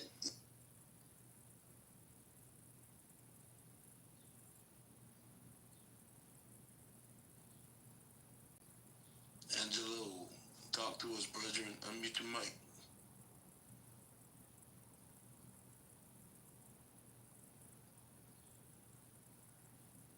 My apologies. Can you hear me, sir? There you go. All right. I guess more or less you could say he answered the question. Talking about who is your deity, Yahweh, Yahweh, Yahweh, whoever you want to call, all right. But it is what it is, I mean, I'm not saying you're not here to debate. Then what are you here to get? Enlightenment? Acknowledgement? I don't know. I look at it like this way. I'm tired of people arguing. I'm tired of Israel arguing. To get to a common ground. I'm just sick of arguing. Did you hear the script that A1 read earlier? I apologize, I did not. Go ahead. Go back to Zephaniah 3 and 8. That's not gonna happen right now, bro. That's not biblical. It's not biblical that we're gonna see eye to eye. even during the time of Christ, there were multiple groups of Israelites. You had a group of Israelites who were Herodians, who believed that subscribing to government was the answer, right? And then, of course, we know we had the disciples. Of course, we know we had the Pharisees and the Sadducees, right? And you also had another group who they believed the answer was being rebellious to the government, aka zealots. You understand? So that is not realistic to expect that. Read Zephaniah 3 and 8 one more time. This is the book of Zephaniah, chapter 3 and verse 8. Therefore, wait ye upon me, saith the Lord, until the day that I rise up to the prey. For my determination is to gather the nations, that I may assemble the kingdoms, to pour upon them mine indignation. Right. So the Lord said his determination is to gather the kingdoms and pour on them his indignation. It's talking about war. Go ahead. Even all my fierce anger. For all the earth shall be devoured with the fire of my jealousy. Right. This is going to be during wars. What we gonna see when we gonna see this taking place? Read. For then will I turn to the people of pure language. For when? Read it again. For then will I turn. Read it again. For then, after the war, read. Will I turn to the people a pure language. That they may do what? That they may call upon the name of the Lord to serve him with one consent. With one consent. So until then, you're going to see the division. You're going to see people teaching things that are contrary to sound doctrine. All right? You're going to see people joining other groups that come to you because they have itching ears, like it says in Timothy. All right? Go ahead, second hand. Get what is it? Philippians, I think 1 and 12, 1:15.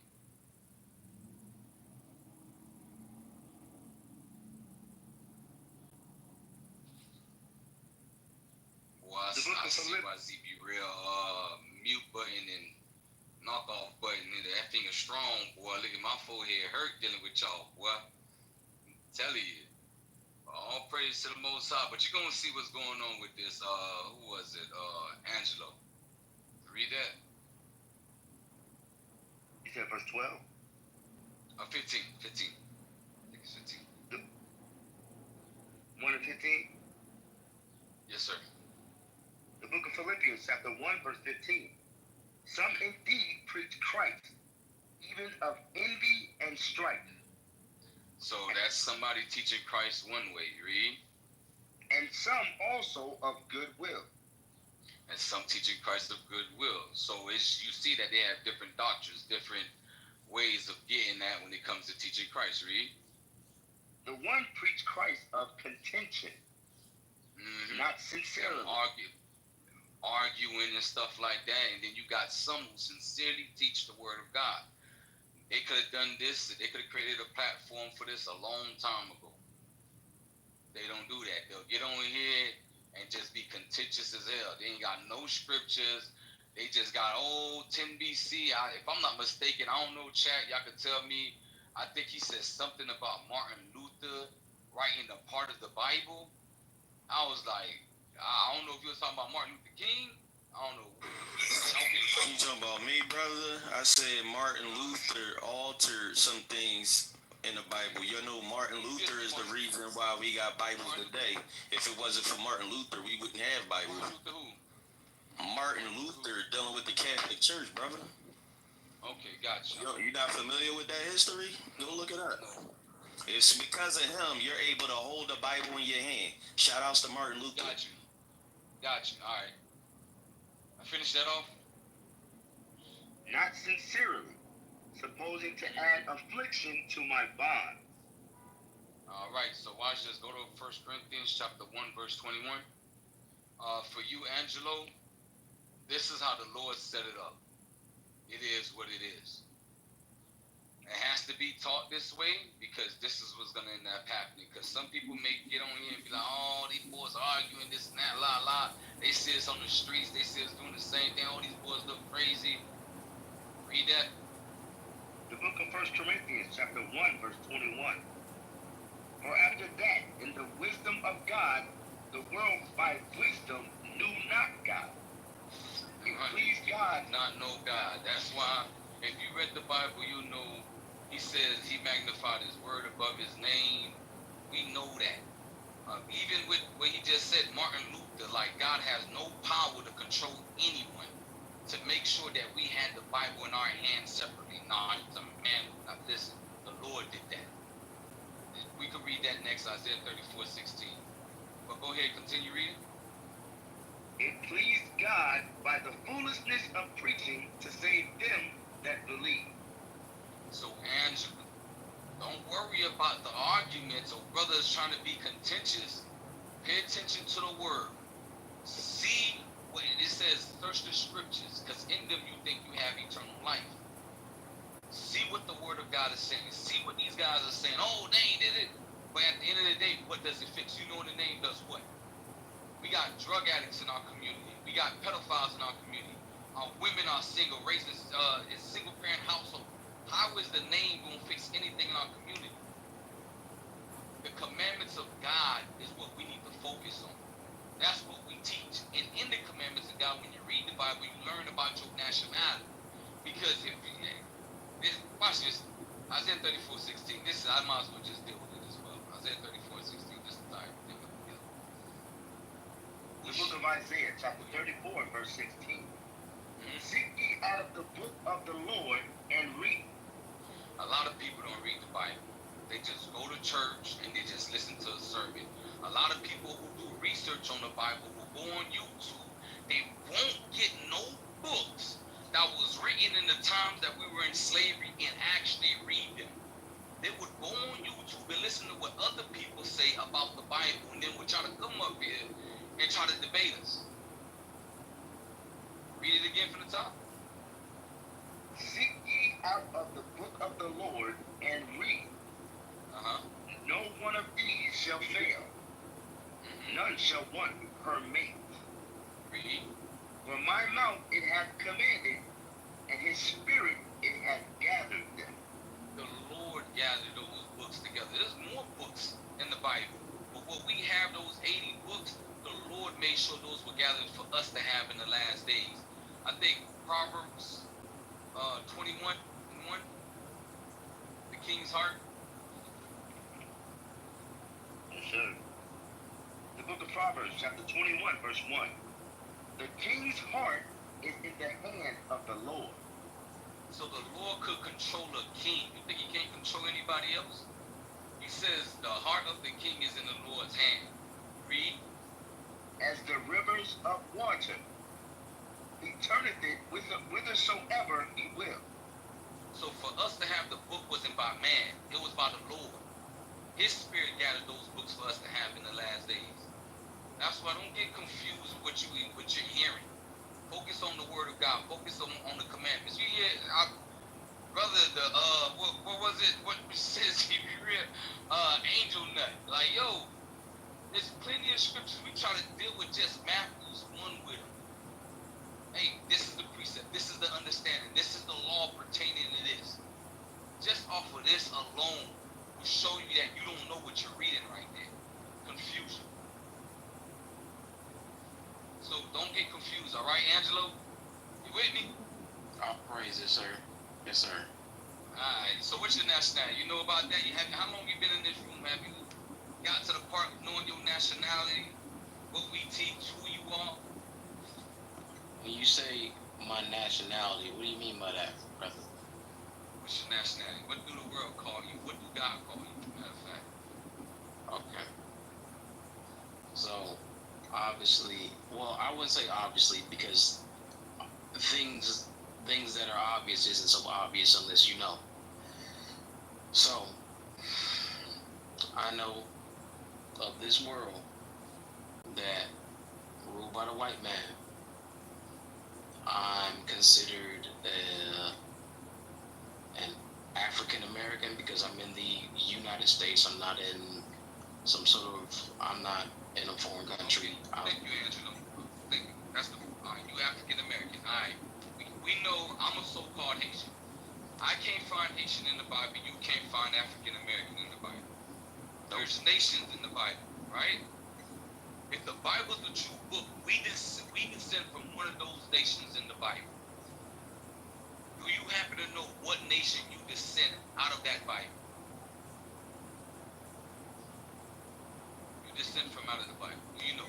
There's Moab, there's Ammon, there's Israel, there's Ishmael, there's Edom. Right, but Issachar. Yeah, I said Issachar, but I'm not Issachar. Issachar's a tribe. Right. The 12 tribes, right. Okay, so you know you come from the nation of Israel. Correct.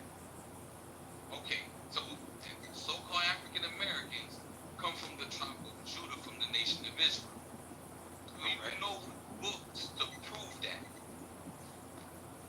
we come from the nation of Israel? Because you probably heard of it, but do you know why we would wholeheartedly believe in these things? I don't. So lay it on me, brother. Alright, good. Go to Daniel chapter 9. Alright, so when you read the Bible, that's what the Lord says precept. Hey, you starting to go on.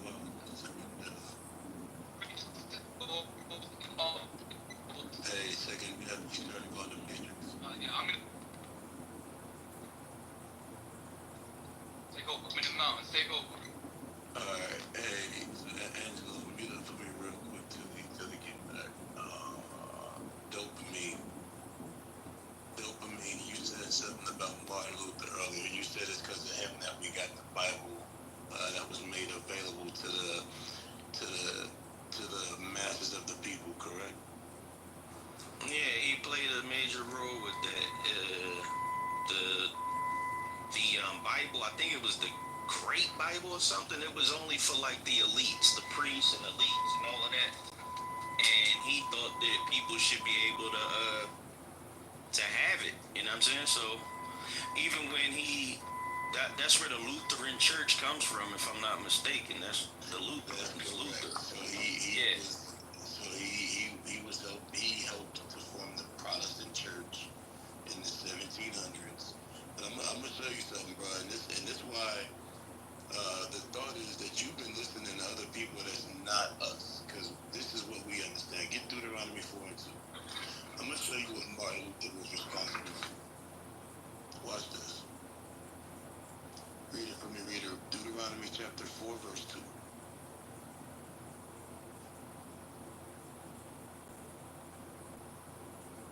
And this why, bro, before you, and I know you said you didn't come up here for war, but based on your conversation earlier and based on your profile picture, it looks. Oh, you know, you gotta make it look good, man. This is entertaining for everybody. You know? But yeah, I'm telling you, from your side, it haven't sounded good. You come from a place of ignorance in this conversation so far. Watch this. I wouldn't agree to that at all. Because Martin Luther did do some things. But go ahead and tell me about what the Bible say about Martin Luther. Because the information we brought up, you haven't been able to show us that we're wrong. Read Deuteronomy 4 and 2, read. Yes, sir. Bruh, your man tapped out because they were Chapter 4 and verse 2. Come on. Ye shall not add unto the word which I command you, neither shall ye diminish aught from it. Neither what? Neither shall ye diminish aught from it. Did Martin Luther remove any books from the Bible? Dopamine? That man changed some words around. I think he might have removed a book. And I'm not saying that he was supposed to. So I don't even understand how you saying some ignorant shit. I said Martin Luther had his hand in it. He removed 14 books out of the Bible. Okay. That is why the Protestant Bible does not contain the Apocrypha. All right, I'm not a Lutheran. It was just a snapple fact to edify the room, brother. But you argue for it. That is No. I think you taking what me and the admin in the room was doing. books were taken out of the Bible. No, and then that's why you have the standard King James. We on the same side, brother. You're not supposed to add or take nothing away from the scriptures. I agree with you, bro. And it's multiple people who did it. And then you said if it wasn't for him, we wouldn't have it. He took books out. You are speaking contrary to. You're taking my word and using them for another purpose, brother. If I'm telling you that he did it and you reading it, he did it, we're on the same side. Of the Lord your God, which I command you. Keep the commandment. So because he removed those books called the Apocrypha, we lost our understanding of the Greek captivity. You understand? And because we lost our understanding of the Greek captivity, you now have a large population of Christians who, when we read scriptures like Jew nor Greek, they do not understand that Greeks were Hellenized Jews.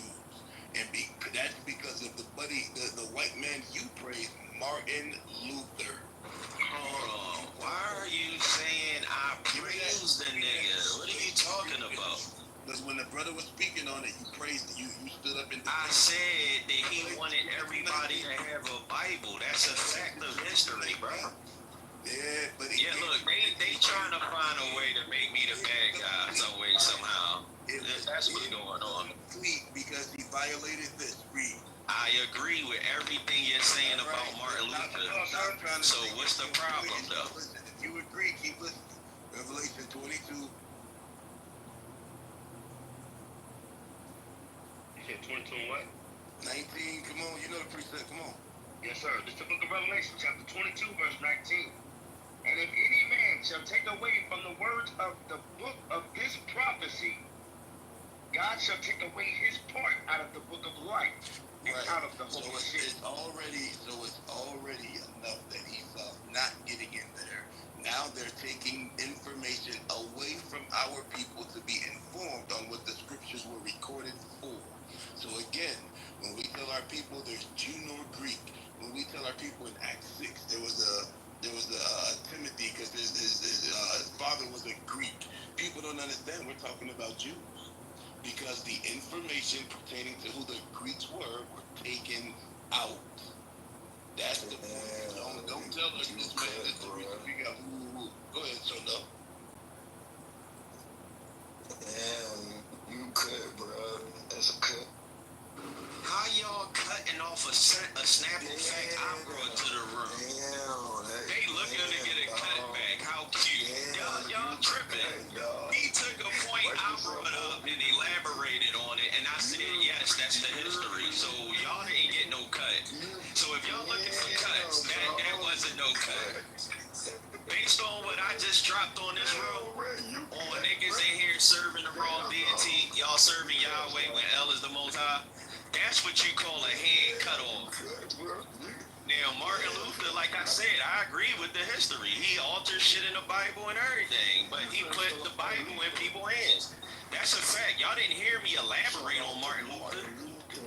Come on. Cut the childish shit out. They heard me say a snapple fact that people didn't even. Boss said, are you talking about Martin Luther King? Y'all didn't even know about Martin Luther. You said, am I talking about Martin Luther King? I'm the one who educated the room. He elaborated on it. Good job. Great job, fellas. Learn that biblical history. Thank you. I love history, y'all. You said you're not here for war. Ain't nobody say this guy was a nice guy. Not here for war, so just hear what I'm about to tell you. I wonder if King James took anything out the Bible or altered the Bible. Let me go look that up real quick. Hey, real quick. I'm gonna mute it for you. Hey, chat. Think about it like this, y'all. And everybody can hear. If I get King James altered anything in the Bible. Hey, Mo, can you talk? You agree, but you can't shut your mouth. Shut up. Listen. Can y'all hear me? Yeah, you in the matrix, sure enough. Okay, I'm still in the matrix right now. Nah, there you go. Go ahead. Cool. He said he loved history. I was just coming here about he talking about Martin Luther. Right? Do you know what Lutheranism is? Do you know what that is? You know what they practice? You know what they believe or not? I don't think you know what they believe for real. Yeah, he don't really know. I think he just trying to. I think he just probably googling stuff and throwing shit out there, throwing stuff out there. You know, I don't even think you know what Martin Luther believed.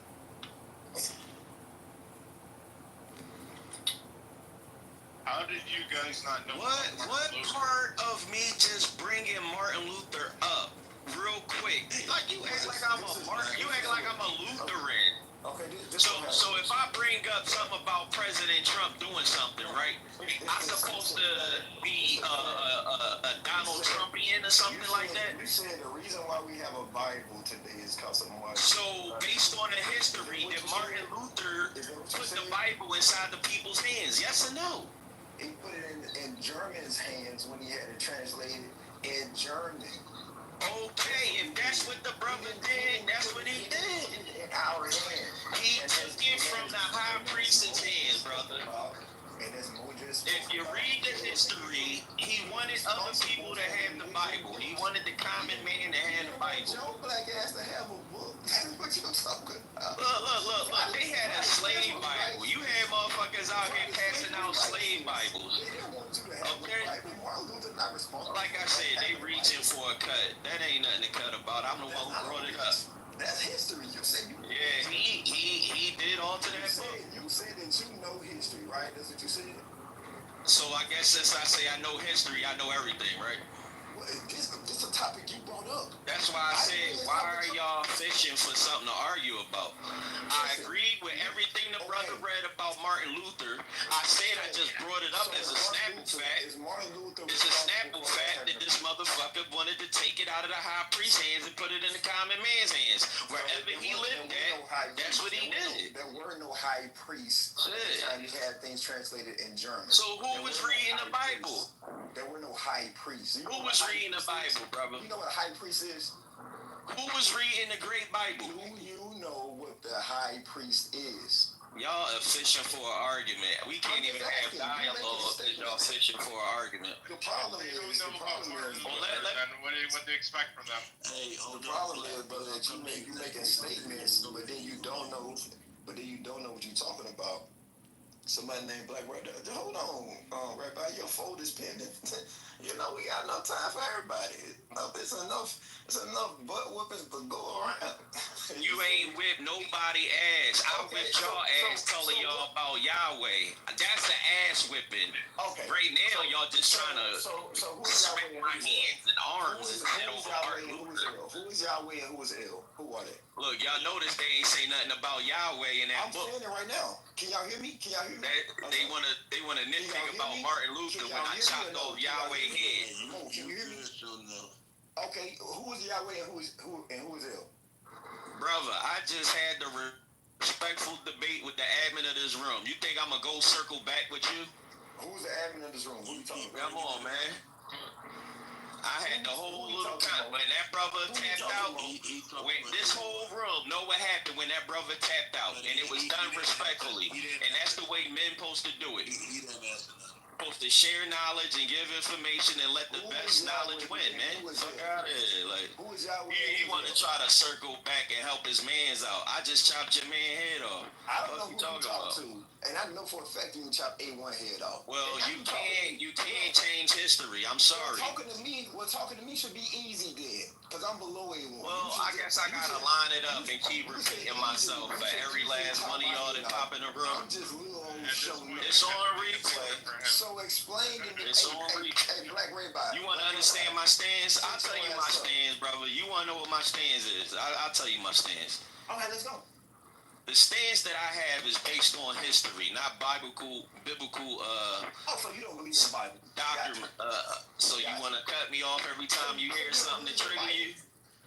You want to cut me off because we're not going to get to my point if you hear something and you cut me off, bro.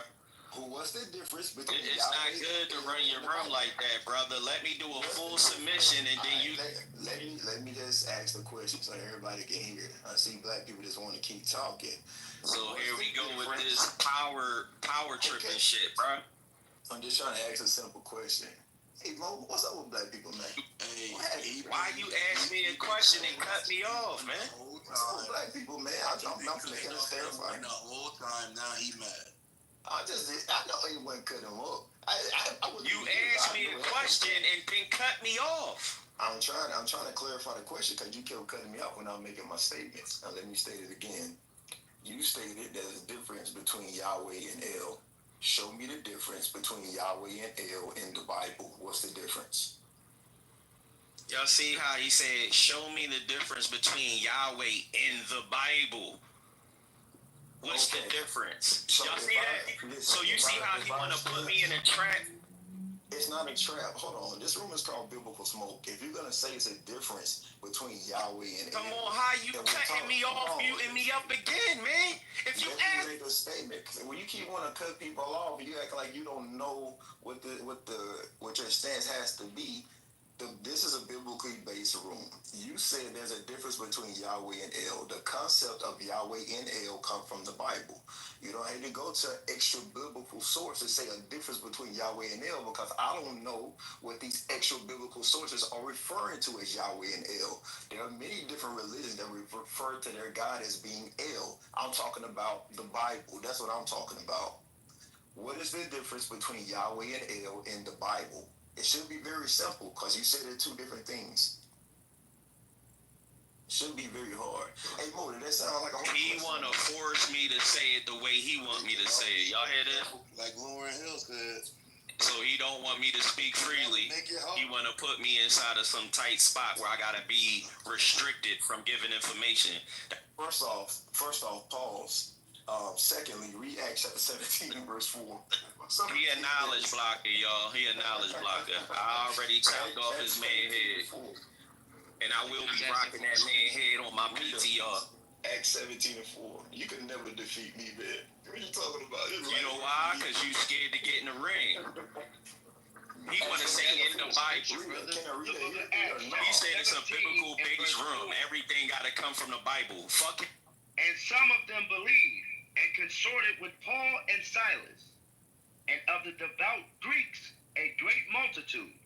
And now of read the verse 2. Women, verse 2. Yeah. And Paul, as his manner was, went in unto them, and 3 Sabbath days reasoned with them out of the scriptures. In order for us to be able to reason together, it got to be based upon the scriptures. You can go anywhere you want to go with the scriptures, and I never say you can't use any. Hold on, I never stated that you can't use any extra biblical sources. But if the statement is, so I'm gonna ask again. Why you ask me something 3 times and cut me off? Quit cutting me off, dumb nigga. Dang, what's wrong with these people, bro? So, like I stated again, all right, don't worry about it. I got you. All right, you know what I'm saying, man? You better quit cutting me off, bro. Listen, if we're going to reason together, it got to be based off of the scriptures. Where can we go scripturally to be able to prove that this Yahweh and El is different? And then you can use extra biblical sources to back up your stance. We do that all the time. We sow secular sources to back up our stance, right? So just show us the difference in the scriptures, and then if you have extra biblical sources to support that, then do it. Believe with the scriptures. What scripture do you have to show us the difference between Yahweh and El? I'll mute my mic. When I made the first submission to the brother that was in that top corner, and shout outs to him for bringing me back on stage to actually speak, because niggas was being rude, but I brought out all throughout the Genesis book where it brings out El, it's specifically talking about the God of Israel and Canaan. This is the chief God, El. Now, you can bring up every scripture that talks about El. You have Jacob building an altar to El. before he wrestled with an angel and became Israel. All the scripture. You have Elohim. You have El Shaddai. You have these names, and when you read and find out what these names mean in Hebrew, you know they talking about the deity El. What was done was they took the curriculum of El and they tried to apply it to Yahweh, merging two deities. This happened around 10th century BCE. And I'm going to keep bringing up the history, because if the Bible is leading you down a path that is incorrect or being taught in a way that is incorrect, people who give commentary, you're not going to realize that they're merging two deities until you look at the history that shows that they merged two deities. What's the merging? What was merging? What is merging? Yeah, what was merged? Merging means they take, like me and you are two different. I know what merging means. I said, so what was merged? You said between Yahweh and El. They're trying to credit it. They're crediting everything that was associated with with El to now Yahweh. That is the problem. And where did Yahweh come from? Yahweh is a foreign deity to Canaan. That came from the Sanshu tribe, which was a foreign tribe from another land. Okay? You can look this information up. Okay, so Yahweh originates from the Sanshu tribe, which was a foreign tribe to Canaan. Okay, so now when we read, you said when we read about God Almighty or Lord in the scriptures, you said it's always referred to as El or El Shaddai. What was the last part of that question? Okay. Every time we read the terms, it refers to the Father. You said when we read about God, Lord, right? You said it always refers to as El or El Shaddai. Is what you said? No, I didn't say that. Okay, so what names are referred to when you're reading the scriptures about? I don't think I said Lord. I said everywhere you see El, for the most part, is dealing with the deity El. Emmanuel can be said God with us, but if you're saying Emmanuel, El would be the deity. But what they have done is told the world that El is now a title. It's not a name of a deity. This is what they wanted to do. This was a part of the tricknology to make the title El and not a name El. So, okay, so we're in the Bible then. So at what point did this happen in the Bible? Is this before Genesis, Exodus, Leviticus, Numbers, and Deuteronomy? Did it happen in the New Testament? Where did this merging happen? Well, the merging happened in history, but okay, but like I can talk. I'll give you an example. I can talk to an Israelite, right? Let me clarify. This is my question. Hold on. This is my question though. So, what scriptures is it that has the merging of El and Yahweh? Is there every scripture that refers to El? I would look up the first time Yahweh is used in the Bible. That's what I would look up. So when was it? I would look that up. What you want me to go Google this shit real quick? No, I mean you made the statement. I'm just trying to figure out what you're talking about. Yeah. Well, so you said every I'm giving you information that Israelites tell me, and again, all Israelites are not the same. But you have some people out here saying that Yahweh walked with Adam and Eve in the garden, or walked with Adam in the garden and all of that. The guy that was saying, why are you hiding with leaves? Who told you was It don't say that in the Bible. It says, yeah. So that's why I said some people are actually teaching things that's not even in the book, but they're suggesting so that deity is Yahweh. So they would be wrong if they did that, right? That's correct. They would reteach us out of the Bible. So with this merging of El and Yahweh, what was changed? That was my initial question. You said that there's a difference between Yahweh and El. Well, what was changed with this merging, with this supposed merging? Where the problem comes in at is when you think about the Almighty God. I said this earlier. When you think of the Almighty, powerful God, when we think about the deity that we serve, right? We're not thinking that this is someone who's been placed in a position because of rewritings of history. When you think of Almighty God, the one who created heaven and earth and humanity and the trees and the firmament and all this stuff that's, we're thinking that we're serving the Most High God. But based on the historical facts of the composers of the Bible, they placed a foreign deity that was a lesser God in place of the Most High God, El. So when I hear people teaching that Yahweh is the Most High, which I hear a whole lot from Israelites, because Christians don't really say that. They too busy worshiping Jesus instead of the Father in heaven.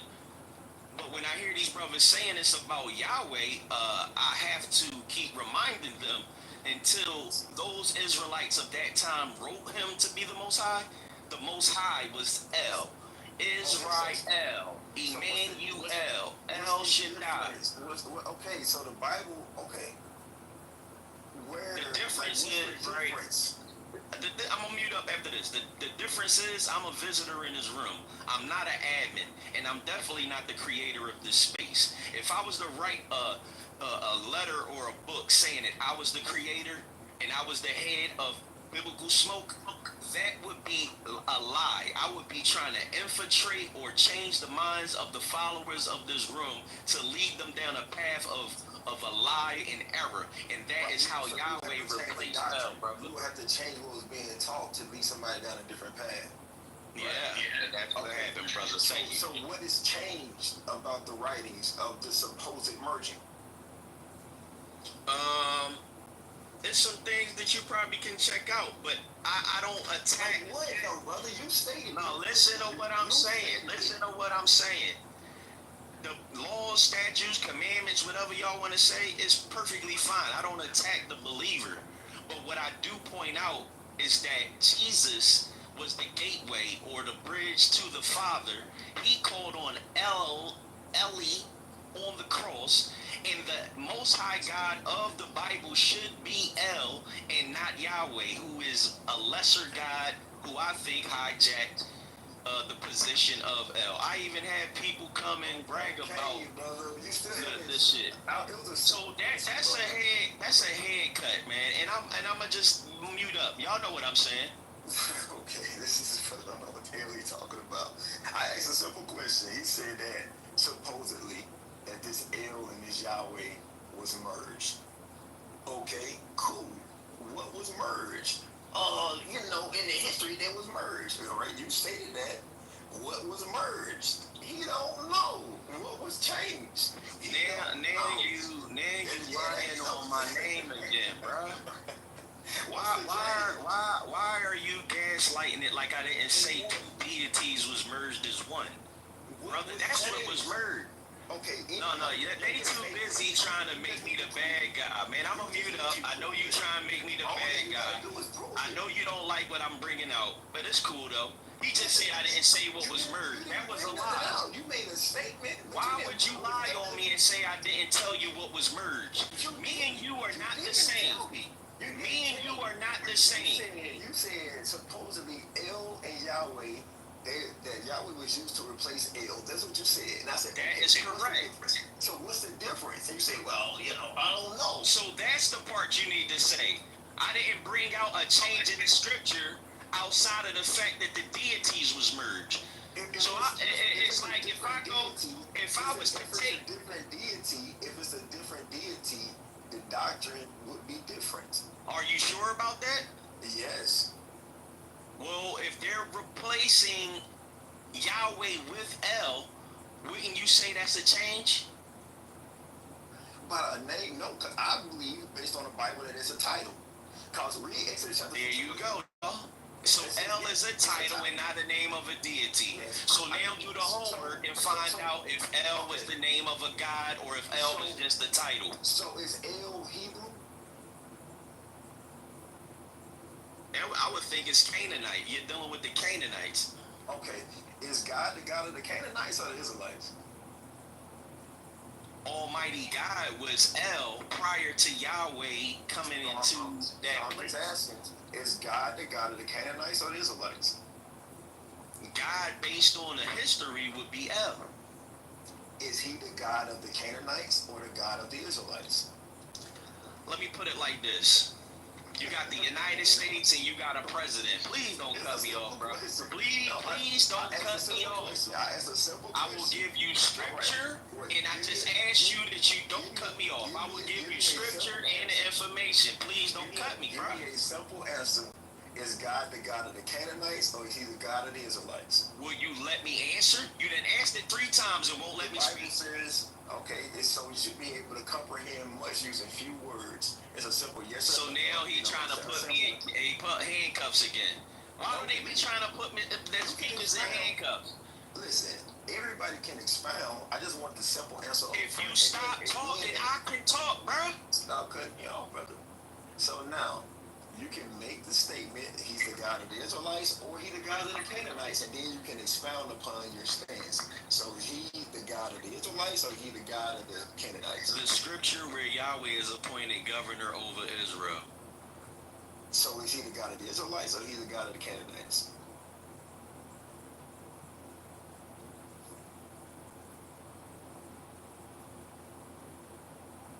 I don't think it's very hard. El is the God over Canaan. A section of Canaan.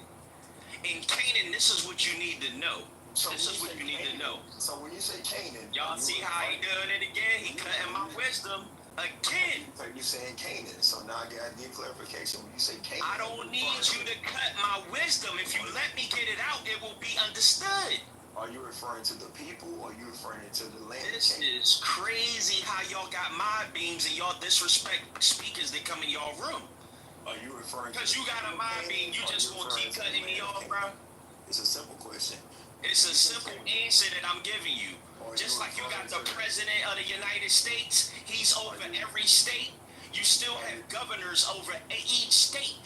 Yahweh was the governing God over Israel, even though El was the most high God over everything.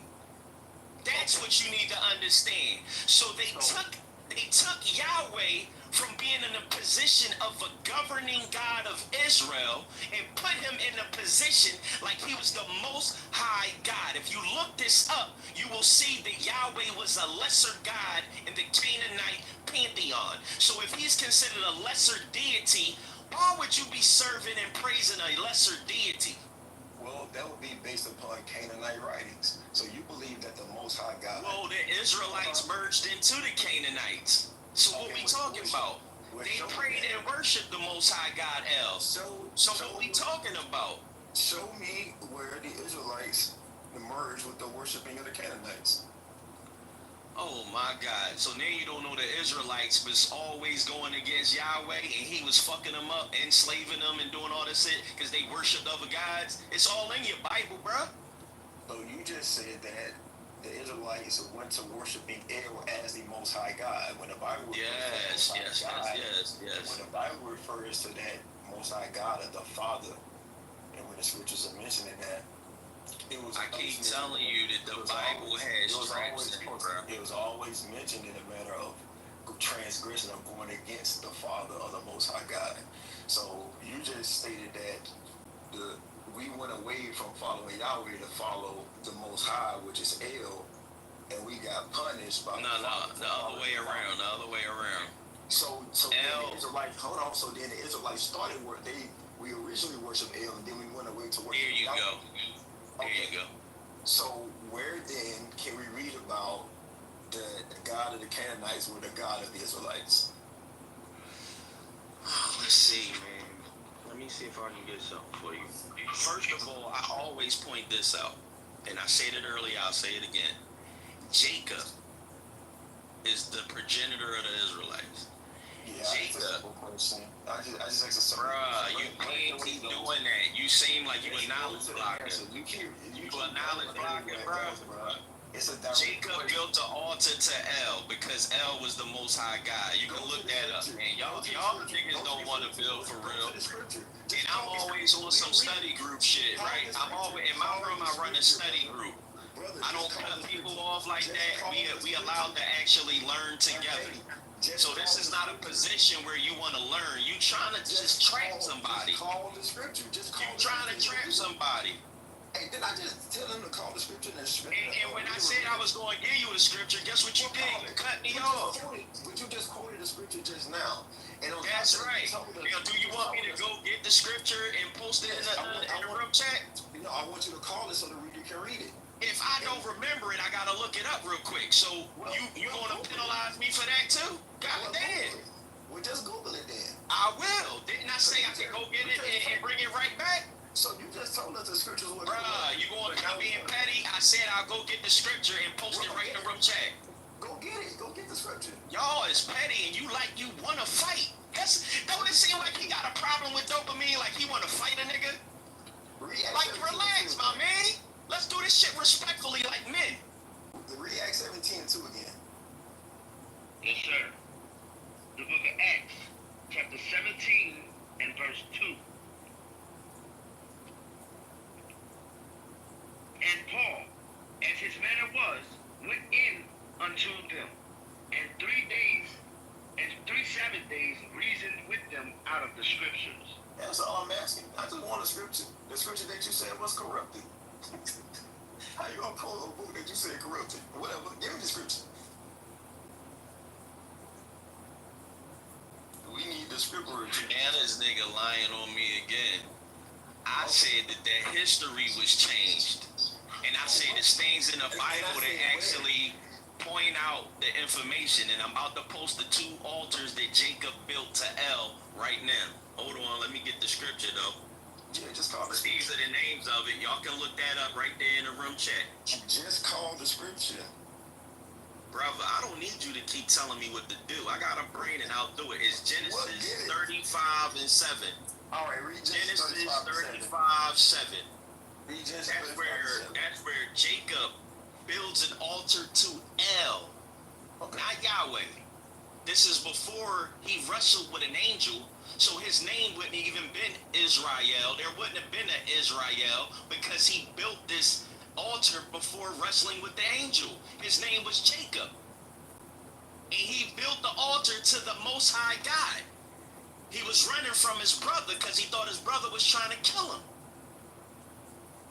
That's just one little sample fact right there. Okay, so go ahead and read it. The book of Genesis, chapter 35, verse 7.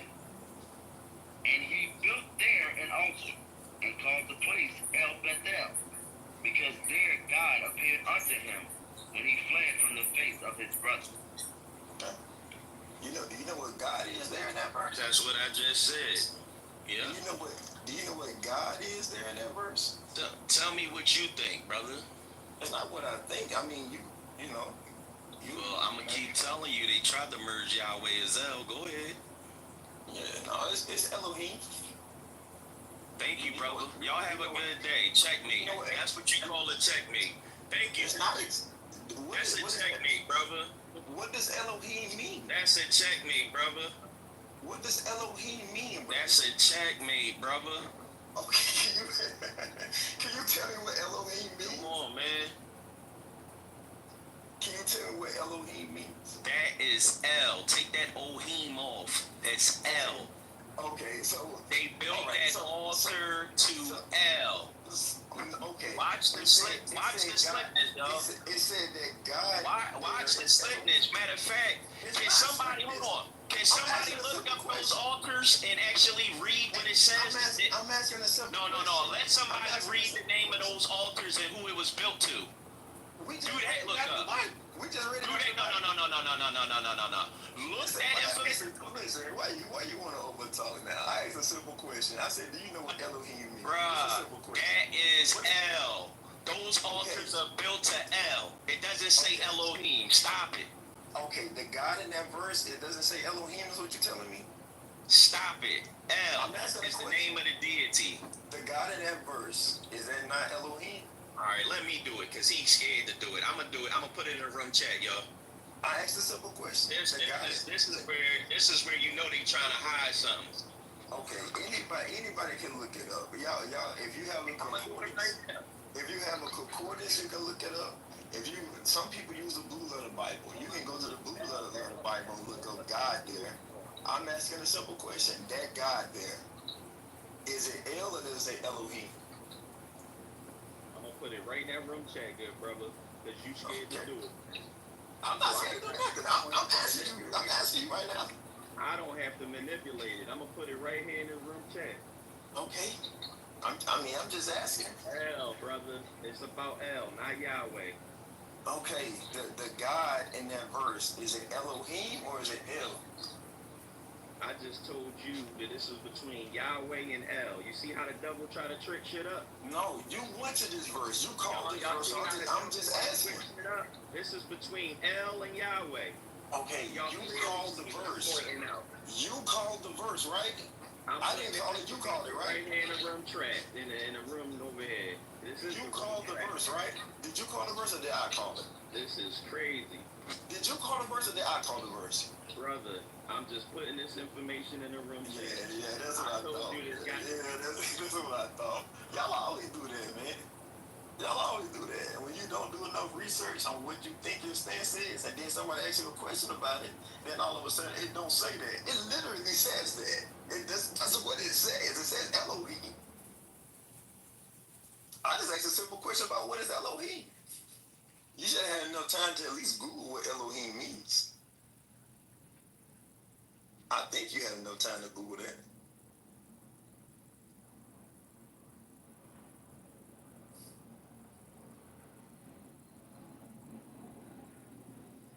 I guess not. Yahweh. El was the altar was dedicated to El, not Yahweh. So I asked a simple question. I said, what does Elohim mean? Elohim is the name of, some people would say a pantheon. They would say this is the group. This could be Asherah and El. This was a plural situation in Genesis where it said, let us make man in our own image. People have different interpretations that when you look up Elohim, it says that the cognate is Allah. Look in the etymology dictionary. You can find out what I just said. We're not referring to Genesis chapter 1. We referring to Genesis. Well, I don't know what you're referring to, brother, but I'm referring to the verse that you just quoted. You want to hold on. I'm referring to the verse that you just quoted, and you said that this was built in honor of El. It says that it was for Elohim in that verse. So I'm just asking a I don't know what you're reading, but I know what I came across when I read it, and I put the information in the room chat. It's talking about El. I think he's trying to do some slick stuff with this Elohim stuff. I got you. Okay? That's just what it says. But we clearly know that this altar was built to El. That's what we clearly know. In the verse, I'm gonna help you out. You know what I mean? In the verse, the Hebrew word there, if you have a concordance, is H430. You can look that up. That's what's in place of God there. The translation of God in that verse is Elohim. That's what it is. Elohim means the power. So it said that that altar was built in honor to God. And y'all see how he's saying God? And that's what I'm telling you. They don't want to use the word. It says God in the verse. What God? What God? Everybody can look at the name and see what God. It don't say Yahweh. It says it's Elohim. El. It says Elohim. Come on, man. It was built to El. I'm going to just keep telling you that. It was built to El. Genesis chapter 9. I got a question for you, Dan. Hey, you not about to trick me, brother. Genesis chapter 9, read verse 25. The book of Genesis, chapter 9 and verse 25. And he said, cursed be Canaan, a servant of servants shall he be unto his brother. So if El, the Most High God, is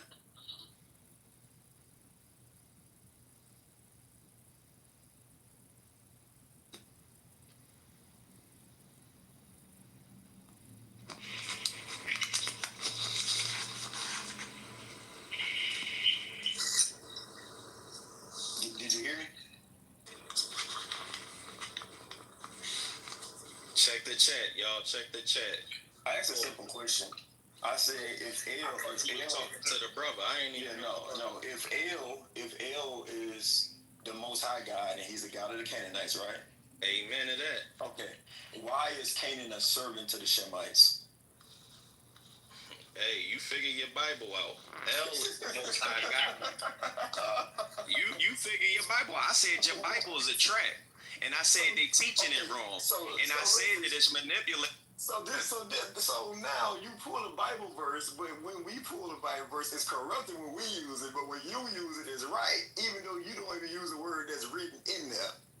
I clearly said that it's information in there that would suggest that El is the Most High God. And I clearly said that the composers of the Bible altered things to make people think Yahweh. If somebody's trying to make Yahweh the Most High God, it is something wrong with that. Okay, you said it was corrupted. And I'm going to keep pointing it out. Look at the room chat. But then you went to Genesis 35 to try to say, see, it says that you're supposed to build an altar to El, but at the same time, you said it's corrupted. I just read the verse. Right here, man. So when I read the verse, now all of a sudden, well, you know, the Bible's all twisted up. It don't mean what it means. I'm telling you that the Bible is a trap. Check the room chat. I'm giving you the facts. El is the Most High God. Elder. If he's the Most High God, if he's the Most High God, if he's the Most High God and he's the God of the Canaanites, why are the Canaanites? Y'all. I'm putting this information in the chat. Who are the Canaanites today? Dopamine. I'm putting this information in the room chat. I ask a simple question: who are the Canaanites today? Look it up. El is the Most High God. Who are the Canaanites today? Matter of fact, I'm gonna give y'all the Hebrew too. I'm a PTR. Who are the Canaanites today? If you're not gonna answer the question, Dopamine, I'm just gonna move on. Who are the Canaanites? I feel you. You don't want to stick to the topic. No, I'm asking you. You don't want to stick to the topic. I'm asking you, who are the Canaanites? You keep trying to take me off of the fact that I'm saying that El is the Most High. It's a nice trick. Okay, he's the Most High. El is the Most High, and he's the God of the Canaanites, right? Brother, I appreciate it. He's the God of the Canaanites, right? Yes, he is. Okay. And he's the God of that Bible. Okay, so why then? I'm about the PTR. Okay. So why then are the Canaanites servants? Who are the Canaanites today? Look it up, brother. So you don't know who the Canaanites are? I got my opinions on it. I don't think you care. Well, tell me. You over here telling us everything, yo. You want to give us everybody PTR right there. Tell me who the Canaanites are. Let me tell you something, brother. If you won't cut me off, let me explain something to you. If you won't cut me off, and I think he don't want me to speak. Y'all see how he cut me off, and they scared for me to speak. I don't want you to. You see how he's scared? I want to stay on topic. Check my PTR though, y'all. El is the Most High God. I want to stay on topic. Y'all screenshot my PTR. Do the research on that. El is the Most High God. Hi Yahweh. Dopamine. I just want to stay on topic. And you want to keep cutting me off every time you ask me a question. Because you're going somewhere else. You didn't even hear what I said yet. How the fuck I'm going somewhere else? I ain't say it yet. So who are the Canaanites? That's crazy. Y'all see how he's scared of me? So he's scared of me. He don't want me to speak freely. He want to put me in bondage. He want to control how I talk. What kind of slave shit you running in here, bruh? So who are the Canaanites today? If you do the research, you'll realize that Israelites merged with the Canaanites to the point you couldn't tell them apart. That's a part of history that you don't know. If you look at the Paleo-Hebrew and look at the Canaanite scripts, it's the same alphabet, which you can't really tell apart. If you was to hear these people speak Canaanite, Paleo-Hebrew, or Canaanite, it would be the same language outside of the accents that you would say. Like if I heard somebody from the UK speak English, or if I hear somebody in Philadelphia speak English, they're speaking it the same way, but it has a little accent to it. Right? So I'm telling you right now, if you're asking me, I'ma say the Canaanites was around the earth. I'ma say that everywhere that you see something called Paleo-Hebrew, it's actually Canaanite. Because the script is the same, the people was the same, they mixed in. Who are they today? They mixed in. Okay. All y'all people that's calling yourself Israelites are Canaanites. Based on the language and based on the history. Can you prove I'll that? I'll debate anybody on that topic. Just prove it. Just prove it. You got the chance So right look now. up Paleo Hebrew and see if it's Canaanite. Do that right now. No, you so. Look up Paleo. No. You got today's Hebrew supposedly, right? But everybody said you can't read the Paleo Hebrew. I don't believe you can't understand the Paleo Hebrew. Don't touch the Paleo Hebrew. They gaslighting y'all. Paleo Hebrew is Canaanite. Okay, I don't believe. Go look it up. I'll put it in the room chat. I don't believe that you have to read Hebrew in order to be able to understand God. So I'm gonna ask the question again: who are the Canaanites today? If you do know who they are, can you prove it? Dopamine. Can you prove who the Canaanites are?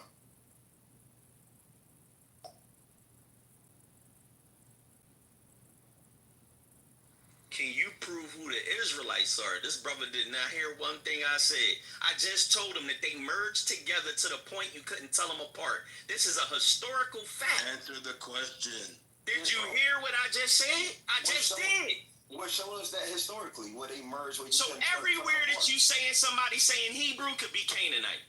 Okay, well, everywhere that they saying that they're speaking Paleo Hebrew could be Canaanite. You could not tell them apart. Can you show me where they merged? And they actually tried to wipe out the Canaanites and just call everybody Israelites. That's the trick. Can you show me where we merge, where the Israelites and the Canaanites merge? Scared of me, you pussy ass nigga in the room chat. Every one of y'all mad is down in that room chat because I'm telling the truth. Everything I say can be verified. Just asking very simple questions, right? Can you show me where the Canaanites and the Israelites merge, where there was no difference between them? If you look it up, I don't think you're going to find it in the Bible. All of you want scriptures out the Bible. If you look at the history of Canaanites, and you look at the fact that they infiltrated, that's in the Bible, how they infiltrated. They didn't go in there with swords and take over the land. They lived amongst them and took their ways, studied them gods and everything, and they merged in with them to the point you couldn't tell the difference. At the point that the Canaanites and the Israelites was living together, there was no Israel or Judah on the map. Okay. So, until he wrestled with the angel, you don't have an Israel. And Israel was a people, not a land. Remember that. Israel was a people, all right, so now not a land. Now this is a simple question that haven't been answered now. The original question from Genesis chapter 9 about why Canaan is a servant, if Canaan has the true God, that question hasn't been answered. Then you tell us that we're probably Canaanites because Canaanites and Israelites merged. Can you show me that historically? Where did the Canaanites and the Israelites merge where you couldn't tell the difference between them? All right, let me get that. Yeah, get that.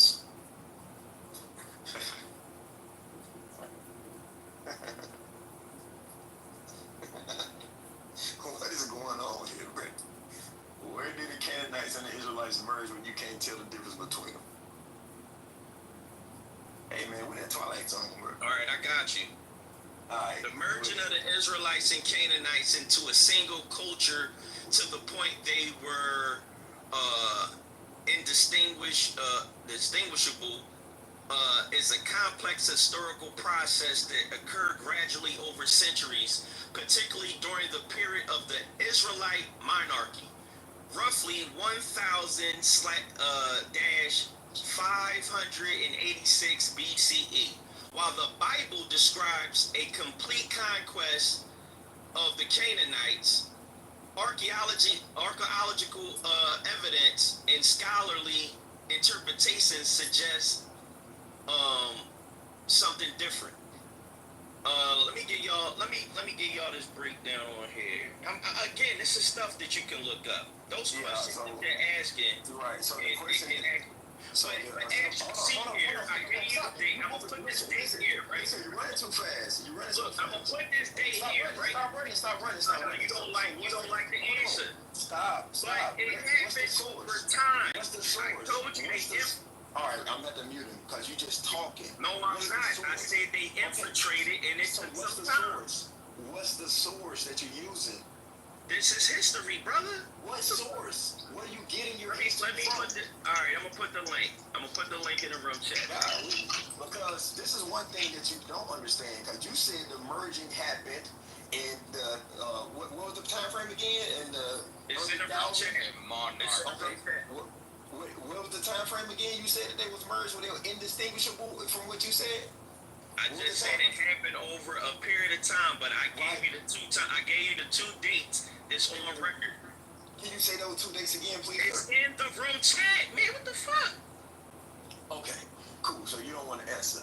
All right, cool. So it says 1,586 BCE. Cool. All right. Now, according to the Bible, and historically, between the time of 1,586 BC, Israel had been taken in and out of captivity to various different places.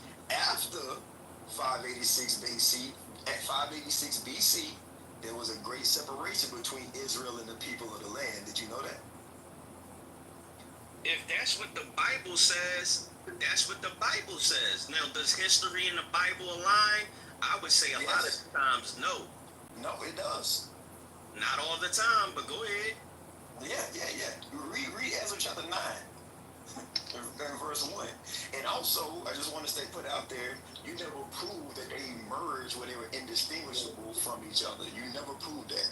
So we're still waiting on you. How I didn't prove it when I just read the information, put it in the book chat. So let's read the information. Look, I think I said give us the source. Okay, hold on. You never gave us the source. You never gave us the source. Hold on, Dopamine. You never gave us the source. And now I'm going to read out the Bible about how what you said is wrong. Why are you not going to read history that's actually going to show you what I'm saying is correct? So y'all don't like history. All the guys on stage don't like history. Don't mean. You're not going to overtalk the scriptures. I've been tolerating your blatant speaking over the scriptures and over talking people. I'm not going to tolerate it for much longer. Now, you just quoted something. You never gave us the source. You posted a part of your source in the chat, but without giving us the source. You never answered the question about Genesis chapter 9 about why is Cain a servant if his God is the Most High God. And you never answered the question about who the Canaanites and the Israelites are today and how we're able to prove who they are. You never answered those questions. And now you're quoting something without providing the source.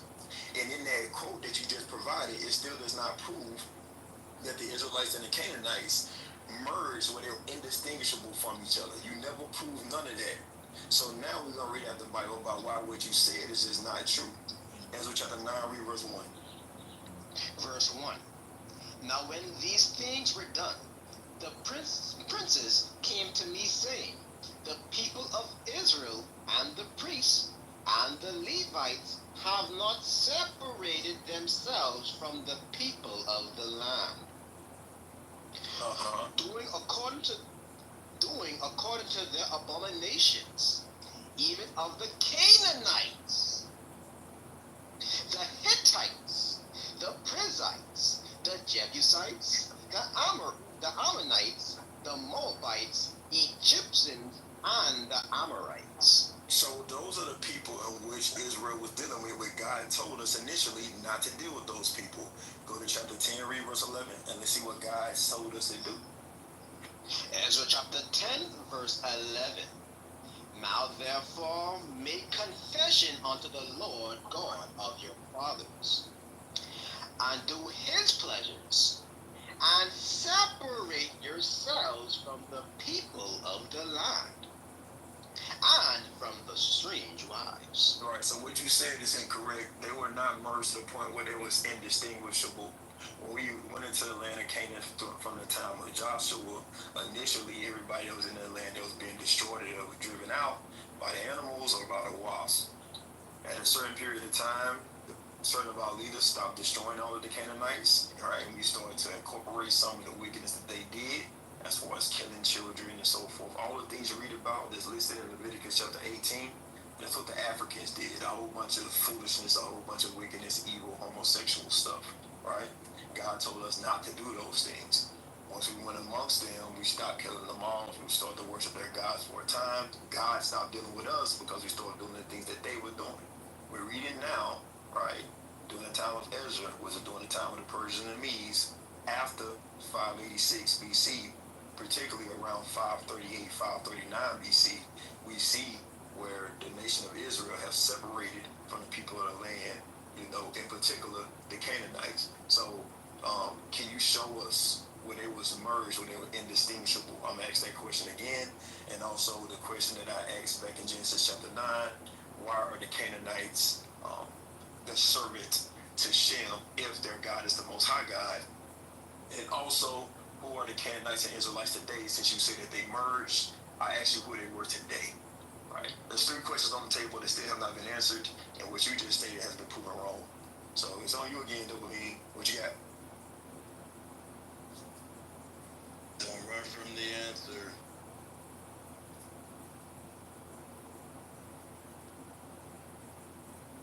I'm trying to get this link inside the room chat. Hold on a second.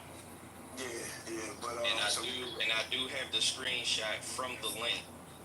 Okay, so I do have the screenshot from the link. This is the biblical. Hold on. This is the Biblical Archaeology Society Library. Let me see if I can get this link. I've been trying to get. Just show us where we merged. Show us where we merged. We're indistinguishable, like you stated. The exact words is what I'm gonna put in my PTR. Y'all can look at the link.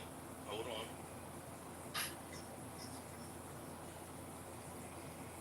And make sure you address the history during the time of the Persian and the Medes too. And also address that Genesis chapter 9. I'm gonna give y'all the link, man. We can study this together, but I'm bringing this over right here. No, we don't study together. I'm not Alright, well, y'all study that Bible together. Yeah, y'all study that Bible together.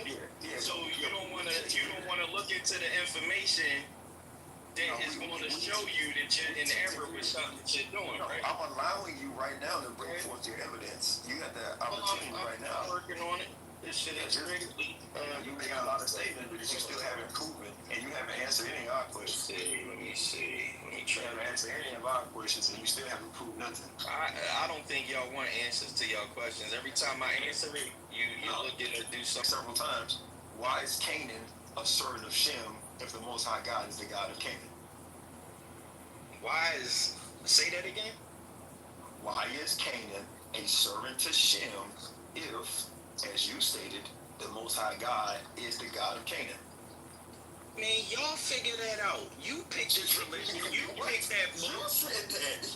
No. Now I know he lying because I'm not into all of that Shem stuff and all of that. You bringing that up, bro. Don't lie on me, bro. Don't lie on me. Let me ask y'all ain't nothing he said. Didn't he say that El is the God of the Canaanites? Ain't that what he said, y'all? I'm not making that up. That's what I heard showing up. Oh, yeah, you got an A1 yesterday. Hey, Double-E. So, let's go by your source that you said that the Israelites merged with the Canaanites. Who are the Israelites today?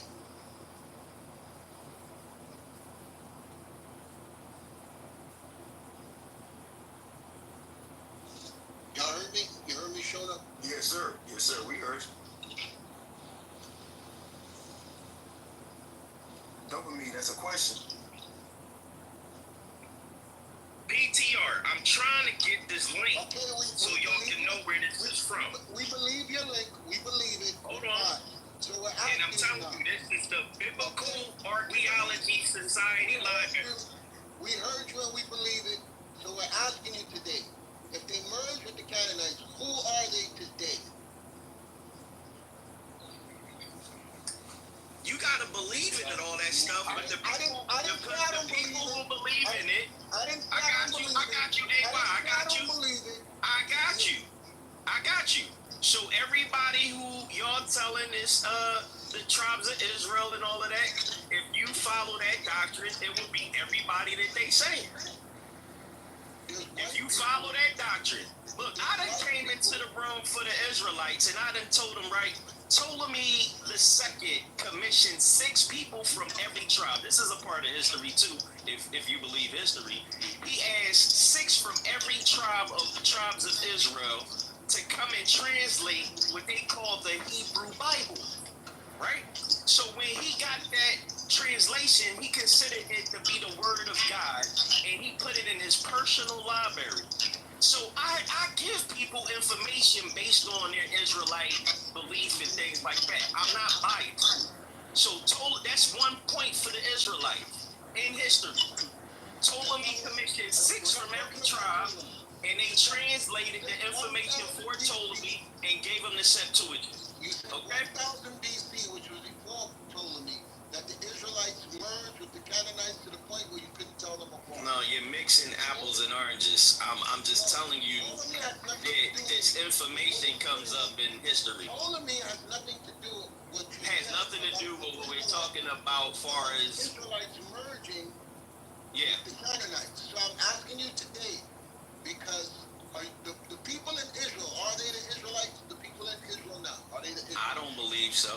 I believe that they're converts. So who do you believe the Israelites? Bruh, I just answered you like 2 times. Didn't I say everybody that y'all calling Israelites could be Canaanites? That's what I said. No, what we said was, what we teach is that the Israelites were scattered to all 4 corners of the earth as prophets. That's what y'all teach. And what I teach is that it's possibly the Canaanites because you can't tell the difference between the two. And what they tried to do is take over the Canaanites and call everybody Israelite.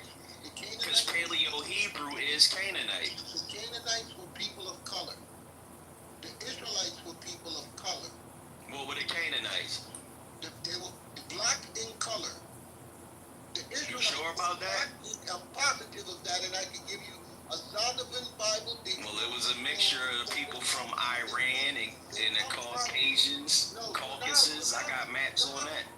Now you're just making things. It was a mixture, brother. The Bible dictionary tells you that they come from the lineage of Ham. It was a mixture of cultural people in Canaan, brother. People. Okay, so you said that the Israelites merged with them, that you can't tell them apart. So we're asking you today, based on my research, how do we identify the Israelites? What y'all call Israelites, I say is Canaanites based on my research. Y'all infiltrated, not you in this room, not the people in this room, the good citizens in this room. No, the original people that they talking about infiltrated Canaan back in those days. And they lived there, and they worshiped with them, and they did everything they did. They infiltrated. Yeah, and it was to the point that you cannot tell the difference as on. Why you keep repeating yourself? We're trying to move on. Because y'all keep asking the same question. No, I'm not asking the same question. I want clarity. After they infiltrated them, they took their identity, they took on their gods. You got it. That's right. Okay, and they took on their belief system. That's correct. Okay, the god of Canaan was Baal. Do you know that? Baal Peor. That was one of them. That was the son of El. So that Baal Peor, is that the god that we should be following? Hell no, that was the son of El.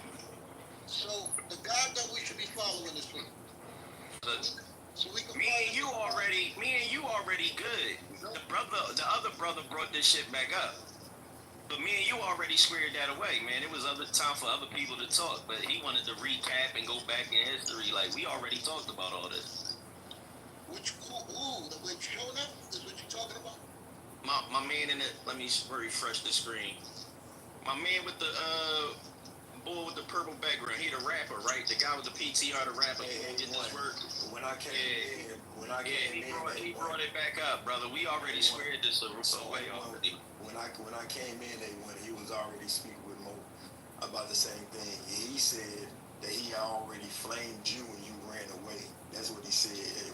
No, I said I pretty much want to debate. When one side mutes up, that's it. That's it. When you mute up, that's it. I win. Let me bring clarity. Everybody in the audience said you were an idiot. So I didn't. Well, they on your side. I'm in the lion's den right now. Everybody, the consensus was you're an idiot. Your material cannot. Well, I'm the ops right now. They on your side. So I would expect that, even in basketball. So what I would do. This is the house against me. Right. Your information is substantiated. I'm the bad guy. The Bible, and it's dumb shit. Okay, so that's why I didn't keep. All right, well, that's how you feel about it, but history doesn't say that.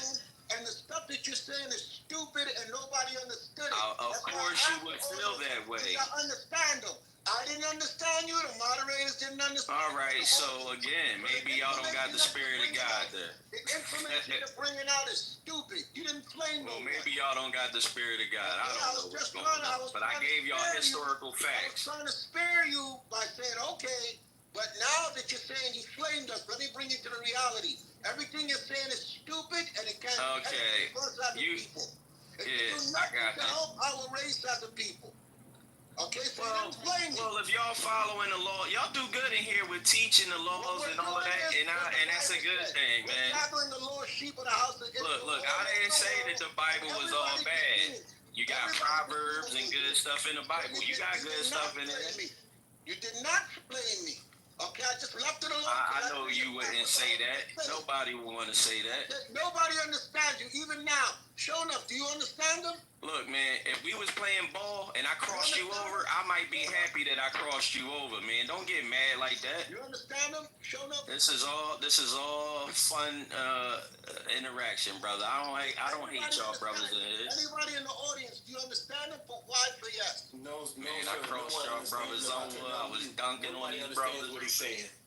I was dunking on these brothers. I was crossing them over. Everybody feels that way when they're playing air basketball with themselves. Yeah. Everybody wins when they're playing an air basketball game.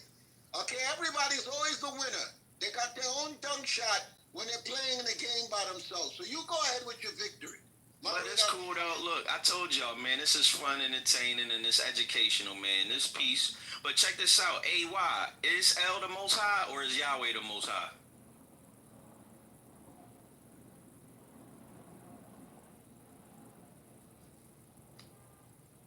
What you say to that? Is El the Most High or Yahweh the Most High?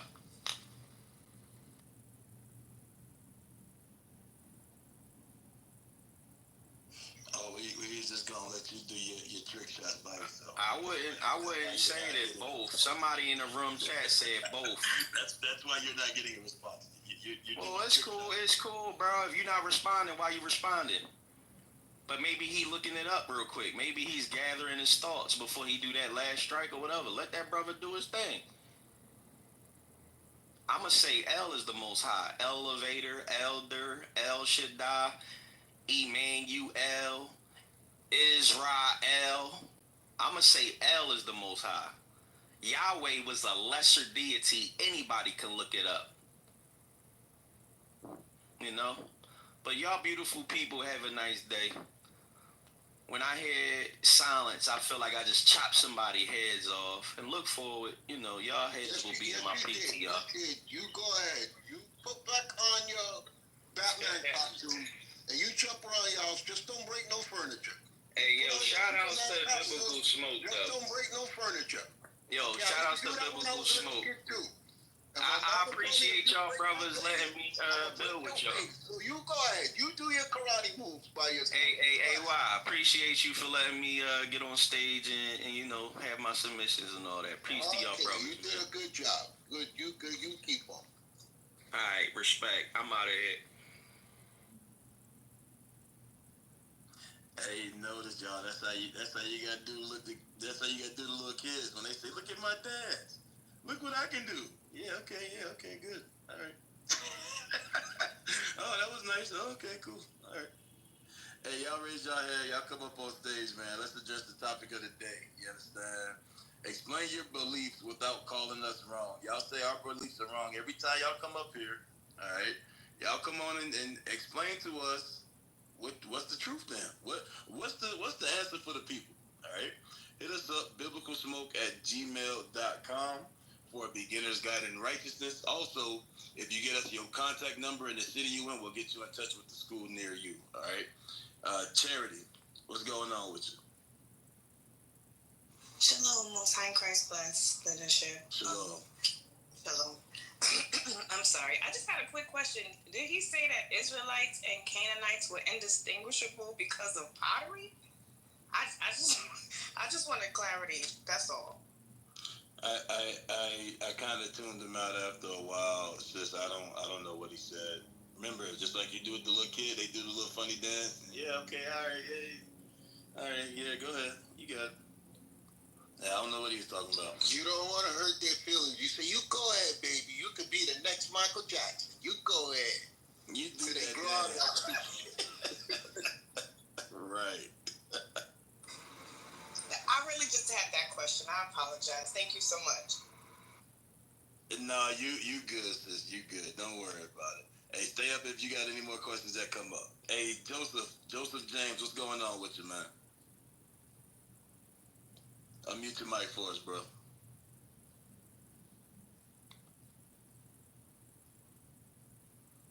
Joseph James, bottom right hand corner, bro. If it's not letting you unmute, you may gotta come back. You may gotta close the app and come back in. That new update be messing with people sometimes. Hey, that's right. Yeah, look, the little Carlton dance. You know, you just watch them do their little thing. That's it. You don't go back and forth with them. You don't say you didn't do that dance right. You just say, yeah, that's good. That's nice. That's all right. Joseph, unmute your mic, bro. Bottom right hand corner. Hello. What's up, Joseph? Blessings upon all of you, brothers and sisters in Christ. How are you doing all? Hey, good morning. Good morning. Hey, are you what's the word? Islamic? No, I'm Christian. I'm a worshiper of God and also evangelist working over here in Pakistan. Okay, so you worship. You said you're a Christian, right? Yeah. Okay, so explain what your belief is without telling us that our belief is wrong. If you don't know our belief, then explain your belief, and then we'll go through the Bible together, all right? Okay. Yeah, sure. I believe in Holy Father, Holy Son, and Holy Spirit, like Trinity. I believe on Trinity, and I believe upon all the Holy Bible. Okay. Do you believe that everyone can be saved according to the Bible? Everyone who is accepting Jesus Christ as their Savior, he can be saved and come to the Holy Kingdom. If he believe that Jesus Christ crucified for him and he received Jesus Christ as their Savior. Okay, gotcha. All right, hey, Manu, hey, thank you for joining us on stage, sir. Give us a second. We'll come to you right after we're done talking to Joseph, all right? All right. Sure. Joseph, I'm going to show you something in the Bible, all right? Give me Acts chapter 5, reader. Yes, sir, I got you. Joseph, if you can, mute your mic. You got a lot of background noise that you have there. And then as soon as we're done, then I'm going to have you, then you can unmute. Go ahead, read that. This is the book of Acts chapter 5 and verse 30. The God of our fathers raised up Jesus. Stop. Joseph, why does he say the God of our fathers? Do you know? So can you please repeat it again? Actually, here's a little bit signal issue, so that's why I can't listen you properly. Okay, so can you hear me better now? A little bit. Okay, so the question is, why does he say in this verse, the God of our fathers?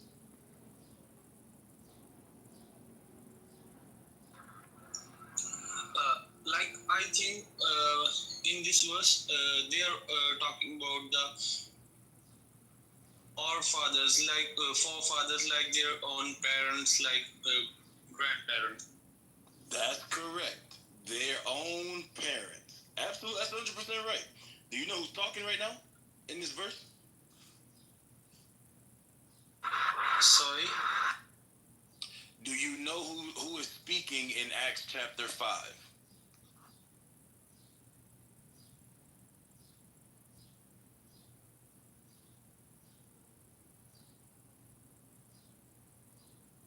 Joseph, don't go. All right, read it. Start at 29. Yes, sir. Acts chapter 5 and verse 29. Then Peter and the other apostles answered and said, we ought to obey God rather than men. Joseph, are you still with us? Joseph, you still with us? Hello, Yes, can you hear us? brother. Network issues, so that's why I can't listen you properly. All right, so we're gonna read it anyway. And then he say something. Read Acts 5 and 29 again. Yes, sir. Acts chapter 5 and verse 29. Then Peter and the other apostles answered and said, we ought to obey God rather than men. Peter is speaking right here. Okay, Peter, in case anybody's lost, is an Israelite. Read verse 30. The God of our fathers. He says, another Israelite man says the God of our fathers, because his audience is the Israelites. Read. Raised up Jesus, whom ye slew and hanged on a tree. And the Pharisees, the elders, the scribes, conspired to have him put to death. Read. Him has God exalted with his right hand to be a prince and a savior, for to give repentance to Israel. Repentance is only for the Israelites. Joseph, did you hear that? Yeah, brother, I'm hearing. Okay. Repentance is only for the Israelites, not everybody in the whole world. Dan, man, what's going on with you, sir?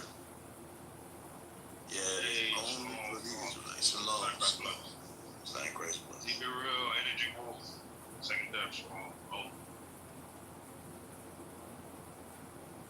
There's a little bit more on that, sir. Go ahead. And forgiveness of sins. Repentance and forgiveness of sins is only for the Israelites. Hey, I'm gonna move through Emmanuel until Joseph get his mic right. Emmanuel, can you unmute your mic for us? Yes, I can hear it. All right. Hey, what's your belief without saying that we are wrong? Okay. I believe in African spirituality. And I believe that our ancestors connect us to our God, our African God. Not everybody, African God. So that's what I believe. Okay. Are you, where are you from? I'm from Tanzania. Okay, which tribe? What tribe? Yes. Bantu. Bantu, okay. So, and you said you believe in African spirituality. Yes. What is the role of the forefathers in African spirituality? Explain that a little bit. The role of our forefathers, because they come ahead of us and they the source of ourselves. So whenever they leave the African land, they go to meet their creator. So when we talk to them, they know us better, so they can represent us very well.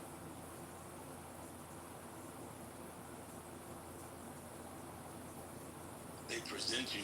What does that mean? And I'm not being condescending. I haven't heard about African spirituality. When we go to visit the grave of our ancestor, we don't worship them. We just tell them our problems, and when we go there, we celebrate them, and they listen to us. And when they listen to us, they can communicate to our Creator and be aligned with the nature and give us our wishes. Okay. So, was it the wish for the people in Africa to become colonized? Well, because, we are... I'm sure, and I'm going to preface it real quick. I'm just going to say, I'm sure nobody in Africa said, please come and take my diamonds and gold. Nobody prayed for that. I'm almost 100% confident to say that. Go ahead. Well, because our ancestor and our ancestors sometimes maybe they lost the connection to their God, and the invader comes in and destroy them because they lost our connection, because we welcome foreigners, and that was the break of our taboos. We should never let them in, but because they come to us and lie to us, and we left our ways. That's how we get invaded, and we've been taken advantage of. So in those prayers, did the ancestors at some point never tell y'all, don't let these people in? They're stealing too much. They're taking too much. In none of the centuries that you guys have been observing this, they've never told y'all to stop letting them come in?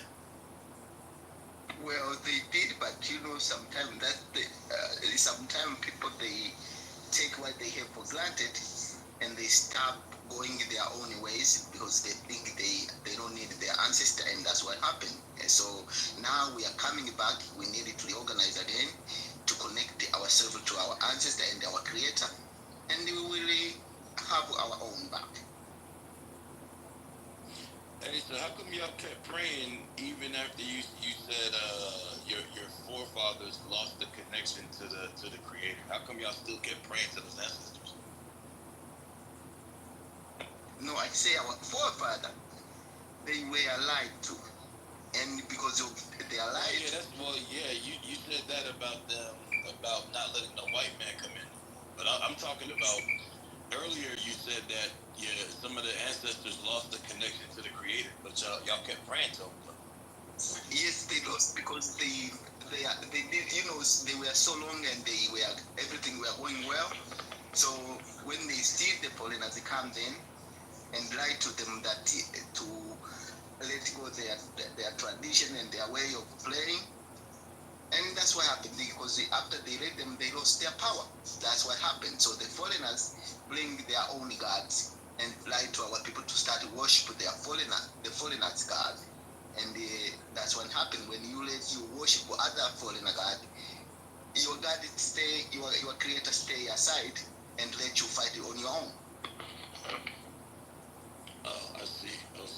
But that doesn't make sense to me, man. Like, why would you keep doing something you see don't work? That's not adding up. I'm not computing that. Hello, are you a question? Hold on, Joseph. You know, I'm gonna get to you next. I see you got your mic working now. But yeah, that doesn't make sense to me, Emmanuel. I don't get why you would keep doing something you see has not worked out. What about all of those years where you got people like Bill Gates doing the experiments on the African children? People coming in there taking all of the wealth of Africa. Why keep doing something that only made the condition worse? Can you talk about it? Because we still have people in Africa who still worship foreigner gods. That's what happened, and we still take advantage of that.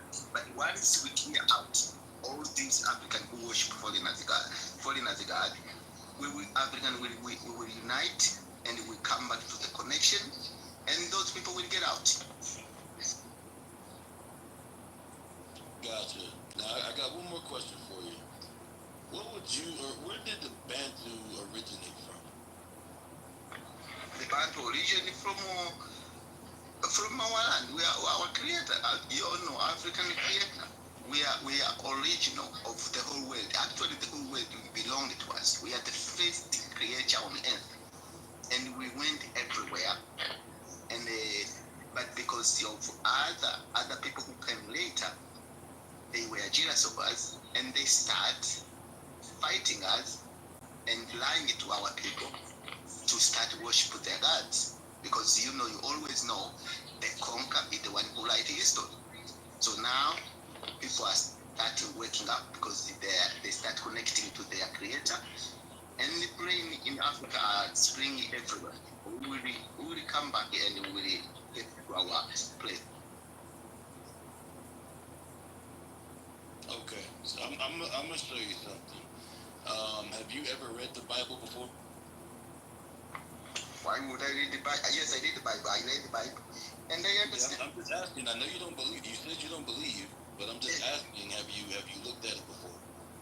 Yes, I read the Bible. Even now, I still read the Bible because you have to know what the liar use. to get your people. So you have to read the Bible, you have to read the Quran, so you can understand where they come from. So if you read the Bible, So Emmanuel, you don't believe in the Bible? No, I don't. Yeah, he said he believes in African spirituality. Huh? Oh, so what do you use? What do you use to communicate your creator to someone else? Like, what do I read to understand who this creator is that you believe in? Our African spirituality, you don't have to read anything. You just have the nature come to you and they connect to you, to your ancestor. We do our libation.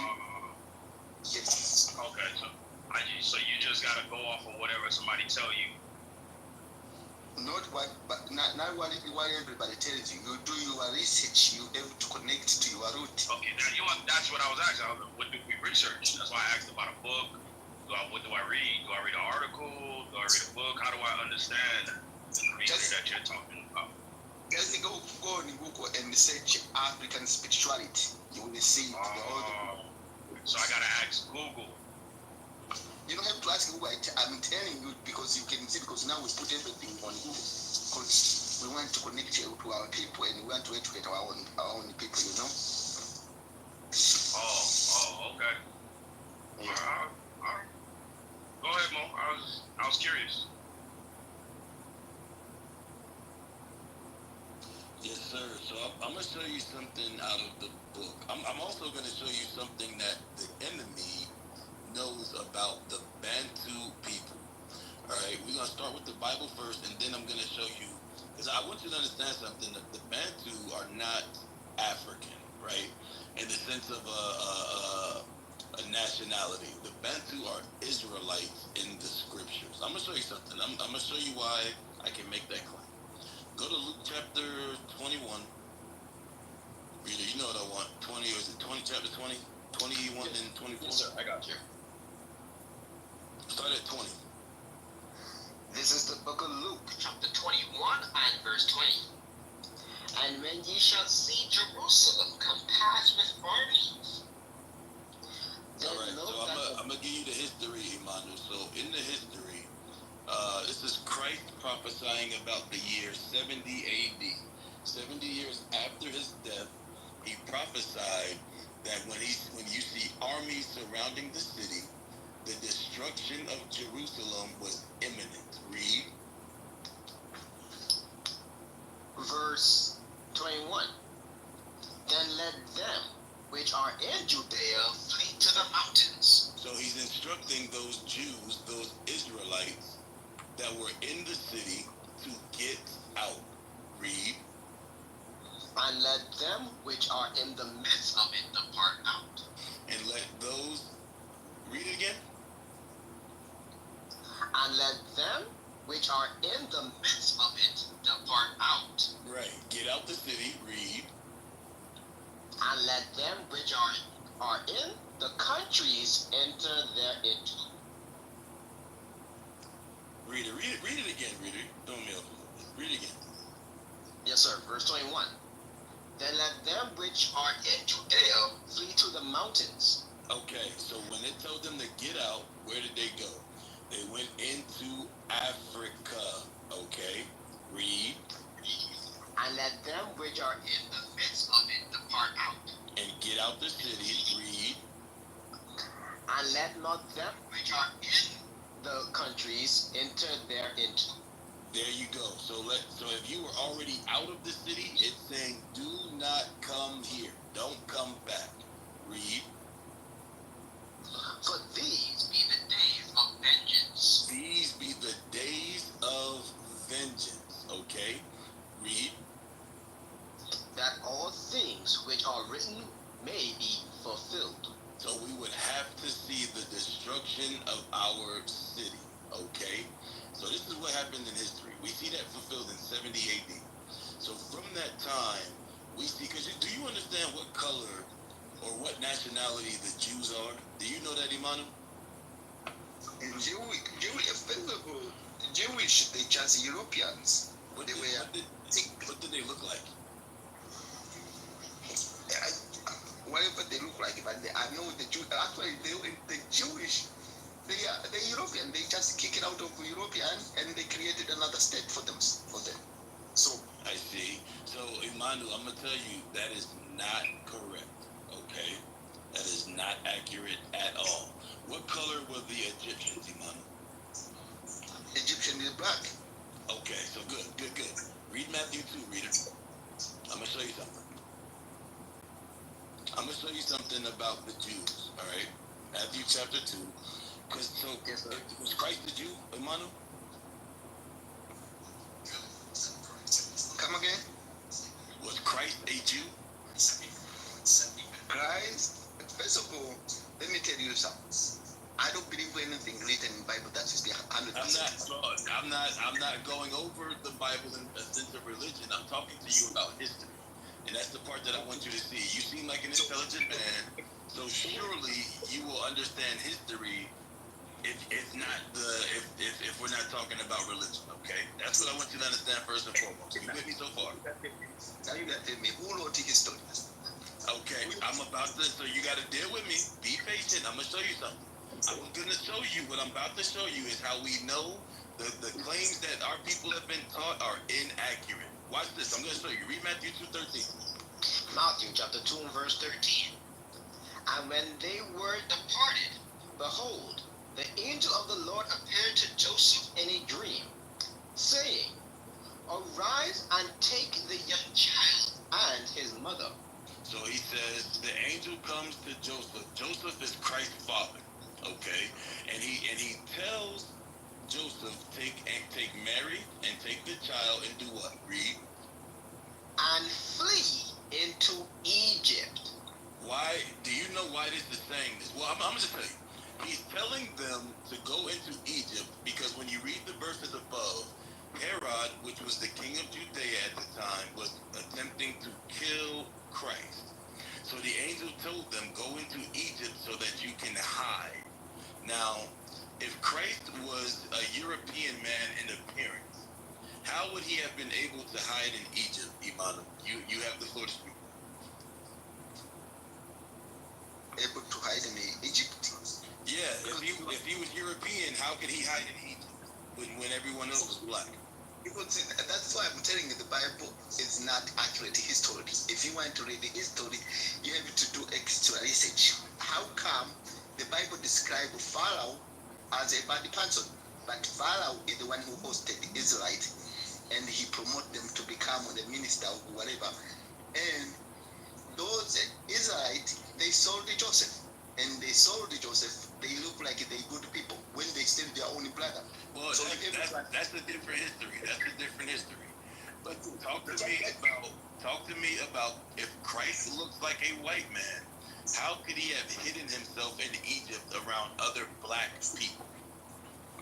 So that's why I'm telling you, the Bible history is not accurate. You gotta remember, before this Bible was written, Africa was connected to Europe. It wasn't Europe. Europe was created. It's not the original Europe.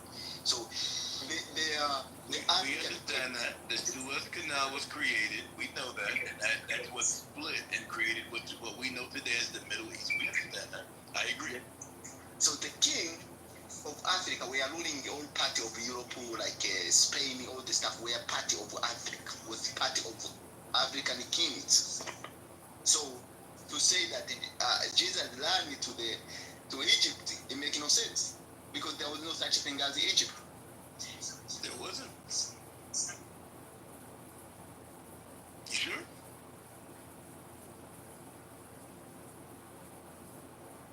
Hey, I'll mute your mic. You sure about that?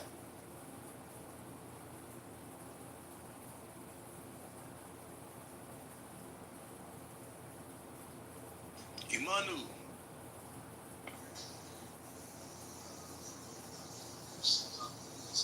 You sure about that? Do you believe it was Israel when Joseph ran into Egypt? Right. So remember, you're talking about a different history when his brothers were sold. That's not the same Joseph that we're reading about right here, sir. Okay. It's a different Joseph.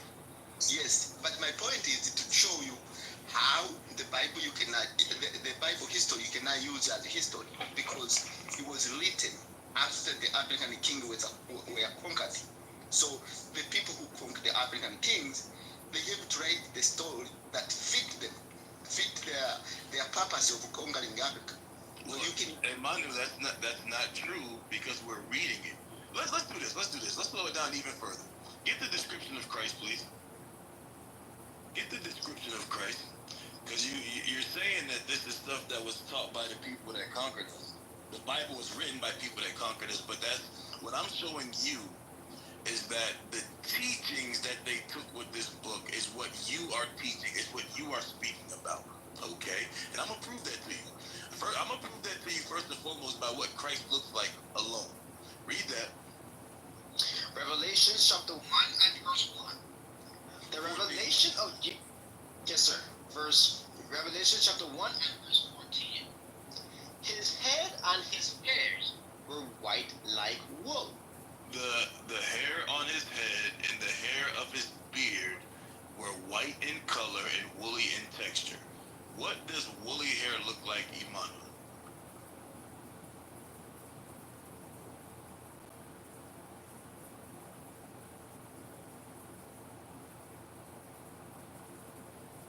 Look like cotton. Have you seen cotton when it's ready to harvest? Sure, but what does it look like on a person? Huh? What does it look like on a person? So if I had to point at somebody and said they have woolly hair, who would that be? Yes, it's Afro gray hair. Okay, it's Afro hair. That is correct. So far, the Bible says Christ has Afro hair. The image that you have of Christ, does that have Afro hair? No. So that's why. Okay, so let's keep going. Bear with me. Let's keep going. Read on. As white as snow. And his eyes were as a flame of fire. The whites of his eyes were red because he drank wine. Read on.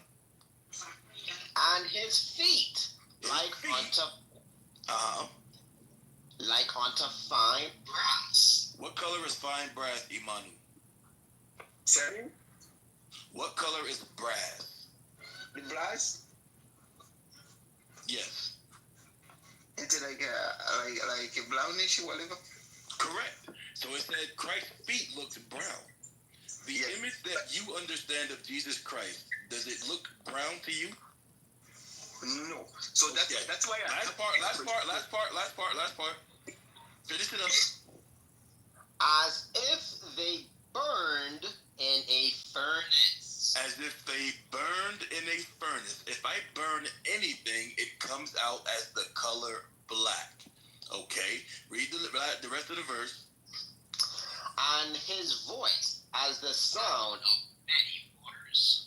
And his voice, he had a strong voice, a strong, loud voice.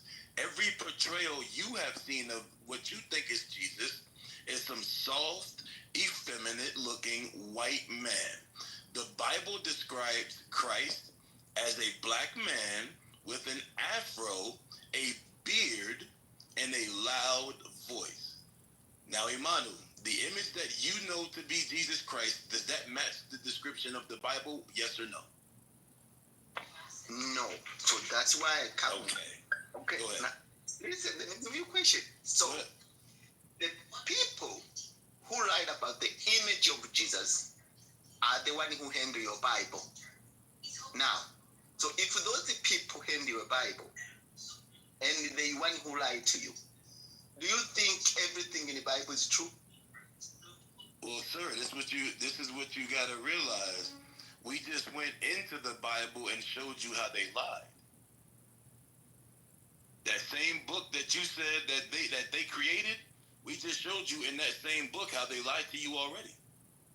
So now you believe that the Bible is full of lies? No, that's not what I said. I said listen, you gotta listen. You I don't want you to take this as an argument. I want you to take this as we're reasoning, okay? We're dealing with logic here. Don't get emotional. Yes. So remember, I asked you, the image that you have of Jesus Christ looks like what? It looks like a Caucasian. Okay, but what did we just read out of the Bible? The description fit the black man. Okay, so is the Bible lying or the people that taught the Bible lying? Both. How is it both? Because these people who give you the Bible, they have to change something to fit their reason of doing what they did. Exactly. So does that make the Bible wrong or does that make the people wrong? So tell me. Because think about it. Emmanuel, before you change topics, I want you to think about it. If I have to change the Bible to make it fit my narrative, does that make the Bible wrong or does that make the people wrong that's teaching it? But if you change it, Amanu, stay with me. Does that make the Bible wrong or the people wrong? I say the both are wrong. It's not. We just read what Christ looks like out of the Bible. Christ looks like a black man. Okay? Christ looks like a black man, but that's not what you've been taught. You've been taught he looks European. That's not accurate according to the Bible. The Bible stands true. Because now I'm gonna show you something else. Go back to Matthew now, because this is the point I want you to see. This is why we gotta start understanding these people have taken the book and have twisted it and perverted it to fit their narrative. That is the doctrine of the Caucasian man is to change things to benefit them. You understand? That's why they said they need to go into all of these countries and all of these different things, because they need to establish democracy, and these countries are going to be worse without democracy. Translation, they lied. All they wanted to do is steal your resources out of Africa. But read Matthew 2 and 13. Matthew chapter 2 and verse 13. And when they were departed, behold, the angel of the Lord appeared to Joseph in a dream, saying, Arise and take the young child and his mother, and flee into Egypt. Okay, so, Emmanuel, we just read out of the Bible that Christ looks like what color? Black. So, earlier you said the Egyptians were black, correct? Egyptian, yes, was black. Okay.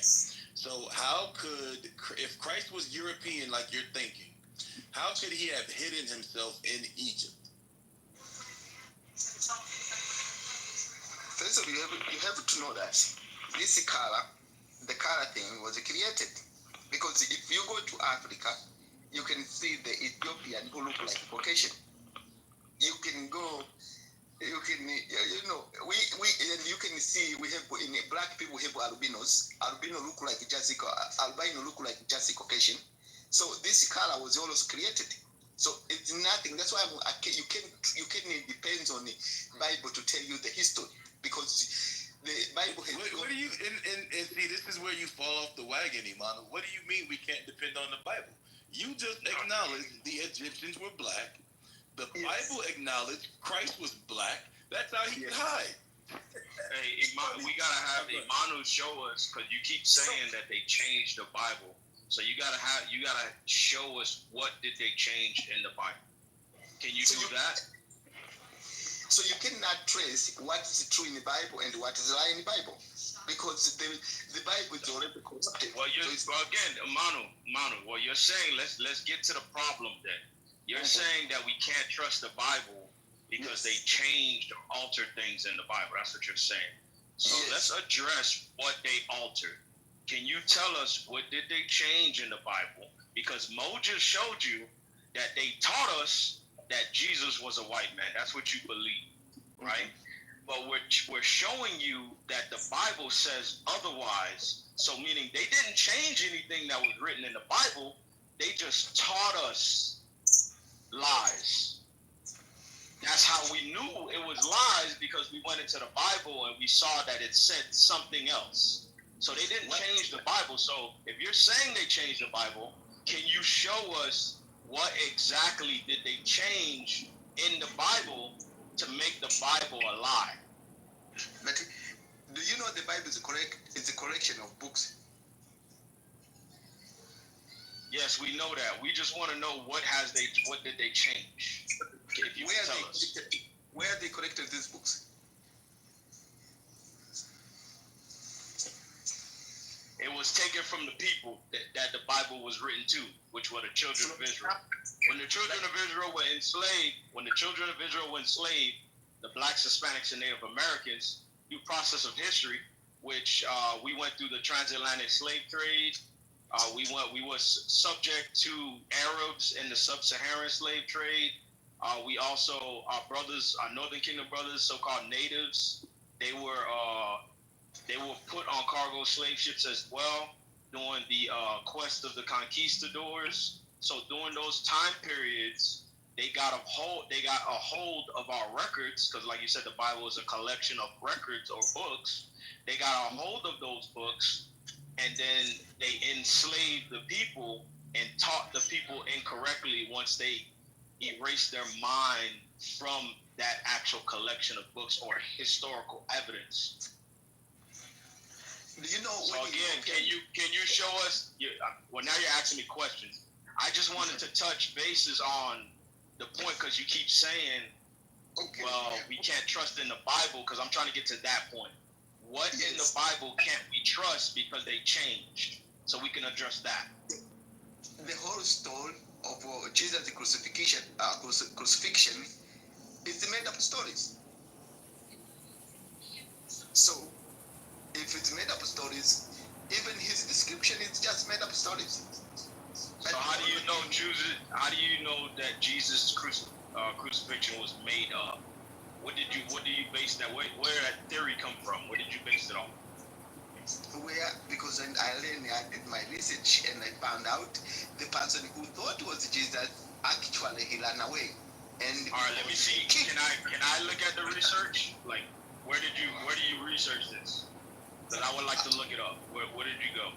I have to look my diary to see where I read that. So, but now that's what I have to do. I'm not with my diary right now. Oh, you don't have your diary? Yeah, no, my diary. Wrote it down in your diary. Yes. So. And you don't have it right now. No, I don't have it right now. Diary is secret, like a keys. Oh, okay. All right. So that means we can't just throw statements out there like that. If we don't have no factual evidence based off of the statements, because then how do we know it to be true? What you're saying. Hey, give me that in 1 Thessalonians 5. Prove all things. Read that real quick. We got to make sure, because everything that we say on the stage, because we out here, we up here to teach. So when we do teach, when we're teaching, we would like to show people the statements that we're making.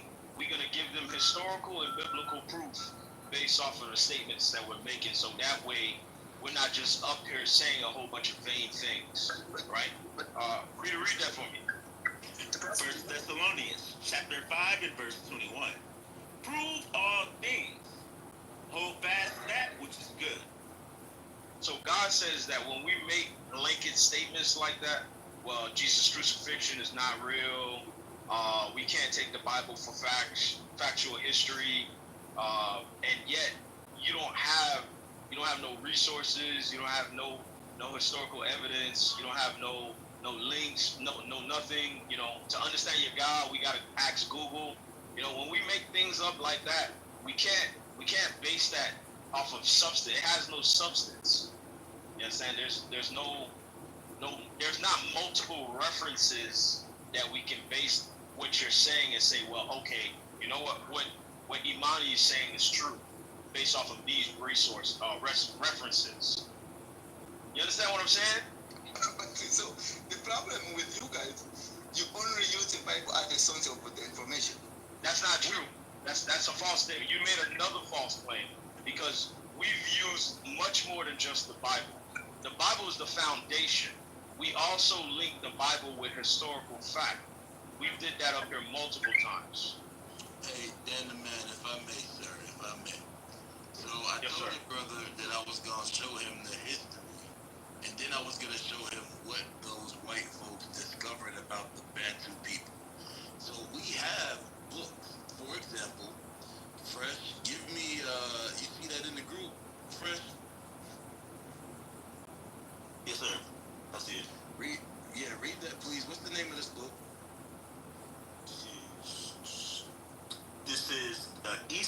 African Societies by Edward Shorter. All right. So the name of this book is East African Societies. Go to the page, read the highlighted part. It says, proposed 3 pure races: the Hamite, the Bushman, and the Negro. Okay, so watch this. It's talking about the Hamite, the Bushman, and the Negro. Go to the next part. Of Negro and Hamite, in which Negro predominated. No. Read it from the start of the sentence. Oh, my bad. The mixture of Negro and Hamite, in which Negro predominated, produced the Bantu. Wait. What did the Negro produce? The Bantu. So the Bantu are not. Yeah, they are not African. They are not Hamitic. They are Shemitic people. Read. And the mixture of Negro and Hamite, in which the Hamite predominated, produced the Nilo. Right. So when you have a male Negro and a female Nilote or Hamite, you have the production of the Bantu, aka the Israelites. Read it. You got this, Donovan? Yes, sir. Pull up the definition of Ham. I'm gonna show you, Imanu. You are no different than us over here in the States. Watch this. Read this. This is the Zondervan Compact Bible Dictionary. So this is not the Bible. This is what the scholars say about the people that descend from the lineage of Ham. Read. Page 213, the definition of Ham. The youngest son of Noah, born probably about 96 years before the flood, and one of 8 persons to live through the flood. He became the progenitor, aka the father of, read, not the Negroes. He became the father of the dark races, but not the Negroes. Go back to the book. It says the mixture of Negro and Hamite, in which the father or the Negro and the mother, or aka the Hamite, in which the Negro dominated, produced what? The Bantu. So, my brother, you are no different than a Negro here in America. And that is according to the scholars. That is not just the Bible as the source, okay? We looked into the Bible confirmed it. We found the scholars that then had the what do you call it? As a secondary source. You understand that, Imanu? Unmute your mic, bro. You got the floor now. I'm starting to notice a pattern. Whenever we hit them with truth, it takes them a while to right. Because their sources, they pulled that definition from, they got it from the Bible. That's why it's a Bible dictionary. It's a secondary source. But yeah, Manu, I don't know. Yes, now, I want to give one book that written by scholars. One of the books is called Introduction to African Civilization. Did you write that in your diary? Huh? You wrote that in your diary? No, I did. I just remember. It just came into my mind. Oh, I see. Okay. Put the name up in the chat for us, please. The book says Introduction to African Civilizations by John G. Jackson. Okay, what does it say? Now, it said, let me quote one of the quote he wrote. So wait, is it in your mind, or do you said it's in your mind? Do you have the book in front of you? I have the note that I wrote in my wallet. I just found it. Hell no, but no, we ain't. All right, read the note. What is that? Okay, it said. So this is not out of the book. Eh? So this is not out of the book. Not out of the book. Okay. This is not out of the book, y'all. All right. And this is the page he ripped out the diary. I tried to give you the introduction of this book. Okay, go ahead. You can read on your own. how the African people had the civilization, had the civilization before they contacted with the Europeans. But because of the Europeans, when they come in here, they want to label the African people as savage, so they can justify what they did to Africans. And that's why Kama tell you that the African lost their connection to their God because they were lied to or they were forced to abandon their own spirituality. So the point here I want to tell you is that the Bible is not good source of history. If you want to learn about history, you have to read the other sources of history. But the Bible may have some little bit matches. But if you read most of the Bible history, it doesn't match with the archaeology discoveries. You wrote all that in the note and put that note in your wallet? How big is your wallet?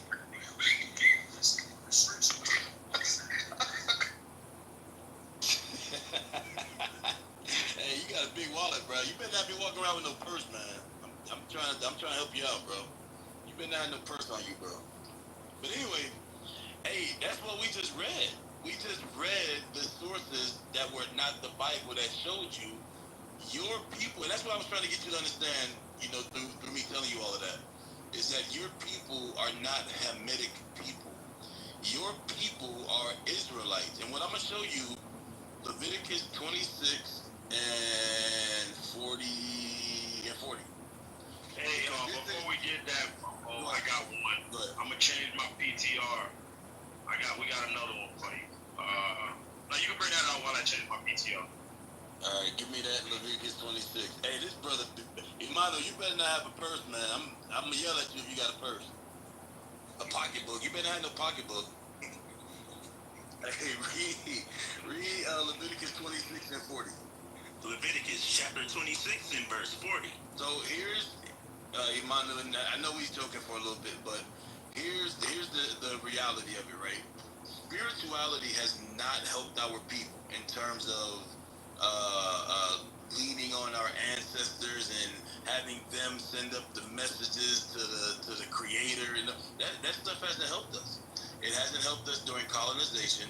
It for sure did not help us during COVID. It hasn't helped us during SARS. It did not help us during swine flu. It did not help us during what's the other one? Avian flu. It didn't help us during any of these things. Okay. In fact, we've only seen the condition of our people deteriorate. And in fact, when you look into some of the countries within Africa, the Ashanti, the Bantu, the Igbo. Well, what's the other one, Dana, man? It's what's the other one? Nilotes? No, not Nilo. It's Igbo. Yoruba, that's the other one. Yoruba, Ashanti, Bantu, all of those tribes. Because I've spoken to the men. I've spoken to several men of status from these places. They are facing as much, if not more, discrimination in Africa. They're treated as second class in some cases. Okay? Read this. Leviticus chapter 26 and verse 40. If they shall confess their iniquity. So the first thing we have to acknowledge is that we've done wrong. Read on. And the iniquity of their fathers. And we have done, and our fathers have done wrong as well. So we can't lean on our fathers who are dead, okay, and expect them to be what's the word? To be an intercessor for us to the Creator. That's a fallacy, because our forefathers were doing wrong in the first place. Okay, read. With their trespass, which they trespassed against me. So that's it. We have to acknowledge that we've done wrong. Our fathers have done wrong, and that's why we're in the conditions we're in. Our forefathers can't do the wrong thing, and then we pray to them that they can help us figure out what's right. That's a logical, what do they call that? A logical fallacy. It does not add up. All right? Y'all got the flow. I'm Hey, reader, you PTR? Yes, sir. Alright, so Imani, this is a book. This is another book. Keep in mind, like I said, we got multiple books that correlate with the Bible. Yes. The book is called The Land of the Heart of the Living Stone, or the Genesis of the Bantu. Yes. Read that page. This is the land of the heart of living stone. It is allowed that groups of Israelitish peoples have, from time to time, journeyed into the upper Nile country. The contention has been... So we read that the journeying of the Israelites, we can read that in Isaiah chapter 11. You can read that Deuteronomy chapter 32, verse 26. God said multiple times that he was going to scatter his people, or the removal of the Israelites from Israel. You understand? And those were some of the regions that the people were scattered to. That's what Mo was basically going over with you, with the exile of the Israelites out of Jerusalem and them going into the mountains or Egypt, right? Running from Roman persecution when Rome sacked Jerusalem. Read on. The contention has been made that the extraneous element of the Bantu was derived from the tribes of Israel, which were first... Hold on, whoa. Read that again. The contention has been made that the extraneous element of the Bantu was derived from the tribes of Israel. So there's an argument there against the historians saying that some of these the Bantu tribes in Africa, they derive from the children of Israel. Those were the Israelites that ventured through those regions when they were exiled from Jerusalem. Read on. Which were first carried away to Babylon, as related in the scriptures, and who afterward, in a whole or in a part, migrated through Egypt into equatorial Africa. That's what we read in Matthew 3. Go ahead. And through mingling with native tribes, upon whom they imposed much of their own religion and customs, gave rise to the people now known as Bantu. There you go. So the Israelites mingled with Africans, and they were pushed in those regions like Egypt, like Niger. You understand? And they became native to those lands, to those regions. They lost their heritage, and they became natives to those lands. Go to Isaiah chapter 11.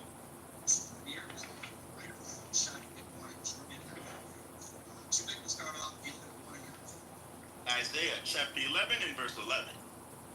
And it shall start off at verse 10. Verse 10.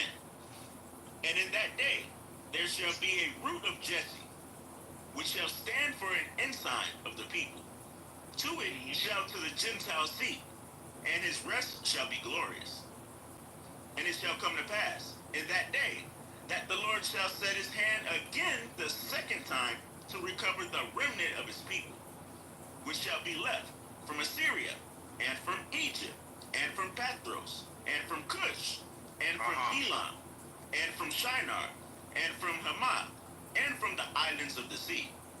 You see, so these regions was known as the heathens or the Gentiles, the nation of the Gentiles. That's where God says his remnant shall be amongst the Gentiles. You understand? And what some of those regions we call Egypt, Cush, those were Hamitic people that Israel was amongst. So you might be calling yourself an African, which that name, that title itself is a European oppressor's name overall once you do the research. Because that goes back to a European conqueror. Those people are Israelites. Bantus are Israelites. According to the Bible and historians. So that's why we question, Imani, what your research, I don't know where you got it from. Because everything that we read historically says otherwise. First of all, Egypt, when Jesus went to Egypt, the Egyptians were never worshiping God that you worship right now. They worship the God sun, God moon. They never refer to human being. So this. Yeah, well, that don't have nothing to do with anything, man. We knew that the Egyptians had many gods. Yeah. That has nothing to do with the fact that the Israelites were scattered in that region and became just like the people. So how can you use it? With the people? Israelite, that word is not even from Africa. That Israelite is a word made in Europeans. Nah, that word is actually more African than anything else.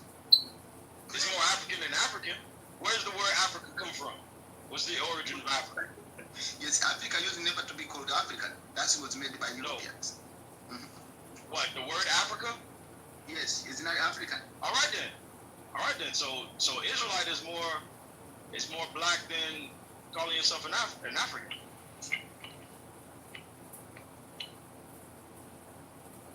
Calling yourself an Israelite is saying that you're more black than calling yourself an African. Because the Israelites was a dark race of people. The African comes from Leo Scipio Africanus, which was a European conqueror. Right? Where do you get that from? Go look it up. Go read a book. Okay. It's historically accurate. He conquered Hannibal and named the region after himself.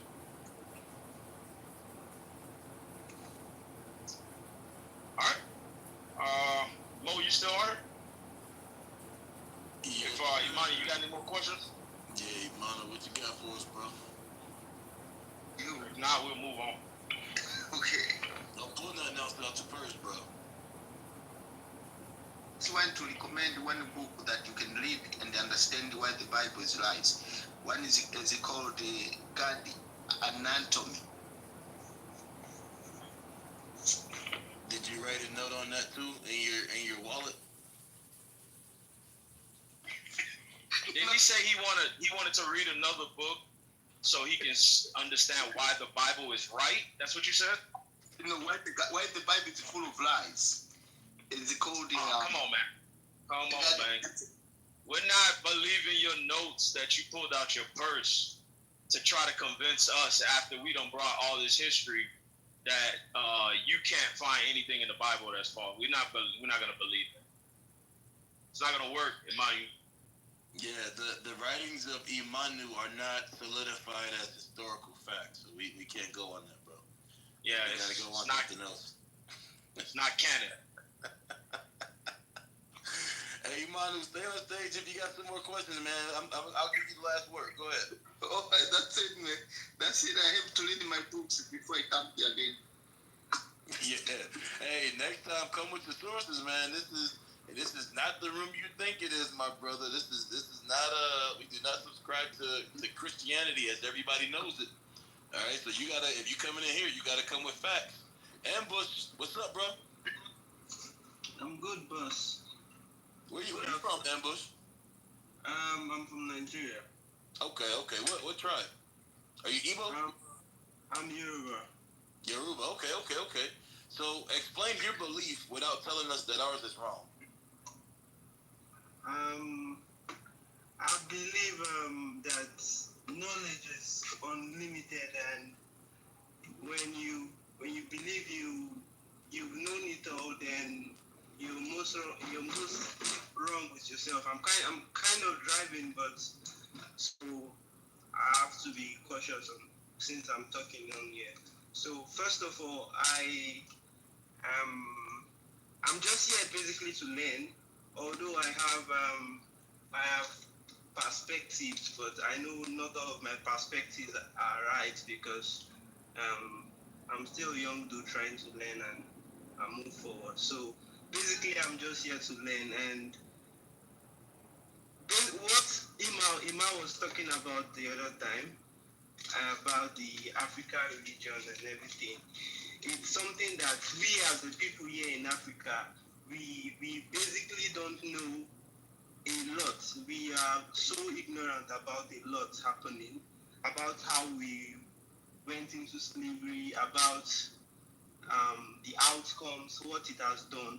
So basically, while the colonial masters left, they were able to chain our minds and make sure that we still don't escape the cycle of the chains we wear while we're bounded in our hands.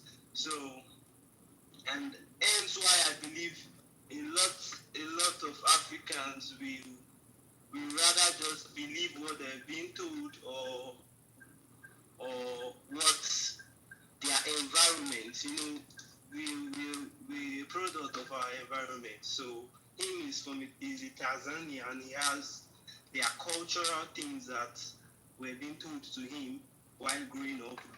So, and he would stick to believe to those things rather than questioning them and trying to get more information from them.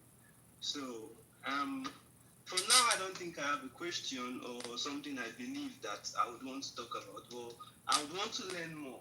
You guys talked about the origins of the Israelites. I've had the opportunity to hear some mind-boggling things, like the description of Jesus Christ and things like that. Those things are things I've seen, I've heard based on my own personal research, although I've not had the opportunity to read any physical book concerning them, but I've watched or heard like the way I'm hearing now. I've seen I've watched a video of a very top king in Africa. He's the king of Ilefe, and he talked about the same, the Igbo race, the Yoruba race being the real Israelites and stuff like that. And now something happening recently is that there are some sets of Nigerians or there are some sets of Africans that believe that whatever the nation Israel presently is doing to the rest of the world is justified, because biblically it is being told that they will be the one to conquer the world and what have you. And you won't see some African pastors coming out to pray for this, for these things, like, or this nation rather. So I just want to open my mind and learn. I don't know if I've talked a lot. I don't know, but basically I just want to learn verses.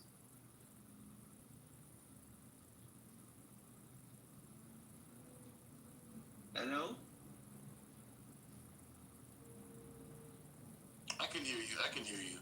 Ambush, I appreciate your humility. I appreciate your... Can you hear me? I can hear you, boss. Okay.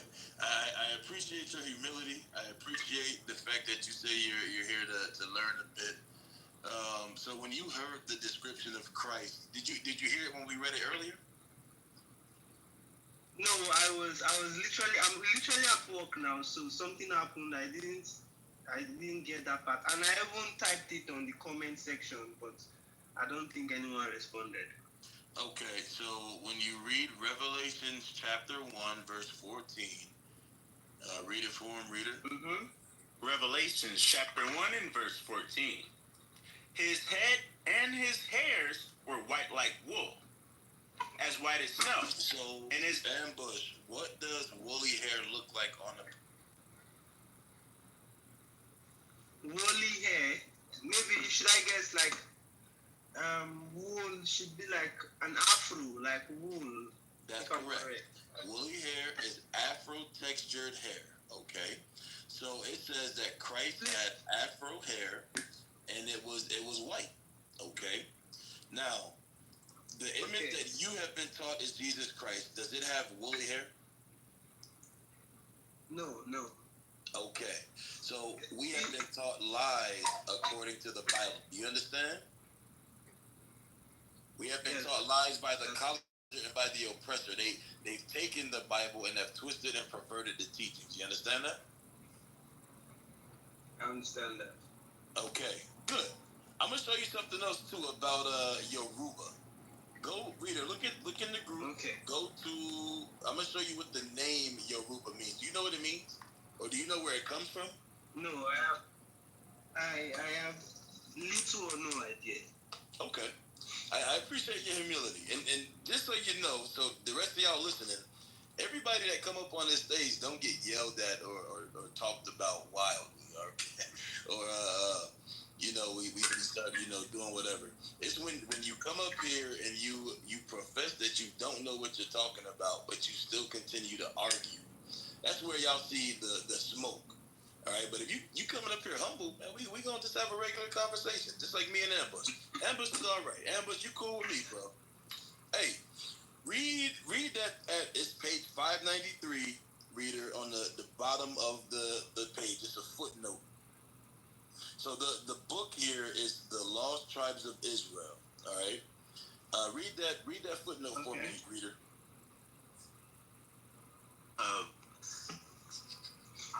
Page 593 at the bottom. It says, in line... It should be footnote number 20. Oh, yes, sir. It says, in line with the Israelite figures of Ajaka, or Isaac, or Rana, or Jacob, or Alasub, Joash, the Yoruba name seems to derive from Jeroboam. May the people be great. Do you know who Jeroboam is? No, I don't. Okay. Jeroboam, when you read the Bible, all right, he was, after the kingdom of Israel split into two nations, Jeroboam became the leader of what we have come to know as the northern kingdom of Israel. Okay. That's who Jeroboam is. Okay. So when you read about the Israelites being dispersed and going into different regions, one such name that came as a result is Yoruba or Jeroboam. Okay, read. The name of the founder of the northern kingdom of Israel. There you go. So he was the first king of the northern kingdom after the split of the Israelites. All right. So the Yoruba are Israelites. You understand? Yeah. Okay. So you got questions or comments? Yeah, I have a question. I'm curious about the present nation we all know as the Israel, or the Israelites now that we know in our present world. What is it behind, like what is it behind those people? Revelations 2 and 9. Are they also biblical? Like, are they also biblical Israelites, or some kind of conspiration? They are imposters. Read Revelations 2 and 9.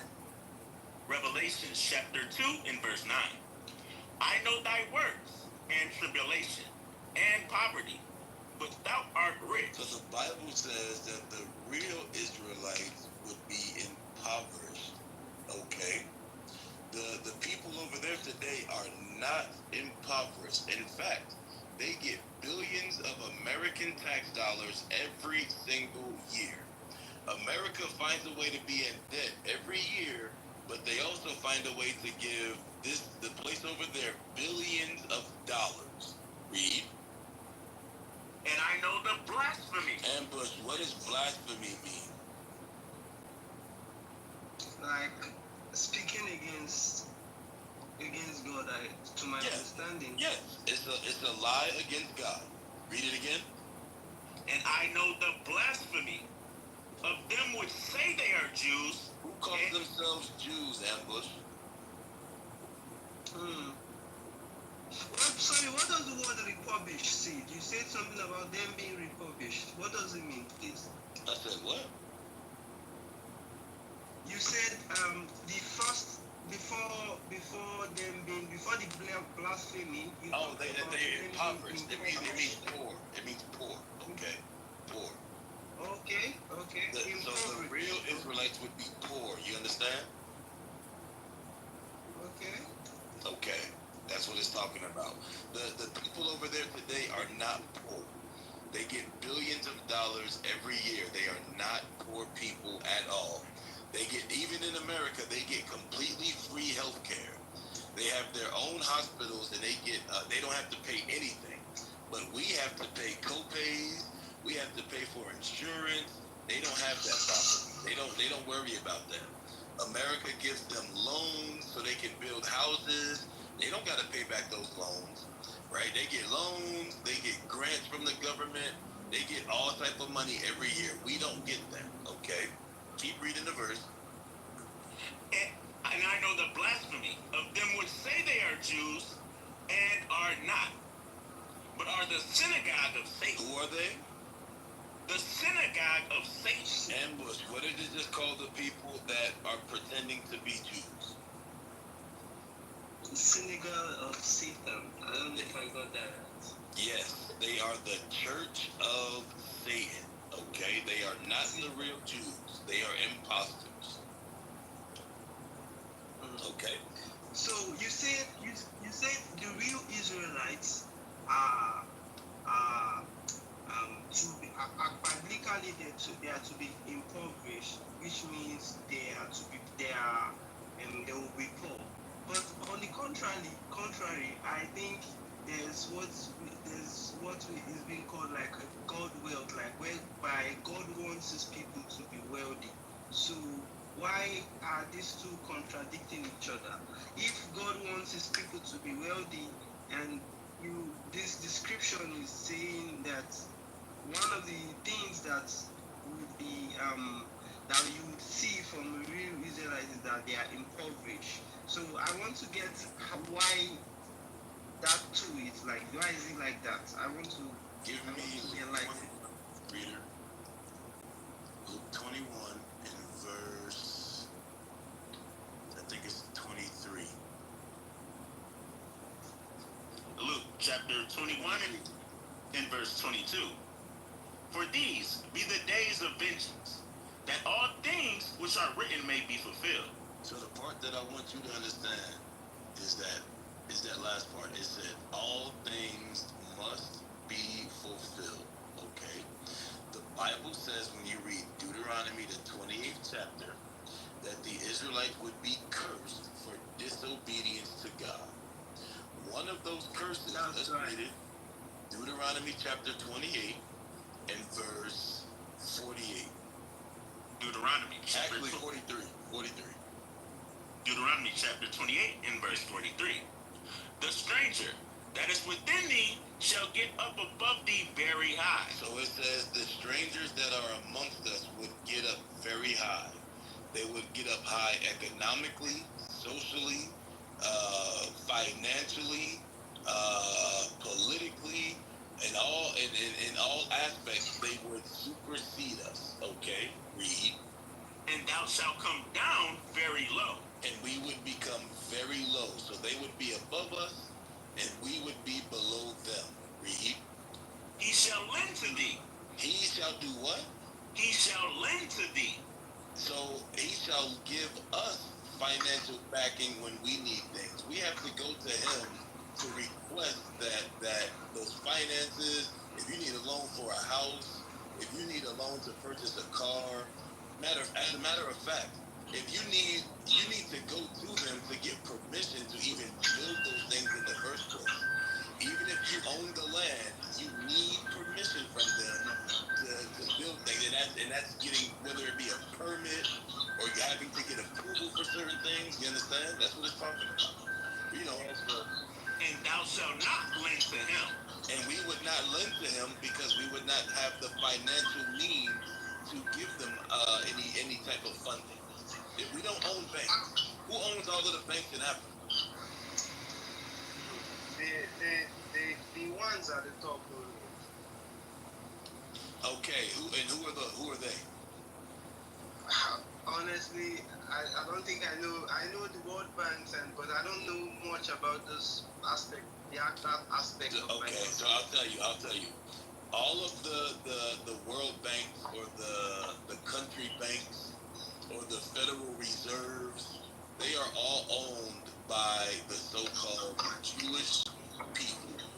They are owned by the people that are pretending to be God's chosen. Okay? Every last one of them. All right? Read verse 48. Verse 48. Therefore shalt thou serve thine enemies, So the Bible says we would have to serve our enemies. The enemies were the same strangers that we just read about in verse 43. Read. Which the Lord shall send against thee. The Lord sent them against us because of our disobedience. Read. And hunger. When you're hungry, and even in a resource-rich continent, like Africa, you still have to go to your enemies for daily food. That's right. And in thirst. And when you are thirsty, in the resource continent like Africa, instead of you being able to get the water that falls from the skies and the oceans, you need to go to a European or the Asian or French is European. You got to go to the white man. You got to go to the Asian man because they are the ones buying out Africa right now. Read. And in nakedness. And for the clothes on your back, in a resource-rich continent like Africa, you have to go see your oppressor. Read. And in want of all things. And you fill in the blank, Ambush. For whatever you need, you have to go see your oppressor. It doesn't matter how big or how small, your oppressor will own those things. Okay? Read. And he shall put a yoke of iron upon thy neck. And those oppressors would put you in chains. That's what they did to us historically. They did that to our forefathers and our ancestors. You understand? Yeah, me too. That's the Bible, and that's the Bible prophecy. Remember, in what we just read, it said all things had to be fulfilled. That's why you see us as being poor. Okay? Does that answer your question? Yeah, so I would like to be enlightened more. What do you think? What's your perspective of the way one can break through, like as a people, as a community? What can we do to break through this? Yes, the deed has been done. Consequences, we are still having the results, getting the results of the consequences of our rebellions. But what is the solution? How can we get out of this, according to your perspective? May I answer this? Hold on. Hang on. We'll come to you in a second, White. Hang on just a moment. Go to Revelation 22 in verse 14. Revelation chapter 22 and verse 14. Blessed are they that do his commandments. So the thing that got us cursed in the first place, Ambush, is that we did not keep the commandments of God. Okay? So in order for us read the last part. I'm sorry. Read the next part. That they may have right to the tree of life. So that we may earn the tree of life or eternal life or the kingdom of heaven. Okay? In order to earn that, we have to do his commandments. Because not keeping the commandments is what had us cursed in the first place. Okay? So once we keep those commandments, once that time comes, read verse 3. Verse 3. And there shall be no more curse. And then we will not see the curses any longer. Okay? But we have to endure now because of our sins, because of our disobedience. The Lord wants to see in all of this wickedness today, who's going to keep my commandments or who's going to continue to live evil and wickedly and do everything I told you not to do. Read it again. And there shall be no more curse. And there will be no more curse. Read. But the throne of God and of the Lamb shall be in it. But when in this kingdom, we're going to see the throne of God and the throne of the Lamb. Okay, we're going to see everlasting life. Okay, in order for us to get there, we have to do those commandments. In spite of everything you see happening today and around you, you got to lean on what God said to do and not what man said to do. You understand? Just getting thrown into AP World. Or AP, no, not AP World, APU in geography. It didn't really work out for them too well.